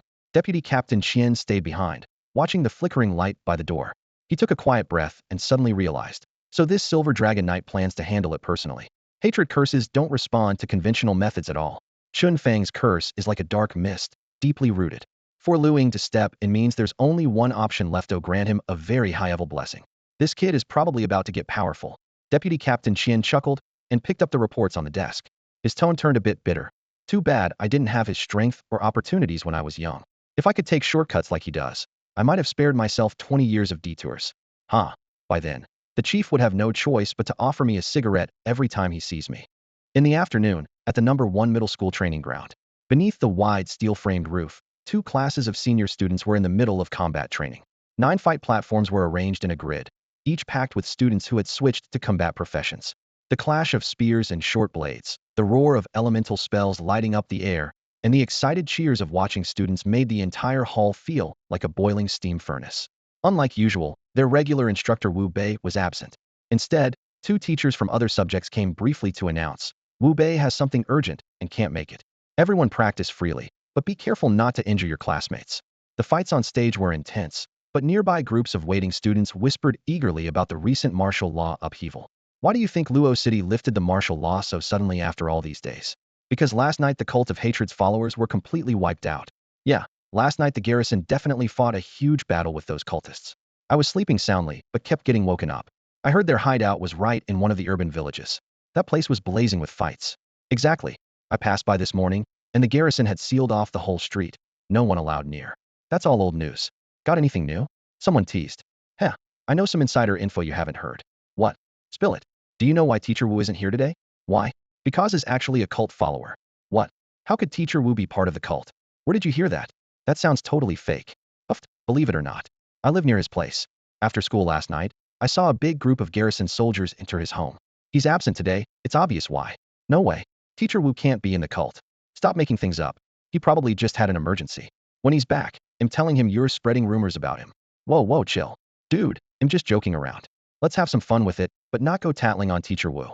A group of people quickly shifted the topic away from Wu Bei. They gathered in a corner of the training room, discussing the shocking gossip they had heard that morning, never imagining that every rumor they confidently believed was actually true. Below the arena, the only one who knew the full story, Chen Fang, leaned against the railing. Outwardly, he pretended to watch the sparring match between two students on the observation platform, but the grin stretched from ear to ear, blooming like a flower about to fully open. Sun Wenjing was sitting right beside him, her scalp tingling from embarrassment. She couldn't help but wave her hand in front of his face. Boss Chen, are you okay? You've been making that expression since you arrived at school this morning and haven't stopped smiling. Did something great happen? Chen Fang snapped back to reality at her words and quickly clamped his mouth shut.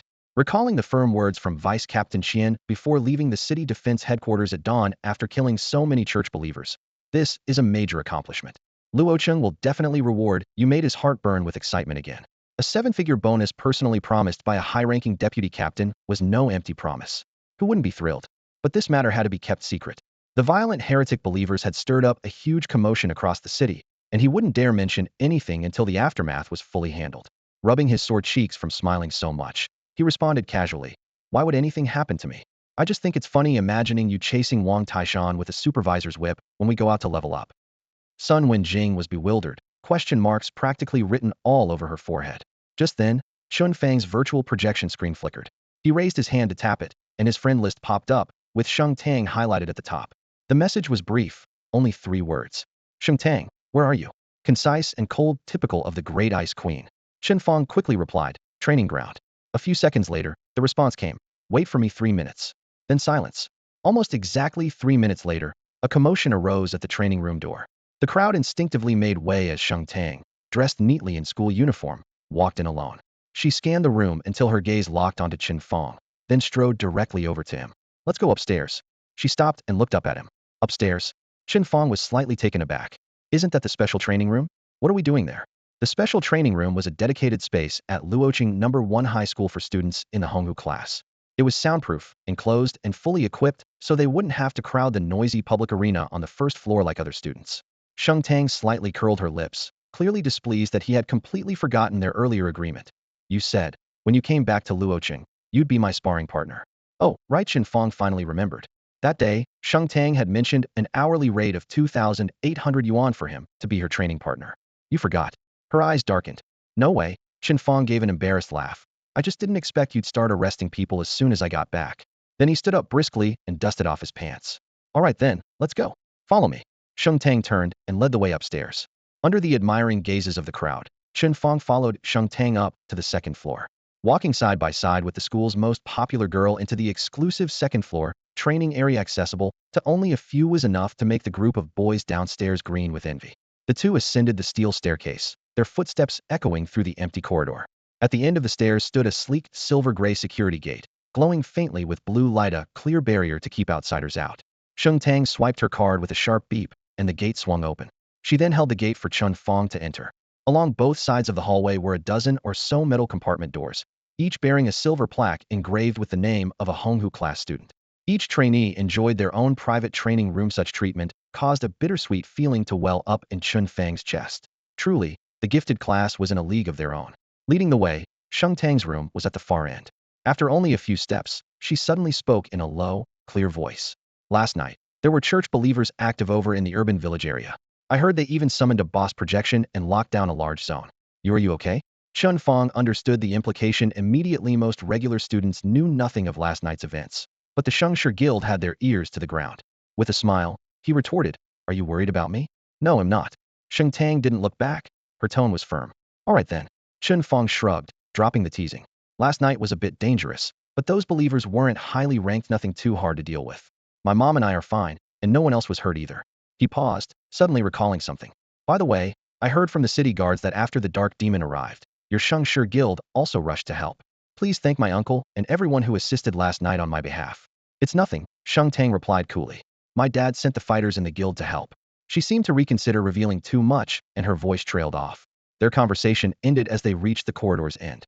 The last training room's alloy door was noticeably wider than the others, the metal grain softly shimmering under the lights. Sheng Tang swiped her card once more, and the heavy door slid open silently, revealing a spacious martial arts practice area roughly the size of a ring downstairs. The floor was embedded with shock-absorbing green steel plates, and the surrounding equipment was neatly arranged and spotless. A faint, fresh scent hung in the air, immediately marking this space as her personal sanctuary. So, what do you want me to do as your sparring partner? Chen Fang stepped into the center, stretching his wrists while surveying the room. Simple, Sheng Tang answered, pulling gear from her storage ring with decisive movements. Just spar with me. No skills, only close combat fighting. If you see anything I should improve, tell me straight. No holding back. As she fastened helmet, chest armor, and gauntlets one by one, a new purple suit took form on her. The outfit maintained a pure white fabric base, fitting her slim waist and long legs perfectly, accentuating her graceful curves. The original silver metal plates were replaced with smooth, white crystal stones, their surfaces flickering with pale silver flames, complementing her radiant flame clash traits. The new suit style carried forward the essence of the old, but with sharper, more elegant detailing except for one thing unchanged. The woman wearing it looked stunningly beautiful, almost too exquisite to disturb. Is this the Radiant set? Chen Fang couldn't help but ask. Sheng Tang nodded gently, her fingertips brushing over the flowing golden patterns on the chest plate. Just had the blacksmith rush it out last night. It was a level 15 purple grade outfit, not only with excellent base stats, but also capable of simultaneously boosting light and fire skills. She estimated she could wear it all the way up to level 30 without needing to upgrade. Wow, not bad, Chen Fang sighed in admiration. If she really made it to level 30, this Radiant set stats would probably rival some red tier pieces, easily outclassing his own flowing fire battle armor. Thinking that, he raised his hand and tapped the smart wristband. The crimson armor instantly materialized, fitting snugly, and the flowing fire blade sprang into his palm, its tip flickering with fiery runes. Sheng Tang drew her sword, a sharp gleam flashing. Go all out. Don't use any skills, I can take it. As you wish. Chen Fang tightened his grip, his breath steadying. Beep, the special training room timer reset to 0, and they lunged forward together. Metal clanged against blade with crisp, ringing sounds that echoed off the walls as sparks flew. Chen Fang's praise burst out in a rapid-fire stream like a barrage. Sheng, that strike had perfect angle and a smooth finish. Not bad reaction speed, you kept up with my thrust. A slick little combo, like a fine rain of attacks, almost had me miss a block. Clang. After another clash, Sheng Tang raised a hand to signal pause. Chen Fang sheathed his blade, curiosity showing. What's up? Sheng Tang looked a bit helpless but amused. Focus. Stop just complimenting me. I invited you here to find my weak spots. You're clearly better than me. Chen Fang blinked. He had assumed that the 2,800 on our coaching fee would have to include emotional support to keep clients satisfied. Now he realized Sheng Tang wasn't buying that. I underestimated you. He nodded seriously. If you mess up next round, I won't go easy. Criticize as you like. Sheng Tang reset her stance. Come on. Round 2 began. Chen Fang unleashed full power. His blade threatened her vital points repeatedly, and his footwork was so sharp it left afterimages. Although Sheng Tang was top of her class, under such pressure she looked inexperienced, constantly pushed back and rarely able to counterattack. What really overwhelmed her was Chen Fang's relentless verbal barrage. Sheng, you're ranked first in the school's power list? I handle my sword steadier in my sleep. No way, you couldn't even block my third strike? Backing up with a bow stance to evade the horizontal slash? That move could have blocked it. How many shots of strong tea did you have before class? Your footwork's so slow. Where's your butterfly step? TSK, I purposely left a huge opening and you didn't even see it? Come on, stab me in the ribs. That really hit me? Just kidding. I gave you that opening to practice. The fight was pretty much one-sided, including the verbal sparring. With the help of the combat adjustments, Chen Fang's fighting skills didn't quite reach the pure, effortless level of a true master, but at the very least, he fought like a flawless machine. Nothing like Sheng Tang, a mere high school student, could match. He wasn't relying on the system to bluff his way through. In every battle, that adjustment program acted like a personal coach, guiding him on the optimal angle for each punch and the perfect timing for every kick. Over time, these best solutions became ingrained muscle memory, making his actual combat abilities far superior to others his age. So Sheng Tang's sword techniques appeared riddled with flaws to him. The girl had already invited him to criticize openly, and Chen Fang did just that with no mercy. Harsh words he expected her to remember quickly. Their feet slammed against the metal floor of the training room as the two battled fiercely for nearly 20 minutes. You can't even touch me? Should I just sit in a wheelchair to spar with you? Chen Fang moved fluidly, his tone still sharp. Suddenly, Sheng Tang took a step back. Her sword tip paused, and he stopped as well. The girl showed no expression as she thrust the sword point into the ground with a thunk. No more training. Let's take a break. With that, she turned and headed toward the single bed in the corner, breathing heavily. Her porcelain cheeks flushed pink. Chen Fang was puzzled. With her stamina, she shouldn't be so quickly drained. Her strikes had been steadied just moments ago. Crack, crack, the faint sound caught his attention. He glanced over to see Sheng Tang's knuckles whitening as she clenched her fists, a subtle but unmistakable trace of hostility filling the air. She wasn't tired, she was flushed with anger. A chill ran down Chen Fang's spine. Didn't you just tell me not to hold back? A few sharp words, and you're already losing your cool? Miss Campus Belle, you can't be this fragile. He quickly debated whether to step forward and offer some comforting words. At that moment, his personal device suddenly popped up a friend request. Requester, Jiang Tiantian. He casually accepted it, and immediately received a message. Jiang Tiantian, where are you? I want to see you. Chen Fang. Wait, who are you? Jiang Tiantian. Jiang Tiantian. Chen Fang, don't know you. Jiang Tiantian. Jiang Tiantian. Anyway, we'll talk face to face. I'm already at number 1 high school. Where are you? Who is this, suddenly showing up at school like that? Chen Fang was left utterly baffled. Suddenly, Chen Fang recalled that last night in the urban village, there was a girl in the city guard, a girl he didn't recognize who had spoken to him. She mentioned she would reward him in the next couple of days if he guessed right. She must be a senior from the Starry Sky Academy. Thinking this, he felt a surge of excitement and quickly replied in the friend chat. Okay, I'm in the training room. Let's meet right at the training room door. His sudden change of attitude seemed to leave the person on the other end stunned for quite a while. It took a full minute before the reply popped up. All right, they'll be there soon. Chen Fang closed the friend panel and turned his gaze back to the special training room. Sheng Tang was still sitting gloomy and sulking in the corner. Chen Fang found a rather dignified excuse in his mind. When a girl is upset, she should be given time to cool off. So he forced a smile and said, if you're tired, go ahead and rest first. I have some business to take care of, need to step out for a bit. Sheng Tang glanced back, eyes cold, but said nothing, just casually tossed a card to him. Chen Fang caught it and saw it was her student card. This meant he could freely access the second floor of the training room. Thanks. He waved and left the special training room, card in hand. The moment the door closed, Sheng Tang's eyes fixed on the humanoid alloy dummy in the corner. It was a device used to test slashing strength. Taking a deep breath, she drew the long sword embedded in the ground. Silver flames gathered along the blade's edge before she unleashed a fierce slash crash. The strike slammed into the metal torso, causing the entire training room to tremble. Thanks to good soundproofing, no one outside noticed a thing. Chen Fang, now gone, had no idea what kind of anger had just erupted behind him. Meanwhile, he was happily waiting at the training room's entrance for that senior's arrival. But when footsteps approached, the figure that came into view wasn't Lu Ying, it was someone a bit more familiar. Chen Fang. The girl stopped in front of him, arms crossed, and wearing a proud expression, none other than Jiang Tiantian. Chen Fang froze for a moment, quickly searching his memory. You're Jiang Tiantian. Seriously? If I'm not Jiang Tiantian, then who are you? Jiang Tiantian rolled her eyes, but inside she was annoyed. This guy almost nearly slashed her away at the cemetery grounds, and yet he couldn't even remember her name? Was he trying to make things hard on purpose? If she hadn't witnessed Chen Fang's ability to instantly kill the Sun corpses, she would have turned around on the spot. Chen Fang was equally displeased, had no patience for this brat's arrogant temper. If I'd known it was you, I wouldn't have come out. Saying this, he copied her eye roll and turned to leave. Hey, where are you going? I came all the way to number 1 middle school to find you. Jiang Tiantian hurried after him, her tone softening a bit. Chen Fang stopped and looked back. Find me? We're not even close. Why look for me? We're not close now, but that might change later. Jiang Tiantian took a deep breath and got straight to the point. I'm here to ask, what conditions did Sheng Tang offer you to join her fixed team? Huh. Chen Fang was taken aback. Jiang Tiantian didn't bother to beat around the bush. No matter what Sheng Tang offered you, I'll double it. Just join my fixed team and take the joint exam with me. If Shengshe Guild offers you a potential contract, I can also arrange for Tianlong Guild to give you a contract with double the pay. And if you break the contract, we'll cover the penalty. What do you say? As soon as she finished speaking, Jiang Tiantian proudly puffed out her chest, as if a contract worth 18 million was nothing more than an offhand promise. Tianlong Guild's financial power was on full display through her. You're trying to poach me? Chen Fang finally understood her true intentions. That's right. Jiang Tiantian nodded decisively. Chen Fang stroked his chin, looking conflicted, had to admit. The offer was very tempting.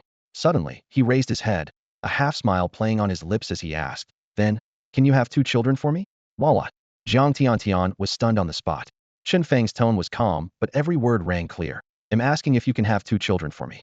Understanding his meaning, Jiang Tianxian's face flushed bright red like a ripe apple, her eyes wide with disbelief. What nonsense are you talking about? I personally invited you to join my fixed team, to join Tianlong Guild, showing you plenty of respect, and now you dare to say something so dirty. Chen Fang raised an eyebrow. Humph. So you say you're sincere and that the terms you gave are twice what Shang Tang offered, but you're not even willing to have children for me? Then what's the point of negotiating? With that, he turned and walked away. Chen Fang. Jiang Tiantian called after him twice, but all she saw was his retreating back, no response. Anger instantly boiled up in her mind. A woman like Shang Tang, proud to the extreme, would never use having children for Chen Fang as a ridiculous contract term. Chen Fang was clearly toying with her. You bastard, how dare you mess with me? She shouted at his disappearing figure. You really think your luck, getting some powerful blueprints, lets you act all high and mighty in front of me? Just wait until the blueprints no longer keep up with your level. See how you fight me then. At that time, Shengshe Guild won't train you like now. You'll be nothing but a bang, bang, bang, bang, bang. Several bullets cut through the air, smashing into the ground at her feet, sending chips of stone flying onto her face and clothes, making her scream. The training room door was already closed, but suddenly a wolf rider appeared there out of nowhere. The gun barrel still smoked, clearly the source of the warning shots. Get lost, or don't blame me for being ruthless. Chen Fang's voice came quietly from inside the training room. Jiang Tiantian didn't dare act rashly and could only stomp her foot angrily as she turned to leave in frustration. Just as she took 2 steps, the wolf rider's feet lit up a teleportation array, and the figure vanished. Chen Fang's refusal wasn't really because Jiang Tiantian wouldn't have his children, that was just a joke to push back her proposal.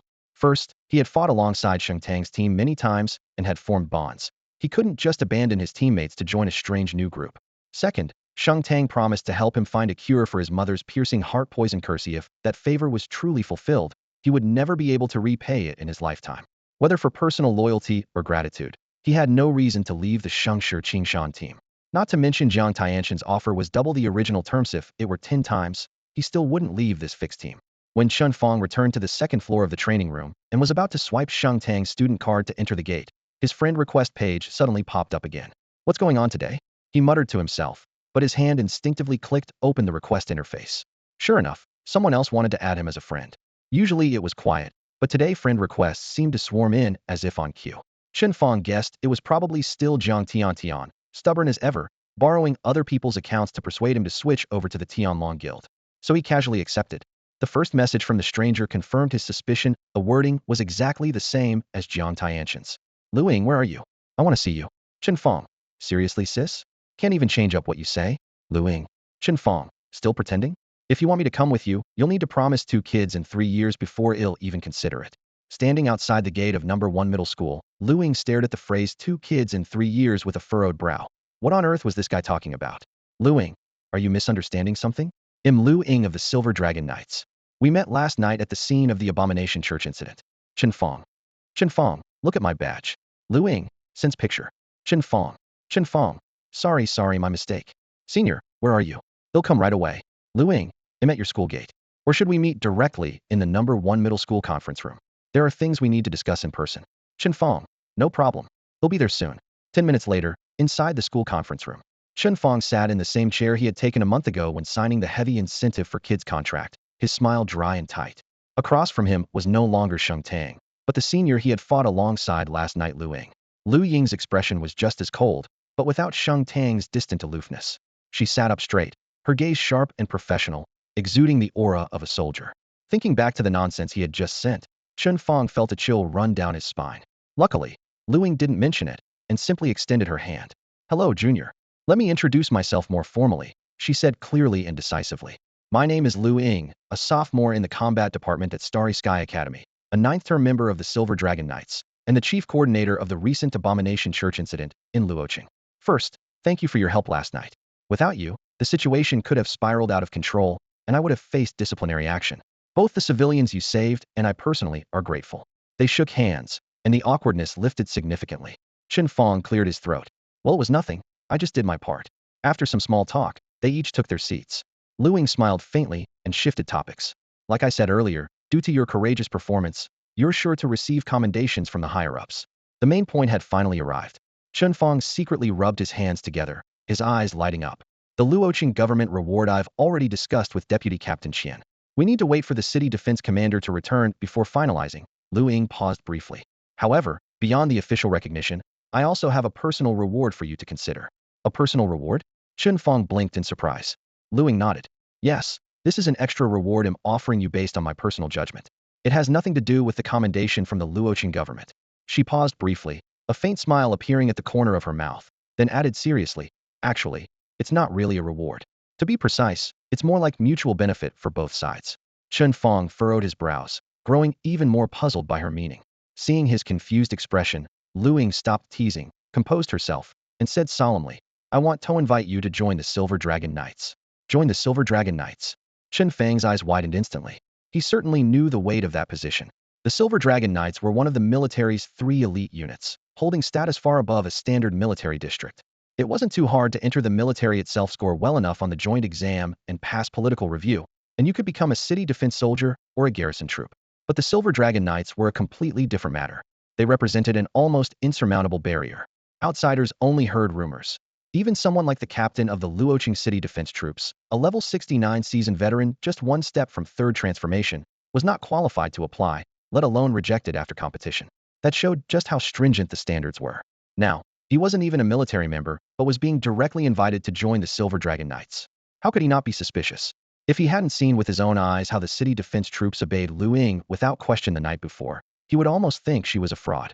Am I really qualified to join the Silver Dragon Knights? Chen Fang found it hard to believe.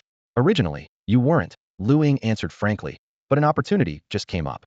The Silver Dragon Knights are recruiting their 9th intake, which specifically targets young talent identified as having high potential. All newcomers are paired with veterans from the first intake who mentor the new generation, and the selection isn't limited to current military districts. She paused to explain, you know as well as I do, most outstanding young people are either recruited early by prestigious academies or sign with guilds quickly. Very few are willing to truly devote themselves to the military districts. Chen Fang nodded slightly. That's why even someone like me, who once studied at the Starfield Academy, gets a chance to apply, Luing said, locking eyes with him. And you also qualify to apply. My master has 1 vacancy left, and I believe you're worthy of trying. Pass the assessment, and that spot is yours. You'll officially become a Silver Dragon Knight. She warned him, the 10th intake won't start for at least 3 years, and policies could change by then. If you miss this chance, you may never join the Silver Dragon Knights. Chen Fang weighed the offer in his mind. It really was an excellent springboard.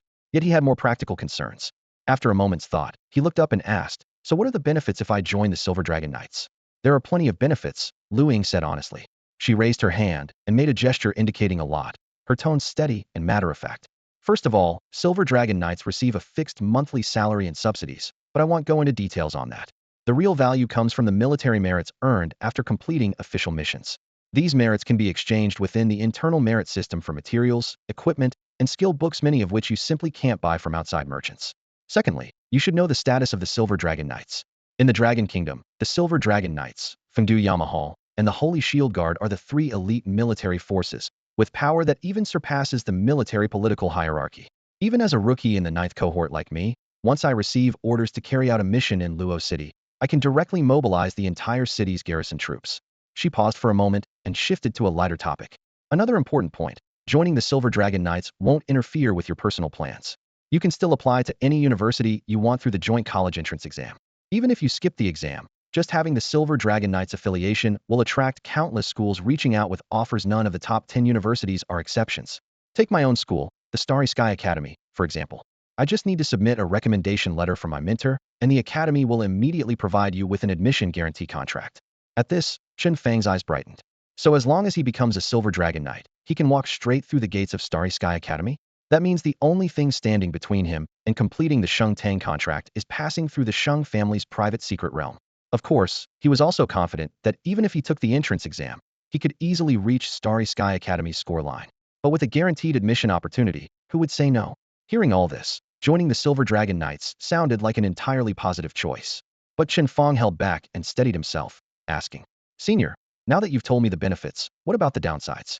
Luing gave a knowing smile, as if she had anticipated the question. Of course there are downsides. First, because you become part of the military, you can no longer join other guilds. If you have any guild contracts on hand, they'll be void. Plus, the military salary probably can't compete with the fat paychecks in some of those wealthy guilds. You basically have to choose between the Iron Rice Bowl and high income. Chen Fang had expected this. If military pay really was better than what the guilds offered, there wouldn't be so many powerful players rushing to guilds instead. Luing continued. Second, as a Silver Dragon Knight, The captain will occasionally assign us missions. Since these tasks are handed directly to us, they're definitely beyond what regular soldiers can handle, so the danger level is obvious. But risk and reward come together. Completing them means earning big merit rewards that can be exchanged for rare items almost impossible to find outside. Those are basically the only downsides. Oh, and one more thing. Just because you say yes now doesn't mean you can join immediately. She shrugged. All I can do is take you to meet my master, who will personally evaluate you and decide if you can take the last available spot. Okay, I understand everything, Chen Fang nodded. For now, it seemed that the biggest impact joining the Silver Dragon Knights would have on him was likely some decrease in income, definitely not as lucrative as joining a well-funded guild. Everything else was an advantage. As for money, well, in a way Chen Fang wasn't lacking, since he still had commercial expansion notes from the merchant guilds and wasn't worried about food or daily needs. But on the other hand, it wasn't certain whether the deadly curse on his mother could ever truly be cured. What if Xing Tang really had found a way to break the curse, but it required a huge sum of money? To be safe, Chen Fang had to make sure he could come up with a large amount instantly if needed. In that moment, forced to choose between financial security and his future, Chen Fang froze in place, his brow tightly furrowed. Lu Ying noticed his hesitation and asked softly, "Are you worried that if you become a Silver Dragon Knight, you'll be sent on extremely dangerous missions?" Chen Fang quickly shook his head. "It's not that." He then explained his mother's illness and his concerns in full detail. Only then did Lu Ying understand. She had done some background checks before coming and knew the Chen family wasn't wealthy, but she hadn't realized that the young man's greatest worry was whether his mother's curse could be cured. "You don't need to worry about that," she said, her tone soft but confident. "Silver Dragon Knights receive treatment benefits as military officers at the school level. As long as you or your family need medical care, the state reimburses most of the cost. If there's still a gap, the Knight's Order can advance the funds, and you can repay it gradually through your salary or merits." She added firmly, "Given how much you care for your family, you should join the Silver Dragon Knights. The hatred curse you carry is extremely deep. It could bring retaliation from church followers at any time. Joining the order will give you and your family a protective shield. Bring your mother to Longdethier's, a military-secured residential area with 24-hour guard to ensure safety." Her words struck Chen Fang again. The last trace of hesitation in his heart was shattered, and a relieved smile appeared at the corner of his mouth. "In that case, I truly have no reason to refuse. I'm willing to take the Silver Dragon Knight's exam." "Good." Lu Ying nodded with a smile. "It's settled then. I still have a few more days of work dealing with the Hatred Church, but once I'm done, I'll take you to meet my master. Make a good impression. The chance of failing is slim." All right. Nearly a week passed in the blink of an eye. The uproar involving the Hatred Church quickly faded since the casualties were few, and soon there was no more gossip on the streets. Chen Fang waited and waited but still hadn't received any commendation from the Luoqing government. Still, he was confident the reward owed to him wouldn't disappear. One day, the long silent communicator finally lit up. Lu Ying told him the Luoqing cleanup had been completed, and they would depart immediately to meet her master. The next morning, Lingfeng City, teleportation hall. Ugh. As the teleportation glow dissipated, Chen Fang nearly vomited his bile, but Lu Ying, in plain clothes, quickly steadied him. Staggering out of the teleportation core, his pale face sweating and looking utterly miserable, Lu Ying couldn't help but laugh and cry at the same time. "It's just a teleportation circlite, shouldn't be that bad." Chen Fang waved his hand, about to speak, but then immediately let out a groan. Lu Ying couldn't stand it any longer. She put one arm around his shoulder and firmly patted his back, as if trying to beat out the overwhelming waves of nausea inside him. People passed by the teleportation square, and the pillar of light still roared, but Chen Fang was barely able to stand and now regretted it with a white-hot pain in his gut. If he had known it would be like this, he would never have agreed to use the teleportation array to come to Lingfeng City. The distance from Luoqing to Lingfeng City was only about 600 li. The teleportation array could compress a journey of several hours by carriage into just 2 or 3 minutes. But the feeling of being forcibly torn through space made him feel like he had been thrown into a high-speed washing machine with a raw egg inside. In just a few minutes, it was as if half his life had been drained away. He had heard before that people without enough strength would feel terrible when using the teleportation array and would only get used to it after leveling up their attributes, but he had thought it would be just like a dungeon loading bar. In the end, the teleportation array had harshly taught him a lesson. "Say, Senior," he finally caught his breath, looking pale as death at Lu Ying. "When we return from Lingfeng City to Luocheng, we're not going to use the teleportation array again, right?" "No." Lu Ying's answer made him feel some relief. But then she added, "You'll probably have to use it on your way back alone. I've already completed my mission in Luocheng and don't need to return again." Damn. His hope shattered. Chen Fang nearly doubled over again, retching. Lu Ying sat him down on a bench by the roadside. "Rest for a bit," she said. Then she turned and leaned to the side to contact the Lingfeng City garrison, arranging for someone to escort her to the Silver Dragon Knight's barracks outside the city. While she was on the call, Chen Fang's friend panel suddenly lit up, displaying a voice message request from Sheng Tang, the school beauty of Sheng University. She was usually cold and indifferent to others, so it was quite rare for her to take the initiative to contact someone. Without overthinking, Chen Fang accepted, still sounding weak. What's up? You just got off the teleportation array? Sheng Tang's voice was still cool, but carried a trace of concern. Impressive, you caught that already. Chen Fang gave a self-mocking laugh. It's always like that the first time. You'll get used to it. Go to a merchant or pharmacy and buy a bottle of nutritional fullness tonic. It helps you feel better after drinking. Really? We'll try it later. Sheng Tang hesitated, her voice lowering slightly. Be careful in Lingfeng City. That's all. Oh, don't worry about Luoqing. My dad has already arranged 2 teams of Sheng Guild fighters to guard your house and keep Annie safe. Hearing this warmed Chen Fang's heart. He quickly said, then please thank your uncle for me. You can thank him yourself later. Sheng Tang suddenly seemed to remember something, and her tone became slightly flustered. My dad said that when you come back, he wants to meet you. Wait, in meeting the parents already? Chen Fang was stunned on the spot.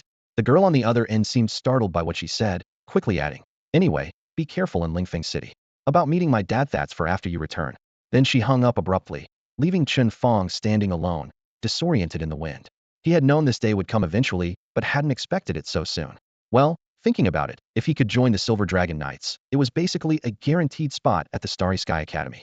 With this, he had already completed half of the contract's requirements, only clearing the private secret realm of the Sheng family remained. This meant he would sooner or later have to face the elders of the Sheng family directly. The thought of meeting Sheng Tang's parents sent a chill down Chen Fang's spine. What was he supposed to say? Should he clumsily compliment, your daughter clearly comes from good stock, so you can rest assured about having children? The more he thought about it, the more his head ached. Even the dizzying nausea from the teleportation portal seemed distant and insignificant now. As the glow from the teleportation faded, Lu Ying ended the communication and informed the Lingfeng City garrison to send a vehicle. Although Chen Fang's voice call with Sheng Tang was not encrypted, Lu Ying, standing nearby, caught a few key words even without deliberately eavesdropping. The usually serious senior cheerfully leaned in with a teasing tone. Checking in right after coming out for your little girlfriend? Chen Fang rubbed his temple and sighed. Not a girlfriend, just a regular team member. A regular team member, and still meeting the parents? Lu Ying's sharp comeback cut off any protest he might have made. Smiling with eyes creased in amusement, she added, you're not kids anymore. Dating is perfectly normal. Not just you two, there are plenty of couples, and even married pairs in the Silver Dragon Knights. If you both join the order, that'd be a good story. She shifted gears, by the way, if you join the Silver Dragon Knights and earn enough military merit, and if your little girlfriend really wants to join, I could probably help get her a spot for the evaluation. A senior, let's talk about that later. Chen Fang hastily interrupted, managing to halt her curiosity for now. Lu Ying chuckled softly, but did not press further. Before long, the garrison's car pulled up outside the teleportation hall and picked up the 2 of them, heading toward the city gate. Outside the window, Lingfeng City was under partial lockdown. Pedestrians were scarce, shops had mostly closed, and multiple inspection posts were set up at the gates. Soldiers stood guard with weapons ready, and all passers-by had to show identification to proceed. Lu Ying casually explained, things have been pretty unstable here too. Blessing, one of the 4 evil gods' cults, has been active. Recently, Lingfeng City had a string of disappearances. Investigations revealed they were forcibly taking players from a leveling map, using them as sacrifices to summon interdimensional beasts. After nearly 2 months of tracking, the cult's base was identified at Broken Sword Mountain outside the city. Now, the entire mountain was heavily guarded by the garrison, but its treacherous terrain made it hard to conquer. Even worse, the cultists recently summoned a level 70 red-grade boss monster with a previous sacrifice, nearly breaking through the siege. Because of this, the Silver Dragon Knights specifically dispatched a squad to join forces with Lingfeng's garrison to eliminate the cultists in Broken Sword Mountain. The situation at Broken Sword Mountain had largely stabilized, with the Silver Dragon Knights stationed there to hold the position. The church followers trapped inside were unable to escape for the time being. The next step was to gradually weaken their defenses, wearing them down like frogs slowly boiled in warm water until they collapsed piece by piece. Early that morning, Chen Fang rode out of Lingfeng City in a heavily armored vehicle reserved for the city's garrison troops. The thick iron plates of the car gleamed coldly in the dawn light as its engine roared continuously down the rugged mountain roads. After more than 3 hours, the terrain outside the window suddenly rose sharply, revealing a looming, jagged peak. The mountain leaned like a shattered giant sword plunged into the earth. Gusts of frigid wind drove sand and gravel like a gray-white cloak draping over the blade. As the vehicle climbed higher, the path narrowed and the rocky cliffs grew more treacherous, where one misstep could mean a fatal fall into the valley below. Chen Fang recalled Lu Ying mentioning earlier that this place was easy to defend but hard to assault. Even the accompanying Silver Dragon Knights hesitated to launch a direct attack, opting instead for a prolonged siege. Seeing the fortress for himself, Chen Fang finally understood why. The proverb "looking at the mountain tires out the horse" proved true again despite seeing Broken Sword Mountain from afar. The convoy still jostled for nearly 2 hours before reaching its base. The area had long been transformed into a frontline camp by the garrison, with rows of tents and ironclad defenses housing roughly 1,000 soldiers. The mountain paths ahead were stained black with blood, scattered with beast remnants and shattered weapons from those transformed in battle. Every blade mark and bloodstain silently testified to the fierce struggles fought here. The vehicle slowed at the camp entrance, and soldiers recognized Lu Ying riding shotgun, so inspection was reduced to a nod. With a clanging sound, the iron gate lifted, allowing the car inside. After parking, Lu Ying patted the door and told Chen Fang to wait, while she hurried off to meet her master. Moments later, she returned with a relaxed expression. "Come on, let's go to the command tent." They passed narrow lanes between tents to the largest gray-white pavilion in the center of the temporary command post. Inside, flickering lamplight cast shifting shadows on the canvas walls. Several senior garrison officers clustered around a long tactical table, leaning over maps and debating frontline defenses. Silver armor gleamed in the light. Members of the Silver Dragon Knights stood solemnly to one side. In a corner, a few young men in neat clothes and clean boots, clearly fresh arrivals, glanced at Chen Fang with cool, appraising looks, measuring him as a potential rival. Lu Ying pulled out a folding chair and sat at one end of the table, signaling silently for Chen Fang to stand behind her without making a sound. He nodded, silently retreating while surveying the scene.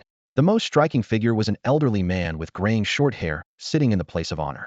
His heavy dragon scale armor almost blended into the white stubble on his face, reflecting a cold light. Broad shoulders and bulging arms rivaled Chen Fang's waist in thickness. Most astonishingly, the cursed energy emanating from him churned hot, like boiling water, and resembled Chen Fang's own hateful curse, but was far more powerful. Hanging on his chest was a special Silver Dragon Knight's insignia relief of a silver-winged dragon's head unlike any other badge, here symbolizing his distinguished rank. That must be Lu Ying's master, Chen Fang thought.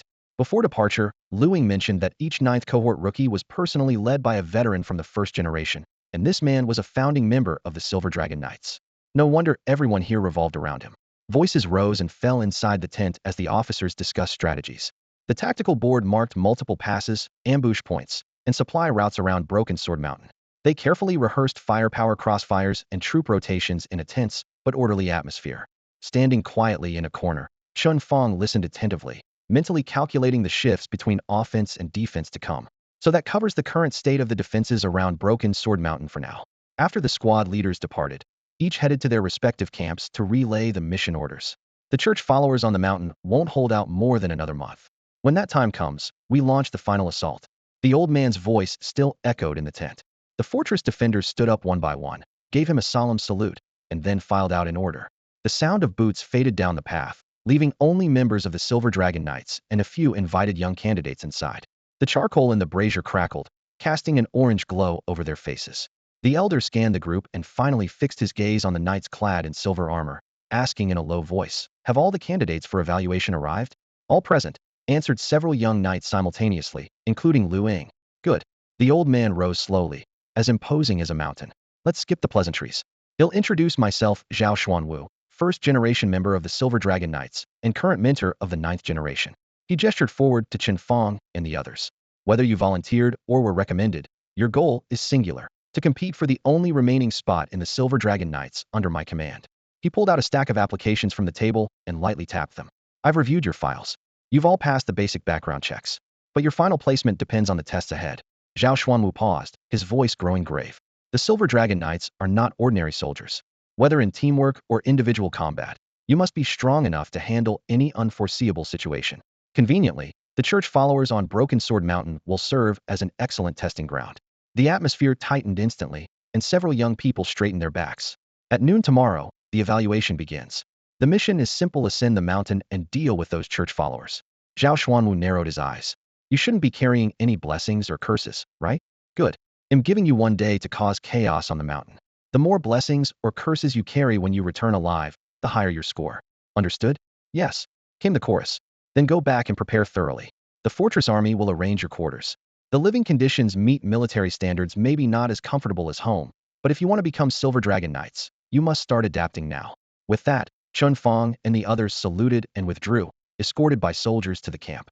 Outside, the night wind was sharp, torches flickered, and though their expressions varied, each clenched their fists privately.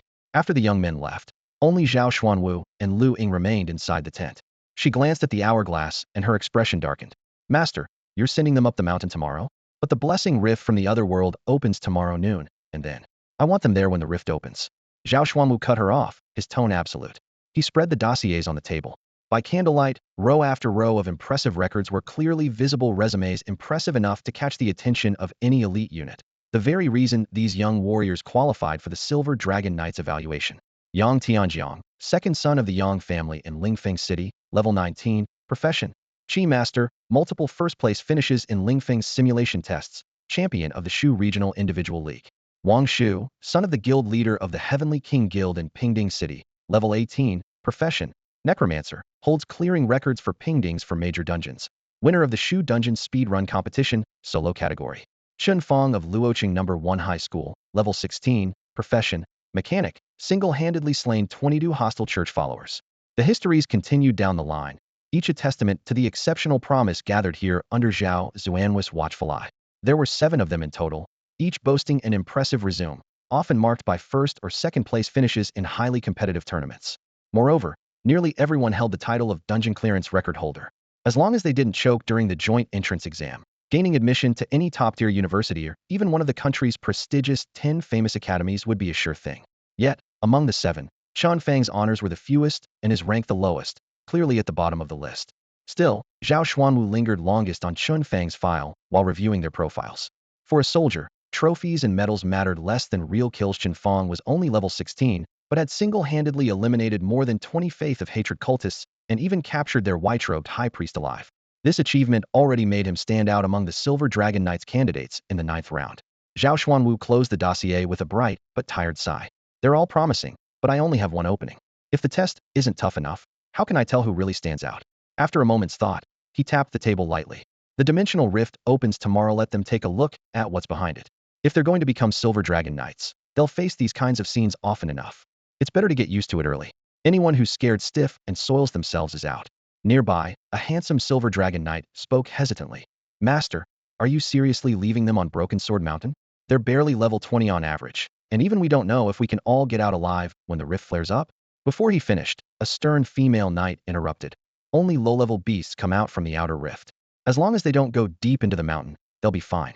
If they can't even handle the outskirts, what good are they as knights? Zhao Xuanwu nodded in agreement, but, to be safe, still called out a few names. You'll follow covertly and be ready to assist at any time. Don't let any reckless newbie wander into the mountain's depths and provoke those fanatical cultists. Yes, sir. The knights who were summoned responded in unison. The next day at noon, the sun blazed down fiercely.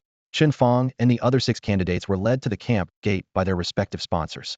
The massive metal gate faced a steep stone path up the mountain. That was the very path Chen Fang had seen on his first day, still stained with blood and littered with shattered weapons. Standing close to it now, the heavy metallic scent of blood filled the air. Several of the youths furrowed their brows and instinctively turned their heads to breathe around it. In contrast, the city guards at attention and the patrolling Silver Dragon Knights showed calm expressions. Clearly long accustomed to such sights, this was the most direct difference between ordinary people and soldiers. Once the group was assembled, the Silver Dragon Knights leading them dispersed without lingering. The mountain path entrance was left empty except for the 7 candidates, who waited listlessly for Zhao Xuanwu.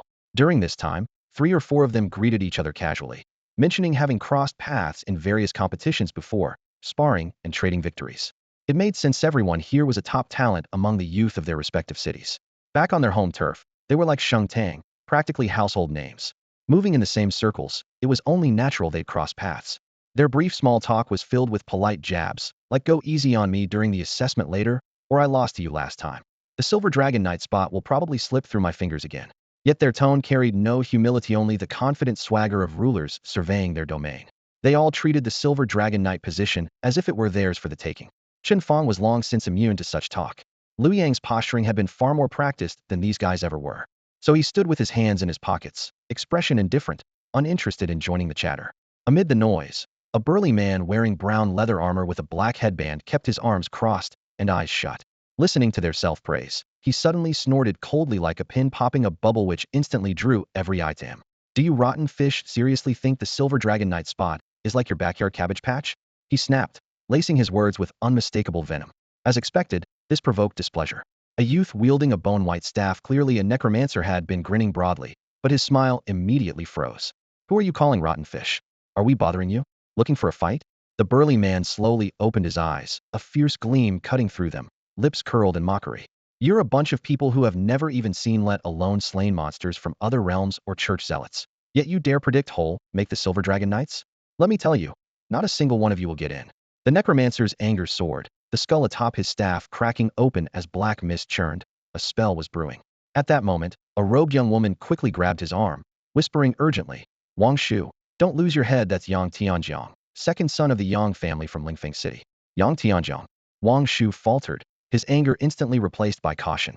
Yang Tianjiang, individual champion of the Shuzhong League. Winning that top high school competition marked him as the uncontested number one in unknown fights across Shuzhong. But his family background mattered even more.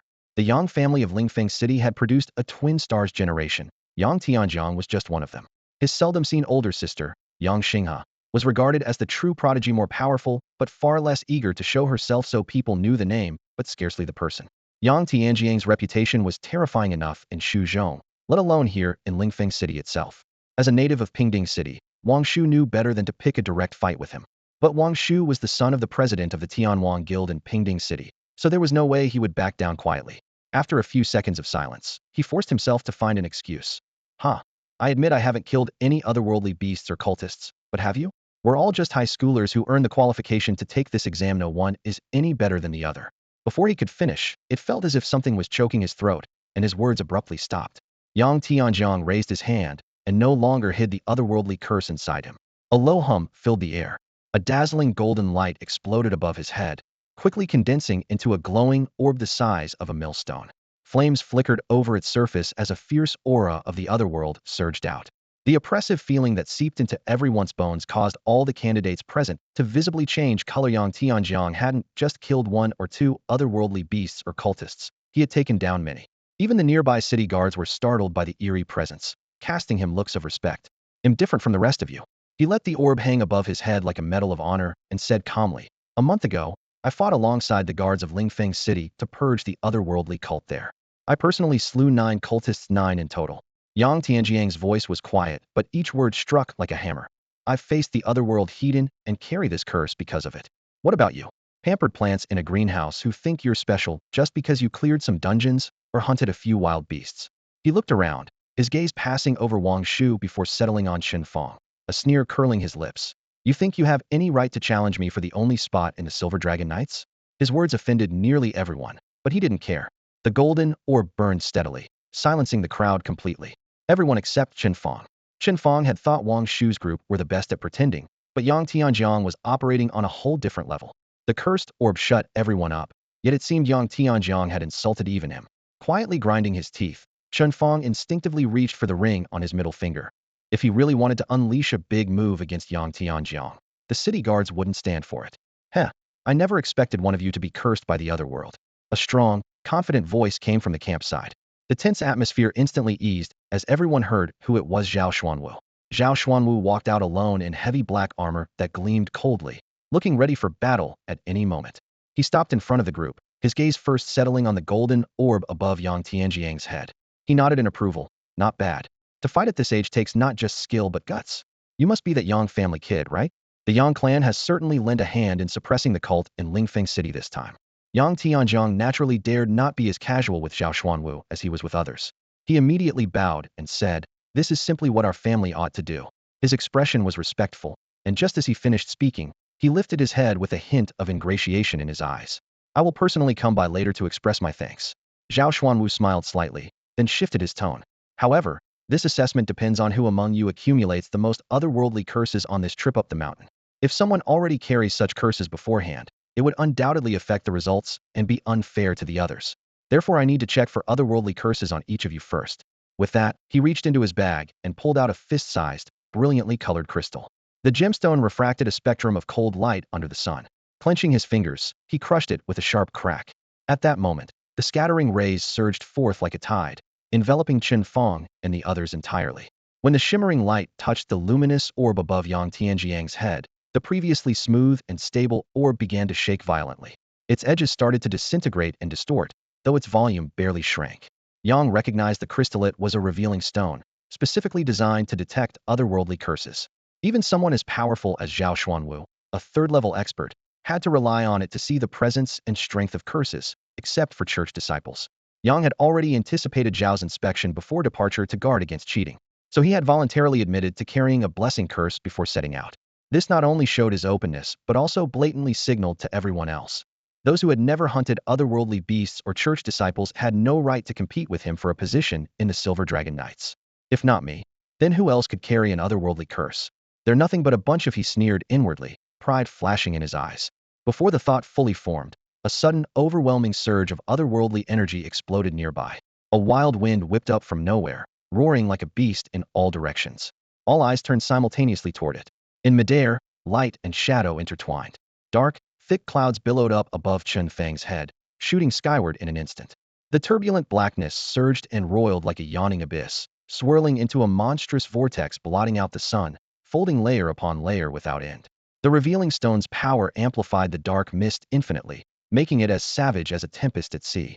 The vortex rose like a towering skyscraper, pressing insistently outward and suffocating the air.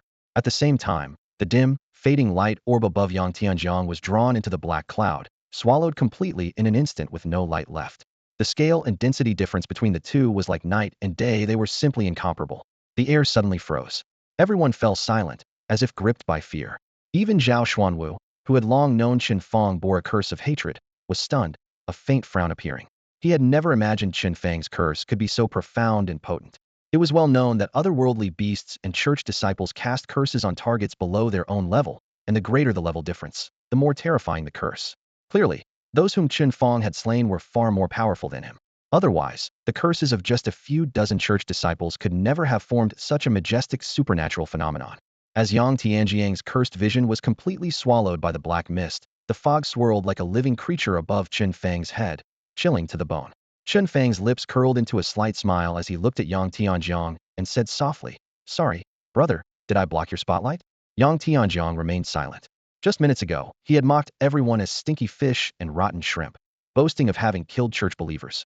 Now, he was being silently confronted and completely shut down by Chen Fang's otherworldly curse. The truly powerful are always taciturn. Only clowns make a fuss, everyone silently agreed. Wang Shu immediately seized the moment and laughed out loud. Why so quiet now? Seeing the real big shot brings out the truth, huh? Mindful of Zhao Zuan's presence, he held back from harsher words. That burning frustration didn't dissipate, but only shifted from one person to another, and Yang Tianjiang bore that anger. Yang Tianjiang's face flushed deep red, his chest burning. Ignoring Wang Shu's sarcasm, he fixed his gaze on the churning black mist above Chen Fang's head. This is a curse of loathing. The Loathing Church has only appeared in Luoqing these past years. Are you from Luoqing? I am, Chen Fang nodded. Yang Tianjiang frowned. Luoqing? I've heard of Shengtang and Jiang Tiantian, but who do you think you are? Why have I never heard of you? Or maybe, Chen Fang raised an eyebrow, a teasing glint in his eyes. Want me to make sure you remember me now? Alright then. Yang Tianjiang relaxed his tone after learning Chen Fang was from Luoqing. Of all the candidates for this exam, the only one I respect is Shengtang. The rest, Jiang Tiantian included, I don't bother with. You probably come from a family of city guard officers, right? They probably took you on plenty of missions clearing out believers just to get the Silver Dragon Knight's attention during your test. The implication was clear. The curse on Chen Fang must be borrowed. No middle schooler could carry such a potent otherworldly curse. Chen Fang just smiled without explaining. For some, acknowledging another's excellence is the hardest thing to do. Tension grew thicker between them until Zhao Xuanwu finally spoke up. Enough. His voice was deep and commanding. Though the test doesn't require teamwork, you'll be heading into Broken Sword Mountain together soon. It's unwise to start off on bad terms. With a sweep of his sleeve, a fierce wind blew away the lingering light of the tracing stone, and the cursed visions around Chen Fang and Yang Tianjiang faded. The world suddenly felt clear and calm. Zhao Xuanwu looked around at the group, hands behind his back. The city guards who brought you here have all given you maps for Broken Sword Mountain, right? Everyone nodded. In their supplies were water, food, potions, and, of course, the map. Good. It's getting late, time to head up the mountain. He raised his hand with firm authority. Remember, you only have one day. You must return to this spot by noon tomorrow to check in. If you're even a second late, your test spot will be forfeited, and you'll never join the Silver Dragon Knights. The low-level ferocious beasts from the other realm had limited intelligence and weren't too difficult to deal with. But the mountain was crawling with church followers. Zhao Xuanwu deliberately raised his voice. The ones who have been indoctrinated are the real danger. They're generally level 25 or higher. If you encounter them, assess whether you're strong enough to face them heat-in. Don't throw your life away just for a spot in the Silver Dragon Knights. Understood? Understood. The 7 candidates replied in unison, their voices echoing through the valley. Good Zhao Xuanwu raised his hand and pointed toward the stone steps of Broken Sword Mountain, just ahead. Move out quickly. Starting now, the timing should be just right. He didn't explain the meaning behind those words, and Chen Fang and the others didn't press. With permission granted, the group hurried along the stone steps, entering the dense forest of Broken Sword Mountain. It wasn't long before the steps merged with a natural mountain path, which soon vanished beneath scattered rocks and tangled vines. Around them stretched lush, primal woodland with barely any defined trails. The 7 candidates quickly spread out, each choosing a direction to slip silently into the forest sea, disappearing among towering ancient trees and jagged boulders. Broken Sword Mountain was notorious for its steepness and complex terrain. The rocky outcrops and varied heights of the vegetation shattered sight lines in every direction.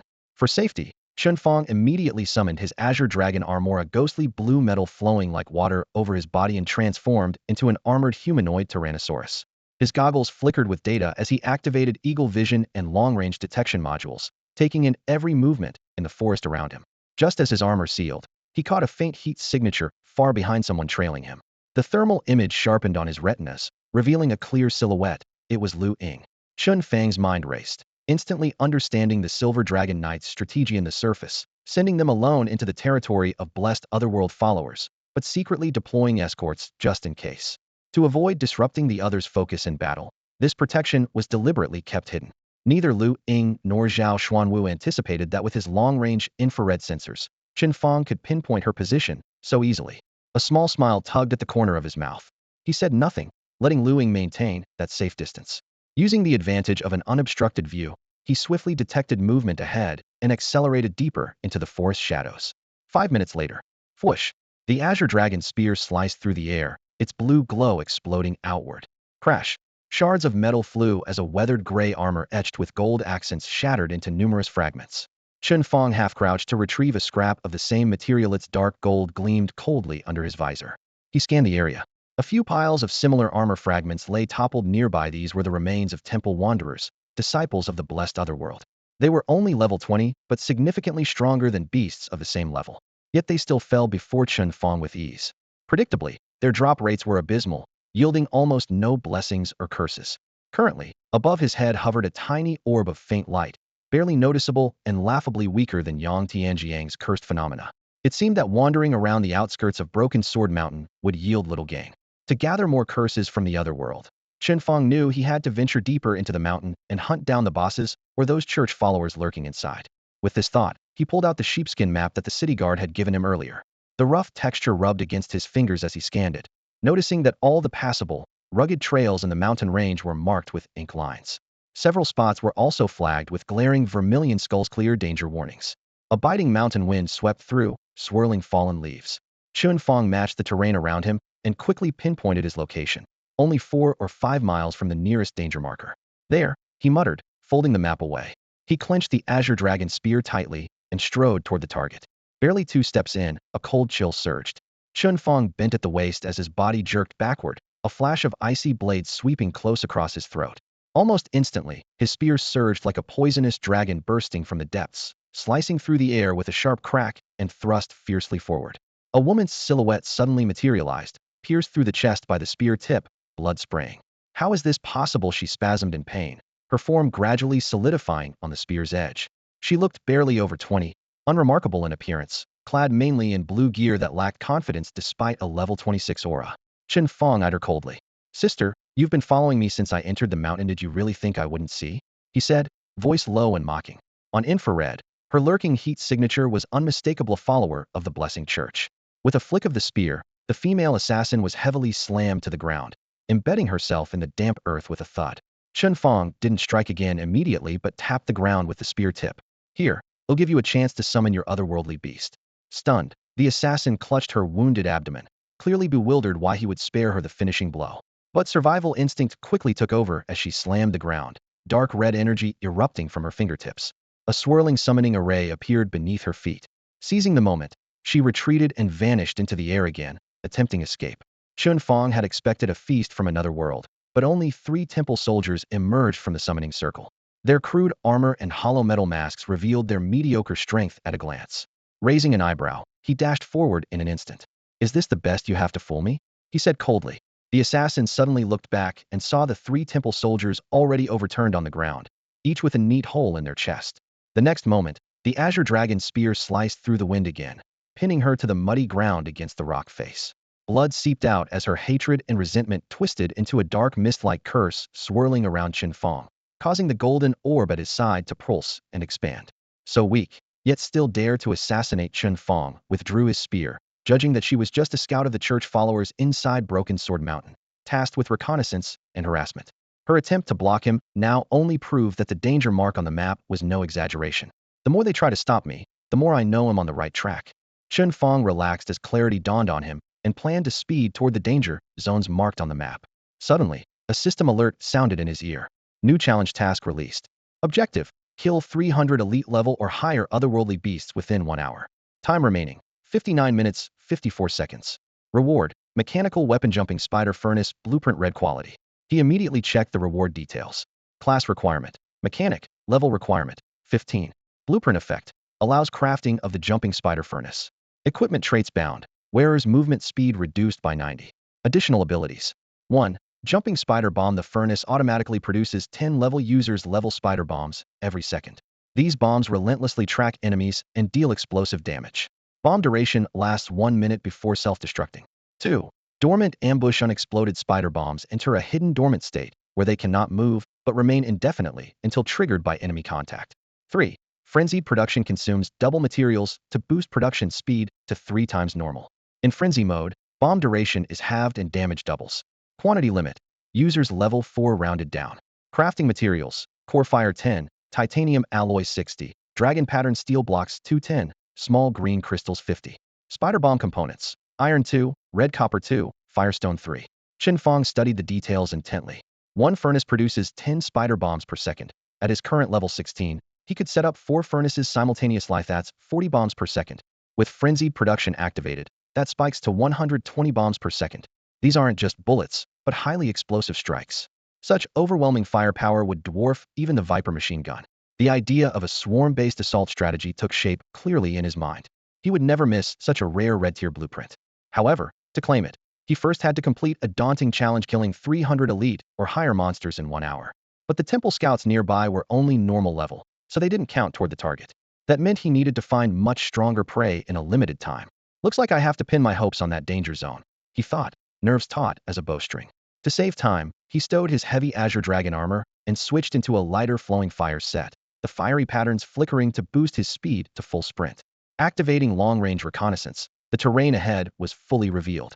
At the edge of the so-called danger zone lay a rudimentary camp, surrounded by rough defenses and smoky campfires. 2 squads of job-changed adventurers were standing guard, each cloaked in black capes bearing the mark of the Broken Sword Mountain cult. Overhead, a massive spatial rift hung suspended, temporarily sealed by a golden glowing crystalline layer, ready to be torn open at any moment. The guards were alert, likely warned by the slain scout moments ago, vigilantly watching for Chen Fang's approach. They were all around level 30, and the team composition was solid enough, not unbeatable by any means. Before the enemy even noticed Chen Fang, he had already used over-the-horizon vision to gather complete intelligence on them. The 3 assassins hiding nearby were also fully exposed, all detected in the holographic battlefield display integrated into his armor. After a quick assessment of both sides' fighting power, he concluded that the advantage was on his side. So, his main focus turned to the spatial rift hanging midair, still closed. The rift resembled a summoning circle that hadn't fully unfolded yet, but it was 10 times larger than the usual 5-meter diameter formations, about 50 meters in length. Its dim edges fluxed with faint purple arcs of electricity. Since he couldn't decipher its function, Chen Fang set aside further study for the moment. He thought it would be easier to capture a believer from the Blessing Church and question them. Just as the thought crossed his mind, he planted one hand on the ground, summoning his 4 wolf mounts from the magic circle. Now all equipped with Viper machine guns, they packed fierce firepower. Dog Egg 1 was even fitted with an abhorrence light blade, capable of close combat bursting power equivalent to a level 30 class-changed warrior. Xiao Shou, activate, Chen Fang called out. I'm online, the intelligent steward replied. Command the 4 wolf mounts to spread out and surround the camp ahead. Don't let any Blessing Church believers escape. Roger that. Xiao Shou will flawlessly accomplish the master's orders. The wolves' eyes glowed brightly, signaling Xiao Shou had taken control. The four gray shadows raced low to the ground like real wolves, agile and spreading apart. Meanwhile, the eagle-eye module inside Chen Fang's armor created a shared visual network. The display split into four first-person views, each corresponding to a wolf mount's perspective, allowing him to monitor the battlefield in full detail at all times. As the mounts advanced, the surrounding terrain and enemy and ally positions continuously updated in his mind like a real-time 3D command map. After confirming nothing was overlooked, Chen Fang steadily pressed forward, silently closing in on the camp. Barely 2 minutes after he left his original position, a slender figure followed close behind Lu Ying. She glanced at the deceased blessing church believers on the ground, then looked toward the direction Chen Fang had vanished with a trace of surprise in her expression. That kid seems to be heading straight for the otherworldly rift, she thought anxiously. The blessing church had stationed at least 2 teams near the rift, so even if she personally intervened, it would be a tough sweep. Worse, the rift was about to open, and if Chen Fang got too close now, any beast tide erupting from it would likely overwhelm him instantly. Lu Ying tried to contact Xiao Xuanwu through their friend system to ask if the master should step in and persuade Chen Fang to leave, redirecting efforts towards scattered church believers and otherworldly monsters. But the intense alien energies nearby completely blocked communications, leaving no choice but to give up. After weighing her options, she decided to observe first. Contacting Chen Fang now would violate rules, and if Xiao Xuanwu found out, Chen Fang's qualification exams might be cancelled immediately. She couldn't risk jeopardizing his chance to join the Silver Dragon Knights because of her interference. If a beast tide really bursts from the rift, I should be able to use Burning 8 Seas to help him hold them off and escape in time. When the time comes, even if he fails the assessment, it won't be my fault. With that thought fixed firmly in her mind, Lu Ying stepped softly on the crackling fallen leaves, quietly trailing behind Chen Fang. Unbeknownst to her, her carefully concealed movements had long been caught by Chen Fang's keen senses. His gaze was like an invisible chain, locked onto her from start to finish, yet never revealing itself. The camp of the church's believers. The night wind swept away the last warmth of the dying fire, leaving a pile of crushed ashes resting silently at its center. A priest in his 30s, clad in white robes, sat alone by the fire's remains, the silver hem brushing the sandy ground. Around the camp, several of his followers had set up a network of defensive crossbows, explosive talismans, and traps lay ready, all waiting for the city guards or the more troublesome Silver Dragon Knights to come climbing up the mountain. Just one more week, and the 7th-rank Saintess will complete the summoning, bringing the blessed deity down to lead us away. The priest lifted his gaze to the twisted, eerie blue rift in the night sky. If one more supply wave from the blessed otherworld came through, that would be enough to sustain them until the ritual was finished. By then, no matter how many Silver Dragon Knights gathered at the mountain's base, they wouldn't be able to stop them. No one could sever the final line of support. Suddenly, his friend's comm panel lit up, glaring bright. The priest frowned slightly and answered the call. What's going on your end? Urgent breathing filtered through the earpiece. Yes, something's approaching. Is it the city guards or the Silver Dragon Knights? How many? His voice tightened with tension. Not human. The voice hesitated. Something like a mechanical wolf monster. A mechanical wolf? The priest was taken aback. A rare profession? Or a cleverly crafted automaton beast? Truly capable battlefield mechanists were as rare as phoenix feathers. He didn't think much of it at first. The voice lowered again. Not like a jaw changer, more like a summoned creature. But there's no summoner nearby. Wait. That's strange. It seems it can see me. Before the words finished, a sharp burst of gunfire pierced the night. A shrill, brief scream followed. Then the comm cut off cleanly and abruptly. It was obvious even without seeing the comrade was instantly slain by that mechanical wolf. They're definitely heading this way. The priest leapt up, silver robes swirling, barking a fierce warning to his companions. Old Six is dead. Enemies are arriving. Everyone, take your positions. No sooner had he spoken than explosions roared to life ahead of the camp. Winds twisted into rings, shockwaves fanned the flames, igniting the traps buried along the path in a chain of fire that became a roaring dragon advancing forward. Clearly, the enemy had expertly figured out their layout, and with a single skill strike had cleared the traps completely. 3 seconds later, a fiery flash revealed a figure clad in armor bursting from the woods, leaping into the air. Chen Fang, clad in the blazing, flowing fire battle armor, unleashed a hail of bullets from his Viper machine gun with his left hand, unleashing a torrent of fire onto everyone in the camp.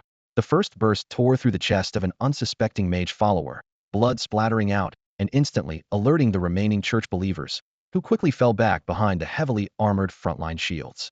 Bang! Several massive shields slammed into the earth as the frontline fighters braced their stances. Copper bullets hammered relentlessly against the shield surfaces, sparks flying and dents piling up, but they could not be pierced through. Chen Fang advanced steadily, maintaining the Viper's deafening roar, using overwhelming suppressive fire to keep the enemy pinned down. With the front line absorbing the brunt of the assault, The Chuch's backline fighters finally caught their breath and ready to counterattack. Three mages raised their staffs high, elemental energies churning at their tips, poised to unleash. Just then, the roar of machine gun fire suddenly came from all sides, for wolf riders had gotten the jump, circling around on battle wolves, charging and firing as they dashed, encasing the camp in a deadly cage of bullets. The sudden assault from the flanks and rear threw the believers into chaos and disarray. In the end, it was the white-robed priest who raised his arms and pushed his palms forward.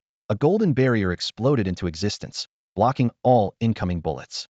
Though the shield covered every angle with no blind spots, its glow was visibly dim and flickering, on the verge of collapse amid the relentless, dense gunfire.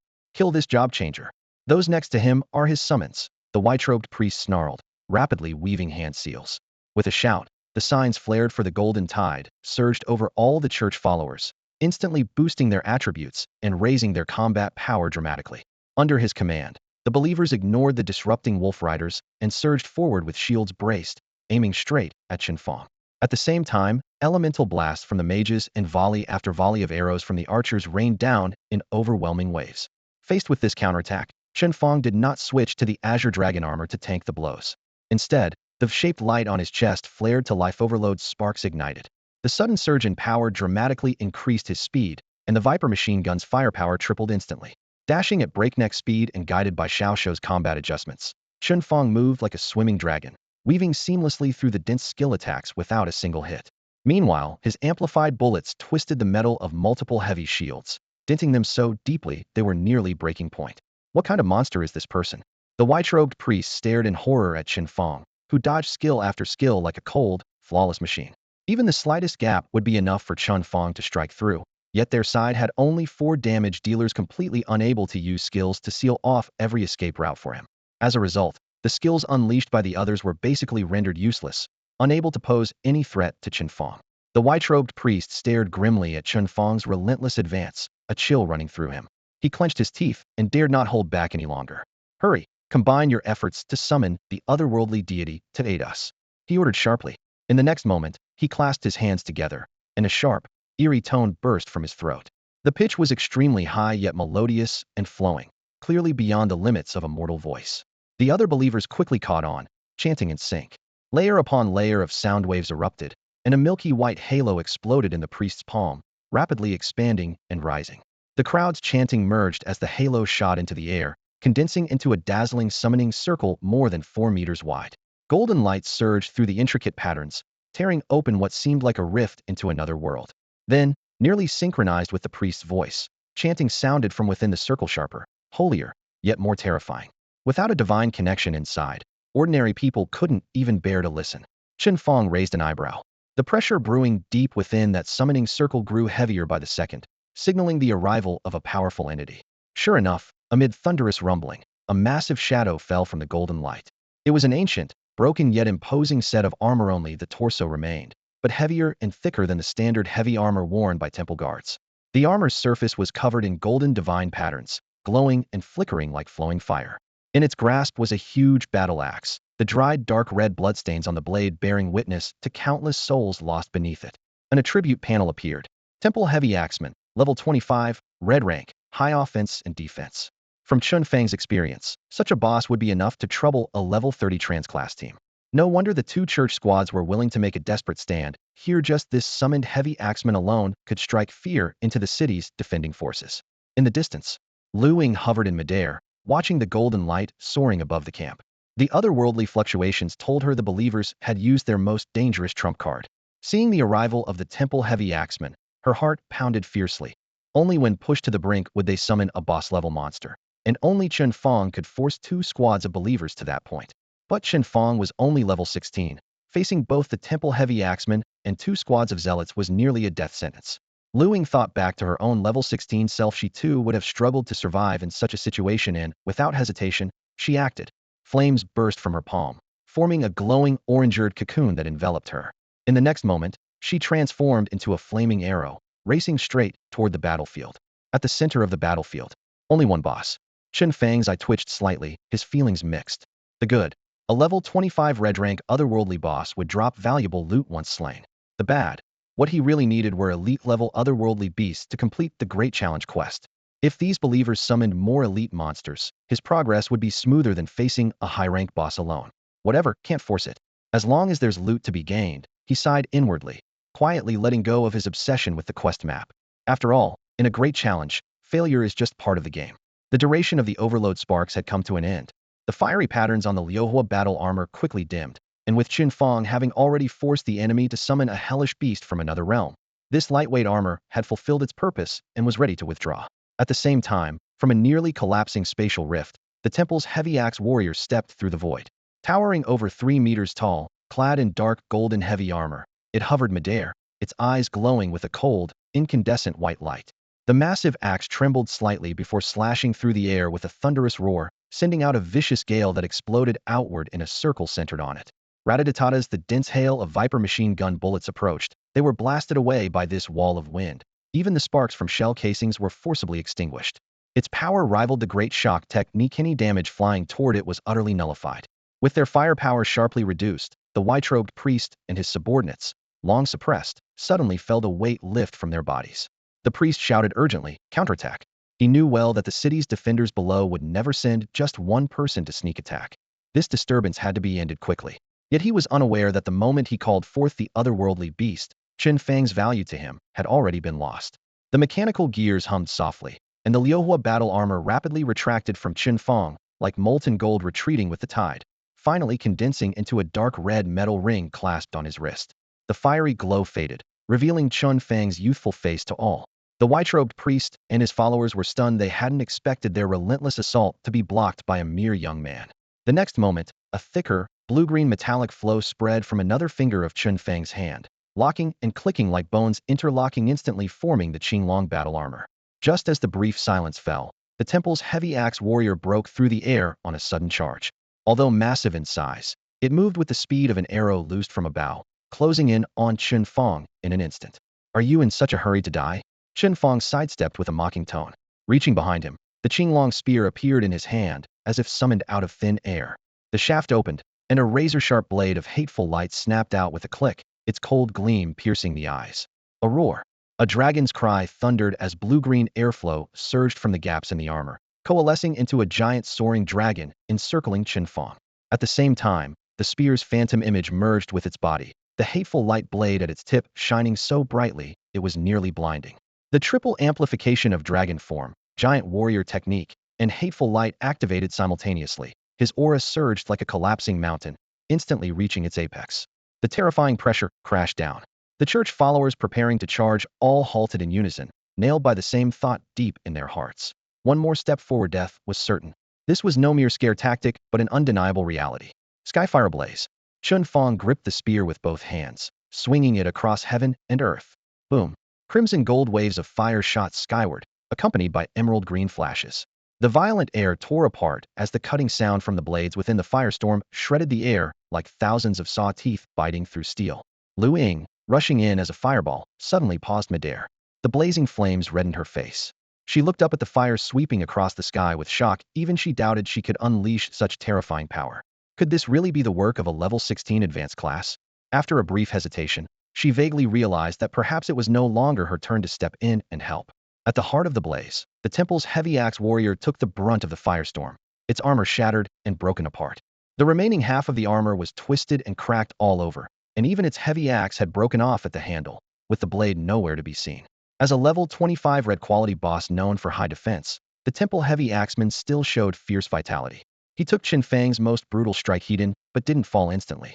Even as the wildfire flames lingered, Chen Fang closed in, using the lingering sharpness of the draconic form and the malevolent light blades to stab 3 times in rapid succession. The spear tips pierced through armor and flesh, and when the third strike landed, the boss health bar finally hit 0. Armor plates, metal gauntlets, and the shattered axe handle clattered to the ground, reduced to nothing but scrap metal. 3 glowing orbs then appeared, floating quietly above the debris. A golden beam of upgrade light swept past Chen Fang, raising his level to 17, just 1 step away from 18. At the same time, the small orb above his head suddenly spun and swelled, expanding in an instant to the size of a car, as if absorbing some strange energy. Although the curse's shadow didn't look as terrifying as the malevolent curse, its intensity was far greater than the evil hex on Yang Tianjiang's body. Chen Fang was pleased with this, but knew now was not the time to get distracted by rewards. He raised the azure dragon spear and turned to face the few remaining church devotees. The temple-heavy axeman had been nearly one-shot by him, leaving those people pale with fear and unable to keep up with Chen Fang's pace. The power gap was obvious. Even the frontline warriors wielding heavy shields were toppled by 2 or 3 spear thrusts, let alone the fragile backline. The only one able to hold out a bit longer was a robed priest, who relied on his class abilities to fend off attacks, but was still quickly overwhelmed. Whoosh! The spear sliced through the air, pinning the robed priest against a thick ancient tree behind him. Chen Fang deliberately avoided lethal strikes, letting the priest tremble with multiple debuffs, bleeding, weakness, and crippling injuries. His head hung limply, too weak even to lift his hand. Chen Fang relaxed his grip and flicked the spear shaft. The slight vibration caused the priest to moan weakly in pain. "Don't die just yet. I still have a few questions for you," Chen Fang said before turning back to the remains of the heavy axeman to collect his 3 spoils one by one. First, a purple-quality two-handed greatsword with impressive stats, easily worth a good price. Second, a red-quality heavy armor, though low-grade for red. It was something Chen Fang planned to bring back to Wang Taishan and see if he wanted it. If so, Chen Fang wouldn't mind giving him a good deal. Third, when the glowing orb was moved aside, a skill book emitting a dark red aura appeared. Opening the attributes panel, Chen Fang's eyes lit up immediately. Explosive mountain shatter. Grade, red. Class requirement, spearman. Level requirement, 15. Skill description, unleashes a powerful strike dealing 300 damage, then summons erupting magma at the target's feet, dealing another 300 damage with a fire explosion effect and a chance to inflict burn status. This skill was undoubtedly a legendary among legends. The combined damage of the 2 blasts from Bursting Mountain totaled 600, not even counting the additional fire element damage and the lingering burn effect. Such a terrifying damage output made Chen Fang silently marvel. This was by far the strongest single-target skill he had ever seen, without exception.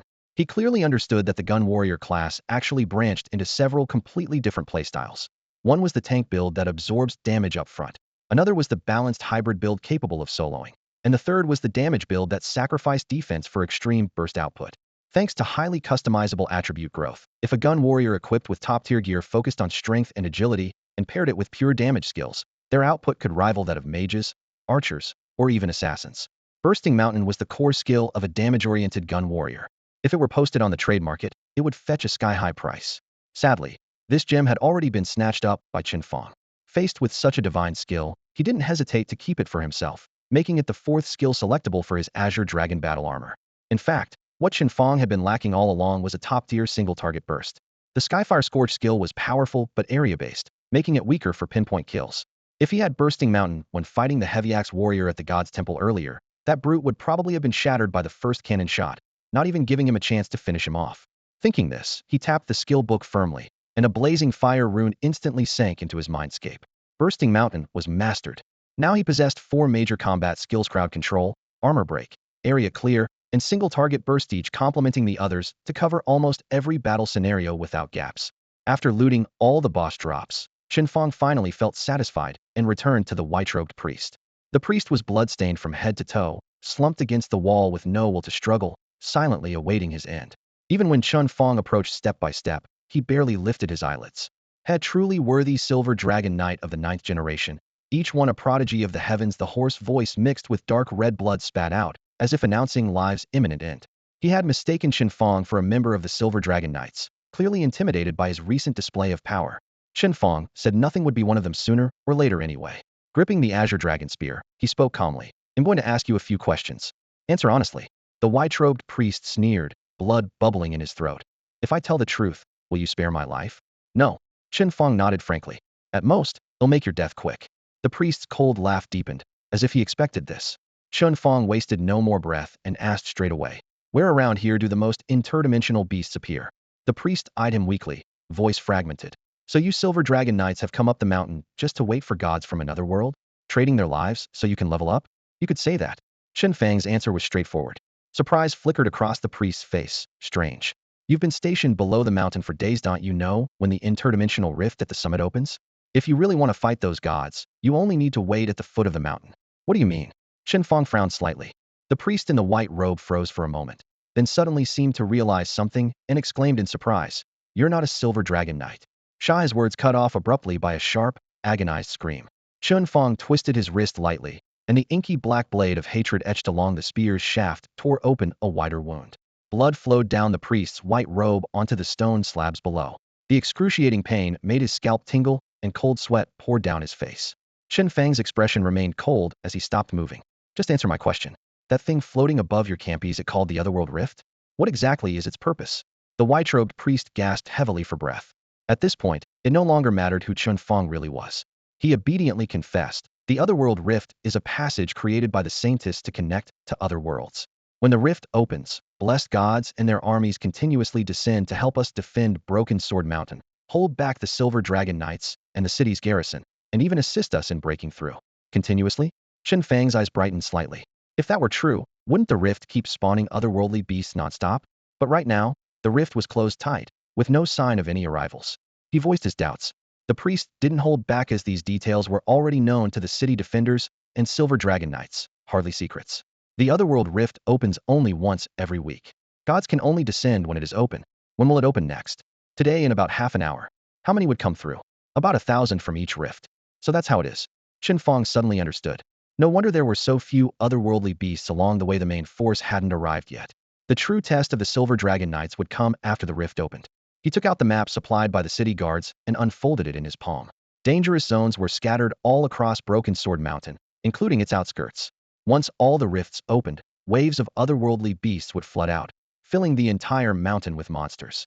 Anyone who had already ventured deep into those areas would be trapped in a desperate pincer attack, with no easy way out alive. Thinking of this, he glanced toward Lu Ying, still lurking in the distance. It seemed his senior had been following him all along to intervene at the critical moment, making sure he wouldn't die during the trial. Others must have similar insurance. In that moment, Chen Fang saw through the full logic behind the Silver Dragon Knight's test. If he wanted to play it safe, he should now retreat to the foot of the mountain, find a spot unlikely to be caught in a beast surge, and focus first on survival.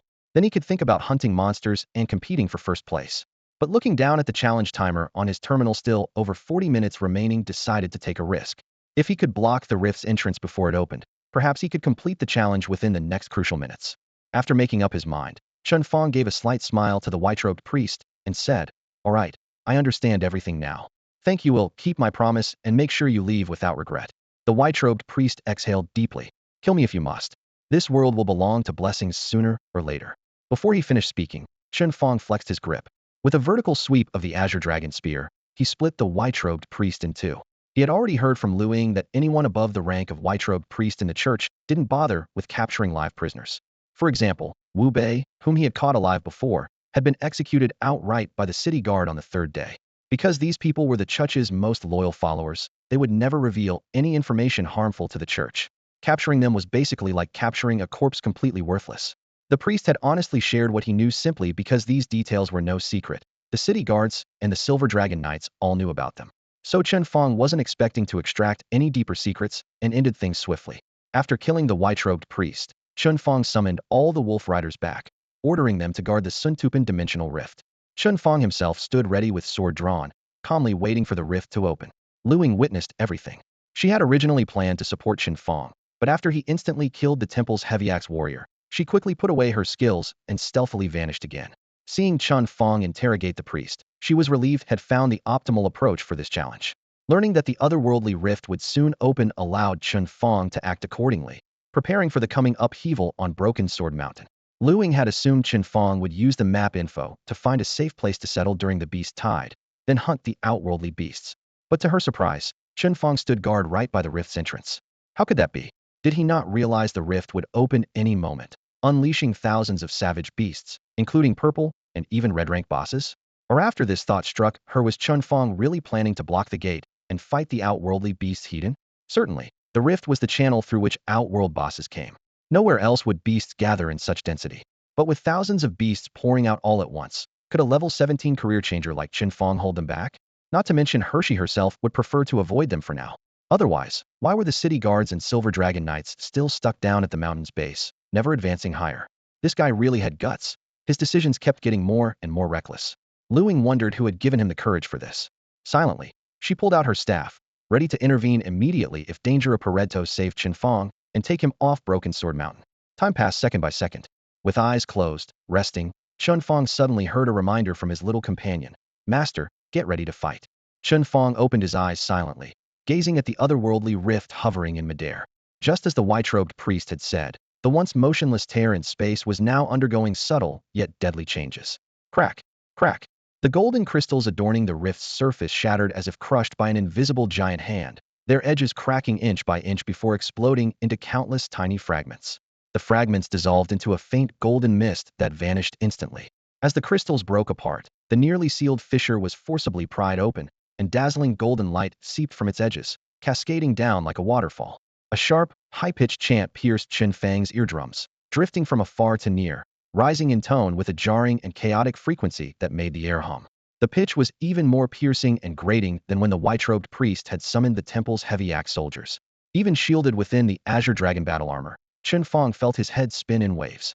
In an instant, the rift fully tore open, transforming into a massive teleportation array over 50 meters in diameter that filled a corner of the sky. Mixed into the chanting were the harsh clangs of armor and weapons, the frantic scrape of metal and metal rolling like thunder in Chen Fang's ears. His gaze sharpened, and then he suddenly widened his eyes. Within the golden glow, waves of battered armor surged forth, flooding the edge of the teleportation circle like tidal waters. Chen Fang immediately recognized that most were lower-tier monstrosities from the other world temple marauders. But amidst these basic troops were far more terrifying beings. Temple guards whose bodies resembled marauders but were adorned with strange markings. Temple spell guards clad in tattered white cloaks with shining runes on their armor, and towering temple overseers swinging heavy hammers. They ranged between levels 20 and 30, all elite warriors. Though elites were only half the number of marauders, the total beast horde exceeded 300, if not more. Little receiver, let's get to work. Chen Fang tightened his grip on the azure dragon spear and leapt forward excitedly, charging into the rolling black tide. Normally, upon arrival, these beasts would scatter, either rushing down to assault the mountain's base defenses or taking up positions on Broken Sword Mountain to block cleanup forces. But standing alone before the rift, Chen Fang's powerful aura of blessings and curses acted like a beacon, instantly drawing every creature's gaze. To these otherworldly beings who craved sacred energy, he was an irresistible living target. In moments, the entire beast horde suddenly pivoted and surged thunderously toward Chen Fang, a black wave so dense it was stunning to witness. The moment contact was made, it was like a knife slicing through rushing waterboom. The spear tip thrust forward as the first 3 temple marauders shattered on the spot, their armor plating and black blood spraying wide. Chen Fang followed with sweeping and stabbing blows, hate flame shadows flashing as marauders and guards alike collapsed. Experience flooded his bar like a raging torrent, and with his combat buffs, he pressed on relentlessly like a high-speed meat grinder. Behind him, 4 wolf-mounted riders held steady ranks. Their Viper machine guns switched to burst mode, torrents of bullets ripping through the beast's swarm to carve a bloody path for their master.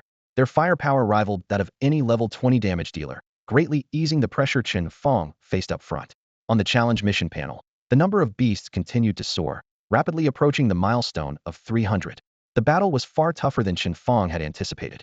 He had assumed that with the devastating combo of giant soldier technique and the instant kill power of scorching wildfire, he could, as usual, blast every fierce beast pouring out of the interdimensional rift into ashes. But once he actually stepped onto the battlefield, he realized there were simply too many monsters. Almost none of them could survive 3 consecutive shots, and the occasional boss also didn't stand a chance against instant death, but the sheer overwhelming numbers pushed the breach wide open like a tidal wave. Trying to seal the rift alone was incredibly difficult. The beasts swarmed from all directions, eroding his advantage in close combat bit by bit. Minute after minute passed as a storm of attacks exploded around him. His once pristine azure dragon battle armor became pockmarked with scratches, and its durability sharply declined. What's worse, the 4 wolf-mounted riders behind him were also trapped in a deadly encirclement. Savage fangs and claws tore into them relentlessly, leaving 2 wolves on the brink of collapse in the blink of an eye. Chen Fang's mind raced. Without hesitation, he issued a self-destruct command boom. 2 blazing fireballs detonated in the crowd of monsters, sending a massive shockwave that swept away scores of creatures. At least they completed their final mission before falling. For a brief moment, the battlefield quieted. Chen Fang seized the opportunity to call out to his companion Xiao Shou, conjuring 2 fresh, fierce wolf riders. In a short, violent pulse of energy, 2 armored wolf warriors took shape, each equipped with a gleaming new Viper machine gun mounted on their backs. With that, he once again maintained his one-man, for dog's firepower system and carved a bloody path through the beast's tide. Blades flashed, and wildfire swept across the field. The fierce killing intent felt like scorching noonday sun. The numbers on his mission panel jumped visibly faster, finally reaching 300 with a dull thud. Congratulations on completing the grand challenge. You have gained 1 jumping spider furnace blueprint. With 2 minutes left on the countdown, The long-awaited system prompt rang sharply in his ears. Chen Fang's heart steadied. There was no holding back now. The giant soldier technique, combined with scorching wildfire, unleashed in rapid succession, spraying gore in all directions and momentarily clearing the threats around him. Taking advantage of the gap, he flicked out the crimson blueprint, slapped it against his chest, and instantly engraved the manufacture, jumping spider furnace blueprint into his consciousness. Xiao Shou, can you help me place an order to the trading post for all the materials needed to make the furnace? He asked tentatively. No problem, master. Xiao Shou is happy to handle all your trivial tasks. Within seconds of that, his backpack aggressively refreshed with new material slots he hadn't had before. Xingang-based material, quantum rivets, exotic crystal catalysts. Meanwhile, his account balance slowly ticked downward. Apparently, Xiao Shou had thoughtfully applied trading post discount coupons to minimize costs. Have it build the furnace as well, and then install it on Dog Egg 2. Chen Fang continued, then raised his gun and dashed back into the newly spawned monsters to buy Xiao Shou some manufacturing time. Moments later, the production progress bar for the jumping spider furnace lit up inside his backpack, climbing rapidly. In just over a minute, the sound ding signaled the completion of a brand new jumping spider furnace. Instantly, system-controlled robotic arms smoothly and precisely mounted it onto the spinal interface of Dog Egg 2. Dog Egg 2, which had been moving and firing its Viper machine gun and swiping claws, abruptly froze. The metal plates on its back unfolded with a clatter, gears and linkages rapidly extended, and in the blink of an eye, a basin-sized furnace rose up. A deep blue glow radiated from its center, accompanied by rhythmic metallic grinding like a roaring heart. Though the furnace looked compact, its actual weight was surprisingly heavy. As soon as Godan 2 hoisted the jump spider furnace onto its back, it became nearly immobile, its movement speed plummeting by 90, crawling like a slow turtle. It struggled forward on all four legs, but nearby ferocious beasts immediately sensed an opportunity and charged with snarls. Just as they were about to pounce on the wolf rider, the furnace's lid suddenly flipped open. 10 palm-sized silver mechanical spiders sprang out instantly. These mechanical spiders had a rugged design, with exposed rivets and aluminum plates. Their 8 sharp segmented legs sparked as they struck the ground. A constantly flickering red core was embedded in the center of their abdomens. After the 10 jump spider bombs landed, some crawled close to the ground while others bounced like fleas, swiftly spreading around the battle circle. The flashing of their red lights grew more rapid, nearly forming continuous pulses. The moment the first bomb attached to a beast's armor, its core glowed steadily. The next second, boom. The shockwave kicked up sand and shattered armor shards. The closest circle of temple scouts was ripped to pieces instantly. A bit farther, the temple guards with stronger defenses barely withstood one bomb, but before they could catch their breath, a second bomb detonated, turning them into charred armor fragments. Though Godan 2 moved slowly, it had become a mobile firepower fortress. Its open mouth spewed a chain of bullets from its Viper machine gun like a metal rainstorm, while the jump spider furnace on its back popped out 10 new bombs every second, making it nearly impossible for any beast to close in. At Chen Fang's command, activate frenzy production. The inside of the furnace instantly turned blood red, and the rate soared to 30 bombs per second. Silver spider swarms surged like tides into the beast horde, clashing heat-in with the dark enemy ranks. Explosions and roars echoed non-stop as hundreds of beasts didn't even get close before being blown to dust in the blink of an eye. Staring at the hellish battlefield before him, Chen Fang was momentarily stunned. So this was what the beast horde from the otherworldly rift amounted to once he had the jump spider furnace. 5 minutes later, the battle subsided, though the smoke had not yet cleared. Chen Fang thrust his Azure Dragon spear into the ground, brushed the ashes off the shaft, and plopped down onto a mountain of armor scraps.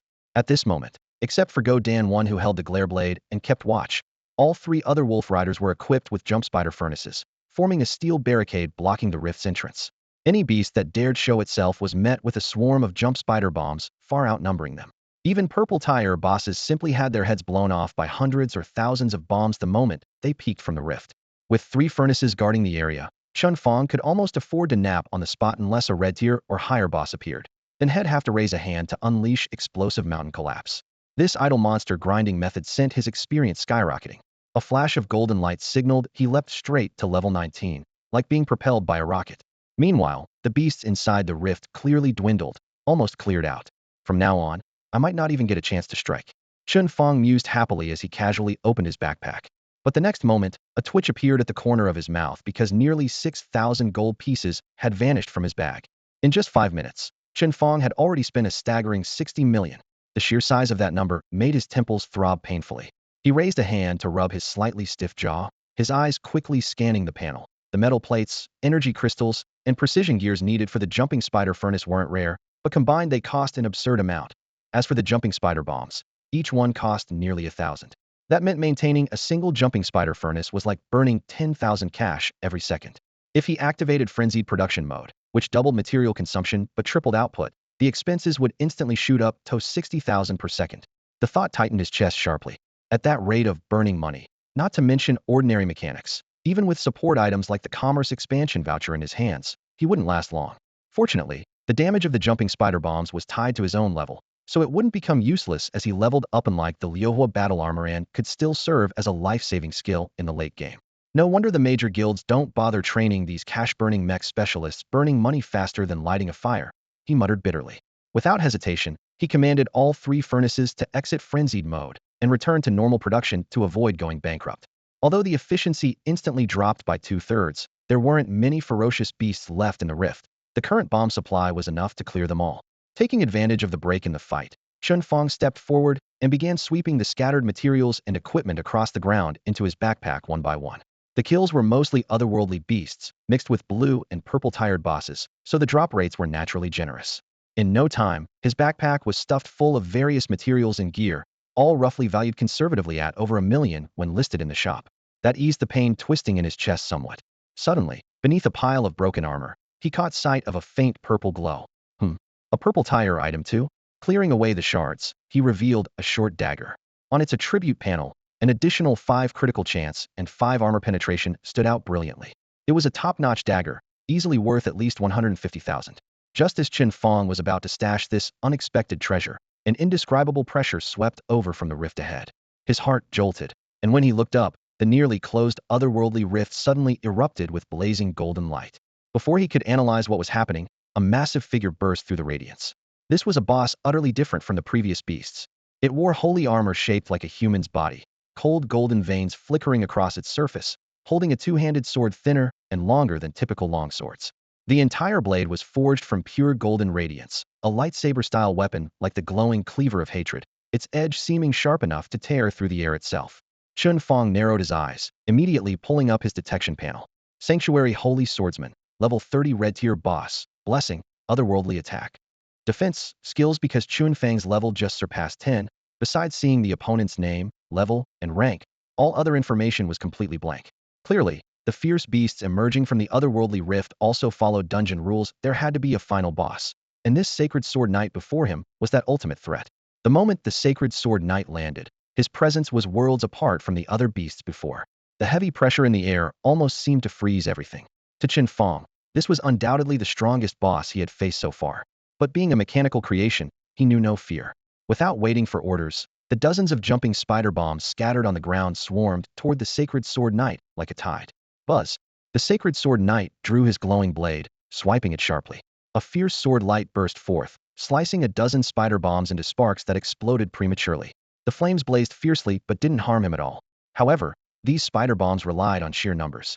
Though a few were destroyed, more of their companions slipped through the smoke and flames, surrounding the Sacred Sword Knight from all sides, and smashing repeatedly against his armor.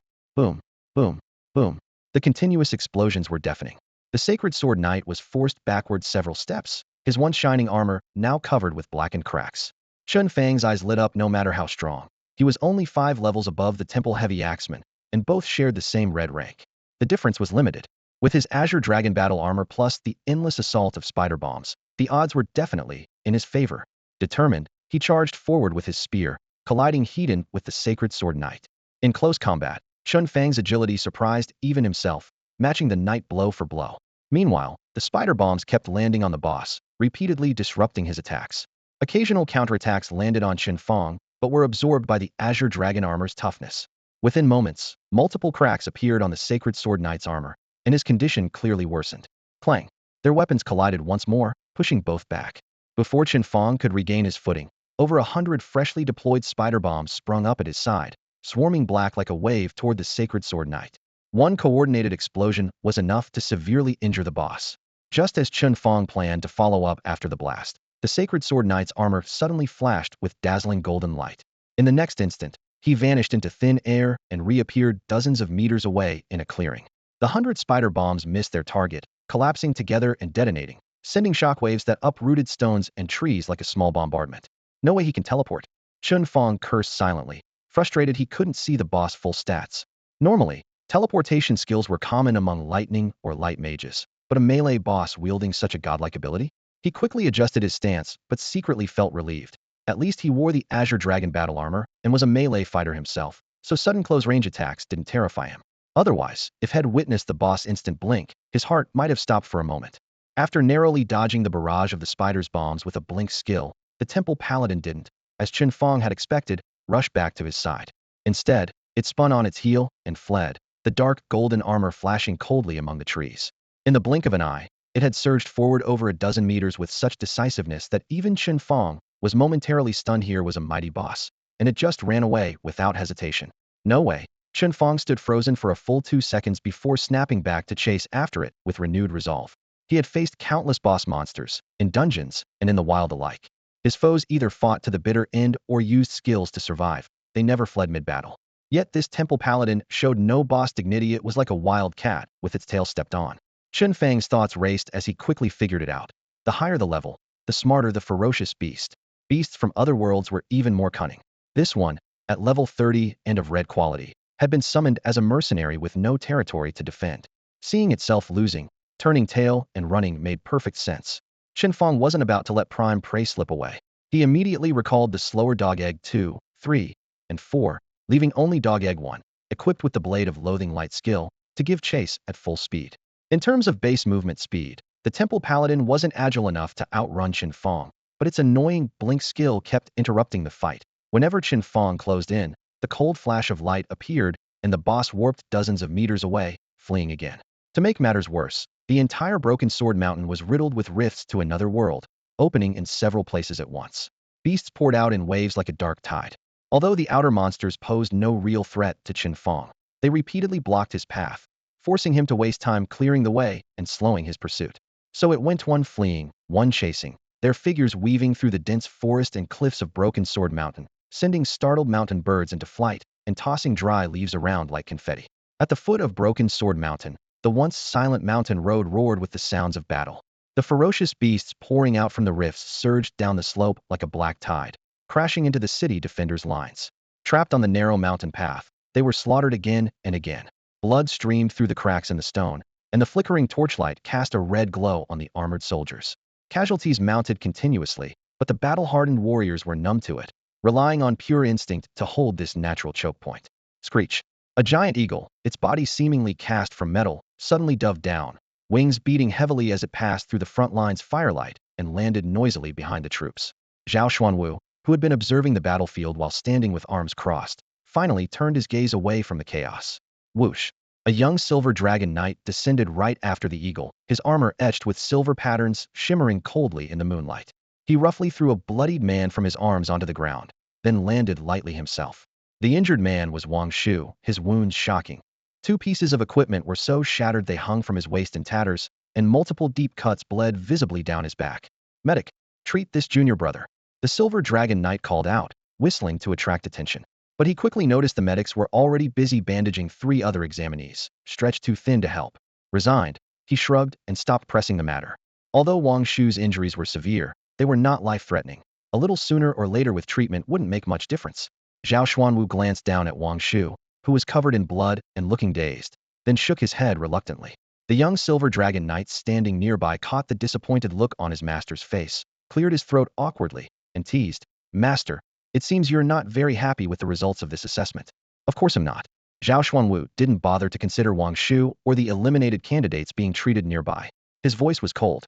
"This batch of kids all have impressive resumes titles and ranks hanging off them like badges. But when it comes to actual combat, they've really let me down. The interdimensional rift has been open for just 2 hours, and more than half have already been sent back." The young knight shrugged helplessly and defended the newcomers. "Maybe your test is just too harsh? Sending them into Broken Sword Mountain without any intelligence, right when the rift opened, this difficulty level is way higher than what we faced. I couldn't last more than 3 hours when I took the test at under level 20. Zhao Xuanwu glanced at him with a half-serious, half-joking tone. "Want me to kick you out and make you retake it? See if you can make it back in?" The youth jumped and quickly shook his head. "Oh no, master. I finally got into the Silver Dragon Knights. My family celebrated for days, even added a new page in the genealogy book just for me. If I had to try again and fail, my dad would make me kneel in front of our ancestors' tablets." Zhao Xuanwu was tired of listening to his apprentice's chatter and sighed. The test is tough, that's true. But this is the last spot I have, so it's better to be strict. Luckily, 2 people haven't been eliminated yet. They're still in Broken Sword Mountain. The final spot will most likely come down to one of them, and they're the ones I have the most faith in. Broken Sword Mountain.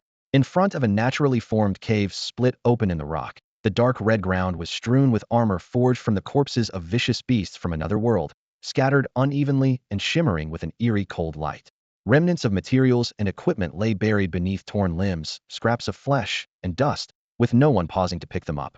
Outside the cave, waves of monsters crashed one after another, shamelessly trampling over the spoils on the ground in a frenzy to press inside. The cave entrance was less than 2 meters wide and extended only about 5 meters inward, barely enough to hold a few people standing shoulder to shoulder.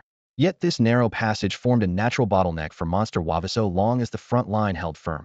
The mages behind them could unleash their powers without fear of being overwhelmed by the monstrous flood sweeping over Broken Sword Mountain. Huh. Yang Tianjiang stood at the front, slamming his right palm forward.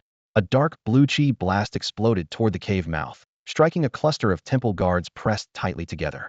The shockwave cracked stone and sent shards flying. Several monsters were torn apart by sheer force. The brief explosion created a momentary vacuum outside, silencing the roars. Seizing the pause, Yang Tianjiang slowly exhaled heavily, his chest rising and falling with exertion. He tugged at his torn armor and wiped blood from his face, yet a satisfied curve lifted the corner of his mouth. Reaching into his pack, he pulled out 2 stamina potions and tipped them to his lips, draining both in one go without hesitation or stinginess. Tossing the potion bottle aside, Yang Tianjiang felt his strength surge rapidly and couldn't help but marvel this time. Even fate seemed to be lending him a hand. The true situation of Broken Sword Mountain was something ordinary citizens of Lingfeng City could never fully grasp. But the Yang family was a prominent clan in the city and had taken part in the full-scale crackdown on the Chich's followers. As the second son of the Yang family, he had access to many secret pieces of intelligence. The mountain was riddled with tiers to another world. All the ferocious beasts originated there. He knew exactly how often these rifts opened and how many monsters poured out each time. Because of this knowledge, the moment they entered Broken Sword Mountain, while other candidates blindly searched for beasts and tried to accumulate curse points, Yang had already secured a hidden natural cave. As long as he could survive the beast tide, he'd have ample time to hunt slowly and build up blessings and curses. More than 2 hours had passed since the beast surge began, and he silently judged that he was likely the only one left in the entire mountain still fully capable of fighting. The thought made him unable to hide his pride as he raised his hand to summon the glowing orb above his head. The blessing curse sphere, once no bigger than a grinding stone, had now swollen to nearly fill the cave, its light so thick it seemed like it might drip water, in astounding contrast to the faint glow it had been just hours earlier. This spectacle not only fed his vanity but also acted like a beacon, drawing the surrounding otherworldly beasts in a frenzy. The sharp clashing of armor grew louder from a distance. Yang took a deep breath, letting his true energy explode beneath his feet, his attributes soaring instantly. Bringing his palms together, he shouted low and fierce, unleashing a chi wave over 2 meters wide that blasted the first wave of monsters at the cave's entrance into the air. Soon, dense crowds of beasts packed the opening tightly. As he unleashed skills to clear the intruding mobs, he calmly scanned outside. It wasn't long before he spotted a boss covered in purple scales among them. A purple-grade creature, its experience and curse points were at least several times greater than the small fry. His luck was unbelievable. A surge of emotion flooded him. Heaven's timing, the terrain, human factors, everything was in his favor.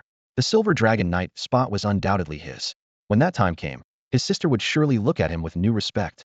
No sooner had this thought passed than the chi waves fired again and again, causing psychic echoes to roar outside, sending pebbles scattering.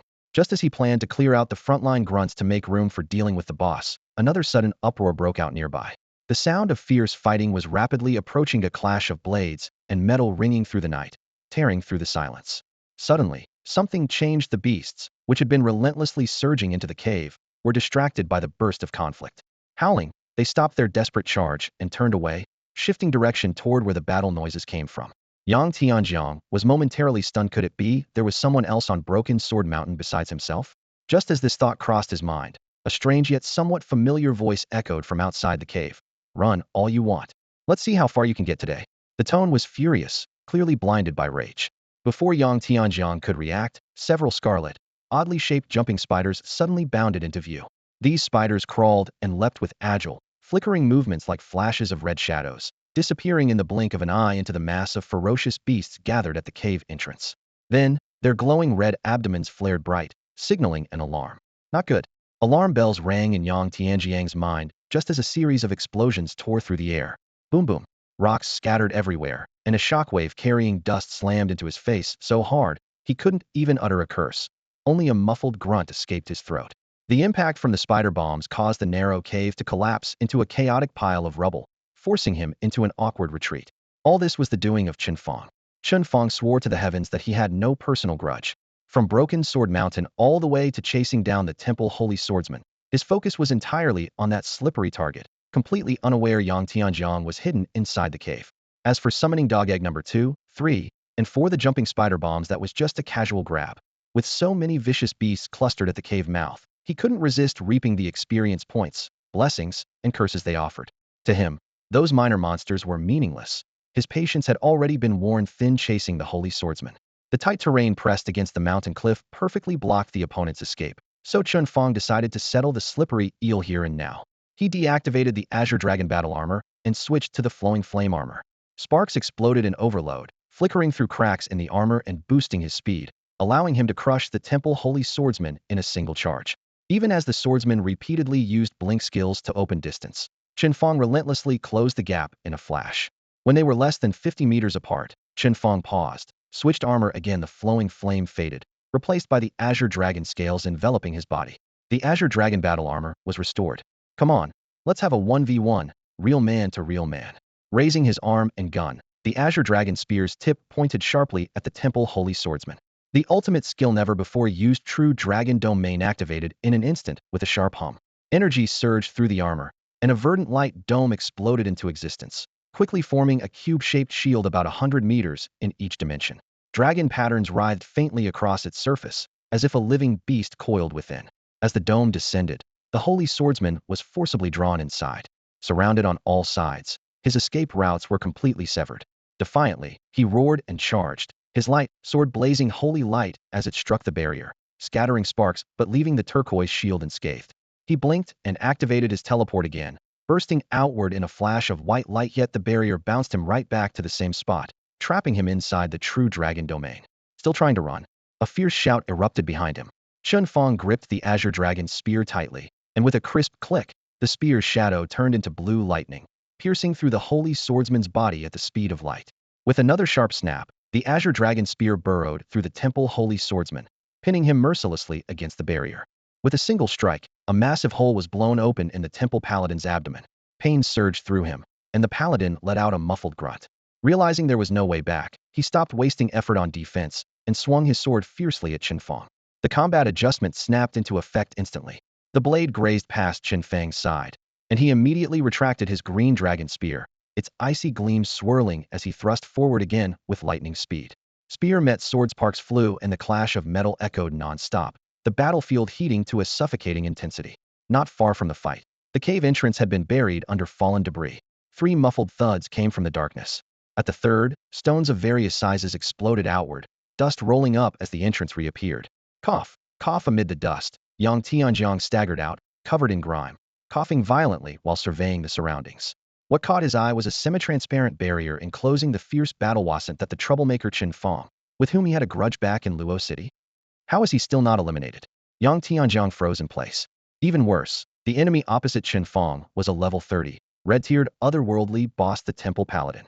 Yang Tianjiang was only level 19, same as Chen Fang, able to see only the boss level and tier, but none of its attributes. In his experience, challenging such a monster required at least a full squad of level 35 veterans who had advanced classes, each an expert. Otherwise, it would be an instant wipeout. Yet Chen Fang was single-handedly pressuring the boss, even holding the advantage. Is this boss combat power really that weak? Yang Tianjiang eyed the scene suspiciously. From his perspective, Chen Fang rolled and dodged calmly. Even when hit, his armor dented slightly, but vital points were untouched. Meanwhile, each thrust from Chen Fang's spear carved gaps in the paladin's heavy silver-white armor. The attacks were far from fatal, and the defense seemed paper-thin. For a moment, a bold thought sprang up in Yang Tianjiang's mind. Maybe I can jump into? Before the thought formed fully, the battle shifted. Chen Fang's spear swung in a wide arc, flames erupting along its length, heavenly fire blazing.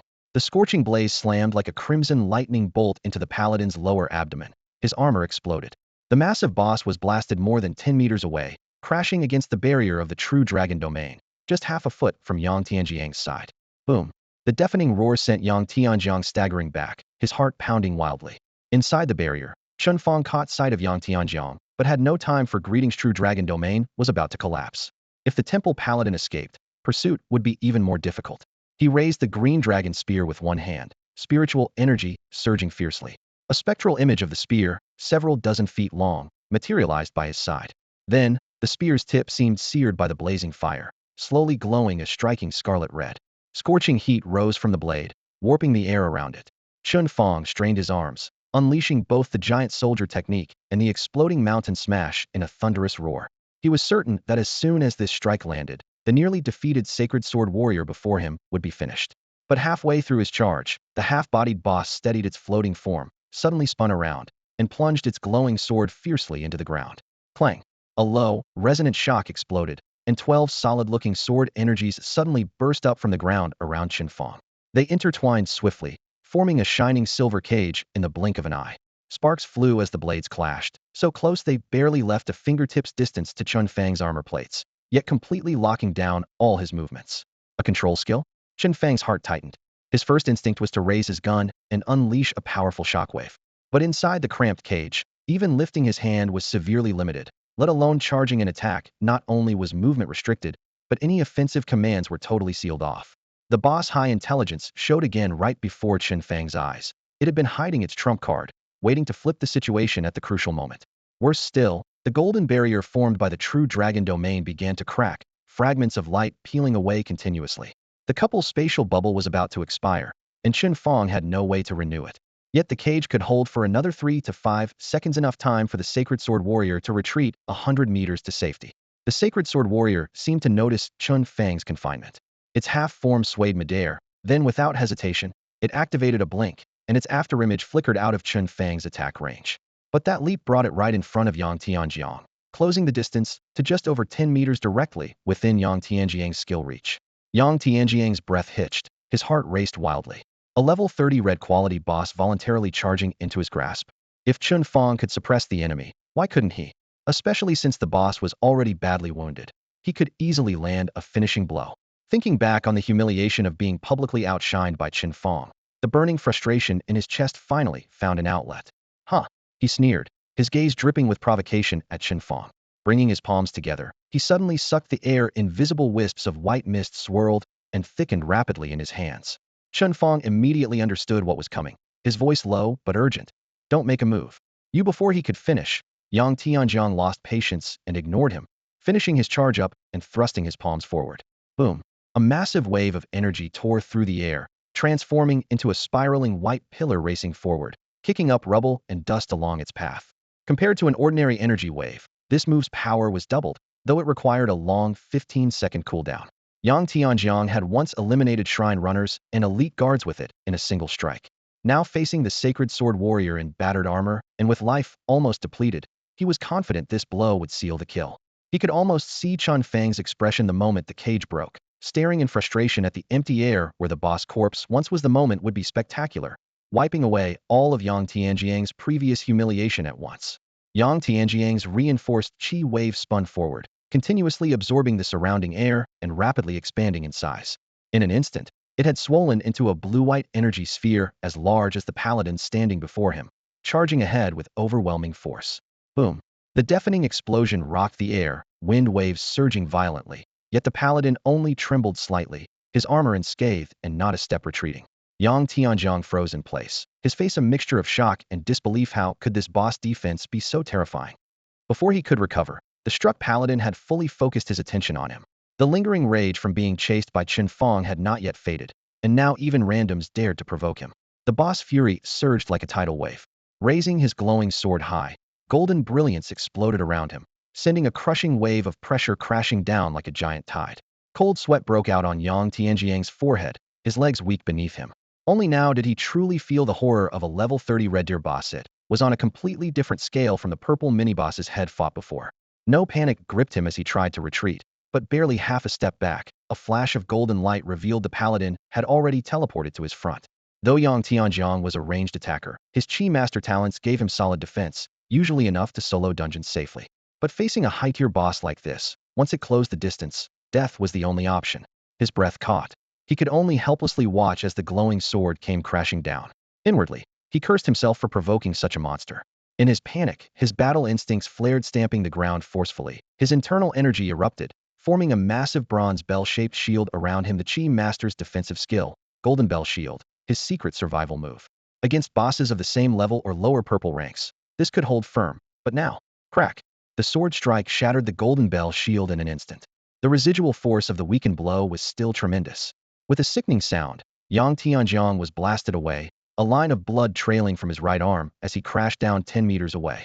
Writhing in pain and bleeding badly, he howled, his confidence in stealing the boss kill utterly shattered. Chen Fang watched the scene unfold with a helpless shake of his head. No, how dare he? The warning Chen Fang gave earlier wasn't because he feared losing the boss kill. Stopping Yang Tianjiang had nothing to do with someone stealing his boss. Chen Fang knew better than anyone that a tiger with a tooth pulled is still a tiger, definitely not someone like Yang Tianjiang to provoke. The bloodied sacred sword knight before him looked on the verge of collapse, but in truth, just 2 strikes from his sword would be enough to end Yang Tianjiang's life. If this had been in the wilderness, Chen Fang wouldn't have bothered interfering with such a fool's self-destruction. But at this moment, Lu Ying the Silver Dragon Knight was lurking in the shadows as a witness. If Yang Tianjiang died at Chen Fang's hands, the always reckless and vengeful Yang family wouldn't let him off easily. Chen Fang only wanted to quietly make money, cure his mother, and live peacefully with the campus belle, maybe even have children. But Yang Tianjiang was impossibly stubborn. Since the man was determined to seek his own death, Chen Fang couldn't forcibly save him and had no choice but to watch as the sacred sword knight's blade sliced off Yang's right arm.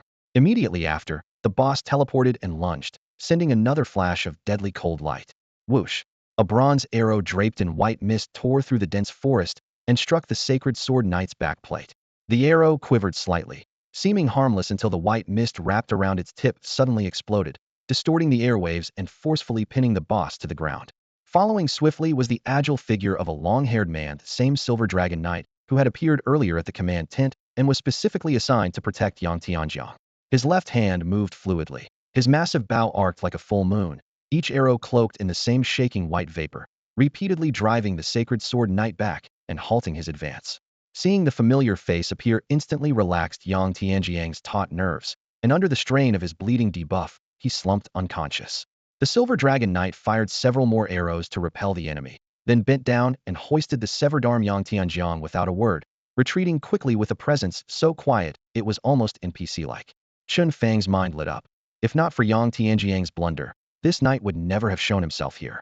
The Silver Dragon Knight's arrival was an open acknowledgement that there was secret protection behind the trial, shattering the tense atmosphere into pieces. Yet Yang Tianjiang's outburst was not entirely in vain. While the Sacred Sword Knight was chasing him down, the control effect on Chen Fang had quietly worn off. Even better, the boss had wasted its critical teleport skill on Yang Tianjiang and was now on cooldown. Thinking this, Chen Fang couldn't help but silently muse. This guy actually dragged the boss for me with one arm, some kind of divine love from the mortal realm, I guess. He raised his hand and gripped the Azure Dragon Spear, its shaft glowing with a dark radiance. The interrupted giant soldier technique chant resumed, followed immediately by explosive mountain shattering. The overwhelming aura surged like a rising tide. The Sacred Sword Knight sensed a familiar oppressive force approaching from the side. Unstoppable. Mountain shattering burst. Chen Fang shouted fiercely, leaping high into the air, and thrust his spear sharply toward the position where the Temple Paladin stood. Originally a short-range close combat skill, its area of effect instantly expanded under the amplification of giant soldier technique. The ethereal image of the Azure Dragon Spear ignited with flames midair, its tip locking onto the remaining half of the Temple Paladin's body, crashing down like a roaring thunderclap. Boom! The spear's shadow struck the ground with an earth-shaking roar. The half-dismembered paladin was swallowed by the flames, unable even to struggle. Immediately after, the 10-meter diameter ground split open as if cut by a blade, and streams of blazing magma surged out violently, shooting dozens of meters high. The scorching molten gold rolled and burned everything within range relentlessly, inflicting damage so immense it defied estimation. The red glow painted the sky like a brilliant sunset. In the distance, the Silver Dragon Knight who had previously taken Yang Tianjiang, and Lu Ying, still lurking in the shadows, both stared dumbfounded at the terrifying spectacle. Though they considered themselves gifted prodigies above level 30, and the Silver Dragon Knight well-trained, neither could unleash such overwhelming power. Both felt a chill in their hearts. Could it be that this time, Master Zhao Xuanwu really found a great treasure? With the thunderous roar fading, the battlefield sank into eerie silence. Where the temple paladin once stood was now a deep pit of blackened rubble. At the bottom, the molten rock remained scorching hot, waves of heat radiating fiercely. Any creature stepping inside would be instantly burned, their attributes rapidly deteriorating. Chen Fang stood at the edge of the pit, sweat mixing with the rising heat, but he showed no sign of stepping back. His eyes fixed on the four glowing orbs floating at the pit's center. These were the paladin's entire drop. Protected by his azure dragon armor from the heat, he leapt down lightly, landing on the still semi-molten magma, and reached toward the first reward. In an instant, a crimson blueprint unfolded, its brightness causing his heart to skip a beat. Rift Rammer. Red quality. Class requirement, Machinist. Level requirement, 20. Description. Grants the ability to craft the mechanical weapon Rift Rammer upon use. Rift Rammer. Bound. Red quality. Attack 50. Agility 68. Spirit 45. Bonus Dimensional Rift. Opens a dimensional rift allowing teleportation to any location within 50 meters. Can be activated even when restrained or controlled, automatically breaking all control effects. Has 3 charges.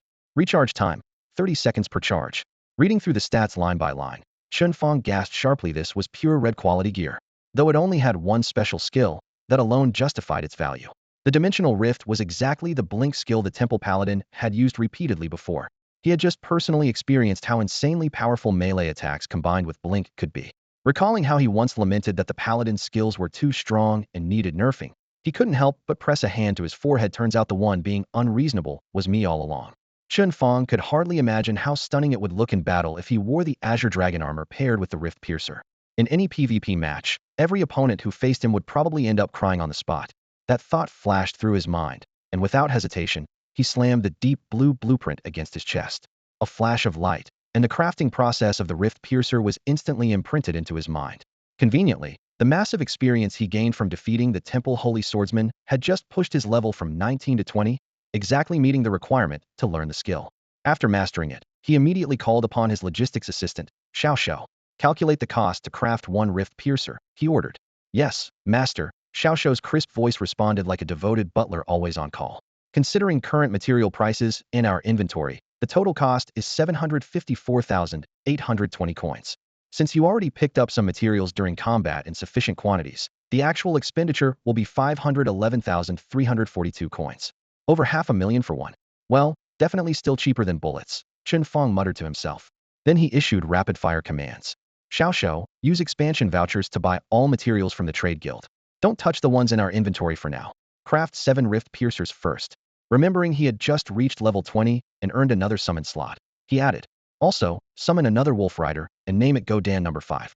Equip it with a Viper machine gun and a Spider Melter. Ever since discovering Xiao could handle trivial tasks, Chen Fang had grown increasingly lazy about doing anything himself, leaving all chores to this AI.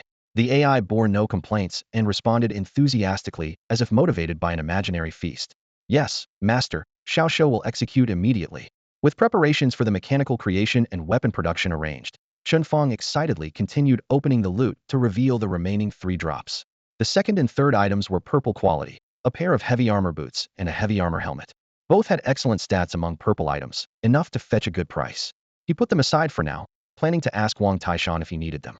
Next, his gaze fell on the last glowing orb. The prize looked slender, like a weapon. Chen Fang's heart leapt with delight. If the sword from that holy swordsman dropped, that would be a huge gain. With eager anticipation, he gave a gentle swipe. In an instant, a long sword radiating deep red light sprang forth. Whoa, it actually dropped. And it's red quality. Gripping the hilt, he summoned the item panel. Temple Holy Sword red quality. Level requirement, 20. Class requirement, Sword Mastery. Attack 482. Spirit 89. Agility 42. Bonus, 15 Defense Penetration. Passive Holy Light Affinity. While wielding, increases light element skill effects by 20, control effects by 20. Active Sacred Link. Connects to an ally within 5 levels difference. Both share a 20 all attribute boost and share buffs and healing. This weapon is absurdly powerful. Chen Fang stroked the blade, eyes practically sparking with excitement. The sleek sword shimmered with dazzling electric light in the glow, and its stats were off the charts. Especially Sacred Link it let him and a teammate mutually gift each other a 20 all attribute bonus, amplifying both warriors' strength even further.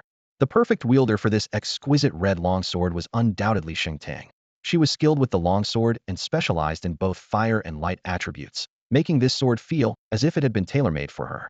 Even better, The sword's built-in divine link ability allowed the user to share attributes with another person. If she could truly connect with Chen Fang, wait, that sounded a bit suggestive, didn't it? Regardless, as long as they established a link, their power would take a significant leap. Besides, Chen Fang was recognized throughout Luo City as a top prodigy. Aside from Chen Fang, almost no one could match her. If the sword were handed to her, she would surely never want to let it go. Thinking this, Chen Fang smiled and prepared to send the weapon's attribute generation chart to Chen Fang. But when he checked the friend system, a grim gray lock icon appeared. Only then did he realize the entire Broken Sword Mountain was sealed off by the city guard and the Silver Dragon Knights, and all communication was temporarily disabled. Helpless, he could only stow the sanctified temple sword in his backpack for now, deciding to tempt the school beauty Chen Fang once he left Broken Sword Mountain. After sweeping up all the gear and materials dropped by the nearby monsters, Chen Fang checked the time. There was still a large window of free time before noon on the second day of the test. In just a few hours, he had leveled up to 20 and snagged several valuable rewards. He realized he had grown fond of this perilous yet opportunity-filled valley and was reluctant to leave. Since he still had time, why not keep farming? With the jumping spider furnace, even a beast tide won't catch me off guard, he decided silently. Just then, the young recruit completed the task he assigned. Taking advantage of the temporary lull without any beast tides, Chen Fang quickly disassembled and reattached the mechanical weapons in his backpack onto his 2 battle suits and various mechanical constructs. The rift impactors were thumb-sized metal pins with very little modification space, so he installed one onto each suit to ensure he could always activate the dimensional rift divine skill regardless of which suit he wore. The remaining impactors were distributed to all the wolf riders. This way, despite their slowed movement from carrying the jumping spider furnace, these mounts gained 2 phases of blinking displacement, allowing for more agile pursuit or disengagement. With preparations complete, Chen Fang brought up the map again and selected the nearest danger marker, stepping forward. The closer he got to the summit of Broken Sword Mountain, the denser the red shadows became, signaling more interdimensional beasts gathered there than at the base.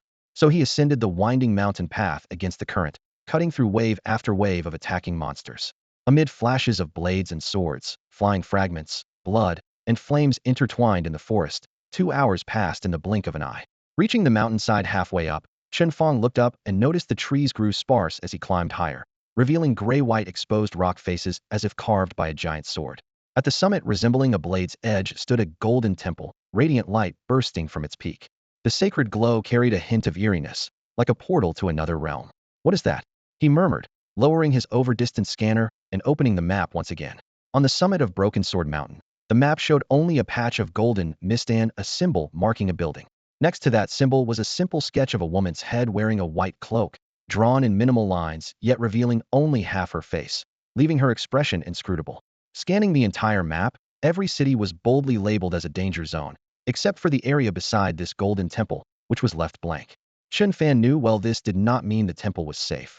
Rather, Zhao Xuanwu, the exam creator, had never anticipated that anyone could make it this far. Hesitating whether to keep climbing, a sharp whoosh suddenly exploded behind him. Chen Fang snapped around to see a blazing fireball roaring through the night sky, trailing waves of searing heat. The fiery light illuminated the mountain path. Chen Fang shifted slightly to the side, stopping where he was, silently waiting for whoever had summoned the fireball to reveal themselves. As the flames dimmed, Luing dropped down from the core of the fireball, her boots striking the rocks with crisp sounds. She gathered the remaining embers in her hand, the residual heat still swirling in the air. Seeing that Chen Fang showed no surprise, her eyes grew complex, but quickly justified it herself. Her junior probably guessed she had been tailing him after witnessing her comrades rescue Yang Tianjiang. What she didn't know was that every one of her movements had been sensed by Chen Fang from the very beginning. "What's wrong, senior?" Chen Fang broke the silence. "We can't go any further," Luing said seriously. "The summit of Broken Sword Mountain is extremely dangerous. Our Silver Dragon Knights investigated and found that this operation by Lingfeng City's Blessing Church involves more than ordinary believers. Besides 32 white-robed priests, 9 blue-robed priests, and 4 purple-robed priests, there is the Church's 7th-rank Saintess." 7th-rank Saintess? Chen Fang had never heard this title before and blinked in surprise. Noticing his confusion, Lu Ying explained further. "Among the 8 great churches, besides the 4 priest ranks white, blue, purple, and red, there exists a special class. Saints, both male and female. They are ranked in sequences based on power. The lower the number, the stronger they are. Saints can directly communicate with the blessing and summon interdimensional beasts that defy ordinary evaluation. If it weren't for the Saintess stationed here, my master would have already led an assault up Broken Sword Mountain instead of being trapped around the foot." Chen Fang absorbed the new information about the church. Nodding, He raised his hand and pointed into the depths of the golden mist at the summit. So, the golden temple at the mountain top houses the blessing Chich's Saintus? You can actually see the temple from here. Lu Ying looked following his gesture, but saw nothing. Surprised but composed, she confirmed, yes. That Saintus, along with the purple and blue-robed priests, all reside inside the temple. You might hunt the interdimensional beasts and white-robed priests down here at the foot of the mountain, but once you cross that boundary and get noticed by them. Her tone grew grave. If you cross the line and draw their attention, it will be extremely dangerous. Seeing that Chen Fang seemed doubtful, Lu Ying spoke frankly. To be honest, my mission is to protect you secretly. In theory, I shouldn't have shown myself or let you know, but if you keep going up, it will be far too dangerous. I have to stop you. She hesitated briefly, as if weighing her words, then lowered her voice and added, and to be honest, right now, you're the only candidate left on Broken Sword Mountain. Even if you descend now, the Silver Dragon Knight's spot will most likely go to you. So there's no need for you to risk your life by venturing into such a perilous place. Her words almost contradicted Zhao Zuan's strict orders, and her eyes revealed a mix of conflict and worry. She really did not want Chen Fang to take unnecessary risks. Chen Fang wasn't naive. He understood well that although he was unmatched among peers of the same level, if he faced enemies several levels above him, defeat was inevitable. After a moment's thought, he nodded solemnly. All right, I understand. Thank you, Senior, for warning me. If it weren't for you, I'd still be curious about what's inside that golden temple. Seeing him so agreeable, Lu Ying finally relaxed. She glanced around, then reminded him, by the way, about me showing up, it's better if you don't mention this to my master. I understand. Chen Fang smiled reassuringly, giving her a confident look. Okay, then I'll take my leave. From here on, it's up to you whether you want to continue leveling here or head down the mountain first. I won't interfere anymore. Goodbye. Goodbye, Senior. With that, Lu Ying's body was once again engulfed in red flames. Her fiery feathers fluttered as she soared through the air, disappearing swiftly into the distant forest. At the spot, only Chen Fang remained. He looked up at the mist shrouding the mountain peak and the faintly glimmering golden temple. Though still curious, he reined in his steps. Such a good place to level up shouldn't be wasted. Over the next nearly 5 hours, Chen Fang swept across Broken Sword Mountain like a storm. His Qinglong battle armor covered his entire body, its dark blue scales gleaming coldly in the sunlight. Whenever he encountered fierce beasts, he summoned his wolf riders to charge, then unleashed the explosive firestorm from his jumping spider forge, devastating targets in waves. On one occasion, he even surrounded a small camp of church followers with his wolf riders. Hundreds of jumping spider bombs detonated in rapid succession, flames skyrocketing as the camp was razed to the ground, all without Chen Fang ever revealing his face. The number of church followers and otherworldly beasts dead at his hands became difficult to count. His experience bar surged rapidly. He reached level 22 and was just one step away from breaking through to level 23. As the evaluation period neared its end, Chen Fang packed up and followed the map's route down the mountain. At the foot of the mountain, the city's garrison and Silver Dragon Knights guarded the trail. The stone steps and tree branches still bore scratches, arrow holes, and bloodstains from the day's fierce battle. But now the mountain peak had fallen quiet. The beasts no longer surged like they had when the fissures first opened. The few stragglers that remained were quickly dealt with by small patrols of soldiers. Many soldiers noticed that this round of beast attacks felt unusually mild. There were far fewer monsters, and casualties on both sides were minimal. Of course, no one suspected that the reduced number of beasts had anything to do with the evaluation for the Silver Dragon Knight positions. After the otherworldly rift opened, many candidates were pulled out early and couldn't hold on long during the trial. Even Yang Tianjiang, famous second son of the Yang family from Lingfeng City, was rescued after just a few hours. He lost half his arm fighting a ferocious beast, and now only higher-level support class healers could save his limb. Rumor even said someone entered Broken Sword Mountain and still hasn't come out. As night fell, 2 city guards patrolled the mountain path leading to Broken Sword Mountain. Shoulder to shoulder, they carried long spears while scanning the darkness and speaking quietly. It's been a full day and night. I think that kid's done for, one said, shaking his head. The other raised a brow. No way, Lord Zhao assigned the Silver Dragon Knights to protect him secretly. Protect? The first scoffed. You go home every day, and your wife still runs off with someone else. The newest Silver Dragon Knights aren't much, level 30s at best. Talent only gets you so far. That young guy and his knight probably won't come back. They spoke low enough not to carry far, but not far off. Yang Tianjiang, Wang Shu, and others waiting for the trial results heard everything clearly. Yang's right arm was heavily bandaged, his expression dark and tense. He wished desperately those guards' words were true. If Chen Fang died somewhere on Broken Sword Mountain, his chance for revenge and the Silver Dragon Knight seat would be within reach. But luck was not on his side. As the trial deadline drew near, a streak of orange fire suddenly cut through the black sky, trailing a long tail as it plunged toward the camp. When the flames faded, it was Lu Ying's figure that appeared. Almost at the same moment, Zhao Xuanwu and the rest of the Silver Dragon Knights stepped out of the command tent. Seeing Lu Ying safe and sound, Yang's last sliver of hope was crushed. Sure enough, less than 5 minutes after Lu Ying returned, Chen Fang appeared at the end of the mountain path. His backpack was stained with dark blood, but his steps were steady. Zhao Xuanwu smiled as he led the Silver Dragon Knights forward to meet him. Yang Tianjiang, Wang Shu, and the others followed warily and met Chen Fang in front of the camp. Chen Fang hadn't expected such a reception. He awkwardly greeted everyone, unsure how to act. Zhao Xuanwu strode up and heavily slapped his shoulder. Well done, well done. The words rang out clear and impressed. It was obvious Lu Ying had already informed him of everything that had happened on the mountain. His attitude effectively announced to all that the last Silver Dragon Knight slot belonged to Chen Fang. Zhao Xuanwu wasted no time. After giving Chen Fang's shoulder a firm pat, he turned and looked over all the candidates. In a loud voice, he declared, "Now that everyone is back at camp, it's time to announce who will earn the last Silver Dragon Knight seat.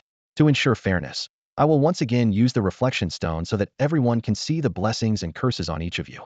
Whoever shows the greatest variation in blessings and curses will receive the final spot." Zhao Xuanwu pulled out the reflecting stone from the character's backpack and weighed it in his hand. Wang Shu and the other early eliminated trainees had long accepted that they had no chance at the Silver Dragon Knight spot. After all, not only was Chen Fang far ahead, even Yang Tianjiang's combined blessings and curses surpassed theirs by a huge margin. Everyone knew the final contest was really only between Yang Tianjiang and Chen Fang. Yet Yang Tianjiang still clung to a slim hope. If Chen Fang's curses and blessings weren't as overwhelming as expected, perhaps he could leverage his family's power to wrest the spot away. Holding on to this thought, he fixed his gaze on the reflecting stone in Zhao Xuanwu's palm. Crack! The stone shattered into snowy white fragments, and a familiar light wall burst up with a roar, instantly illuminating everyone's souls. In the next instant, an otherworldly surge within Chen Fang seemed to break free like a flood unleashed. It wasn't just Chen Fang. Golden orbs of light appeared above Wang Shu, Yang Tianjiang, and the others as well, varying in size like lanterns brightening the night sky. The largest orb was as huge as an entire truck, while the smallest was even smaller than Yang Tianjiang's. Before entering the Broken Sword Mountain clearly, he had been eliminated before even managing to slay a few otherworldly beasts there. Among all the glowing orbs, Yang Tianjiang's was the most eye-catching. The golden sphere above his head had swollen to almost the size of a standalone building, drawing the gaze of students and city guards alike. Under their watchful eyes, a flicker of hope softened Yang Tianjiang's tense heart as he clenched his fist silently. Maybe there was still a chance? But the hope barely formed before the next moment crushed it mercilessly. A blinding flare exploded like a rising sun, waves of heat pressing against everyone's faces, forcing all to instinctively shut their eyes. Shielding his vision with his hand, Wang Shu gasped, "Is this really an otherworldly curse?" Through the gaps of his fingers, he saw a nearly boundless golden orb slowly ascending above Chen Fang, a blazing sun, suspended in midair, dazzling and fierce.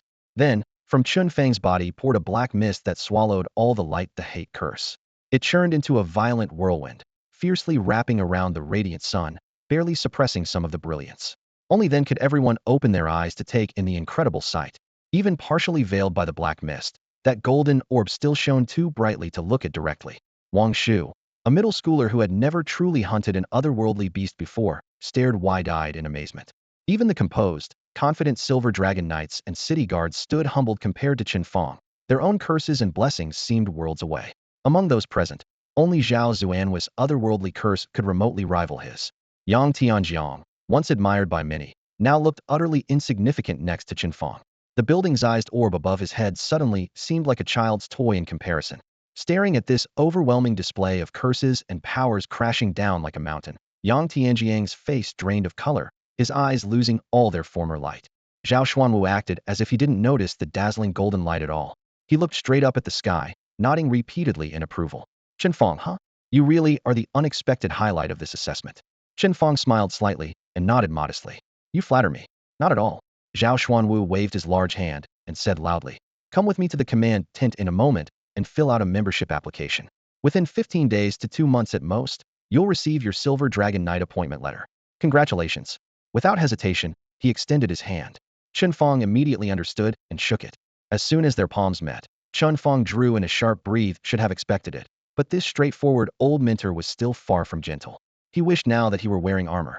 The rest of the process went much more smoothly. Those who failed, like Yang Tianjiang and Wang Shu, were personally escorted back to Lingfeng City by the Silver Dragon Knights who recommended them. then departed individually through the teleportation hall. Although defeated, they didn't leave empty-handed. All the equipment and materials scavenged from Broken Sword Mountain became their personal property. Zhao Xuanwu also gave each of them a piece of top-tier purple-grade gear as a participation prize. Except for the proud and bitter Yang Tianjiang, everyone else accepted the results with equanimity. As for Chen Fang, after submitting his application, he also received a recommendation letter personally written by Zhao Xuanwu. For the time being, there was nothing else he needed to do except wait for further notice. The application had to be delivered to Dragon Capital by Lu Ying in person, and since the teleportation array to Dragon Capital passed through Lingfeng City, Chen Fang naturally accompanied Lu Ying. After a tiring journey, the two took the garrison military vehicle back to Lingfeng City, walking side by side into the teleportation hall. So, your first choice is to apply for the Starry Sky Academy, right? Lu Ying asked casually, having become quite familiar with Chen Fang. Chen Fang answered honestly, yes, I made a pact with Shang Tang to try to get into Starry Sky Academy together. He was vague about the details of that pact. Lu Ying's eyes brightened. Shang Tang is that ice-cold beauty on your regular team, right? Wow, I didn't expect you two to be so sweet, even made a pact about the academy. Then she spoke seriously, with your ability, getting your whole regular team into Starry Sky Academy won't be hard. But students admitted through the regular route usually have to work an extra 2 years to get the best resources. As your senior, I can help you avoid detours, as long as you. She stopped halfway, realizing how ambiguous that sounded, and awkwardly corrected herself. Maybe you don't know yet, but Starry Sky Academy divides students into several tiers. What tiers? Chen Fang asked curiously. There are 4 levels, S, A, B, and C, Lu Ying explained. The resources students get vary wildly, depending on their rank. Most who enter through the joint exam start as level students. Those with outstanding joint exam scores, or those who receive special recommendation because of exceptional talent, may directly become level students. As for A-level students, not only do they need to accumulate a large number of credits, but they also must meet a series of strict skill requirements, which is by no means easy. Across all 4 grades at Starry Sky Academy, there are over 6,000 students in total, yet fewer than 200 have truly reached the A-level. The highest rank, S-level, is even rare no matter how strong one's ability. Obtaining this title is not guaranteed. Only those with especially outstanding achievements, such as joining the prestigious Silver Dragon Knights, can earn it. Lu Ying paused briefly, then smiled slightly, as if about to say something. Chen Fang's eyes lit up, suddenly realizing. So, senior, you're an S-level student at Starry Sky Academy? Lu Ying nodded calmly and confidently. Yes, including me. The academy currently has only 19 S-level students, most of whom are in their senior year. The fact that I reached this level by the end of my sophomore year is one of my proudest achievements, second only to becoming a Silver Dragon Knight. Her expression grew serious as she continued. Thanks to my relationship with my teacher, I can ask him to report to the higher-ups and help you secure a guaranteed admission spot at Starry Sky Academy. That shouldn't be a problem. Chen Fang asked with some confusion. Your teacher isn't that Captain Zhao Xuanwu? How does he have anything to do with Starry Sky Academy's admissions?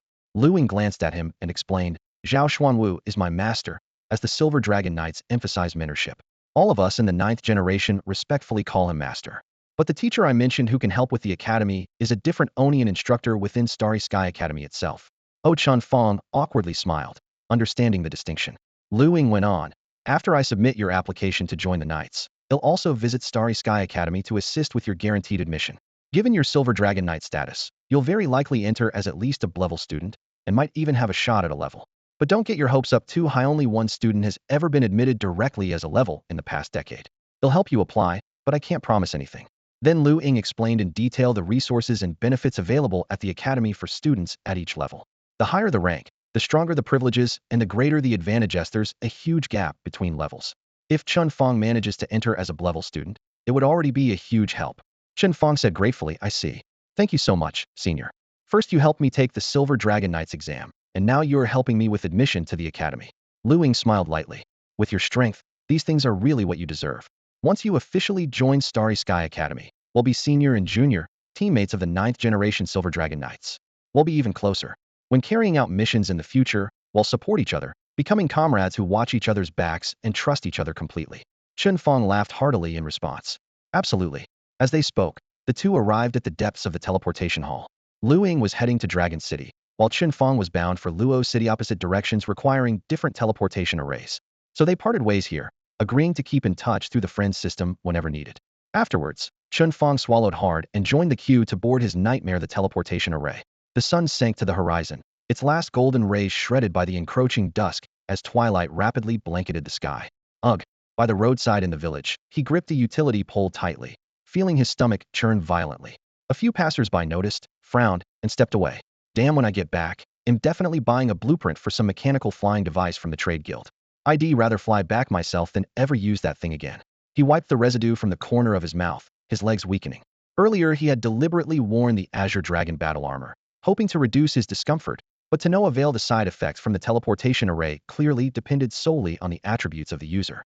Being a mechanically inclined novice stacked against him, even after his second, third, or fourth class advancement, he'd probably end up vomiting every time until he collapsed. Thinking about having to rely on this contraption for future long-distance travel, his spirits immediately darkened. Only when the lights atop an old building ahead came into view did he push his despair behind him. Home, after all, was a shelter from the storm. Before leaving, he had already told his mother Chen Huanlan and Sheng Tang that he'd return tonight. Now that the lights were on and they were waiting, he instinctively quickened his pace.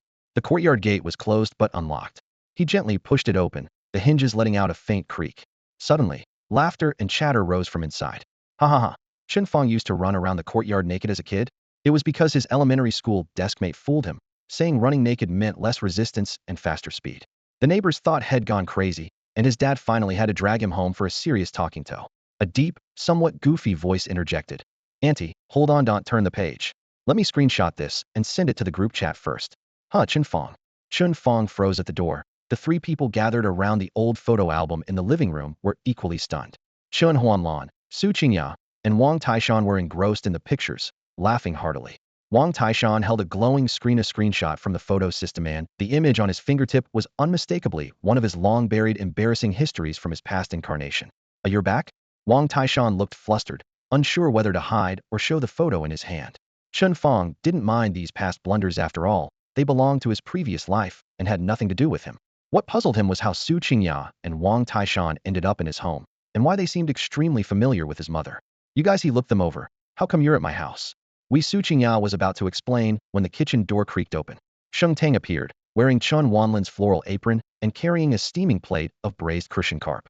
The fire's warmth gave her pale cheeks a faint blush, strangely softening her usual cold demeanor into something almost friendly, something Chen Fang never imagined seeing on Sheng Tang before. Sheng Tang glanced at Chen Fang, but said nothing. Perfect timing for your return. Wang Taishan sprang up and tugged Chen Fang toward the dining table. Come on, my sister cooks amazing food. Sheng Tang casually placed the last plate of stir-fried seasonal vegetables in the center of the table's 8 steaming dishes filled the small table to the brim, far richer than any dinner Chen Fang remembered. From the corner of the living room, Chen Huanlan closed the photo album and smiled as she came over. Xiao Dang and the others knew you were coming back today, so they came to celebrate you passing the Silver Dragon Knight test. They've been stopping by every day while you were away, chatting with me, and even competing to do the house chores. 4 of them? Chen Fang looked around and saw only Sheng Tang, Wang Taishan, and Su Qingya. Just then, Sun Wenjing's timid voice came from the kitchen doorway. There's me too. Chen Fang chuckled. Recently, rumors about hostility toward the church had been spreading again in the city village, making his mother uneasy. She had been haunted by the last disaster for years. Before he left, Chen Fang was most worried about her state of mind. Sheng Tang and the others visiting so frequently was clearly so Chen Huanlan wouldn't fall into panic over old fears again. Chen Fang never asked for their help, yet they quietly took care of everything. Chen Fang shot Sheng Tang a grateful glance. Sheng Tang saw it, but remained calm, showing no response. With Chen Wanlin's invitation, everyone took their seats. Sun Wenjing removed her apron and squeezed in with the last bowl of soup. The cramped bungalow suddenly felt lively, as if it were a festival. Before coming home, Chen Fang had already told everyone had most likely passed the test and become a Silver Dragon Knight. So this dinner was officially a celebration. After a few rounds of drinks, Wang Taishan couldn't help but ask for details about the test. Chen Fang briefly recounted the whole process, glossing over the real dangers with a casual "it was all right," so as not to worry his mother. Learning that he had snatched a spot from powerful figures like Yang Tianjiang and Wang Shu left even the usually composed Sheng Tang visibly surprised. Even Yang Tianjiang ended up your defeated opponent? Su Qingya was still chewing fish and muttered in awe. He's a well-known prodigy in Shu. Especially Yang Tianjiang. I saw him compete in the Shu regional individual tournament. He's strong in both offense and defense with almost no weaknesses. You've been in the Shu regional tournament? Wang Taishan, who was gnawing on a chicken leg, looked up, surprised. I wanted to go too, but my sister said my skills aren't balanced enough for the individual event. Back then, our team Qing Shan in the Prime Era only had us two, so we couldn't even enter the team event, so I didn't compete at all. Qingya, did you enter the individual event or the team event? I did both, Su Qingya said brightly. But when Wang Taishan pressed on her results, her voice dropped a notch. The team event we made top 32. The individual event went better 11th place. Of course. Su Qingya quickly explained. I ran into a rare assassin class at that time, and they were a complete counter to my gunslinger. There was nothing I could do. She pursed her lips, still unwilling to accept it. If I had faced a different opponent, I'm sure I could have ranked higher. Qingya, you only placed 11th. Wang Taishan exclaimed, then glanced curiously at Chen Fang. So just how strong is the top player, Yang Tianjiang? But hearing you guys talk, it sounds like he's still far behind Fanga. Chen Fang kept his head down, quietly eating, not responding. But everyone understood right now. He really was unbelievably strong. Su Qingya rolled her eyes at Wang Taishan and looked at Chen Fang with a hint of grievance. Who knows where that kid's luck comes from, getting his hands on all those powerful schematics. Everyone says machinists burn through money, but he hasn't spent a single big bill. 2 full suits of armor, clearing dungeons and bosses like it's nothing. Chen Fang smiled silently, thinking, others may burn money, but I, the machinist, somehow save it. Putting down his chopsticks, he looked up and said, oh right, almost forgot to mention. I got a bunch of gear from the Broken Sword Mountain assessment. Some of it might be useful for you. If you want it, take it. If not, ask Xingtang to sell it in exchange for cash. Xingtang responded softly, Originally, everyone expected Chen Fang to bring back only some purple-grade gear. But when red glows flashed on the table, they were all stunned. Especially Wang Taishan fierce monsters in the blessed otherworld often drop heavy armor, perfect for his shield warrior build. He got 3 pieces of red-grade gear, suited specifically to him all at once.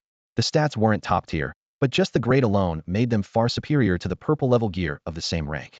With the 3-piece set, his overall attributes nearly doubled, and his power skyrocketed. He was so excited, he almost bent his chopsticks.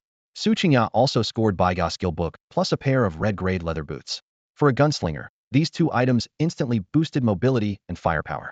Even Sun Wenjing, who leaned towards support roles, received a purple legendary staff, called Flashlight.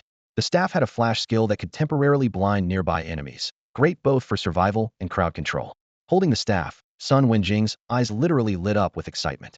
Finally, Chen Fang pulled from deep inside his backpack a radiant temple holy sword and handed it to Xingtang, who was sitting beside him. This one should be to your liking. As the sword was drawn, its cool white blade trembled faintly, resembling frozen moonlight. Everyone's attention was instantly captured. Regardless of grade or stats, the weapon's looks alone were mesmerizing. Matched with Xingtang's elegant yet sharp demeanor, the sword and wielder complemented each other perfectly.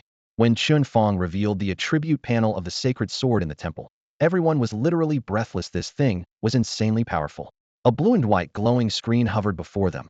Flickering data sparkled like a cascade of dazzling fireworks. Wang Taishan clicked his tongue, his awe almost louder than the buzzing display. These weapon stats are absolutely overpowered. He pointed at the line that read Divine Link. Both parties 20 to all attributes and rubbed his hands together. If my sister equips this sword and connects with Fanga, wouldn't those 2 be unstoppable? Exactly.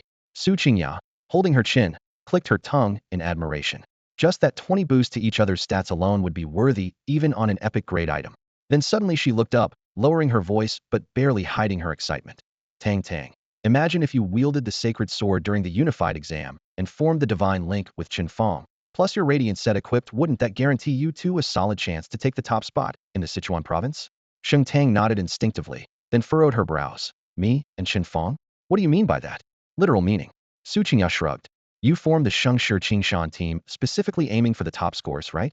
The unified exams team mode divides the total score proportionally among members, so to get high scores, average combat power is what matters. Our average combat power isn't low, but she raised her voice suddenly. But if I, Wang Taishan, and Sun Wenjing all step out, leaving just you and Chen Fang, your average combat power will absolutely dominate any other team in Sichuan. As long as you perform normally, getting first or second in the province will be no problem. The air seemed to freeze, silence settling around the table.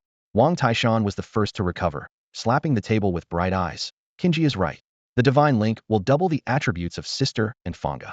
Compared to that, the 3 of us are just splitting the exam scores. Splitting into 2 teams works better. The 2 of you could crush every other Sichuan candidate. Sun Wenjing glanced around quietly and added, I have no objections. And splitting into 3 teams is fine too. Even if I quit, it won't affect me much since I'm in a lifestyle profession. Whether I join the unified exam or not, it won't impact me deeply. No need for that. Su Qingya ruffled her bangs playfully. Lifestyle jobs actually get extra bonuses during the exam settlement. If you stay with us, you won't drag our scores down. After outlining her plan, Su Qingya looked at Xingtang. Tang's frown deepened, her fingers drumming lightly on the table. After a moment she spoke. but I formed the Shengshi Qingshan team to have everyone compete together in the unified exam. Tang Tang, hesitation isn't like you. Su Qingya interrupted breezily. I, Taishan, and Wenjing all agree. So what's there to hesitate over? We're all on the same team. No need to worry so much. Honestly, if you two insisted on holding the sword and dragged us along to the exam, that'd be even more unbearable. With that, she raised her bowl and took a decisive sip, her tone final. In making the call on this, it's settled. If we don't want to take the joint exam with you, do you think you can still drag us along tied up? Wang Taishan lifted his chin, his tone half joking, half defiant. Sun Wenjing nodded vigorously beside him, showing her agreement. With the matter laid out so clearly, Sheng Tang couldn't back out anymore. She glanced around at everyone and decisively agreed. All right, I get it.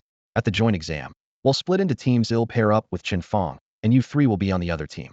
Chen Fang, you okay with that? Me?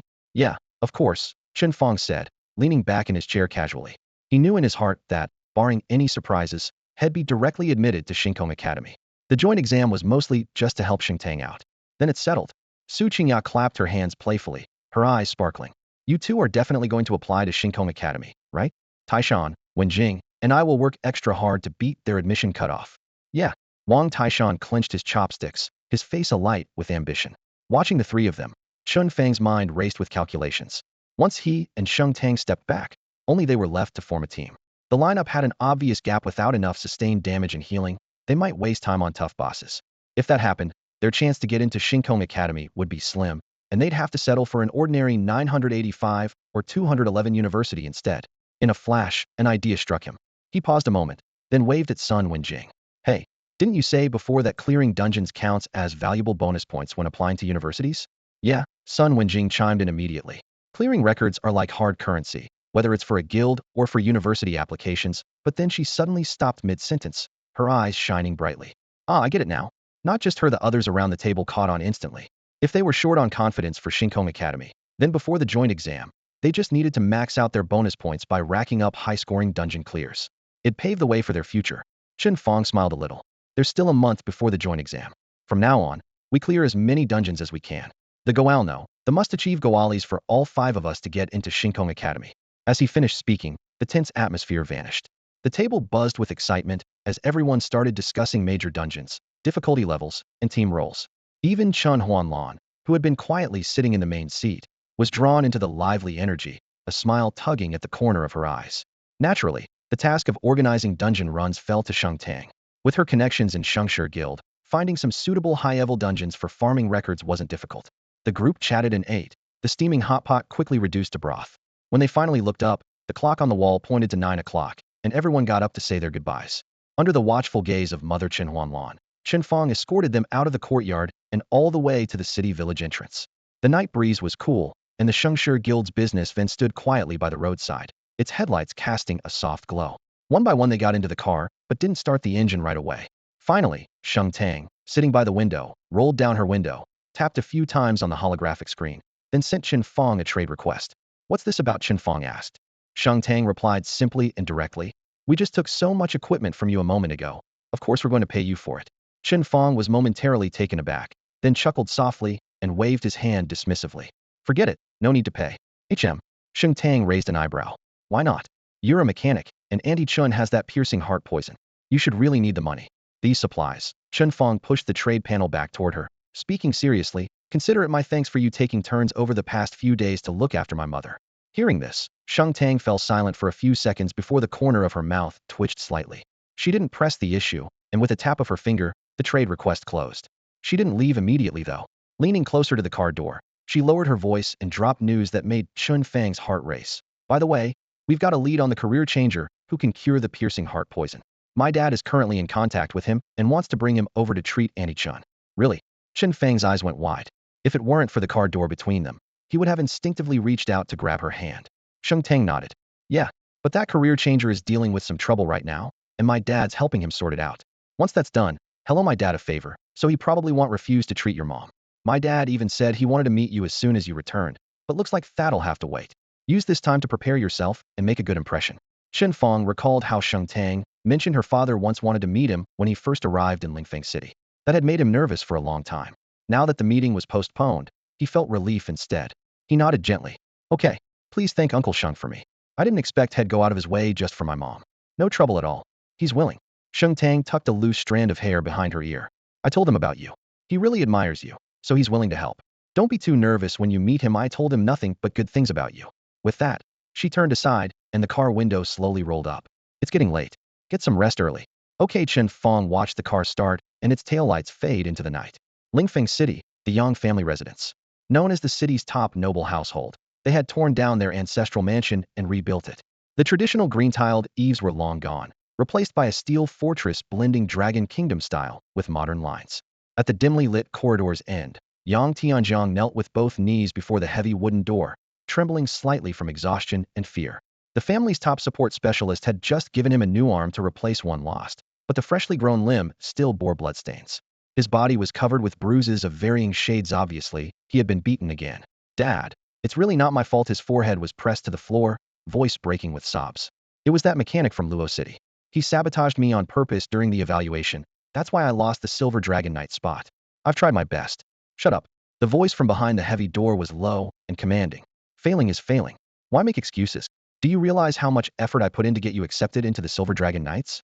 And yet, despite the city's defenders providing plenty of intelligence and even predicting the test questions, you still failed, handing your spot over to someone else. The spacious training hall was bright with sunlight reflecting off the polished sandalwood floor, but the air was heavy with anger. Yang Tianjiang hung his head, fingers clutching the edge of his garment, his breath trembling as he dared not utter a sound. Behind the door stood Yang Yefeng, a middle-aged man with thick eyebrows and a furious glare. His chest heaved violently, as though ready to explode with rage. His heavy breaths echoed like distant thunder. Such a useless brat. And you call yourself a Yang? If you had even half the talent your sister has, I wouldn't be so worried about you. I know that already. Yang Tianjiang finally raised his head, his voice choking with emotion. I really should have been first on the test. But it's all because of that mechanich lured a boss monster right to me. If it weren't for him. Before he could finish, Yang Yefeng's roar cut through the air like thunder. At a time like this, you're still making excuses? Worthless. His furious shout unleashed a chi strike, crackling with lightning that smashed the thick wooden door into splinters. The blast struck Yang Tianjiang squarely in the chest. Boom. The youth was blasted backward like a rag doll, rolling more than 10 meters before slamming hard into the corner of the wall, dust flying everywhere. Ugh, he groaned, blood running down from his nose, blurring his vision as weakness clouded over him. Behind the shattered door appeared a face about 70 to 80% like Yang Tianjiang's. Yang Yefeng's eyes flashed cold disappointment. He wore plain gray clothes, but a subtle lightning pattern on his cuff revealed formidable strength. He slammed a hand down on the tea table, causing porcelain to leap and tea to splash everywhere. With a flick of his wrist, a lightning-wreathed whip materialized out of thin air, crackling with electric arcs. Although just blue-grade equipment, to Yang Tianjiang it looked like a nightmare come to life. Seeing the familiar whip brought back memories of countless nights spent being whipped, his nerves breaking as he curled up and screamed, "No, no, no, Dad. I was wrong. Please don't." Yang Yefeng's face darkened further as he stepped forward, raising the whip high with thunderous sparks dancing around it. Idiot. But before the whip could strike, a sudden gust of wind swept through. Instead of the expected whip crack, a sharp metallic ring sounded. Trembling, Yang Tianjiang looked up and found a slender but upright figure in white training robes standing beside him, someone who had appeared quietly out of nowhere. The white garment gleamed softly in the sunlight streaming through the window, and with one graceful hand, she casually caught the whip's tip, her fingers strong and defined. "Sis." Yang Tianjiang broke down in tears, overwhelmed with joy. Yang Haiyue tilted her head slightly, a mix of cool detachment and tenderness shining in her eyes. She patted her brother's shoulder gently, signaling him not to be afraid. Then with a flick of her wrist, she tossed the lightning whip back to their father's feet, her gaze icy and resolute. "Dad, I already know Tianjiang didn't make it into the Silver Dragon Knights. It's just some squad. If he didn't get in, he didn't. Why hit him for it?" Seeing his proud daughter, Yang Yefeng's anger eased slightly, the tension in his face relaxing. But the lost opportunity still burned like fire within him. "I hit him because he disappointed me so much. A jade stone must be polished to become valuable. That brat is mediocre and lazy. If I don't whip him a few times, who knows how many more shameful mistakes he'll make." "Dad." Yang Haiyue stood firmly in front of Yang Tianjiang. The younger brother had already explained that he was also set up by that mechanic during the exam. Yang Yefeng gripped the copper-buttoned whip tightly, his face as dark as the sky before a storm. "Excuses, all of them. This kid's been like this since he was little. Whenever he gets into trouble, he immediately comes up with 100 reasons. Don't you know that, as his sister? When has he ever lied?" Yang Haiyue didn't back down, her gaze steady. "If you want to punish him, then punish me too. I won't let you lay a hand on him again." The whip handle creaked under Yang Yefeng's crushing grip. He raised his arm, then slowly lowered it. Finally, he snorted coldly and flicked the whip back to his waist. Fine, go ahead and keep spoiling him. Sooner or later, he'll cause some huge trouble. With that, he swept his sleeve and left. The moment the courtyard gate shut, Yang Tianjiang's tense body finally relaxed. His knees buckled, and Yang Haiwa caught him. He buried his face in his sister's shoulder, releasing the flood of suppressed tears. It's okay, Xiaojiang. Dad's gone now. Don't be afraid. Yang Haiwa gently rubbed his back. After a long while, his sobbing stopped. To outsiders, Yang Tianjiang was Lingfeng City's top prodigy. Only the Yang family knew how completely he would break down under his father's whip and that only Yang Haiwa could soothe him. Once calm, the fear in Yang Tianjiang's eyes faded, replaced by fierce anger and refusal to yield. It's all that mechanic's fault. If he hadn't led the boss to me, I'd have been a silver dragon knight by now, and wouldn't be getting scolded by Dad. He clenched his knuckles white, the joints cracking loudly. The mechanic from Luoqing you're talking about is named Chen Fang? Yang Haiwa brushed the damp hair from her brother's forehead, a cold smile forming at the corner of her lips. Hearing his sister name him exactly lifted Yang Tianjiang's spirit. Shed obviously looked into his grudge before coming. Yes, Chen Fang.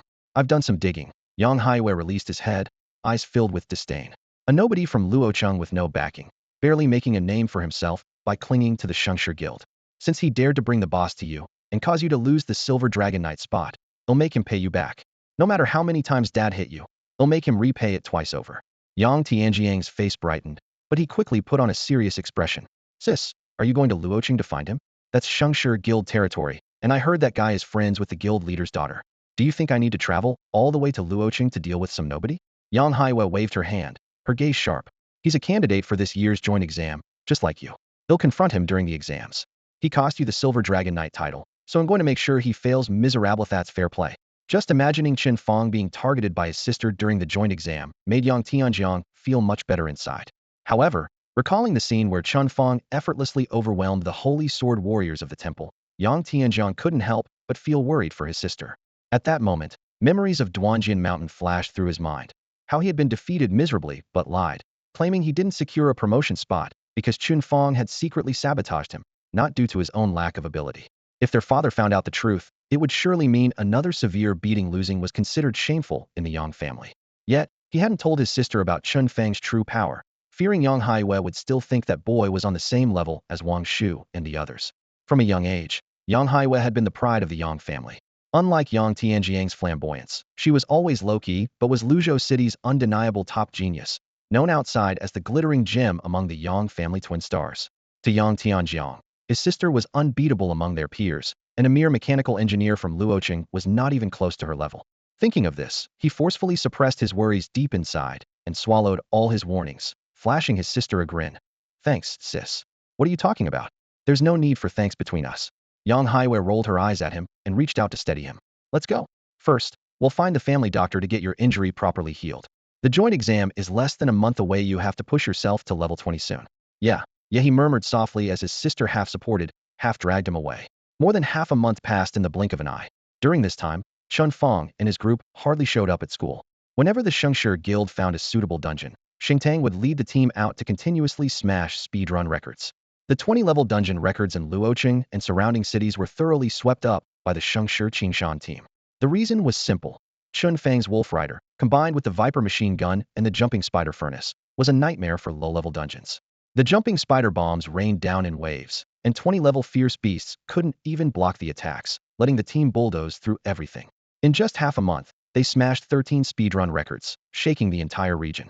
The bonus points that came with these new records convinced Xingtang that as long as Su Qingya, Wang Taishan, and Sun Wenjing performed normally on the joint exam, there was no doubt they would get into the Starry Sky Academy. Meanwhile, everyone's levels were rising steadily, with the whole team surpassing level 20. Chen Fang, after slaughtering countless otherworldly beasts on Duanjian Mountain, even reached level 22 first. Finally, the joint exam was fast approaching. The day before the exam, all students in Shuzhong were given a unified holiday to prepare. Early the next morning, Luocheng No. 1 High School rented several large buses, guarded and escorted by a few second-tier teachers, as the students set off in a grand procession out of Luocheng. The exam site was located 30 miles outside the city. A month earlier, the Long Kingdom's Educational Examination Institute had already built a massive teleportation array there. This was the core facility for the joint exam. Through this teleportation array, all the candidates from Luocheng would be transported into an artificial map to undergo a unified assessment. Since this is the test site for Los Angeles, All the candidates from the city had gathered here, creating a bustling scene. The school buses from 18 high schools lined up like a long dragon, each unloading over 2,000 students in an orderly stream. A dense crowd of nearly 30,000 people pressed tightly together. Even after subtracting staff, supervising teachers, and various officials, the sheer number of examinees alone filled the sprawling teleportation platform without space to spare. Every year, the examination map changes unpredictably, and the types of ferocious beasts vary as well, but the core procedure remains consistent. Once inside, candidates must quickly secure the area most suitable for maximizing their scores based on their individual or team composition. At the same time, direct confrontations with other candidates are strictly forbidden. Anyone who offends a rival at this critical moment risks being sabotaged secretly, causing their results to plummet.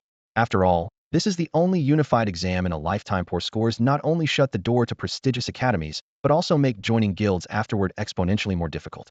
In front of the bus, Chen Fang's homeroom teacher's hoarse voice still rang out loudly as he repeated the familiar instructions.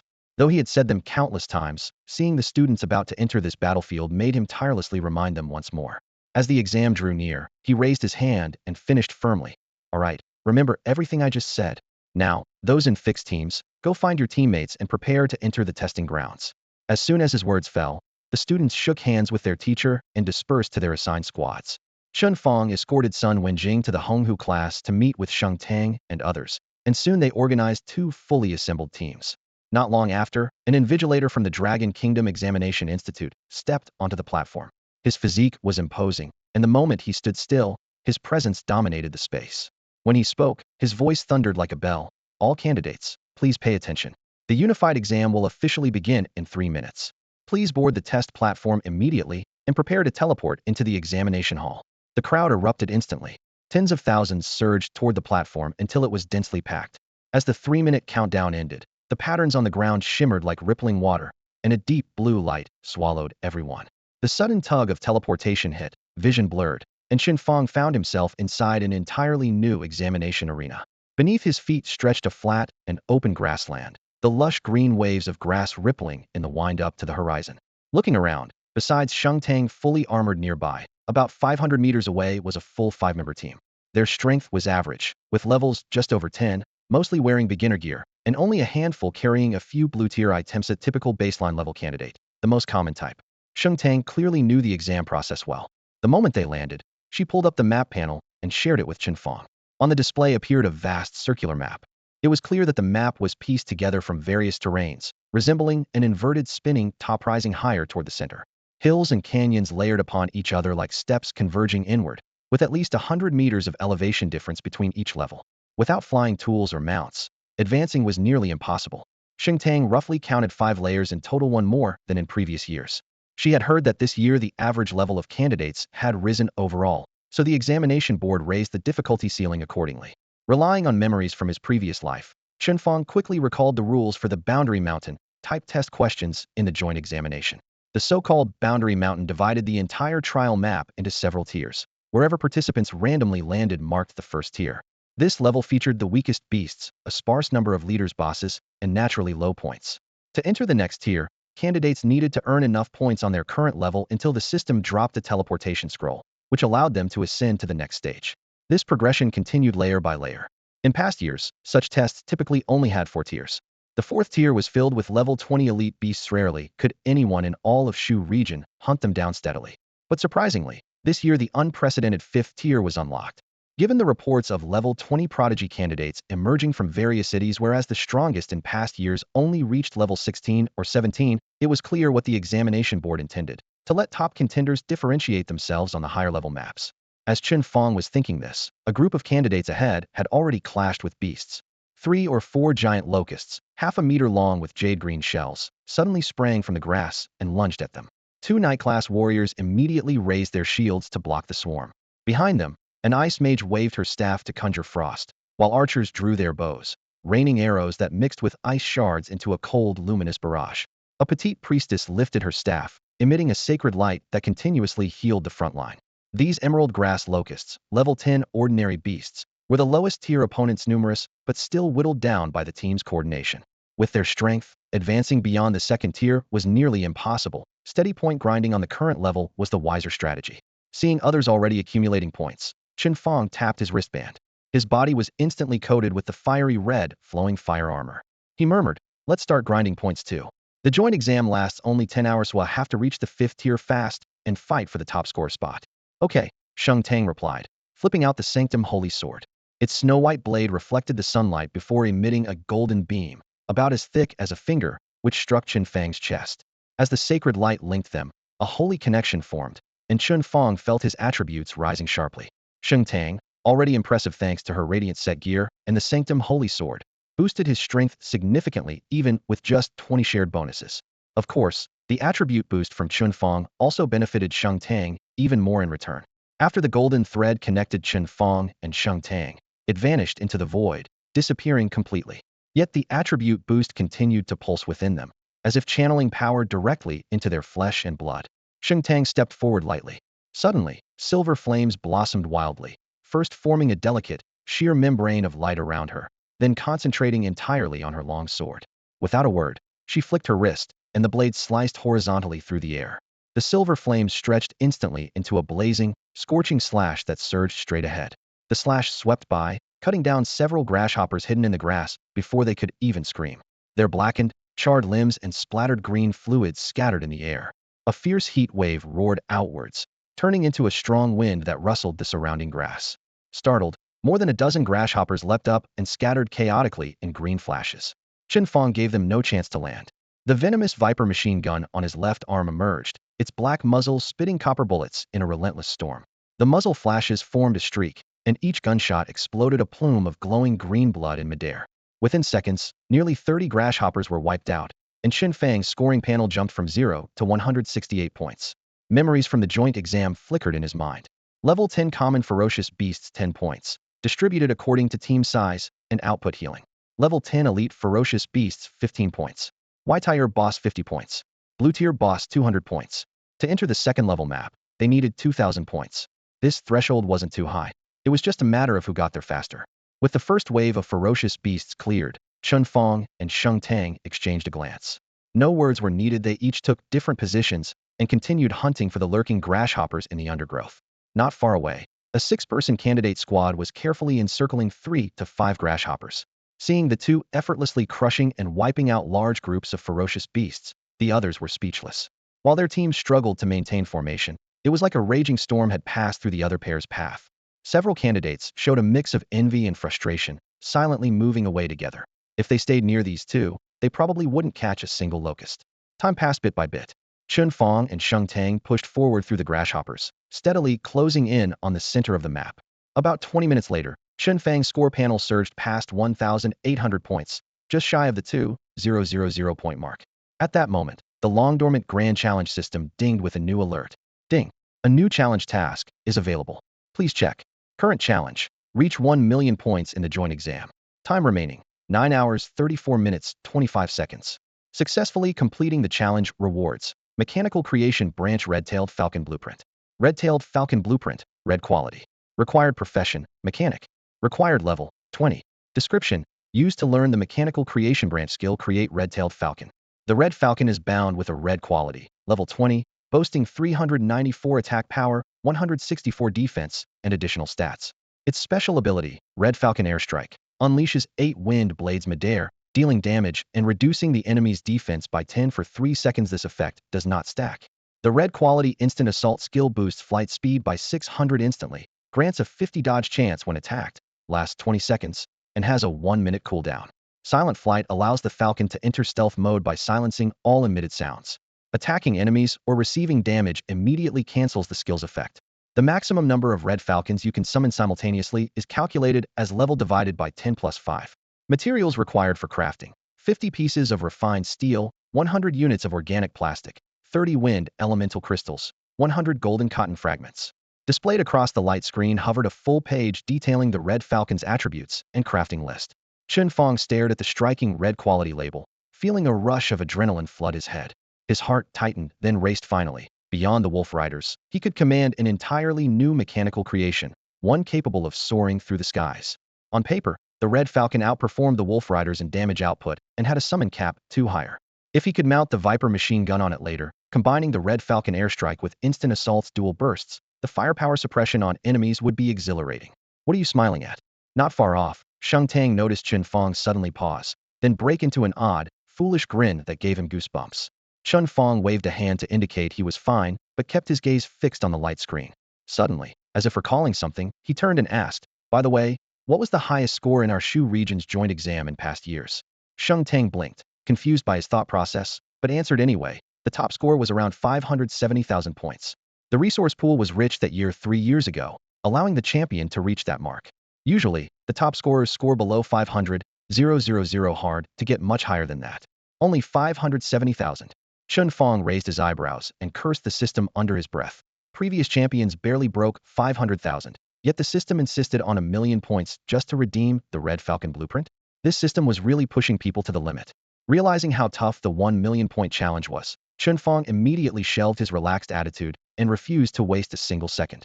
He knelt on one knee and slammed his palm into the grass. Summon Wolf Rider. 5 columns of gray-white light shot up, and 5 steel wolf riders burst through the barrier, their joints clicking sharply. "Little assistant. I'm here," the system's AI promptly responded. "Disperse the wolf riders and carpet the map to eliminate dangerous beasts as thoroughly as possible to maximize points." "Yes, master." Once Little Assistant took control, the 5 wolf riders moved much more fluidly. Although 4 carried jumping spider furnaces that increased their load and lowered overall mobility, their built-in Rift Piercer's double flash ability still allowed them to instantly separate and occupy different open spaces, creating a crossfire network. Before the emerald grasshopper hidden in the bushes could jump out, the vipers on the wolf rider's shoulders erupted in furious gunfire, metal bullet belts pouring from the ammo crates, their fire streams connecting seamlessly. At the same time, jumping spider bombs swarmed from the furnaces, scattering like fleas and autonomously locking onto surrounding living heat sources. Rat-a-tat-boom. Boom. The sounds of gunfire and explosions alternated relentlessly, smoke, shrapnel, and emerald insect blood blending into a chaotic scene. Chen Fang and Chen Tang's joint exam score counters surged wildly, visibly ticking upward with each kill. Chen Tang's hand on his bowstring froze for a moment. What had gotten into this guy? He went all out, even deploying spider furnaces? In under a minute, their scoreboards both surpassed the 2,000 point mark. Suddenly, a wolf rider equipped with a hate light blade dashed into the bushes, grabbed something, and leapt out. The gleam of the sharp blade carried a flash of gold. It was a golden teleportation scroll. "Let's go to the next level where the beasts award even higher points." Chen Fang shook the scroll in his hand, called out to Chen Tang, then crushed it. The scroll burst into a bright oval portal, which he then shattered to transform it into a fully open teleportation gate. In a proctoring room at the Examination Institute in Luocheng, the large space was brightly lit, air conditioners humming loudly, but unable to drown out the crowd's chatter. Shen Linfeng, director of the Luocheng Education Bureau, along with principals and officials from city high schools, took their seats one by one, their eyes frequently glancing at the giant display screen ahead. Standing by the door were over 10 inspectors from the Provincial Examination Institute, their expressions stern and vigilant, ready to record every detail of the joint exam in real time. Since this was only the city-level proctoring room, the screen showed live scores and rankings of Luocheng candidates only. At that moment, the top 2 spots on the leaderboard were held by candidates from the same team: Chen Fang, Shengshi Qingshan Team 1, and Chen Tang, Shengshi Qingshan Team 1. Both had already surged past 250,000 points, firmly securing first place, rapidly advancing through the 3rd exam hall with their sights set on the 4th. Once their scores passed 300,000, not only would they qualify to enter the 4th-level exam hall, but they would also have effectively locked in admission to key universities ahead of time. Seeing Shengshi Qingshan Team 1 pull far ahead, Principal Fang of Luocheng No. 1 High School, a stocky man with snowy white long beard, stroked his whiskers, his eyes squinting into a delighted smile. Next to him, Shen Linfeng closed the interface on his friend's system, barely containing his joy as he leaned in to lower his voice. "Principal Fang, it looks like your school's 2 students might break into the top 3 of this joint exam. I just spoke to Old Yuan from Pingding City. Their number 1, Wang Shukai, only has 210,000 points. They can't compare with our 2 here." "Oh, really?" Principal Fang first feigned ignorance, then slapped his thigh in mock surprise. Who would have thought our Luocheng No. 1's Chen Fang and Chen Tang had such skill? If they do break into the top 3 in Sichuan, it will be the greatest honor since our school was founded. Don't you agree, old Zhao? The old Zhao he referred to as the principal of No. 13 High School. Zhao's lean build and shadowed brow reflected his mood, which was already sour. Being called out by Fang rubbed salt into the wound, his expression darkening further. When Fang deliberately engaged him in conversation, Zhao only tilted his head slightly, face stern and silent. Unfazed, Fang nudged him lightly with his elbow, cheerfully pressing. "What's wrong, old Zhao? Born to frown?" Your school's Jiang Tiantian also scored 200,000 points. Though not as high as our Chen Fang and Sheng Tang, that still puts her among the top tier across Sichuan. Isn't that worth some pride? Zhao felt suffocated, cursing inside but unable to lose his composure. Indeed, this joint exam, Jiang Tiantian of the Tianlong Guild was their trump card at number 13. Just before the exam, she had jumped to level 20, setting a new record for their school's candidates. Her team, Tianhua, had also brought nothing but pride, 200,000 points ranking them among the province's notable contenders, close to breaking into the top 10. In past years, Zhao would have been beaming with pride. But now, those glaring scores of 250,000 and 250,000 on the screen drowned out any joy. But after all, it's impossible not to feel pressure when there's competition. Especially since he had been quietly competing with the principal of number 1 high school all along. Seeing his own students score far below theirs in this joint examen, knowing that their students still had a real shot at ranking in the top 3 of the province was absolutely agonizing for him. But with Shun Linfeng sitting right beside him, the principal of number 13 high school forced himself to swallow his frustration and forced a fake smile. Satisfied? How could I not be? He raised a hand, pointing at the live scoreboard, trying to keep his tone even. Pingding City is also a major exam hub in central Shu, with many provincial top scorers over the years. Our Jiang Tiantian at 13 high is now less than 10,000 points behind Pingding's top student. As long as she holds steady in the final stretch, she'll definitely set a new record for our school's best ever performance. Then his tone shifted to a dry laugh as he shook his head. But unfortunately, compared to your Sheng Tang and Chen Fang, she still falls far short. Principal Fang, what luck you have to recruit both those prodigies. Principal Fang laughed heartily. Haha, what can I say? Chairman Sheng of the Shengshe Guild and I have been old friends for years. Fortunately, Sheng Tang's talent was recognized early and nurtured well at number 1 high. The 13 high principal's chest tightened sharply. He remembered the countless times he had visited Chairman Sheng, trying to invite his precious daughter to 13 high. But somehow, Fang must have worked his magic, intercepting her halfway. Otherwise, even without Chen Fang as a surprise contender this year, at least Sheng Tang would have been on his side. Now, both those treasures belonged to number 1 high could only watch helplessly. The atmosphere grew increasingly tense, until Shen Linfeng cleared his throat lightly and smiled to ease the tension. Let's not argue over who has the geniuses. After all, they're all children of Luocheng. If Luocheng can make a mark in the Shu provincial exam, no matter which school they come from, they are all our pride. Of course, number 1 high agrees completely. Fang replied immediately, wearing a proud yet humble smile. The principal of 13 high merely curled his lips, remaining silent. Shen Linfeng's smile faded as his gaze returned to the fluctuating scores on the big screen. It's still early to say who's leading. Don't pop the champagne yet. The latter half of the joint exam always brings big surprises. The key is whether Chen Fang and Sheng Tang can hold steady. The monsters on the 4th level map are much stronger and scores are doubled there. That's usually where the gaps widen dramatically. Whether anyone can break into the province's top 3 depends entirely on how the frontrunners perform entering level 4. Behind them, an elegantly dressed elderly woman with gold-rimmed glasses nodded subtly and added, yes, this year in Central Shu, all the cities have produced an unusually strong crop of talents. She was in charge of the Luocheng education system and stayed well informed about exam candidates across other cities. Speaking calmly, she continued, not just Wang Shu from Pingding City, but also Li Mingji from Fanghai City and Yang Tianjiang from Lingfeng City, none are to be underestimated. And don't forget the quiet ones, those already admitted early by the top 10 schools, hoping to claim the provincial top scorer title in this joint exam. These are the real stars of this competition. What about Yang Haiyue from Lingfeng City? When the principal of number 13 middle school mentioned her casually, the elderly woman with sharp eyes nodded gently. Yes, Yang Haiyue. According to insider information, this young girl belongs to a rare profession called Qigong Master, but she is a mutated subtype known as a Thunder Qigong Master. In terms of combat power alone, she easily outclasses Yang Tianjiang, who is also a Qigong Master. I once met her, and among her peers, almost no one can last 3 moves against her. More importantly, the Yang family has deliberately kept this prodigy under wraps, never allowing her to compete in various leagues like Yang Tianjiang. Her name barely appears on the honors boards, but her true strength firmly places her in the top tier of Shu. Shen Linfeng added, it's not just Yang Haiyue. There are about 10 youths of similar level and circumstances. Right now, they blend into the first tier with no obvious differences. But once they enter the 4th level map, where ferocious beasts become much stronger, these individuals will definitely rise to prominence. At that point, whether the talents of Luocheng can go head-to-head with them is hard to say. As these words fell, even the principal of number 1 middle school put away his earlier relaxed expression. He understood that it was far too early to draw conclusions. Only when all the Shu talents reach the 4th level can the real competition begin. Just as he thought this, Shen Linfeng suddenly smiled.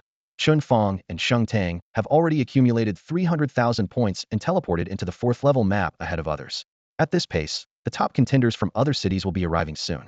Shu Regional Examination Secret Realm 4th level. With a flash of light, Chen Fang and Chen Tang's heels touched down, producing a crisp pat sound underfoot. They looked down to see the terrain transformed into a vast ocean of blue jade, with depths unknown. About a finger's height below their feet, an invisible platform supported them, clearly only effective for those who had switched professions. Beneath the surface, strings of milky white bubbles surged upward, breaking the water effortlessly, a reminder that if fierce beasts lurked below, they could suddenly burst forth and strike the candidates dead in an instant. Chen Fang lightly tapped the invisible barrier beneath him and marveled. The exam map design this year is truly ruthless, forcing us to guard against monsters popping up right underfoot. Luckily, my armor has IP69 level waterproofing. Otherwise, soaking the circuit boards would have been a nightmare. Sheng Tang didn't dig into the technical specs she didn't understand. Instead, she focused on the task panel that suddenly popped up before her with a swoosh. She blinked and skimmed through it quickly. In previous regional exams, there were only 4 maps, with the 4th being the final challenge, so its themes and points differed completely from the first 3. She swiped her hand to close the panel, her tone unusually serious. However, this year's exam is different. They added a 5th map. I just checked the quest panel and realized that advancing to the 5th map requires more than just reaching a certain score. The panel clearly states, once the team's points exceed 400,000, the teleport scroll dropped by the ferocious beast no longer sends players directly to the next map. Instead, it throws the entire team into a separate teleporter zone. The moment they land, each member's hand will display a key pattern. Only by maintaining this pattern intact for 1 full hour will the system consider the defense successful and transport them to the 5th map.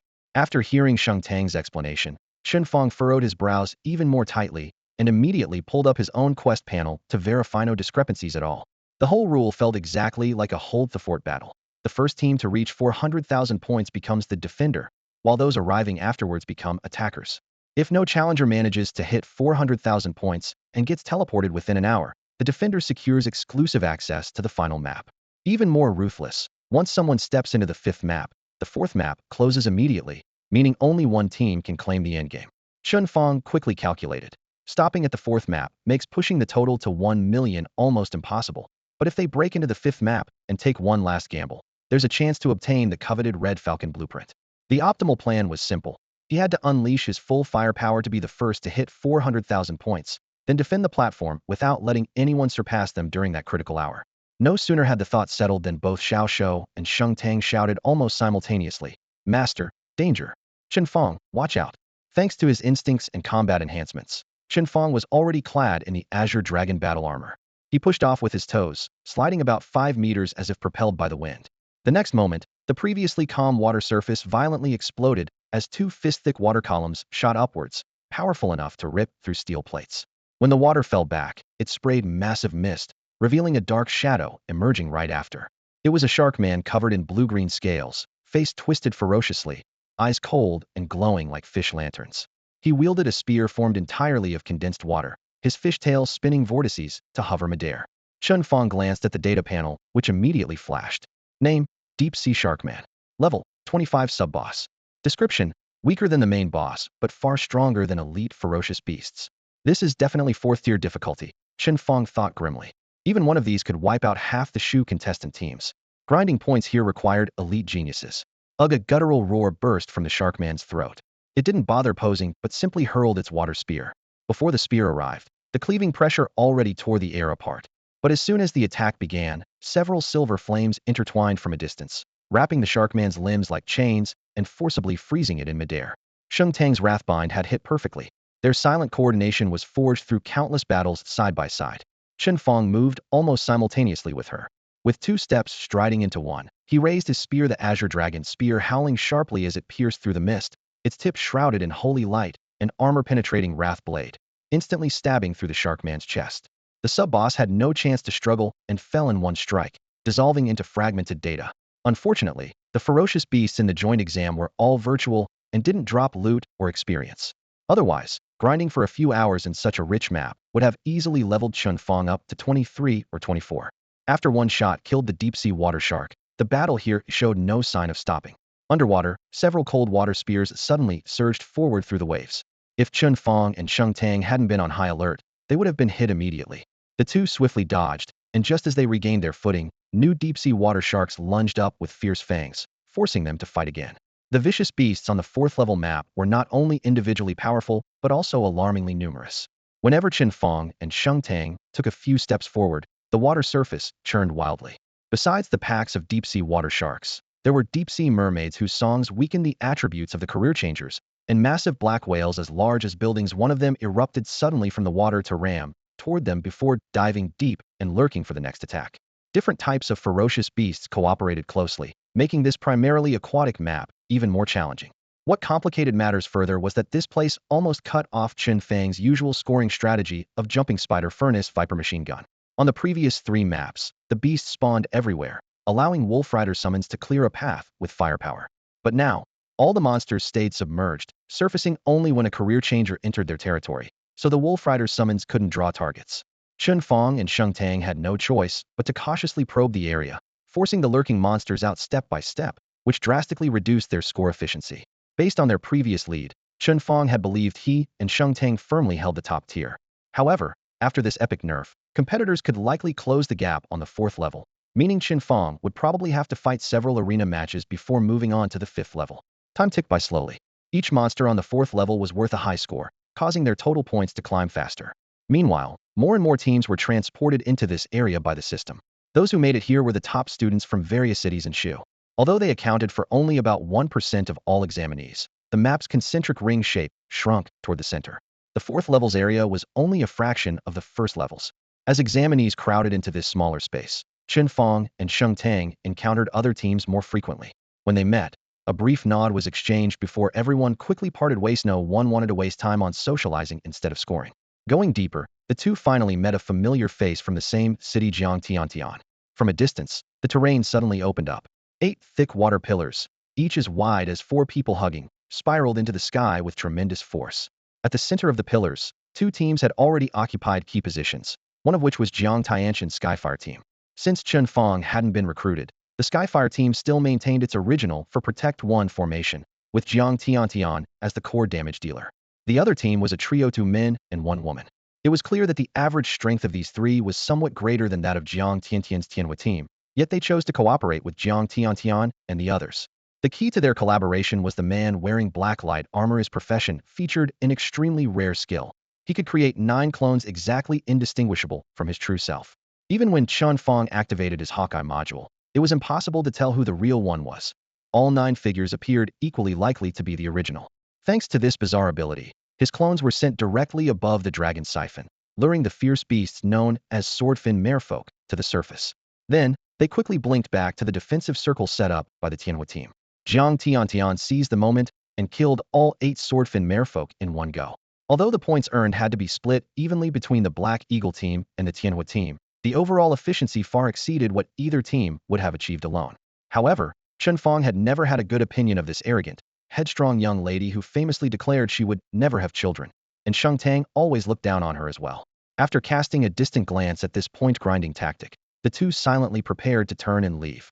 But before they could turn their backs, the black-armored man seemed to sense the movement and suddenly tensed up. One of the clones that had stayed beside Jiang Tiantian raised a dagger. A cold gleam flashed as the air was torn open, splitting into a narrow dimensional rift. He stepped boldly into the rift, and in the next moment appeared before Chen Fang and Sheng Tang hundreds of meters away. You two. The man's gaze landed on Sheng Tang first, his icy breath seeming to freeze the air and causing Sheng Tang to hesitate slightly. Then his expression hardened as he spoke with sharp authority. This place is already reserved exclusively by our Black Eagle team and the Tianhua team. If you want points, go somewhere else to grind. Reserved again? Chen Fang nearly chuckled. It seemed reserving spots had become Jiang Tianshan's usual trick. Either the spot was hers already, or she was on her way to reserve it. She clearly hadn't learned from the last time she got caught out. The thought of walking away was forcibly suppressed by the other's tone. Chen Fang raised an eyebrow, amusement flickering through his voice. Oh? And what if I don't move? Huh, quite defiant. The black-armored man showed no fear, gently stroking the dagger in his hand as he said coldly, "There's a protection mechanism in the joint exam. You want really die? So you feel so reckless, huh? But if I send you flying with 1 slash, your joint exam score will stop right there. I'll barely scrape into a key university." After saying this, he seemed to remember something and confidently raised his chin. Almost forgot to introduce myself. I'm from Pingding City, named Wang Xiao. Along with Wang Shu, we're known as the Big and Little Wangs of Pingding. Wang Xiao finished with a slight curl of his lips, waiting to see Chen Fang's expression shift from mockery to fear. But Chen Fang's face remained unreadable. Wang Shu. He racked his memory, feeling the name was vaguely familiar, but couldn't quite place it. Finally, he just smiled faintly. Sorry, I can't seem to tell which one is the big or the little Wang. Wang Xiao's breath caught. He felt there was sarcasm hidden beneath the words. That's fine, he said coldly. I'll help you tell right now. Suddenly, multiple afterimages flickered around Wang Xiao's body, merging back into him in an instant. At the same time, all of Wang Xiao's clones vanished. The power they carried seemed to be drawn back into his body as if unraveled by some skill, causing his blood to surge and his muscles to roar. His combat strength instantly soared to its peak. Feeling more confident than ever, he was about to take a step forward to unleash his skill when a sharp command suddenly rang out. Stop.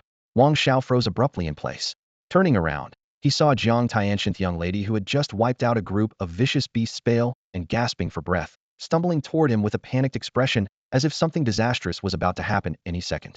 Seeing her so tense, a warm feeling welled up in Wang Xiao's heart. He immediately approached her with a slightly proud tone. Tian, are you worried about me? Don't worry, there are only 2 of them over there. Even if they're top talents from the 4th map, with my strength. Before he could finish, Jiang Tian shoved him aside and quickly retreated to a safer distance near Chen Fang and Sheng Tang. Her heart pounded fiercely. If she hadn't kept an eye on Wang Xiao and a conflict broke out, forget about scoring high, she wasn't even sure if they'd make it out of the joint exam alive. Once she realized the situation was temporarily stable, she finally exhaled in relief. Sorry, Jiang Tian said deliberately, ignoring her rival Sheng Tang and looking straight at Chen Fang. We're just here to grind scores for the exam, not to monopolize the area. If you want to farm points too, she paused, recalling how Chen Fang had effortlessly killed those stitched monsters earlier, then bit the bullet and added, we can find somewhere else. At her words, Wang Xiao's eyes nearly popped out. He had heard countless rumors about Jiang Tian in Pingding City, the treasured daughter of the Tianlong Guild, one of the few youth prodigies in Luo City, second only to Sheng Tang from the Shengshi Guild. Spoiled by her status, she was known for her arrogant and headstrong nature. That was exactly why he liked her fiery spirit so much. Although from different cities, they had met several times at high-end banquets, and Wang Xiao had pursued her aggressively until they reunited on the 4th map and teamed up with the Tianhua team to grind points. Yet now, Jiang Tian was surprisingly polite to Chen Fang and Sheng Tang, which caught him completely off guard. Chen Fang was equally surprised. Apparently, the few shots fired at number 1 high school the other day were enough to make this arrogant young lady realize the reality who was worth provoking and who wasn't. Usually one to prey on the weak, he found her tactfulness refreshing and didn't bother to argue. He said coolly, we're just passing by, not interested in your grinding spot. Sheng Tang, let's go find some other beasts. Sheng Tang replied coldly, as if none of this concerned her. As their backs faded into the distance, Jiang Tian let out a soft sigh. She had hoped to score high enough in the exam to earn a spot at one of the top 10 universities, and if upsetting Chen Fang got her eliminated on the spot, she'd be devastated. Tian, Wang Xiao furrowed his brow and stepped closer, quietly asking, do you know those 2? There are so many of us here. Even if a fight broke out, we shouldn't be afraid of them, right? Shut up. Jiang Tianxin's calm had just settled when it suddenly flared up. She shot a fierce glare at Wang Xiao, her tone like a whip cracking through the air. If you want to get yourself killed, don't drag me down with you. If you still want to team up with our Tianhua squad to grind points, then stay far away from those 2, just now especially the one in armor. If you cause any trouble, the Tianhua squad won't clean up your mess. The one wearing armor? Wang Xiao immediately thought of Chen Fang. With a dismissive expression, he scoffed, are you scared of him? Tian, Captain Jiang, I don't get why you'd be afraid of him. With me around, if he dares to bully you, He didn't finish speaking. The blow of Jiang Tianxin's anger was almost palpable, as if it could explode with the slightest provocation. He didn't dare to keep up his bravado. Don't waste my time with your nonsense. Just remember what I said. And don't call me Tianxin, we're not that close. Jiang Tian turned sharply and strode toward the grinding spot, her boots striking crisply against the metal floor. Wang Xiao curled his lips, but didn't argue. He hurried after her, though the stubborn resentment inside only grew. Clearly, Jiang Tian still underestimated his abilities. He didn't even care about Wang Shu or Yang Tianjiang, those guys were nothing to him. What kind of fuss could an unknown kid make? He silently vowed to find the armored guy, strike him down in front of Jiang Tian, and become her hero to boost her pride. That thought immediately dissolved his earlier frustration, and a smirk crept across Wang Xiao's face as he quietly followed Jiang Tian. Meanwhile, the leveling spot Jiang Tian chose was truly tempting. Chen Fang gazed at the 8 dragon water spouts, terrain with growing anticipation. Unfortunately, his class skills differed from Wang Xiao's, so he couldn't gather all the fierce beasts spawned from the whirlpools for a quick defeat. Rather than waste time, he decided to keep grinding points while searching for a place more suited to him. So, he and Chen Fang explored almost every corner of the fourth map. Cliff crevices, deep-sea whirlpools, even secret lava caves, nothing was left unturned. Fierce beasts appeared one after another, their howls and roars echoing constantly. The two worked seamlessly as a team, cutting down their foes until bloodstains smeared the rocks and sand. Though they hadn't found the ideal spot yet, the number of beasts they'd slain skyrocketed. When the last sea wolf fell with a heavy thud, the system's notification burst simultaneously in their minds. 500,000 points gained. Along with dazzling beams of light, two golden-edged teleport scrolls slowly floated down right into their waiting hands. The moment they activated the scrolls, their vision suddenly went black before opening up wide again. Before them stood a colossal, deserted temple. A stone floor vast enough to hold a small city stretched beneath their feet. Around them was chaotic void shrouded in black mist, swallowing even the echoes. Apart from Chen Fang beside him, no other figures were present. Looks like we arrived first, Chen Fang whispered as he scanned the surroundings cautiously. Chen Fang breathed a small sigh of relief, having worried they'd lost the chance to be the first challengers after spending so much time on the fourth map. Unexpectedly, they had beaten everyone else here. Just then, golden key-shaped icons shimmered above their heads, painfully bright. A massive countdown clock appeared high above, its cold white digits ticking down from 3,600 seconds slipping away relentlessly. Below the timer, their names were displayed, Chen Fang and Chen Fang. It seemed they were the first to enter this teleportation space. Chen Fang glanced around the dim void, a smile playing at the corners of his eyes. Chen Fang thought for a moment, then nodded. We gathered enough advantage from the first 3 maps. Although progress is slow on the 4th map, we're still one step ahead. He scanned the surroundings and added, there are too many prodigies in Shu. Once they find efficient scoring spots, catching up will be easy. Before long, someone will be competing with us for the key. Chen Tang's prediction came true quickly. They had only waited about 10 minutes before beams of teleportation light flashed one after another. 4 teams of career changers arrived in close succession, no more than a quarter of an interval apart. None of the teams was fully staffed. The largest had 3 members, while the smallest had only 1. The team sizes reflected their talent. True prodigies preferred to go solo rather than be slowed down. Most faces were unfamiliar, but among them was a known figure, Yang Tianjiang. The Shu provincial joint exam gathered all the province's candidates to tackle a massive test map. Yang Tianjiang was from Lingfeng City and was supposed to participate. The map was so vast that he had passed by Chen Fang without meeting before. Now, as all the top talents rushed toward the 5th map, it was not surprising they met in this teleportation space. This time, Yang Tianjiang was not alone. He came side by side with his only teammate Yang Haiwei. As the light at their feet faded, Yang Tianjiang's gaze immediately landed on Chen Fang by the key marker. He froze briefly, then his eyes flashed with anger. Grabbing the sleeve of the girl beside him, he hissed, "Sis, it's him. Chen Fang, the mechanic from Luoqing." "I know." Yang Haiwei glanced coolly, then opened her palm, causing a silver scroll to crumble between her fingers. An eye-shaped rune glowed briefly on her forehead, instantly revealing Chen Fang's hidden level and profession. Level 22? Among Shu candidates, that's solidly T0 higher than your current level 20, she said calmly, but her eyes were sharp. You deserve to lose. Despite her words, she didn't rush to defend her brother. Compared to Chen Fang, the other 3 teams who had arrived almost simultaneously were of greater interest. Those 3 teams were her old acquaintances, their levels also between 21 and 22, among Shu's top-tier talents. They usually kept a low profile and rarely participated in public tournaments, either seeking guidance from higher-ranked peers in their profession to gain experience, or spending most of the year raiding with guilds on the front lines of battle. Yang Haiwen knew them well because they had frequently crossed paths in the same trials and had become familiar with one another. Strictly speaking, these people were both rivals and allies, mutually respectful, yet wary of each other. As several figures stepped onto the open stone platform one after another, the faint scent of gunpowder lingered in the air, but smiles of reunion brightened their faces. The bald man carrying a spiked mace was the first to speak. His gaze swept the surroundings like a spotlight as he said in a low, steady voice, "Just as I thought. The first ones to arrive here, those qualified to challenge the 5th map, are still as few." No sooner had he finished than a nearby woman let out a light laugh. Her crimson lips and heavy smoky eye makeup made her look far from an ordinary student. Exactly. Those so-called geniuses from Shu are all about fame without real skill. When it comes to true strength, we're still the ones in the front row. Big Sis Hong, I don't like hearing you say that. A plump man swung a holy light staff in his hand, pretending to be annoyed. I, Ma Wang, am the Great Wall of Shu. Many say I'm the #1 genius here. You're dragging me down with that comment, aren't you? Heh. Then he'll rephrase, it's you're the one who's out. Hong's tone remained lazy, indifferent to his protest. She casually wiped her chin with the back of her hand. Your holy light wall is pretty tough. Even I couldn't break through it. Among us, your reputation actually matches your strength. At this, several young men and women nearby immediately teased. Oh wow, big sis Hong's backing down. That's rare. Yeah, even iron-hearted Hong can soften up. Don't talk about Hong. Even a punch from Brother Guang's holy light wall would peel my skin off. The laughter and banter swirled around, much more genuine than the polite small talk heard on Broken Sword Mountain with Wang Shu. After all, these people had fought side by side, forged silent trust through life or death trialsa bond far deeper than empty compliments.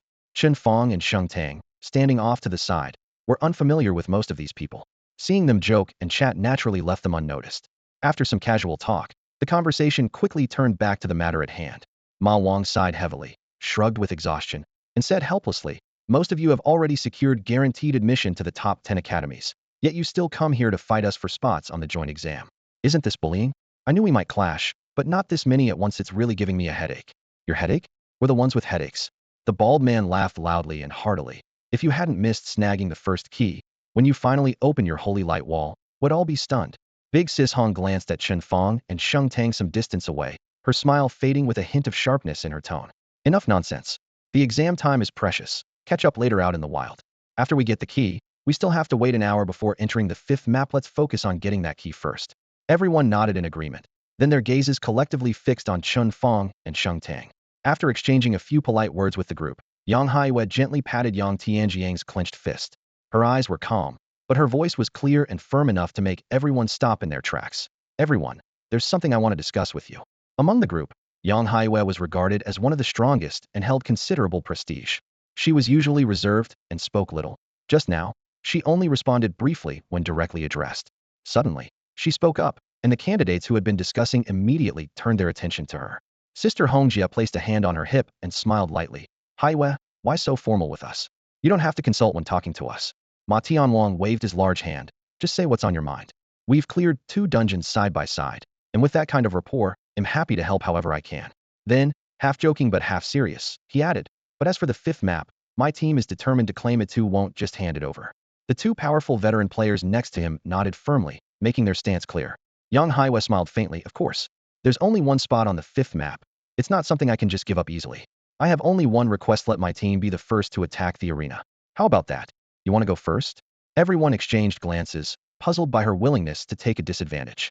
Attacking first would mean exhausting their energy, while those who came later could benefit from others' efforts. Everyone present understood this well. Before she could explain, a burly young man stepped forward from the crowd and pointed toward Chen Fang in the distance. I have a grudge with that guy. He cost me the Silver Dragon Knight spot and even got a boss to sever my arm. That score needs settling today. Chen Fang, suddenly called out by the crowd, smirked playfully. Really? He's blaming me for that. Countless curses flashed through his mind, but he just smiled and declined to explain. You're not worth listening to. After the young man spoke, Yang Haiwei added, this is my younger brother, Yang Tianjiang. I had no intention of joining the exams, but am here today to make those who hurt him pay. If you all can give me this face and let me handle Chen Fang first, once I push him out of the arena, we can fairly compete for the 5th map spot. At last, no one objected. In any case, letting Yang Haiwei act first meant they could sit back and watch her expend her energy. When she was exhausted, their chances of winning would be better. So everyone agreed that the right to attack first would go to the Yang siblings. They would stay out of it. But then, someone suddenly exclaimed, wait, the rules never said anything about attacking the arena first. Everyone was stunned as the person quickly pulled up the task panel. Capturing the key isn't an unknown duel. Other teams can jump in any time. Whoever holds the key for over an hour gets the spot. Others checked their panels and confirmed the truth. There was no rule mandating a fair unknown fight. Even a free-for-all brawl was allowed. So that means, hee. Sister Hongjia tilted her head slightly and half-jokingly suggested, how Yue, since it's a free-for-all, why don't we make the first move and help you clear this guy out of the arena as a favor? What do you think? Yang Haiwei clearly understood it was just politeness and didn't bother to call her out. She raised her hand to decline gently. No need to trouble yourself. This small matter, I'll handle it myself. Xiao Jiang, get ready to move. All right. Yang Tianjiang grinned coldly, his knuckles cracking loudly. A fierce wind radiated from him, ready to unleash as a chi wave at any moment. He looked darkly at his sister and said, don't kill him outright. Have him get teleported out. He'll personally break his arms, so he pays twice for the injury he caused me. No problem. Yang Haiwei replied. The other onlookers, eager for the fight, stepped back to give a wide circle around the battle area. Sheng Tang, who had been silent, glanced over at Chen Fang stroking his wolf mount, and quietly said just loud enough for them both to hear, someone's come to challenge. Got it. Chen Fang patted the wolf's head to calm it like a guard dog. I thought these people would chat for a whole hour, so we could just grab the key and head straight to map 5. But the pleasantries barely lasted 5 minutes shorter than my mom's chit-chat with neighbors. Chen Tang was speechless and warned, "Be careful. Someone might try to sneak an attack in the chaos. Don't worry. Anyone who dares raise a hand against me, I'll chop them down." Chen Fang's right hand went behind to draw out his azure dragon spear. Yang Haiwei wasted no words. Her pace quickened, thunderlights swirling around her feet as she moved from walking to running. Circling storm currents spiraled outwards, exuding a terrifying aura. Thunderstep. With a sharp command, she leapt forward and slammed down a lightning-charged kick at Chen Fang. The strike was extremely fast, but to Chen Fang's eyes full of openings, he didn't even need little receivers, martial corrections, and simply stepped back to evade it. Yet Yang Haiyu's skill was strange. Though the strike missed, the thunder energy instantly expanded, enveloping Chen Fang. The damage wasn't high, and his azure dragon battle armor easily shielded him. But the electric element seeped through the armor to his skin, sending tingles all over his body. Can attack from range and cause numbness? This sister's way stronger than Yang Tianjiang. Chen Fang quickly assessed without any panic. Just as he prepared to use Dimensional Rift to blink away and create distance, a silver light pierced through him, dispelling all the thunder energy attached to him. It then surged toward Yang Haiwei, knocking her back. Sheng Tang silently stepped into the fight circle. Yang Haiwei landed, frowning slightly, and dashed at Chen Fang again. Yang Tianjiang followed close behind, knowing he wasn't a match for Chen Fang. He extended a palm and unleashed a chi wave aimed directly at Sheng Tang, who was shielding Chen Fang. Sheng Tang's eyes narrowed as the sacred sword of the temple unleashed 2 consecutive strikes.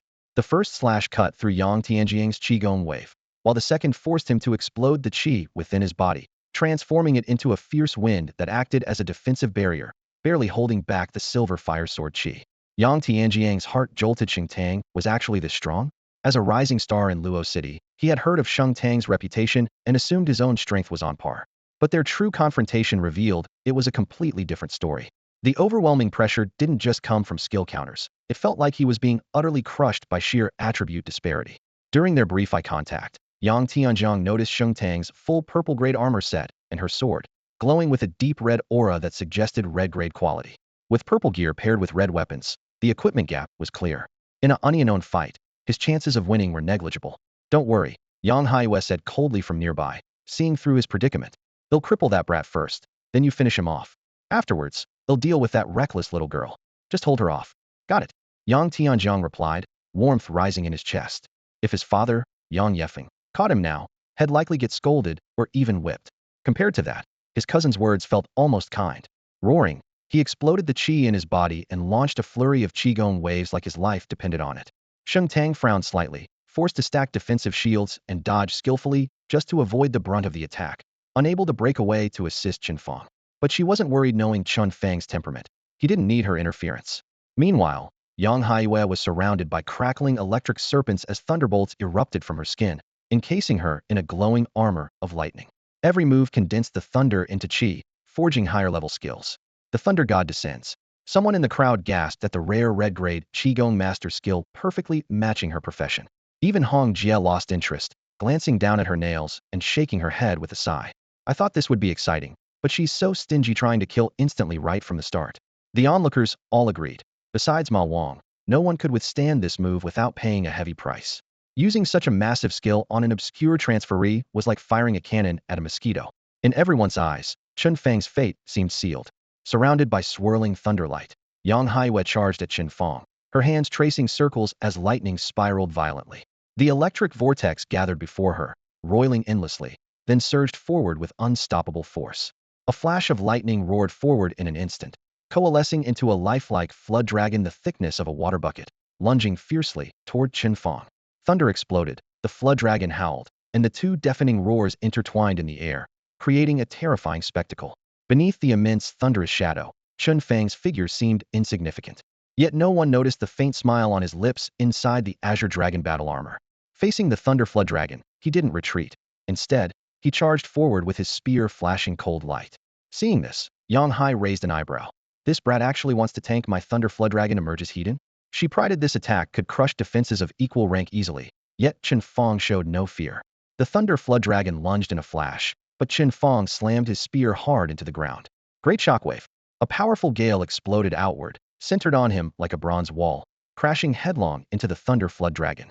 The 2 fierce forces collided, and the outcome was clear. The flood dragon was instantly shredded by the shockwave, shards of lightning scattering. Though weakened, the gale remained fierce and surged back toward Yang Hai. Yang Hai never expected her strongest strike to be neutralized by a mere purple-grade skill, leaving her stunned. Before she could defend against the gale, it hit her, sending her flying over 10 meters and tumbling helplessly. The dull chest pain and metallic taste in her throat told her this strike was not without harm. Luckily, her high attributes allowed her to endure the pain and get up immediately, though her mind was filled with questions. I've seen transcended users with great shockwave, repelling or erasing skills are always probabilistic. Purple skills erasing red skills has less than a 1 success rate. Unless his attributes far surpass mine? The thought sent chills down her spine. This mechanic in front of her was deeply suspicious. Before she could question Yang Tianjiang, she saw the azure battle armor close in. The azure dragon spear's blade shimmered with a ghostly green light, chilling to the bone. Chen Fang pressed forward, the spear vibrating and sparking against the air, the forewarning of blazing wildfire. Danger closing in, Yang Hai's heart pounded wildly. Thunderlight erupted with a thunderous crack. Unlike before, she fused herself with the thunder, arcs of electricity wrapping her as she suddenly leapt back 30 meters. Instant teleportation? Chen Fang raised an eyebrow but didn't stop. Dimensional rift, activate. His battle boots slammed down, black cracks tearing open the ground beneath him as space seemed to rent apart. Chen Fang was swallowed by the rift, and the next moment he burst out right beside Yang Hai, almost face-to-face. Hissing, Yang Hai gasped, her expression one of pure terror, as if she'd seen a ghost. Without a moment's hesitation, Yang Hai seized the lingering thunder power around her and unleashed her teleportation skill once more, pulling herself away from Chen Fang's side. The flashes came in rapid succession, the light barely fading before the next blink. Clearly no ordinary ability, but a rare purple-grade technique. Among all of Chen Fang's opponents so far, her agility and strength stood in a league of their own, far surpassing fighters like Yang Tianjiang. However, the dimensional rift in Chen Fang's hand was equally rare and could be charged 3 times.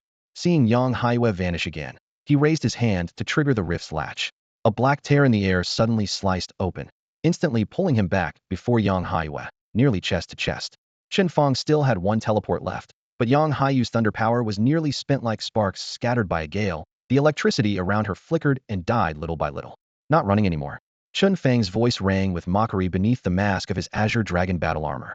Though she couldn't see his expression, Yang Hai could hear the scorn in his tone. Even more blinding was the scorching white light suddenly gathering on his spear blade, as if it could burn through retinas. Thunder golden belle. She forced herself calm as fierce winds burst from within, gathering with the lightning to form a bell of thunder about 3 meters high around her. The shape resembled Yang Tianjiang's golden bell shield in many ways, but this thunderbell's surface crackled with electric arcs that would shock and paralyze anyone touching it. Chen Fang quickly sized it up, but only snorted in disdain. All flash, no substance. He swung his spear in a wide arc. Heaven's fire scorches. The plains erupted at the tip, fiery crimson flames surging forward in a scorching wave aimed at the thunderbell.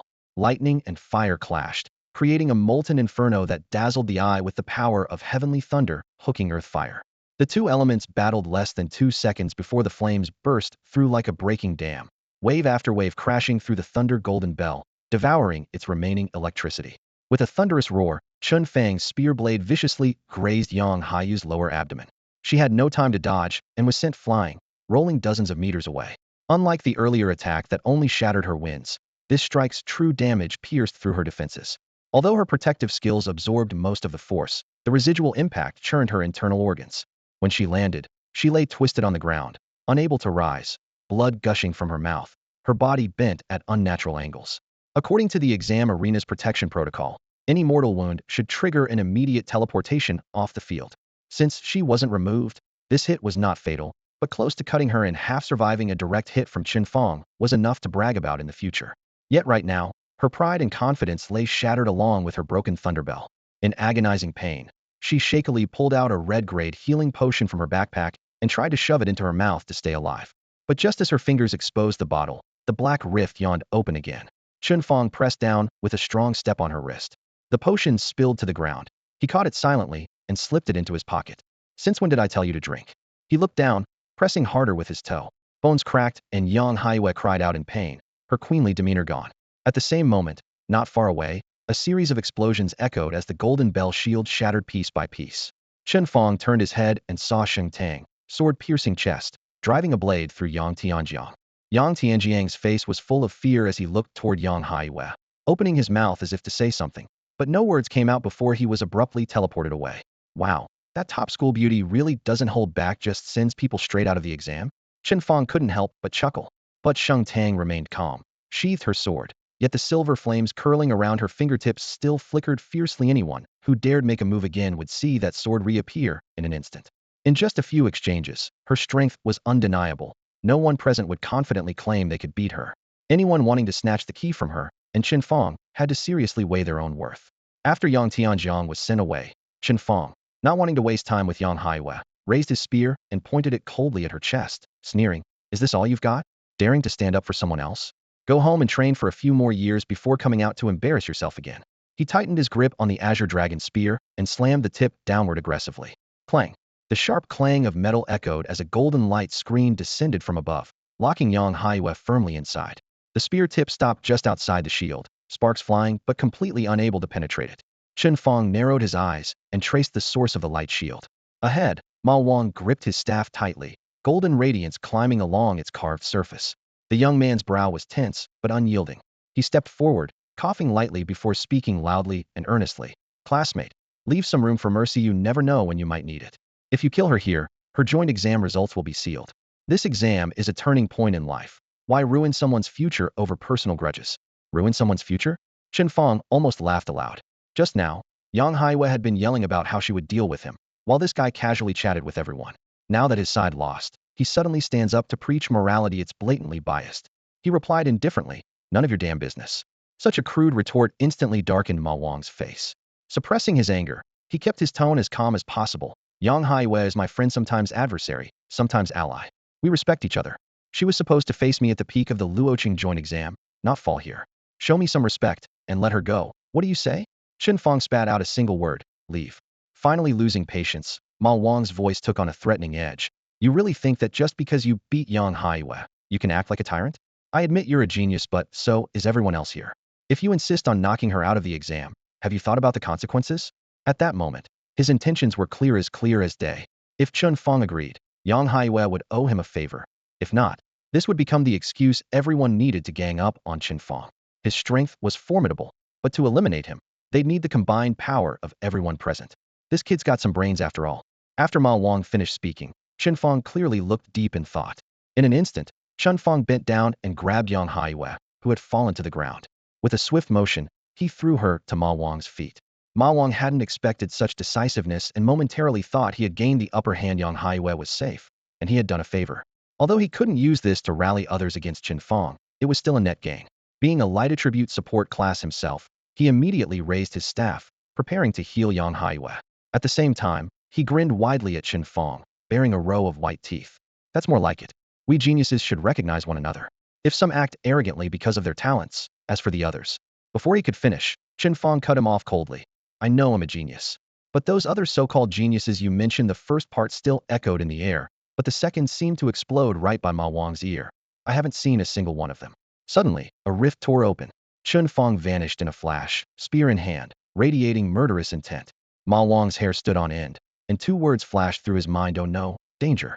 He slammed his staff on the ground, summoning a golden shield that erupted in front of him with a thunderous boom. It was even thicker and stronger than the light barrier he had used to protect Yang Haiwei, the signature wall of holy light that solidified his reputation as the best in Shu. But just as he began to feel secure, Chen Fang shifted to the side and conjured a giant spectral azure dragon spear. The giant spear technique activated, the spear's tip blazing with blistering red flames that intertwined with the lingering eerie green glow of the hateful blade. Layered with multiple buff skills, even shielded behind the wall of holy light, Ma Wang felt completely exposed, as if standing naked in a freezing wind. "Wait," he tried to speak, but Chen Fang gave no chance. Pointing the spear tip forward, he shouted. Exploding mountain crash. The azure dragon spear shot out like a landslide and tidal wave, crashing into the golden shield. Boom. The golden light wall was shattered instantly, collapsing even faster than the barrier Yang Haiwei had destroyed moments before with Thunder Dragon rises. The shattered holy light scattered like gold dust. In the next instant, the spear's shadow engulfed Ma Wang, Yang Haiwei, and Ma Wang's two teammates behind them. With a massive impact, the floor tore open completely. Flames burst forth from the ground, erupting into lava and roaring fire. The scorching waves swept outward, causing all the candidates nearby to pale and scramble backward in terror, afraid Chen Fang might wipe them out next. Within 100 meters of Chen Fang's position, no one dared approach. The intense heat made sweat drip from everyone's foreheads. After a moment, the residual energy of the skill faded. The air visibly warped from the heat. Chen Fang's figure reappeared, spear still in hand. Ma Wang, Yang Haiyue, and their two teammates were gone without a trace, clearly teleported out of the arena. With a sharp click, Chen Fang raised his hand and pulled the Azure Dragon spear, half buried in the floor, back out. The spear tip still flickered with red light, like a branding iron heated in flames. After holstering his gun, Chen Fang glanced calmly at Hong Jie and the others who had scattered moments ago. Is there anyone here who still calls themselves a genius and can't stand the way I do things? Now's your chance to step forward. The teleportation space blazed with a blinding light, the glowing barriers slowly rotating in midair. Everyone's hearts pounded fiercely. The place fell completely silent except for the occasional nervous gulp. No one. Chen Fang raised a corner of his mouth and casually scanned the crowd. That idiot just now said Yang Haiyue is a friend to many of you. Now that your friend's been kicked out of the exam hall by me, don't you want to teach this arrogant jerk a lesson? Hong Jie was the first to react. She stomped her studded shoe on the ground, waving both hands briskly. Who said there are friends? Whether it's Yang Haiyue or Ma Wang, we barely know them, right? No sooner had she spoken than she shot her companions a quick warning glance not to do anything foolish. The examinees who had been chatting with Yang Haiyue just moments ago hurriedly shook their heads. We've only met briefly, can't call ourselves friends. They exchanged uneasy looks, but knew the truth all too well, deep down outmatched, and without blame to place on others. Especially with that sniper rifle still hot, who'd risk throwing themselves into the barrel again. Chen Fang half laughed, half worried at their timely shifts in attitude. He had hoped to put a little more pressure on a few more of them, perhaps force the so-called top geniuses of Shu to reveal their true strength. After all, getting into the joint exam was a rare opportunity to prove there's always someone better. But a single effortless shot had already pushed them to their limits. Lowering the sniper rifle, he shook his head silently, the fire in his heart cooling considerably. He turned and strode towards Sheng Tang, who was waiting not far off. The hour-long defense challenge was only halfway through. With just 30 minutes left, Chen Fang was confident he would secure the qualification to unlock the fifth map. Seeing him truly lay down his weapon, the crowd felt as if they'd been pardoned, exhaling long and heavy breaths. They exchanged glances, recognizing the same helplessness in each other's eyes. Chen Fang dominated this arena, so who dared to snatch the key? Rather than waste time here, they might as well return to the fourth map to grind more points for the joint exam. Resolved, they each pulled out teleportation scrolls labeled fourth map. As the glowing light swirled, the group prepared to leave. At that moment, two teleportation circles simultaneously ignited, blue and white magical patterns spreading across the floor. Jiang Tiantian and Wang Xiao appeared one after another in the center, each accompanied by their own teams. So many people have already arrived? Wang Xiao's smile froze the instant he landed. Earlier, he and Jiang Tiantian had confidently chosen an ideal spot for scoring high, expecting to lead by far and be the first here. But the dense crowd before him told a different story. Someone had beaten them. In Shu, there truly were hidden dragons and crouching tigers. Wang Xiao admired silently while quickly scanning the scene, memorizing the condition of nearly everyone present. His eyes suddenly widened when they landed on the center of the arena, then sparkled with barely contained delight. Was thrilled to find the infuriating Chen Fang right there, with a key icon hovering above his head. Wang Xiao also carefully noticed that the teleportation chamber was a complete mess, clearly the aftermath of a fierce battle. The scorched ground was strewn with rubble, and the air still carried the burnt smell of energy explosions. Chen Fang stood right at the spot with the densest scorch marks, blue-white electrical arcs crackling faintly around his sleeve. Obviously, he was the center of the fight, and he had won. Thinking this, Wang Xiao's heart raced wildly. The mech master of Luo City had to be in a bad state right now, making this the perfect moment for him to act. Once the thought crossed his mind, he couldn't hold back. He had long wanted to make a move against Chen Fang to show off in front of Jiang Tiantian. Although he was one of the titled Little Kings from Pingdingshan, his family background was just that of an ordinary wealthy merchant and couldn't compare resource-wise to the children of guild leaders like Jiang Tiantian and Wang Shu. He firmly believed that his inferiority to Wang Shu was not due to lack of skill, but resource disparity. If he could align himself with the mighty Tianlong Guild, his rise would be guaranteed. This ambition was part infatuation for Jiang Tiantian and part desire to lean on her faction, something that had long grown deep in his heart. And now, the timing could not be more perfect. Clenching his fists, Wang Xiao couldn't suppress the fire rising within him. Snatching the key here would prove his strength and instantly bring him closer to Jiang Tiantian. The more he thought about it, the more excited he became, already envisioning his Phoenix Man rise from obscurity. Heh, a narrow road for enemies, he chuckled under his breath, flipping his wrist to reveal a pair of black daggers that glinted coldly in the light. Tiantian, isn't that the guy from before? Lucky him. holding the key to the fifth map. "I'll take it back for you." He deliberately mentioned only seizing the key, never revealing his plan to strike, while Chen Fang was severely injured, convinced his cunning was flawless. Before he finished speaking, he stepped forward. His teammates reacted just as swiftly, unleashing a series of buff auras behind him. Speed, burst, critical lock-on waves of energy flowed into his limbs, pushing him to peak condition.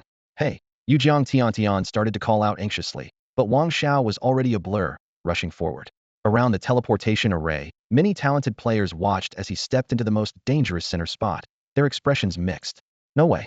I thought Ma Wang was fierce, but this guy's even crazier? Whose subordinate is he? Besides Chen Fang, are there other ruthless fighters from Shu we don't know?" Under their watchful eyes, Wang Xiao displayed a distinctive fighting style. Mid-charge, his figure suddenly split like spilled ink torn apart, instantly generating 8 identical afterimages. The real body and clones spread out left and right in a staggered encirclement. 9 Wang Xiaos closing in on Chen Fang simultaneously. Each clone was solid and flawless, indistinguishable from the original. 9 voices rang out at once. "Sending you out needs only one skill." Cold mockery echoed through the air as black light flashed from their daggers. Skill runes crawled along the blades like ink snakes, warping space even before their sharp edges struck. Chen Fang's expression tightened sharply. Someone who could maintain nearly full skill potency across multiple clones was definitely formidable. 9 blades unleashed together had a compounding effect that magnified their power several-fold, like a giant soldier's technique. But that was where his strength ended, no more than that. Chen Fang no longer spared Wang Xiao a second glance as he surged forward. Instead, he subtly summoned his strength, intending to unleash a devastating blaze to annihilate both Wang's clones and himself in one swift strike. But before his flames could fully gather, a sharp tearing sound pierced the air. 3 streams of silver fire, woven into sword-like energies, burst forth explosively from Sheng Tang's palm. Carrying intense heat, they grazed Chen Fang's shoulder and tore straight toward Wang Xiao. Sheng Tang's expression remained cold, but his strike was merciless and resolute. In the blink of an eye, the 3 fiery sword beams struck the ground and detonated into 3 towering walls of roaring flames, imprisoning Wang Xiao and his 8 clones within their blazing confines. Caught off guard, Wang Xiao barely had time to react before all 9 of his forms were swallowed by the fire. To Chen Fang, the silver flames felt gentle as a spring breeze, rapidly closing his wounds in full view. Yet on his enemy, those same flames burned like infernal hellfire, scorching flesh to a crisp. Wang Xiao had fully focused his vigilance on Chen Fang, never expecting Sheng Tang's sudden intervention, one that swept across the entire arena, sealing off his sole trump card, the clone technique. Agonized screams erupted from the fiery prison, lingering only a few breaths before abruptly ceasing. The silver flames receded, leaving scorched marks on the earth as Wang Xiao and his clones dissolved into white light, their elimination confirmed by the system. A deathly silence crashed through the teleportation space. Even the onlookers were stunned silent, while Chen Fang, who had been ready to launch his own assault, stood dumbfounded. "Just eliminated just like that? I hadn't even used my skill yet." He turned to the instigator Sheng Tang. Sheng Tang casually sheathed her longsword, the razor-sharp aspect of her apostle form fading as she spoke evenly. "That was Wang Xiao from Pingding City. His clone technique divides him into 9 bodies, having his attack power but increasing damage taken 5-fold. Facing him he's hardly a threat." Chen Fang finally understood. Clearly, Sheng Tang had thoroughly reviewed background files on all the top talents from Shu before the joint exam. Targeting such a high-profile rival as Wang Xiao made perfect sense. After a brief moment of disbelief, Chen Fang's gaze returned to the only remaining teams in the arena, the Tianhua team and the Black Eagle team. Jiang Tiantian, who caught his steely look, hastily raised her hand to distance herself. "No, don't look at me, just wanted to see how intense the competition over the 5th map was. I wasn't trying to challenge you. That idiot brought this on himself. I really don't know why he did that." Her anxious yet sincere demeanor made Chen Fang ignore it with a wave of his hand.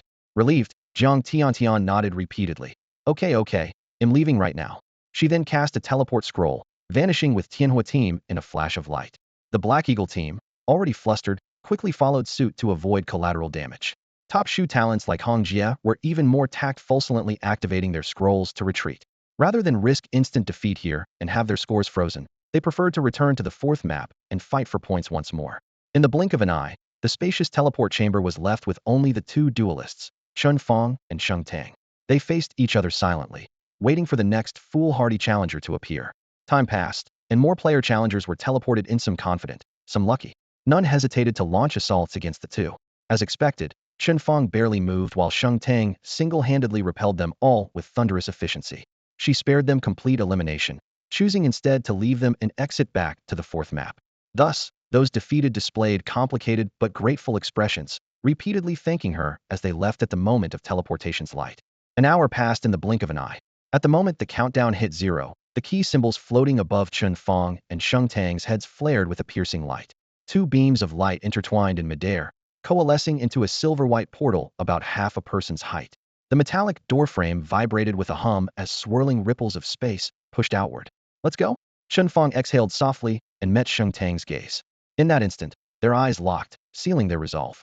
Side by side, they stepped into the portal, their solid forms fading into ethereal shapes before being swallowed by the blazing white light. Inside the monitoring room, 4 large screens blazed like daylight, all eyes fixed intensely on the real-time rankings of the candidates from Luo City. Chen Fang and Sheng Tang's joint exam scores had not changed for over an hour, not even by a single digit.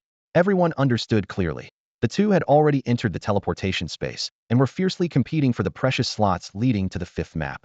During this hour, the nerves of Shun Linfeng, principal of Luo City No. 1 High School and director of the Education Bureau, were stretched taut like a bowstring. If Chen Fang and Sheng Tang succeeded in reaching the 5th map, they would likely secure the top 2 ranks for Shu Prefecture. If they failed, all previous efforts would be wasted, and they would be left far behind by their competitors, losing countless points. Finally, the long unchanging scores suddenly turned to dazzling gold. Shun Linfeng exhaled in relief, his whole body relaxing as if he had just returned to solid ground. Looks like the top scorer of Shu Prefecture really is going to come from our Luo City. He couldn't hide his excitement, suddenly standing and slamming his fist on the table. His uncharacteristic outburst caught the attention of the surrounding proctors. The usually composed leader of Luo City's education was rarely seen this exhilarated. After sitting back down, the principal of No. 1 High School restrained his pounding heart and cautiously asked, "Could it be that Chen Fang and Sheng Tang have already reached the 5th map?" "That's right." Shen Linfeng smiled, raising his hand to point at the main screen. "Look, their names have changed from white to gold. This change isn't just visible here. It's synchronized with the provincial monitoring room as well. Only by securing the sole entry ticket to Shu's 5th map does the system highlight your name in gold." He paused briefly before continuing. "The beasts on the 5th map are stronger, and the scores double. If those 2 kids can hold their ground there, their score increase rate will be something no other candidates can keep up with. The top 2 in Shu this year will definitely be from our Luo City." "Ha ha ha, excellent." The principal clapped his hands and laughed heartily. "Our school's best historical results barely cracked the top 10. Now, making it into the top 3 and possibly snagging the top score? When I retire, my bust has to hang beside the founding principals." At the thought, he grinned like a cunning old fox and suddenly pulled out his phone. "No, I have to call Minister Sun right now and start planning the celebration banquet. Provincial top scorer from No. 1 High School, this has to be made known far and wide. Old Zhao, what do you think?" The principal of No. 13 High School, Zhao, twitched at the corner of his mouth and shifted his gaze away, pretending not to hear. Shen Linfeng's smile deepened with meaning as he leaned in and lowered his voice toward the No. 1 principal. "We must hold the banquet and make it a grand affair." Then he whispered close to his ear, "I have insider information. This year's national joint exam added a secret hidden map in every province. Shu Prefecture is no exception. The entire expensive map setup only allows a single team entry. Don't you think that's a huge waste?" At this, the No. 1 principal's brow immediately furrowed. He calmed down and thought it over carefully. It did seem to make sense. Adding a 5th map to the joint exam wasn't a big deal. Whoever had the skill would simply aim for higher scores. But strictly limiting the number of students who could join the team felt strange. The whole point of the exam was to test the candidates' ability to slay fierce beasts, yet now they had to fight among themselves just to earn a spot. It seemed to go against the original purpose. The principal of No. 1 High School was always sharp. After Shen Linfeng's hint, he immediately sensed there was more to it. Lowering his voice and raising his eyebrows, he asked, "Director Shun, is there some other benefit for those who step into the 5th map?" "I've only heard rumors." Shen Linfeng smiled slightly and nodded. "After the exam, a very important person will personally meet with candidates from each province who enter the 5th map and also claim the provincial top scorer title. And this person carries quite a lot of weight." His last words held deep meaning. The principal's eyes darted quickly, several formidable names flashing through his mind. A mix of fear and excitement crossed his face. "I understand now." His voice trembled as he bowed deeply.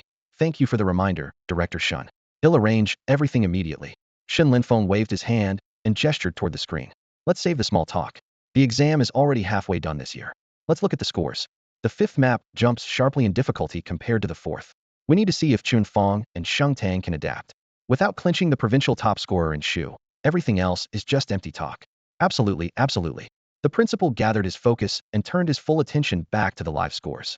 This hellish place was no place for a person to stay. Chen Fang looked down and stepped on the rocky ground.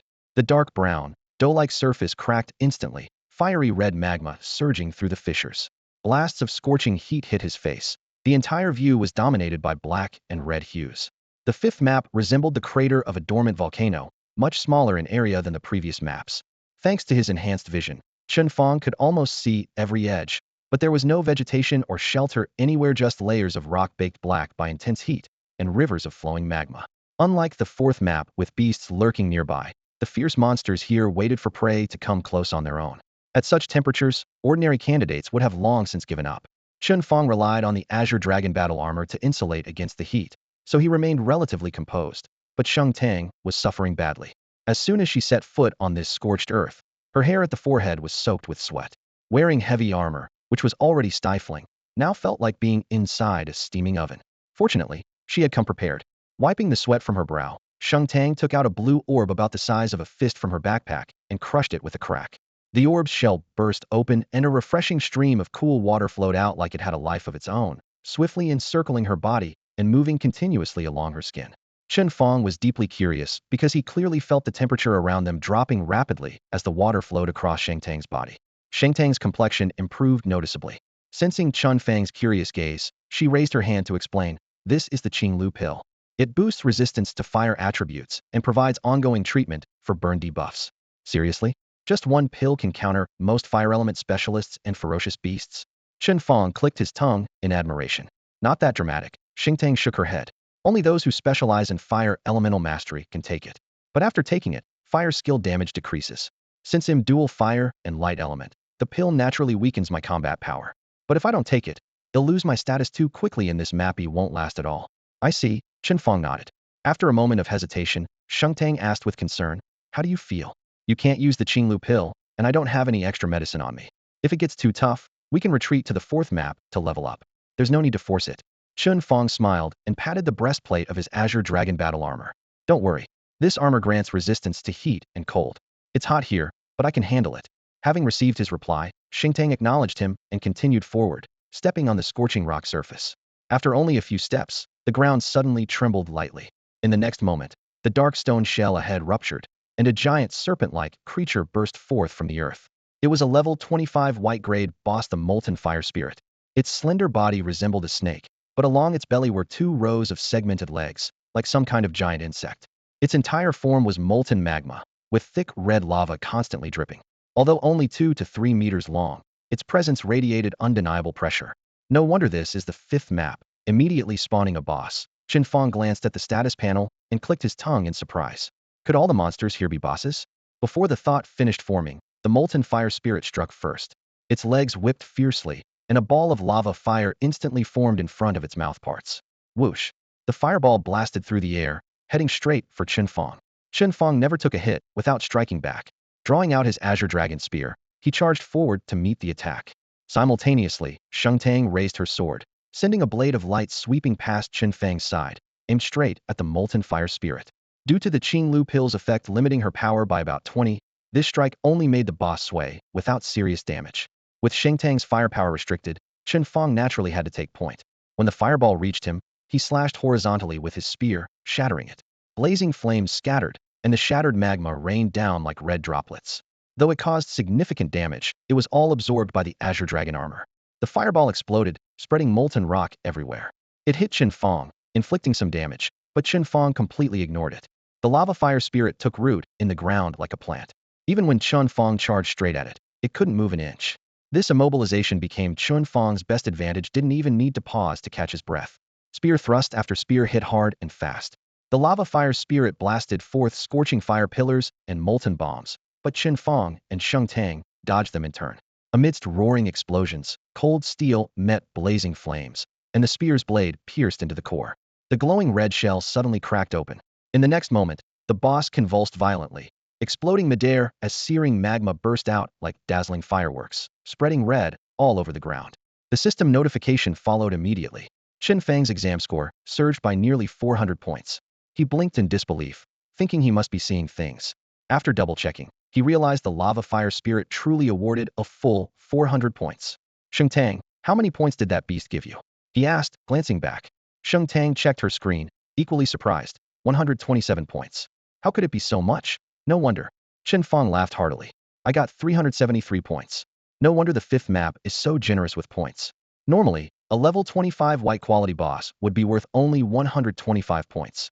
But here, the maximum was 504 times the value of any of the previous 4 maps. The hour they spent grinding on this map wasn't wasted at all. It was the safest investment for leveling up. Their scoring speed skyrocketed, making it effortless to break records in Shu region.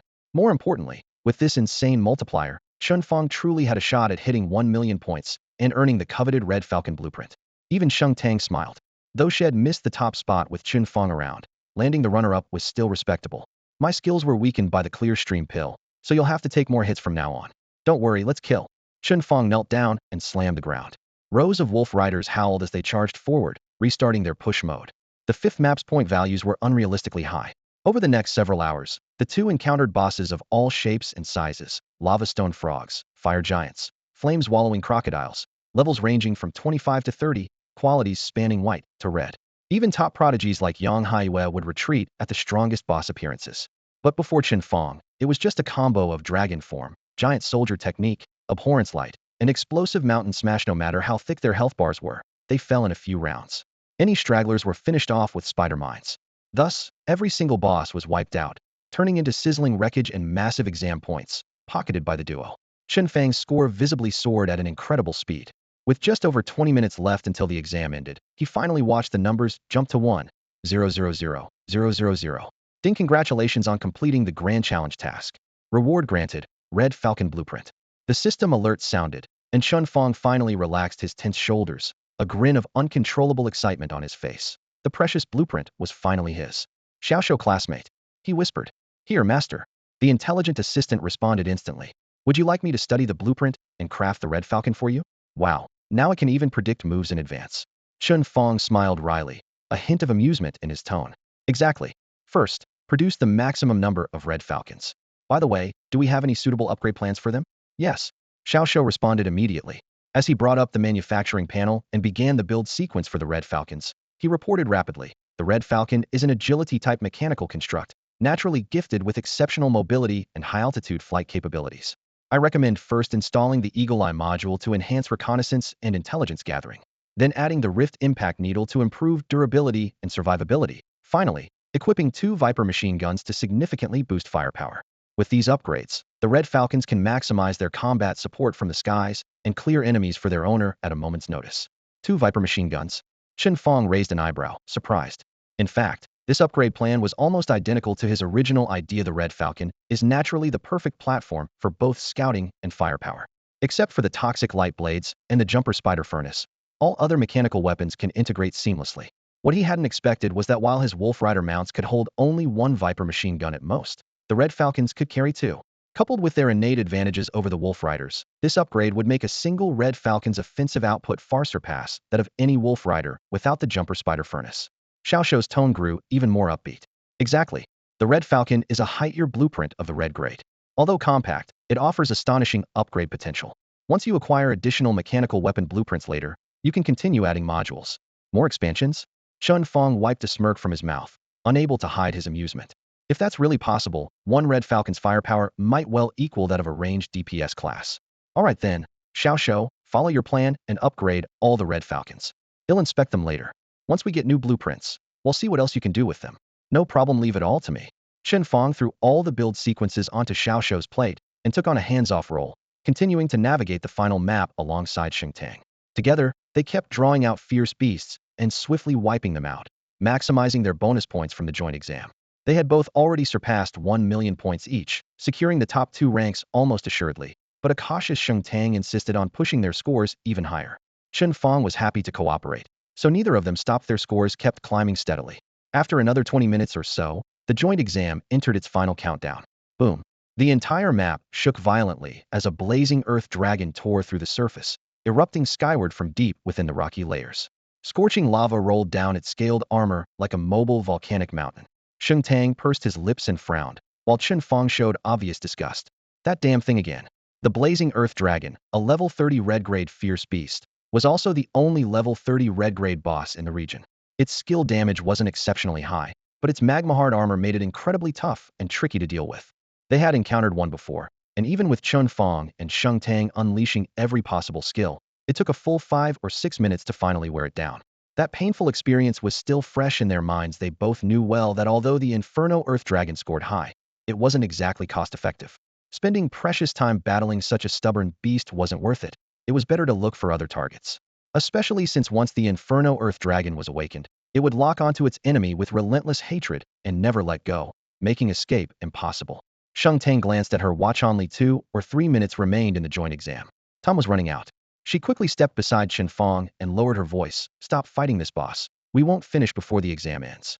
Let's just use a scroll to return to the 4th map and wait it out. No problem. Chen Fang nodded in agreement, reaching for a teleport scroll. Just then, the electronic voice of their companion echoed. Master, the Red Falcons have finished their upgrades. Chen Fang paused, pulling his finger back from the scroll. If the new mechanical creations were ready, he was willing to test their firepower on the spot. Wait a moment. He called to Sheng Tang. She halted, puzzled. Then she saw Chen Fang trace patterns in the air as 7 summoning circles lit up, runes swirling with light and shadow. They'll try out the skills first, then we'll leave. Chen Fang said. 7 bird-shaped drones, each about a meter wingspan, shot out from the circles. They looked like hawks or falcons with outstretched wings, but their bodies were intricately assembled from tiny metal parts, every seam perfectly sealed. Under their wings, 2 fan-shaped turbines were embedded, but they didn't spin during flight. What their purpose was remained unclear. The 7 red falcons quickly ascended, moving so fast they left afterimages.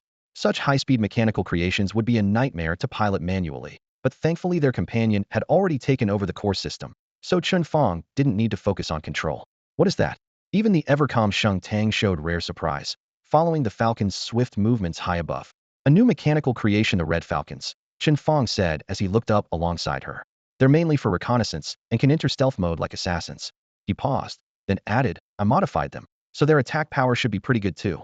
With a snap of his fingers, Chen Fang said, Companion, have the Red Falcons attack the Inferno Earth Dragon and test their damage. No problem, Master. Immediately, the 7 falcons, which had been circling to observe, suddenly shifted form. 2 viper-shaped machine gun barrels silently extended from their bellies, locking onto the dragon. Their wing turbines began to spin rapidly, stirring sharp air currents that condensed into 8 wind blades. The wind blades sliced through the air and struck the Inferno Earth Dragon's thick scales, sending sparks like molten lava flying. At the same time, the dragon's defense dropped by 10. Bang, bang, bang, bang, bang. A dense barrage of bullets followed, firing from the gun barrels of the 7 red falcons and pelting the Inferno Earth Dragon. Bullets rained down on the blazing Earth Dragon, igniting bursts of fire with each impact. With the Red Hawk's airstrikes weakening its defenses, the armor-piercing rounds from the 14 Viper machine guns finally breached the underground tyrant's shell. 7 Red Hawks hovered in the scorching sky, their barrels glowing with searing white light as belts of ammunition danced wildly. Within seconds, the dragon's back was pockmarked with deep craters, molten lava seeping from the bullet holes and sizzling as it dripped onto the scorched rocky ground below. Controlled by Xiao Shou, all mechanical constructs moved with pinpoint precision, without any delay. As soon as the first Red Hawk's 3-second defense debuff expired, a second airstrike followed immediately, reapplying the debuff to the blazing Earth Dragon. The 7 machines struck in quick succession, allowing no chance for the dragon to recover its defenses, forcing it to endure the Viper's relentless barrage. Pain-fueled roars erupted from the blazing Earth Dragon as it reared up, trying to swipe away the red shadows with its claws or unleash torrents of blazing breath. But the targets were absurdly fast, impossible to catch. The Red Hawks, known for their agility, combined with the Red Blitz skill, surged their flying speed 6-fold and gained a 50 evasion rate. Even against a highly agile boss, they came and went with ease, let alone this cumbersome beast. Sheng Tang's eyes followed the streaks of red lightning in the sky and couldn't help but glance sideways at Chen Fang. When did you get such useful blueprints for these mechanical constructs? Chen Fang cleared his throat, casually fibbing, picked them up cheap at the trading company the night before. Afraid of further questions, he added, these things cost a fortune. Buying the blueprints nearly drained me dry. I was saving them for the final stage to test their effectiveness. Looks like it was worth it. Sheng Tang raised an eyebrow but didn't press further, apparently buying his excuse. At that moment, Xiao Shou unusually volunteered a reminder. Master, calculations indicate that with your team's cooperation and the Red Hawk support, the blazing Earth Dragon can be defeated before the end of the joint exam. Chen Fang murmured in admiration, sensing this classmate was becoming a true intelligent partner capable of self-learning from blueprints and assessing the battlefield. Since the data was reliable, he signaled to Sheng Tang without hesitation, we still have time before submitting our answers. Unleash everything and finish it. The two immediately unleashed their skills, weaving flames, thunder, and blades into an impenetrable offensive, forcing the blazing earth dragon to defend erratically as its health visibly plummeted. Meanwhile, the Red Hawks maintained continuous fire support and defense reduction from above. Thanks to the Eagle Eye module, Chen Fang, inside the Azure Dragon battle armor, could also see through the perspectives of all 7 Hawks. With this shared viewpoint, he was able to track every subtle movement of the blazing earth dragon in near real time, controlling the rhythm of the battle with perfect precision. At that moment, one of the Red Hawks suddenly climbed sharply to avoid the magma spewed by the earth dragon, the camera angled upward toward the sky. Suddenly, Chen Fang's heart skipped a beat. There were inexplicably 2 suns hanging in the sky above. The lighting in the joint exam arena was all artificial illusions. Logically, there shouldn't be any real solar bodies present, let alone 2 appearing out of nowhere. The idea of forcing 2 suns into an artificial copy for illumination was utterly absurd. Something's off, Chen Fang murmured, lowering his voice. Xiao, check those 2 suns for me. I'm here, master, the intelligent assistant responded promptly. Focus the eagle eye on those suns, and help me see exactly what they are. All right. Taking advantage of the earth dragon's switching attacks, the Red Hawk continued climbing instead of returning to formation, flying straight through the heat waves. The eagle eye camera locked onto the light sources steadily. In the shared view, the glaring white light almost flooded the entire field of vision. Xiao quickly adjusted the brightness, gradually dimming the glare step by step, shifting the image from blinding white to a deep darkness.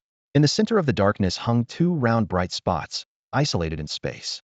As the brightness lowered further, Chen Fang saw clearly they were not suns, but a pair of huge pupils. Even more horrifying, the eyes slowly rotated, locking gaze with the Red Hawk's camera across the distance. In a flash, Chen Fang's whole body stiffened and cold sweat broke out on his back. If not for Xiao's combat corrections prompting him to instinctively retreat halfway, he would have been hit by the Earth Dragon's magma waves at that moment. The Earth Dragon no longer posed a real threat to him. His entire focus was on those terrifying eyes overhead. Whose eyes were these? How could they appear above the joint exam arena? Just as he was about to direct the Red Hawk to investigate further, the pair of suns suddenly dimmed as if startled, then vanished completely. Since the arena's lighting didn't depend on them, aside from Chen Fang, almost no one noticed their arrival or disappearance. Maybe they weren't there from the beginning. Their appearance and disappearance probably only I noticed, Chen Fang guessed silently. With the Dragon Kingdom's joint exam security level, it was nearly impossible for outside religious factions to infiltrate. Moreover, he sensed no hostility in those eyes. Perhaps the other party wasn't an enemy. With this thought, he forced himself to calm down, his heartbeat gradually returning to normal. What's wrong? You seem distracted, Sheng Tang keenly observed from within the battle circle. Nothing. Chen Fang shook his head, hesitated briefly, then decided to briefly share what he had just discovered with her. Upon hearing this, Sheng Tang immediately stepped out of the battle circle and looked up at the sky, only to see an endless expanse of blueno eyes in sight. She did not doubt Chen Fang's judgment.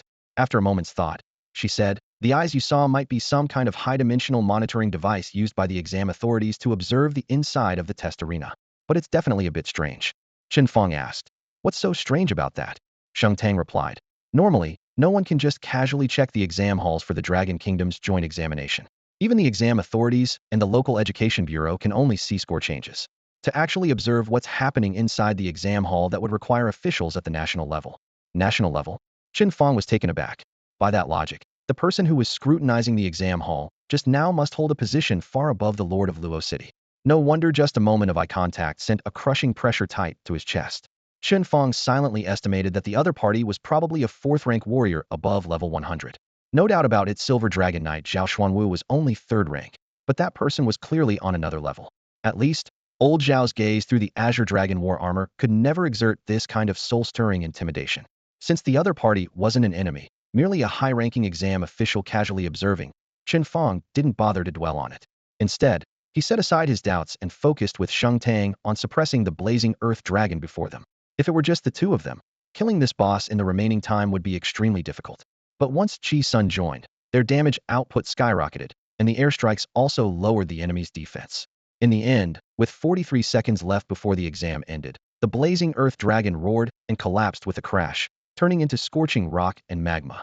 A huge flood of exam points poured into their mission panels, the score soaring to a new high once again. Before the dust settled, the entire map trembled violently, cracks appearing in the ground as if it might collapse at any moment. At the same time, teleportation array lines spread beneath their feet, enveloping Chen Fang and Sheng Tang together. Their vision was swallowed by dazzling light. followed immediately by the familiar pulling sensation. When the light faded, Chen Fang found himself standing in front of the huge transfer platform at the Luo City Exam Center. Surrounding teleportation arrays lit up one after another as groups of candidates were sent out, gathering in clusters. Each looked like they had just crawled back from a battlefield, their gear damaged, weapons chipped, armor scorched, and countless wounds covering them. Hours of intense battles hadn't broken their spirits. Instead, everyone was full of energy, excitedly exchanging stories about what they'd seen in the exam hall. Dude, you might not believe it, but I actually scored 290,000 points this time. No hope for 985 or 211 universities, but I'm definitely getting a solid first-tier school. Awesome, I only got 210,000 points. I guess I can only get into a second-tier college. You'll never guess who I ran into in the exam hall. Wang Shu from Pingding City. He was commanding an undead army, crushing ferocious beasts left and right, racking up points like crazy. So cool. What's your gay obsession? I saw the ice goddess Sheng Tang too. No wonder she's my goddess. She even kills the monsters beautifully. I followed her for like 10 minutes, got so distracted watching her that I forgot to attack the beasts myself. Stalker, get lost. The entire transfer platform was buzzing with chatter, as lively and noisy as a boiling pot. Just then, the teacher from the exam board spoke again, quieting everyone immediately. Congratulations to all candidates who have held on until the very last second of this joint exam. This year's exam is officially over. I wish you all great results. Please leave the venue in an orderly fashion and proceed to your respective school assembly points to follow your instructors back to Luo City. Please be careful and avoid any stampedes. As the voice trailed off, a soft white glow appeared on the teleportation platform, sending batches of students out from the secret realm. The once noisy exam hall grew silent in an instant, the energy tides slowly fading away. The end of the joint exam meant Chen Fang's class officially graduated from middle school. Unlike in his previous life, this world's exam system allowed students to see their total scores immediately, while the admission cutoff scores for universities and guilds would be announced gradually over the next 3 days. Here, going to university was not the only path. Major guilds also recruited newcomers from society at large. Like universities, they set a public cutoff score. Meet it, apply, and become a formal member, earning a living with your skills. In just 3 days, the media was buzzing like it was a holiday. Some ordinary universities and smaller guilds announced their cutoffs first, hovering just above 30,000 points, the tier most candidates fell into, enough to support themselves through a profession. Then came the second-tier schools and weaker top-tier universities, with thresholds ranging from 50,000 to 100,000 points. After that, several prestigious universities and powerful guilds known as talent-devouring money machines revealed their standards. Only the top 10 universities of the Dragon Nation remained silent. Chen Fang was in no rush. He held 1,140,000 points, a new record for the Shu region joint exam, and solidly ranked first in his cohort. If someone like him couldn't get accepted by the Starry Sky Academy, no one in Shu could. Moreover, Senior Luing had already gone to Dragon City to arrange a recommendation for him. So now that the exam was over, a response should be coming soon. 7 days later, the afternoon sunlight filtered through the curtains onto the living room floor. As Chen Fang ended his call with Sun Wenjing and was about to get up. Xiaofang, did you see this? At the door, Chen Huanlan burst in excitedly, carrying a cloth bag full of fresh vegetables in one hand and a neatly folded newspaper in the other. Chen Fang took the bag and unfolded the paper. Starry Sky Academy announced their cutoff scores? Yeah, but honestly, whether they announce it or not doesn't matter. He smirked, half joking. With my score, it's not the universities choosing me, but me choosing the universities. You're getting so full of yourself. Chen Huanlan rolled her eyes, but smiled warmly. Her son was the best in Shu. If it weren't for this year's reform to keep scores confidential during the exam, the prestigious universities would have already trampled down their own thresholds just to recruit him the moment the test ended. She took a deep breath, trying to contain her excitement. The Starry Sky Academy cutoff is out. You should be able to apply online now. Finish lunch quickly and go sign up. Don't waste any time. Why are you in such a hurry, Mom? The registration window is open for a whole month. Chen Fang looked up and replied casually. Early registration definitely has its benefits, Chen Huanlan said firmly as she put down the cloth. Since you've made up your mind to apply to Shinkong Academy, you should go early. What if the spots fill up and you get pushed out? Even if they're full, Shinkong Academy will find a spot for me, Chen Fang said with a smile and a shake of his head. He knew some people missed out despite scoring above the admission line, but he was sure that wouldn't happen to him. His mother only had a basic understanding of the unified exam process, so he patiently explained from his past experience. All right, I'll arrange for Sheng Tang and the others to come with me to the school to fill out the applications through the academic system. Don't worry, that's the spirit. Chen Huanlan was in a good mood. She grabbed a canvas bag and headed to the kitchen. I prepared something special for you today, braised pork ribs from the fridge. Sweet and sour or red braised? Definitely red braised. Humming softly, Chen Huanlan pushed open the kitchen door, and soon the sounds of running water and chopping filled the room. Back in the living room, Chen Fang sat down again and pulled up his friend list. Just as he was about to send a voice message to Sheng Tang, a message popped up in the chat window first. Sheng Tang, Chen Fang, open the door. Slightly taken aback by the abrupt command, he muttered under his breath, but got up and opened the door. A fresh summer breeze carrying gardenia fragrance drifted in. Sheng Tang was standing in the doorway wearing a light shirt and jeans, looking graceful and poised. I was just looking for you, Chen Fang said, stepping aside to let her in. The cutoff scores for Xingkong Academy are out. Have Su Qingya and Taishan told you if they made it? I talked to them. They barely passed but still faced the risk of being bumped, Sheng Tang said steadily as she changed her shoes by the cabinet. Luckily, since you and I both applied to Xingkong Academy, our team still has several record-breaking dungeon runs that earn bonus points. It shouldn't be a problem for those two to be admitted. She briefly summarized the bonus points from Speedrun Records rule. 1. If the entire record-breaking team applies to the same school, they get the highest bonus. 2. If only some team members apply, the school drastically reduces the bonus points. The policy's purpose was straightforward. It encouraged established teams to enroll together, saving the school time on team restructuring and allowing them to recruit more promising students at once. Because of that, in the lead-up to the unified exam, Chen Fang's group had been working hard to break every possible dungeon record. Looks like the effort wasn't wasted. Since Taishan and Su Qingya can ride this wave too, things are looking very promising. Chen Fang's mouth curved into a smile. Let's find a time to register together at the school. Sheng Tang noticed the hesitation in his tone. What about Sun Wenjing? Her situation is a bit trickier than Taishan and Su Qingya's, Chen Fang admitted. Even with their help, her overall exam score didn't improve much, and she's quite far from Xingkong Academy's cutoff. However, since she has a life skills profession, she can apply to the Xingchen Academy instead. Since the two academies share faculty and their campuses are right next to each other, it's basically like being in one school. Oh, I see, that's not bad at all. Sheng Tang nodded lightly, her tea-colored eyes sparkling faintly in the sunlight. She had long known that Xingchen Academy was actually a specialized branch split off from Xingkong Academy's vocational department. Although it wasn't ranked among the top 9 key universities, it still enjoyed clear advantages thanks to its affiliation with the prestigious Xingkong. Any student from Xingchen Academy could flash their student ID and access all resources at Xingkong Academy freely. Because of this, Xingchen was widely regarded as the top institution for vocational studies. Originally, Chen Fang had planned to invite Sheng Tang and the others to go on campus together to fill out their application forms. But before he could say anything, his holographic screen popped up with a transaction request from Sheng Tang. He raised an eyebrow and, curious, tapped accept. The next second, the screen glaringly displayed the number 4,500,000. The sheer size of the sum instantly made him understand the source and destination of the money. He didn't immediately confirm, but looked up at Sheng Tang. Is this the final payment for our contract? Usually composed, Sheng Tang's chest tightened at his stare. She glanced away and mumbled, yes. Chen Fang grew even more puzzled. But don't I still have 2 tasks unfinished? One is clearing your family's private secret realm, and the other. He instinctively cast a glance at Sheng Tang's flat stomach. That meaningful look caused the girl to reflexively take a half step back. She quickly rushed out an explanation. You've already completed the first requirement in the contract, so technically you shouldn't get the final payment yet.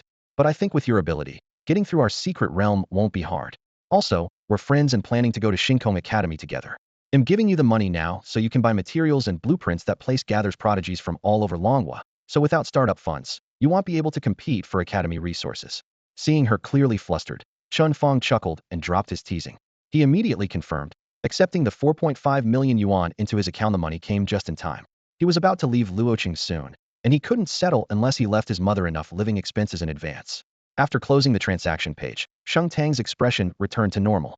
She stepped forward and softened her voice. Besides giving you the money, there's something else. My dad has already come back, and he found out a way to completely remove the heart-piercing poison curse. Really? Chen Fang's heart skipped a beat as he instinctively leaned closer. There really is a way to cure my mom's poison curse. Of course it's real. Seeing his excitement, Sheng Tang's eyes curved into a smile. I don't know the details yet, but you can talk to my dad directly. He said if you have time, you should arrange a meeting with him in the next few days. Her reminder made Chen Fang recall that Mr. Sheng had expressed a wish to meet him before, but had repeatedly postponed due to being busy searching for a cure. Now that he was back in the city, meeting should definitely be scheduled soon. But thinking about how the elder Sheng was the head of Luqing's largest guild, someone even the city lord had to show respect to, Chen Fang felt a little intimidated. After all, he had signed a bizarre great sum for a son contract with that man's daughter. Such an outrageous situation, which most people wouldn't even dream of, was now uncomfortably real. And to make matters worse, here was this kid with dyed yellow hair about to face the challenge he'd in. That's all for today. Thank you so much for watching. I hope you guys enjoyed. If you wish to have another part of this recap, please give us at least 1,000 likes. Please don't forget to comment and subscribe to our channel for more content like this. Until next time.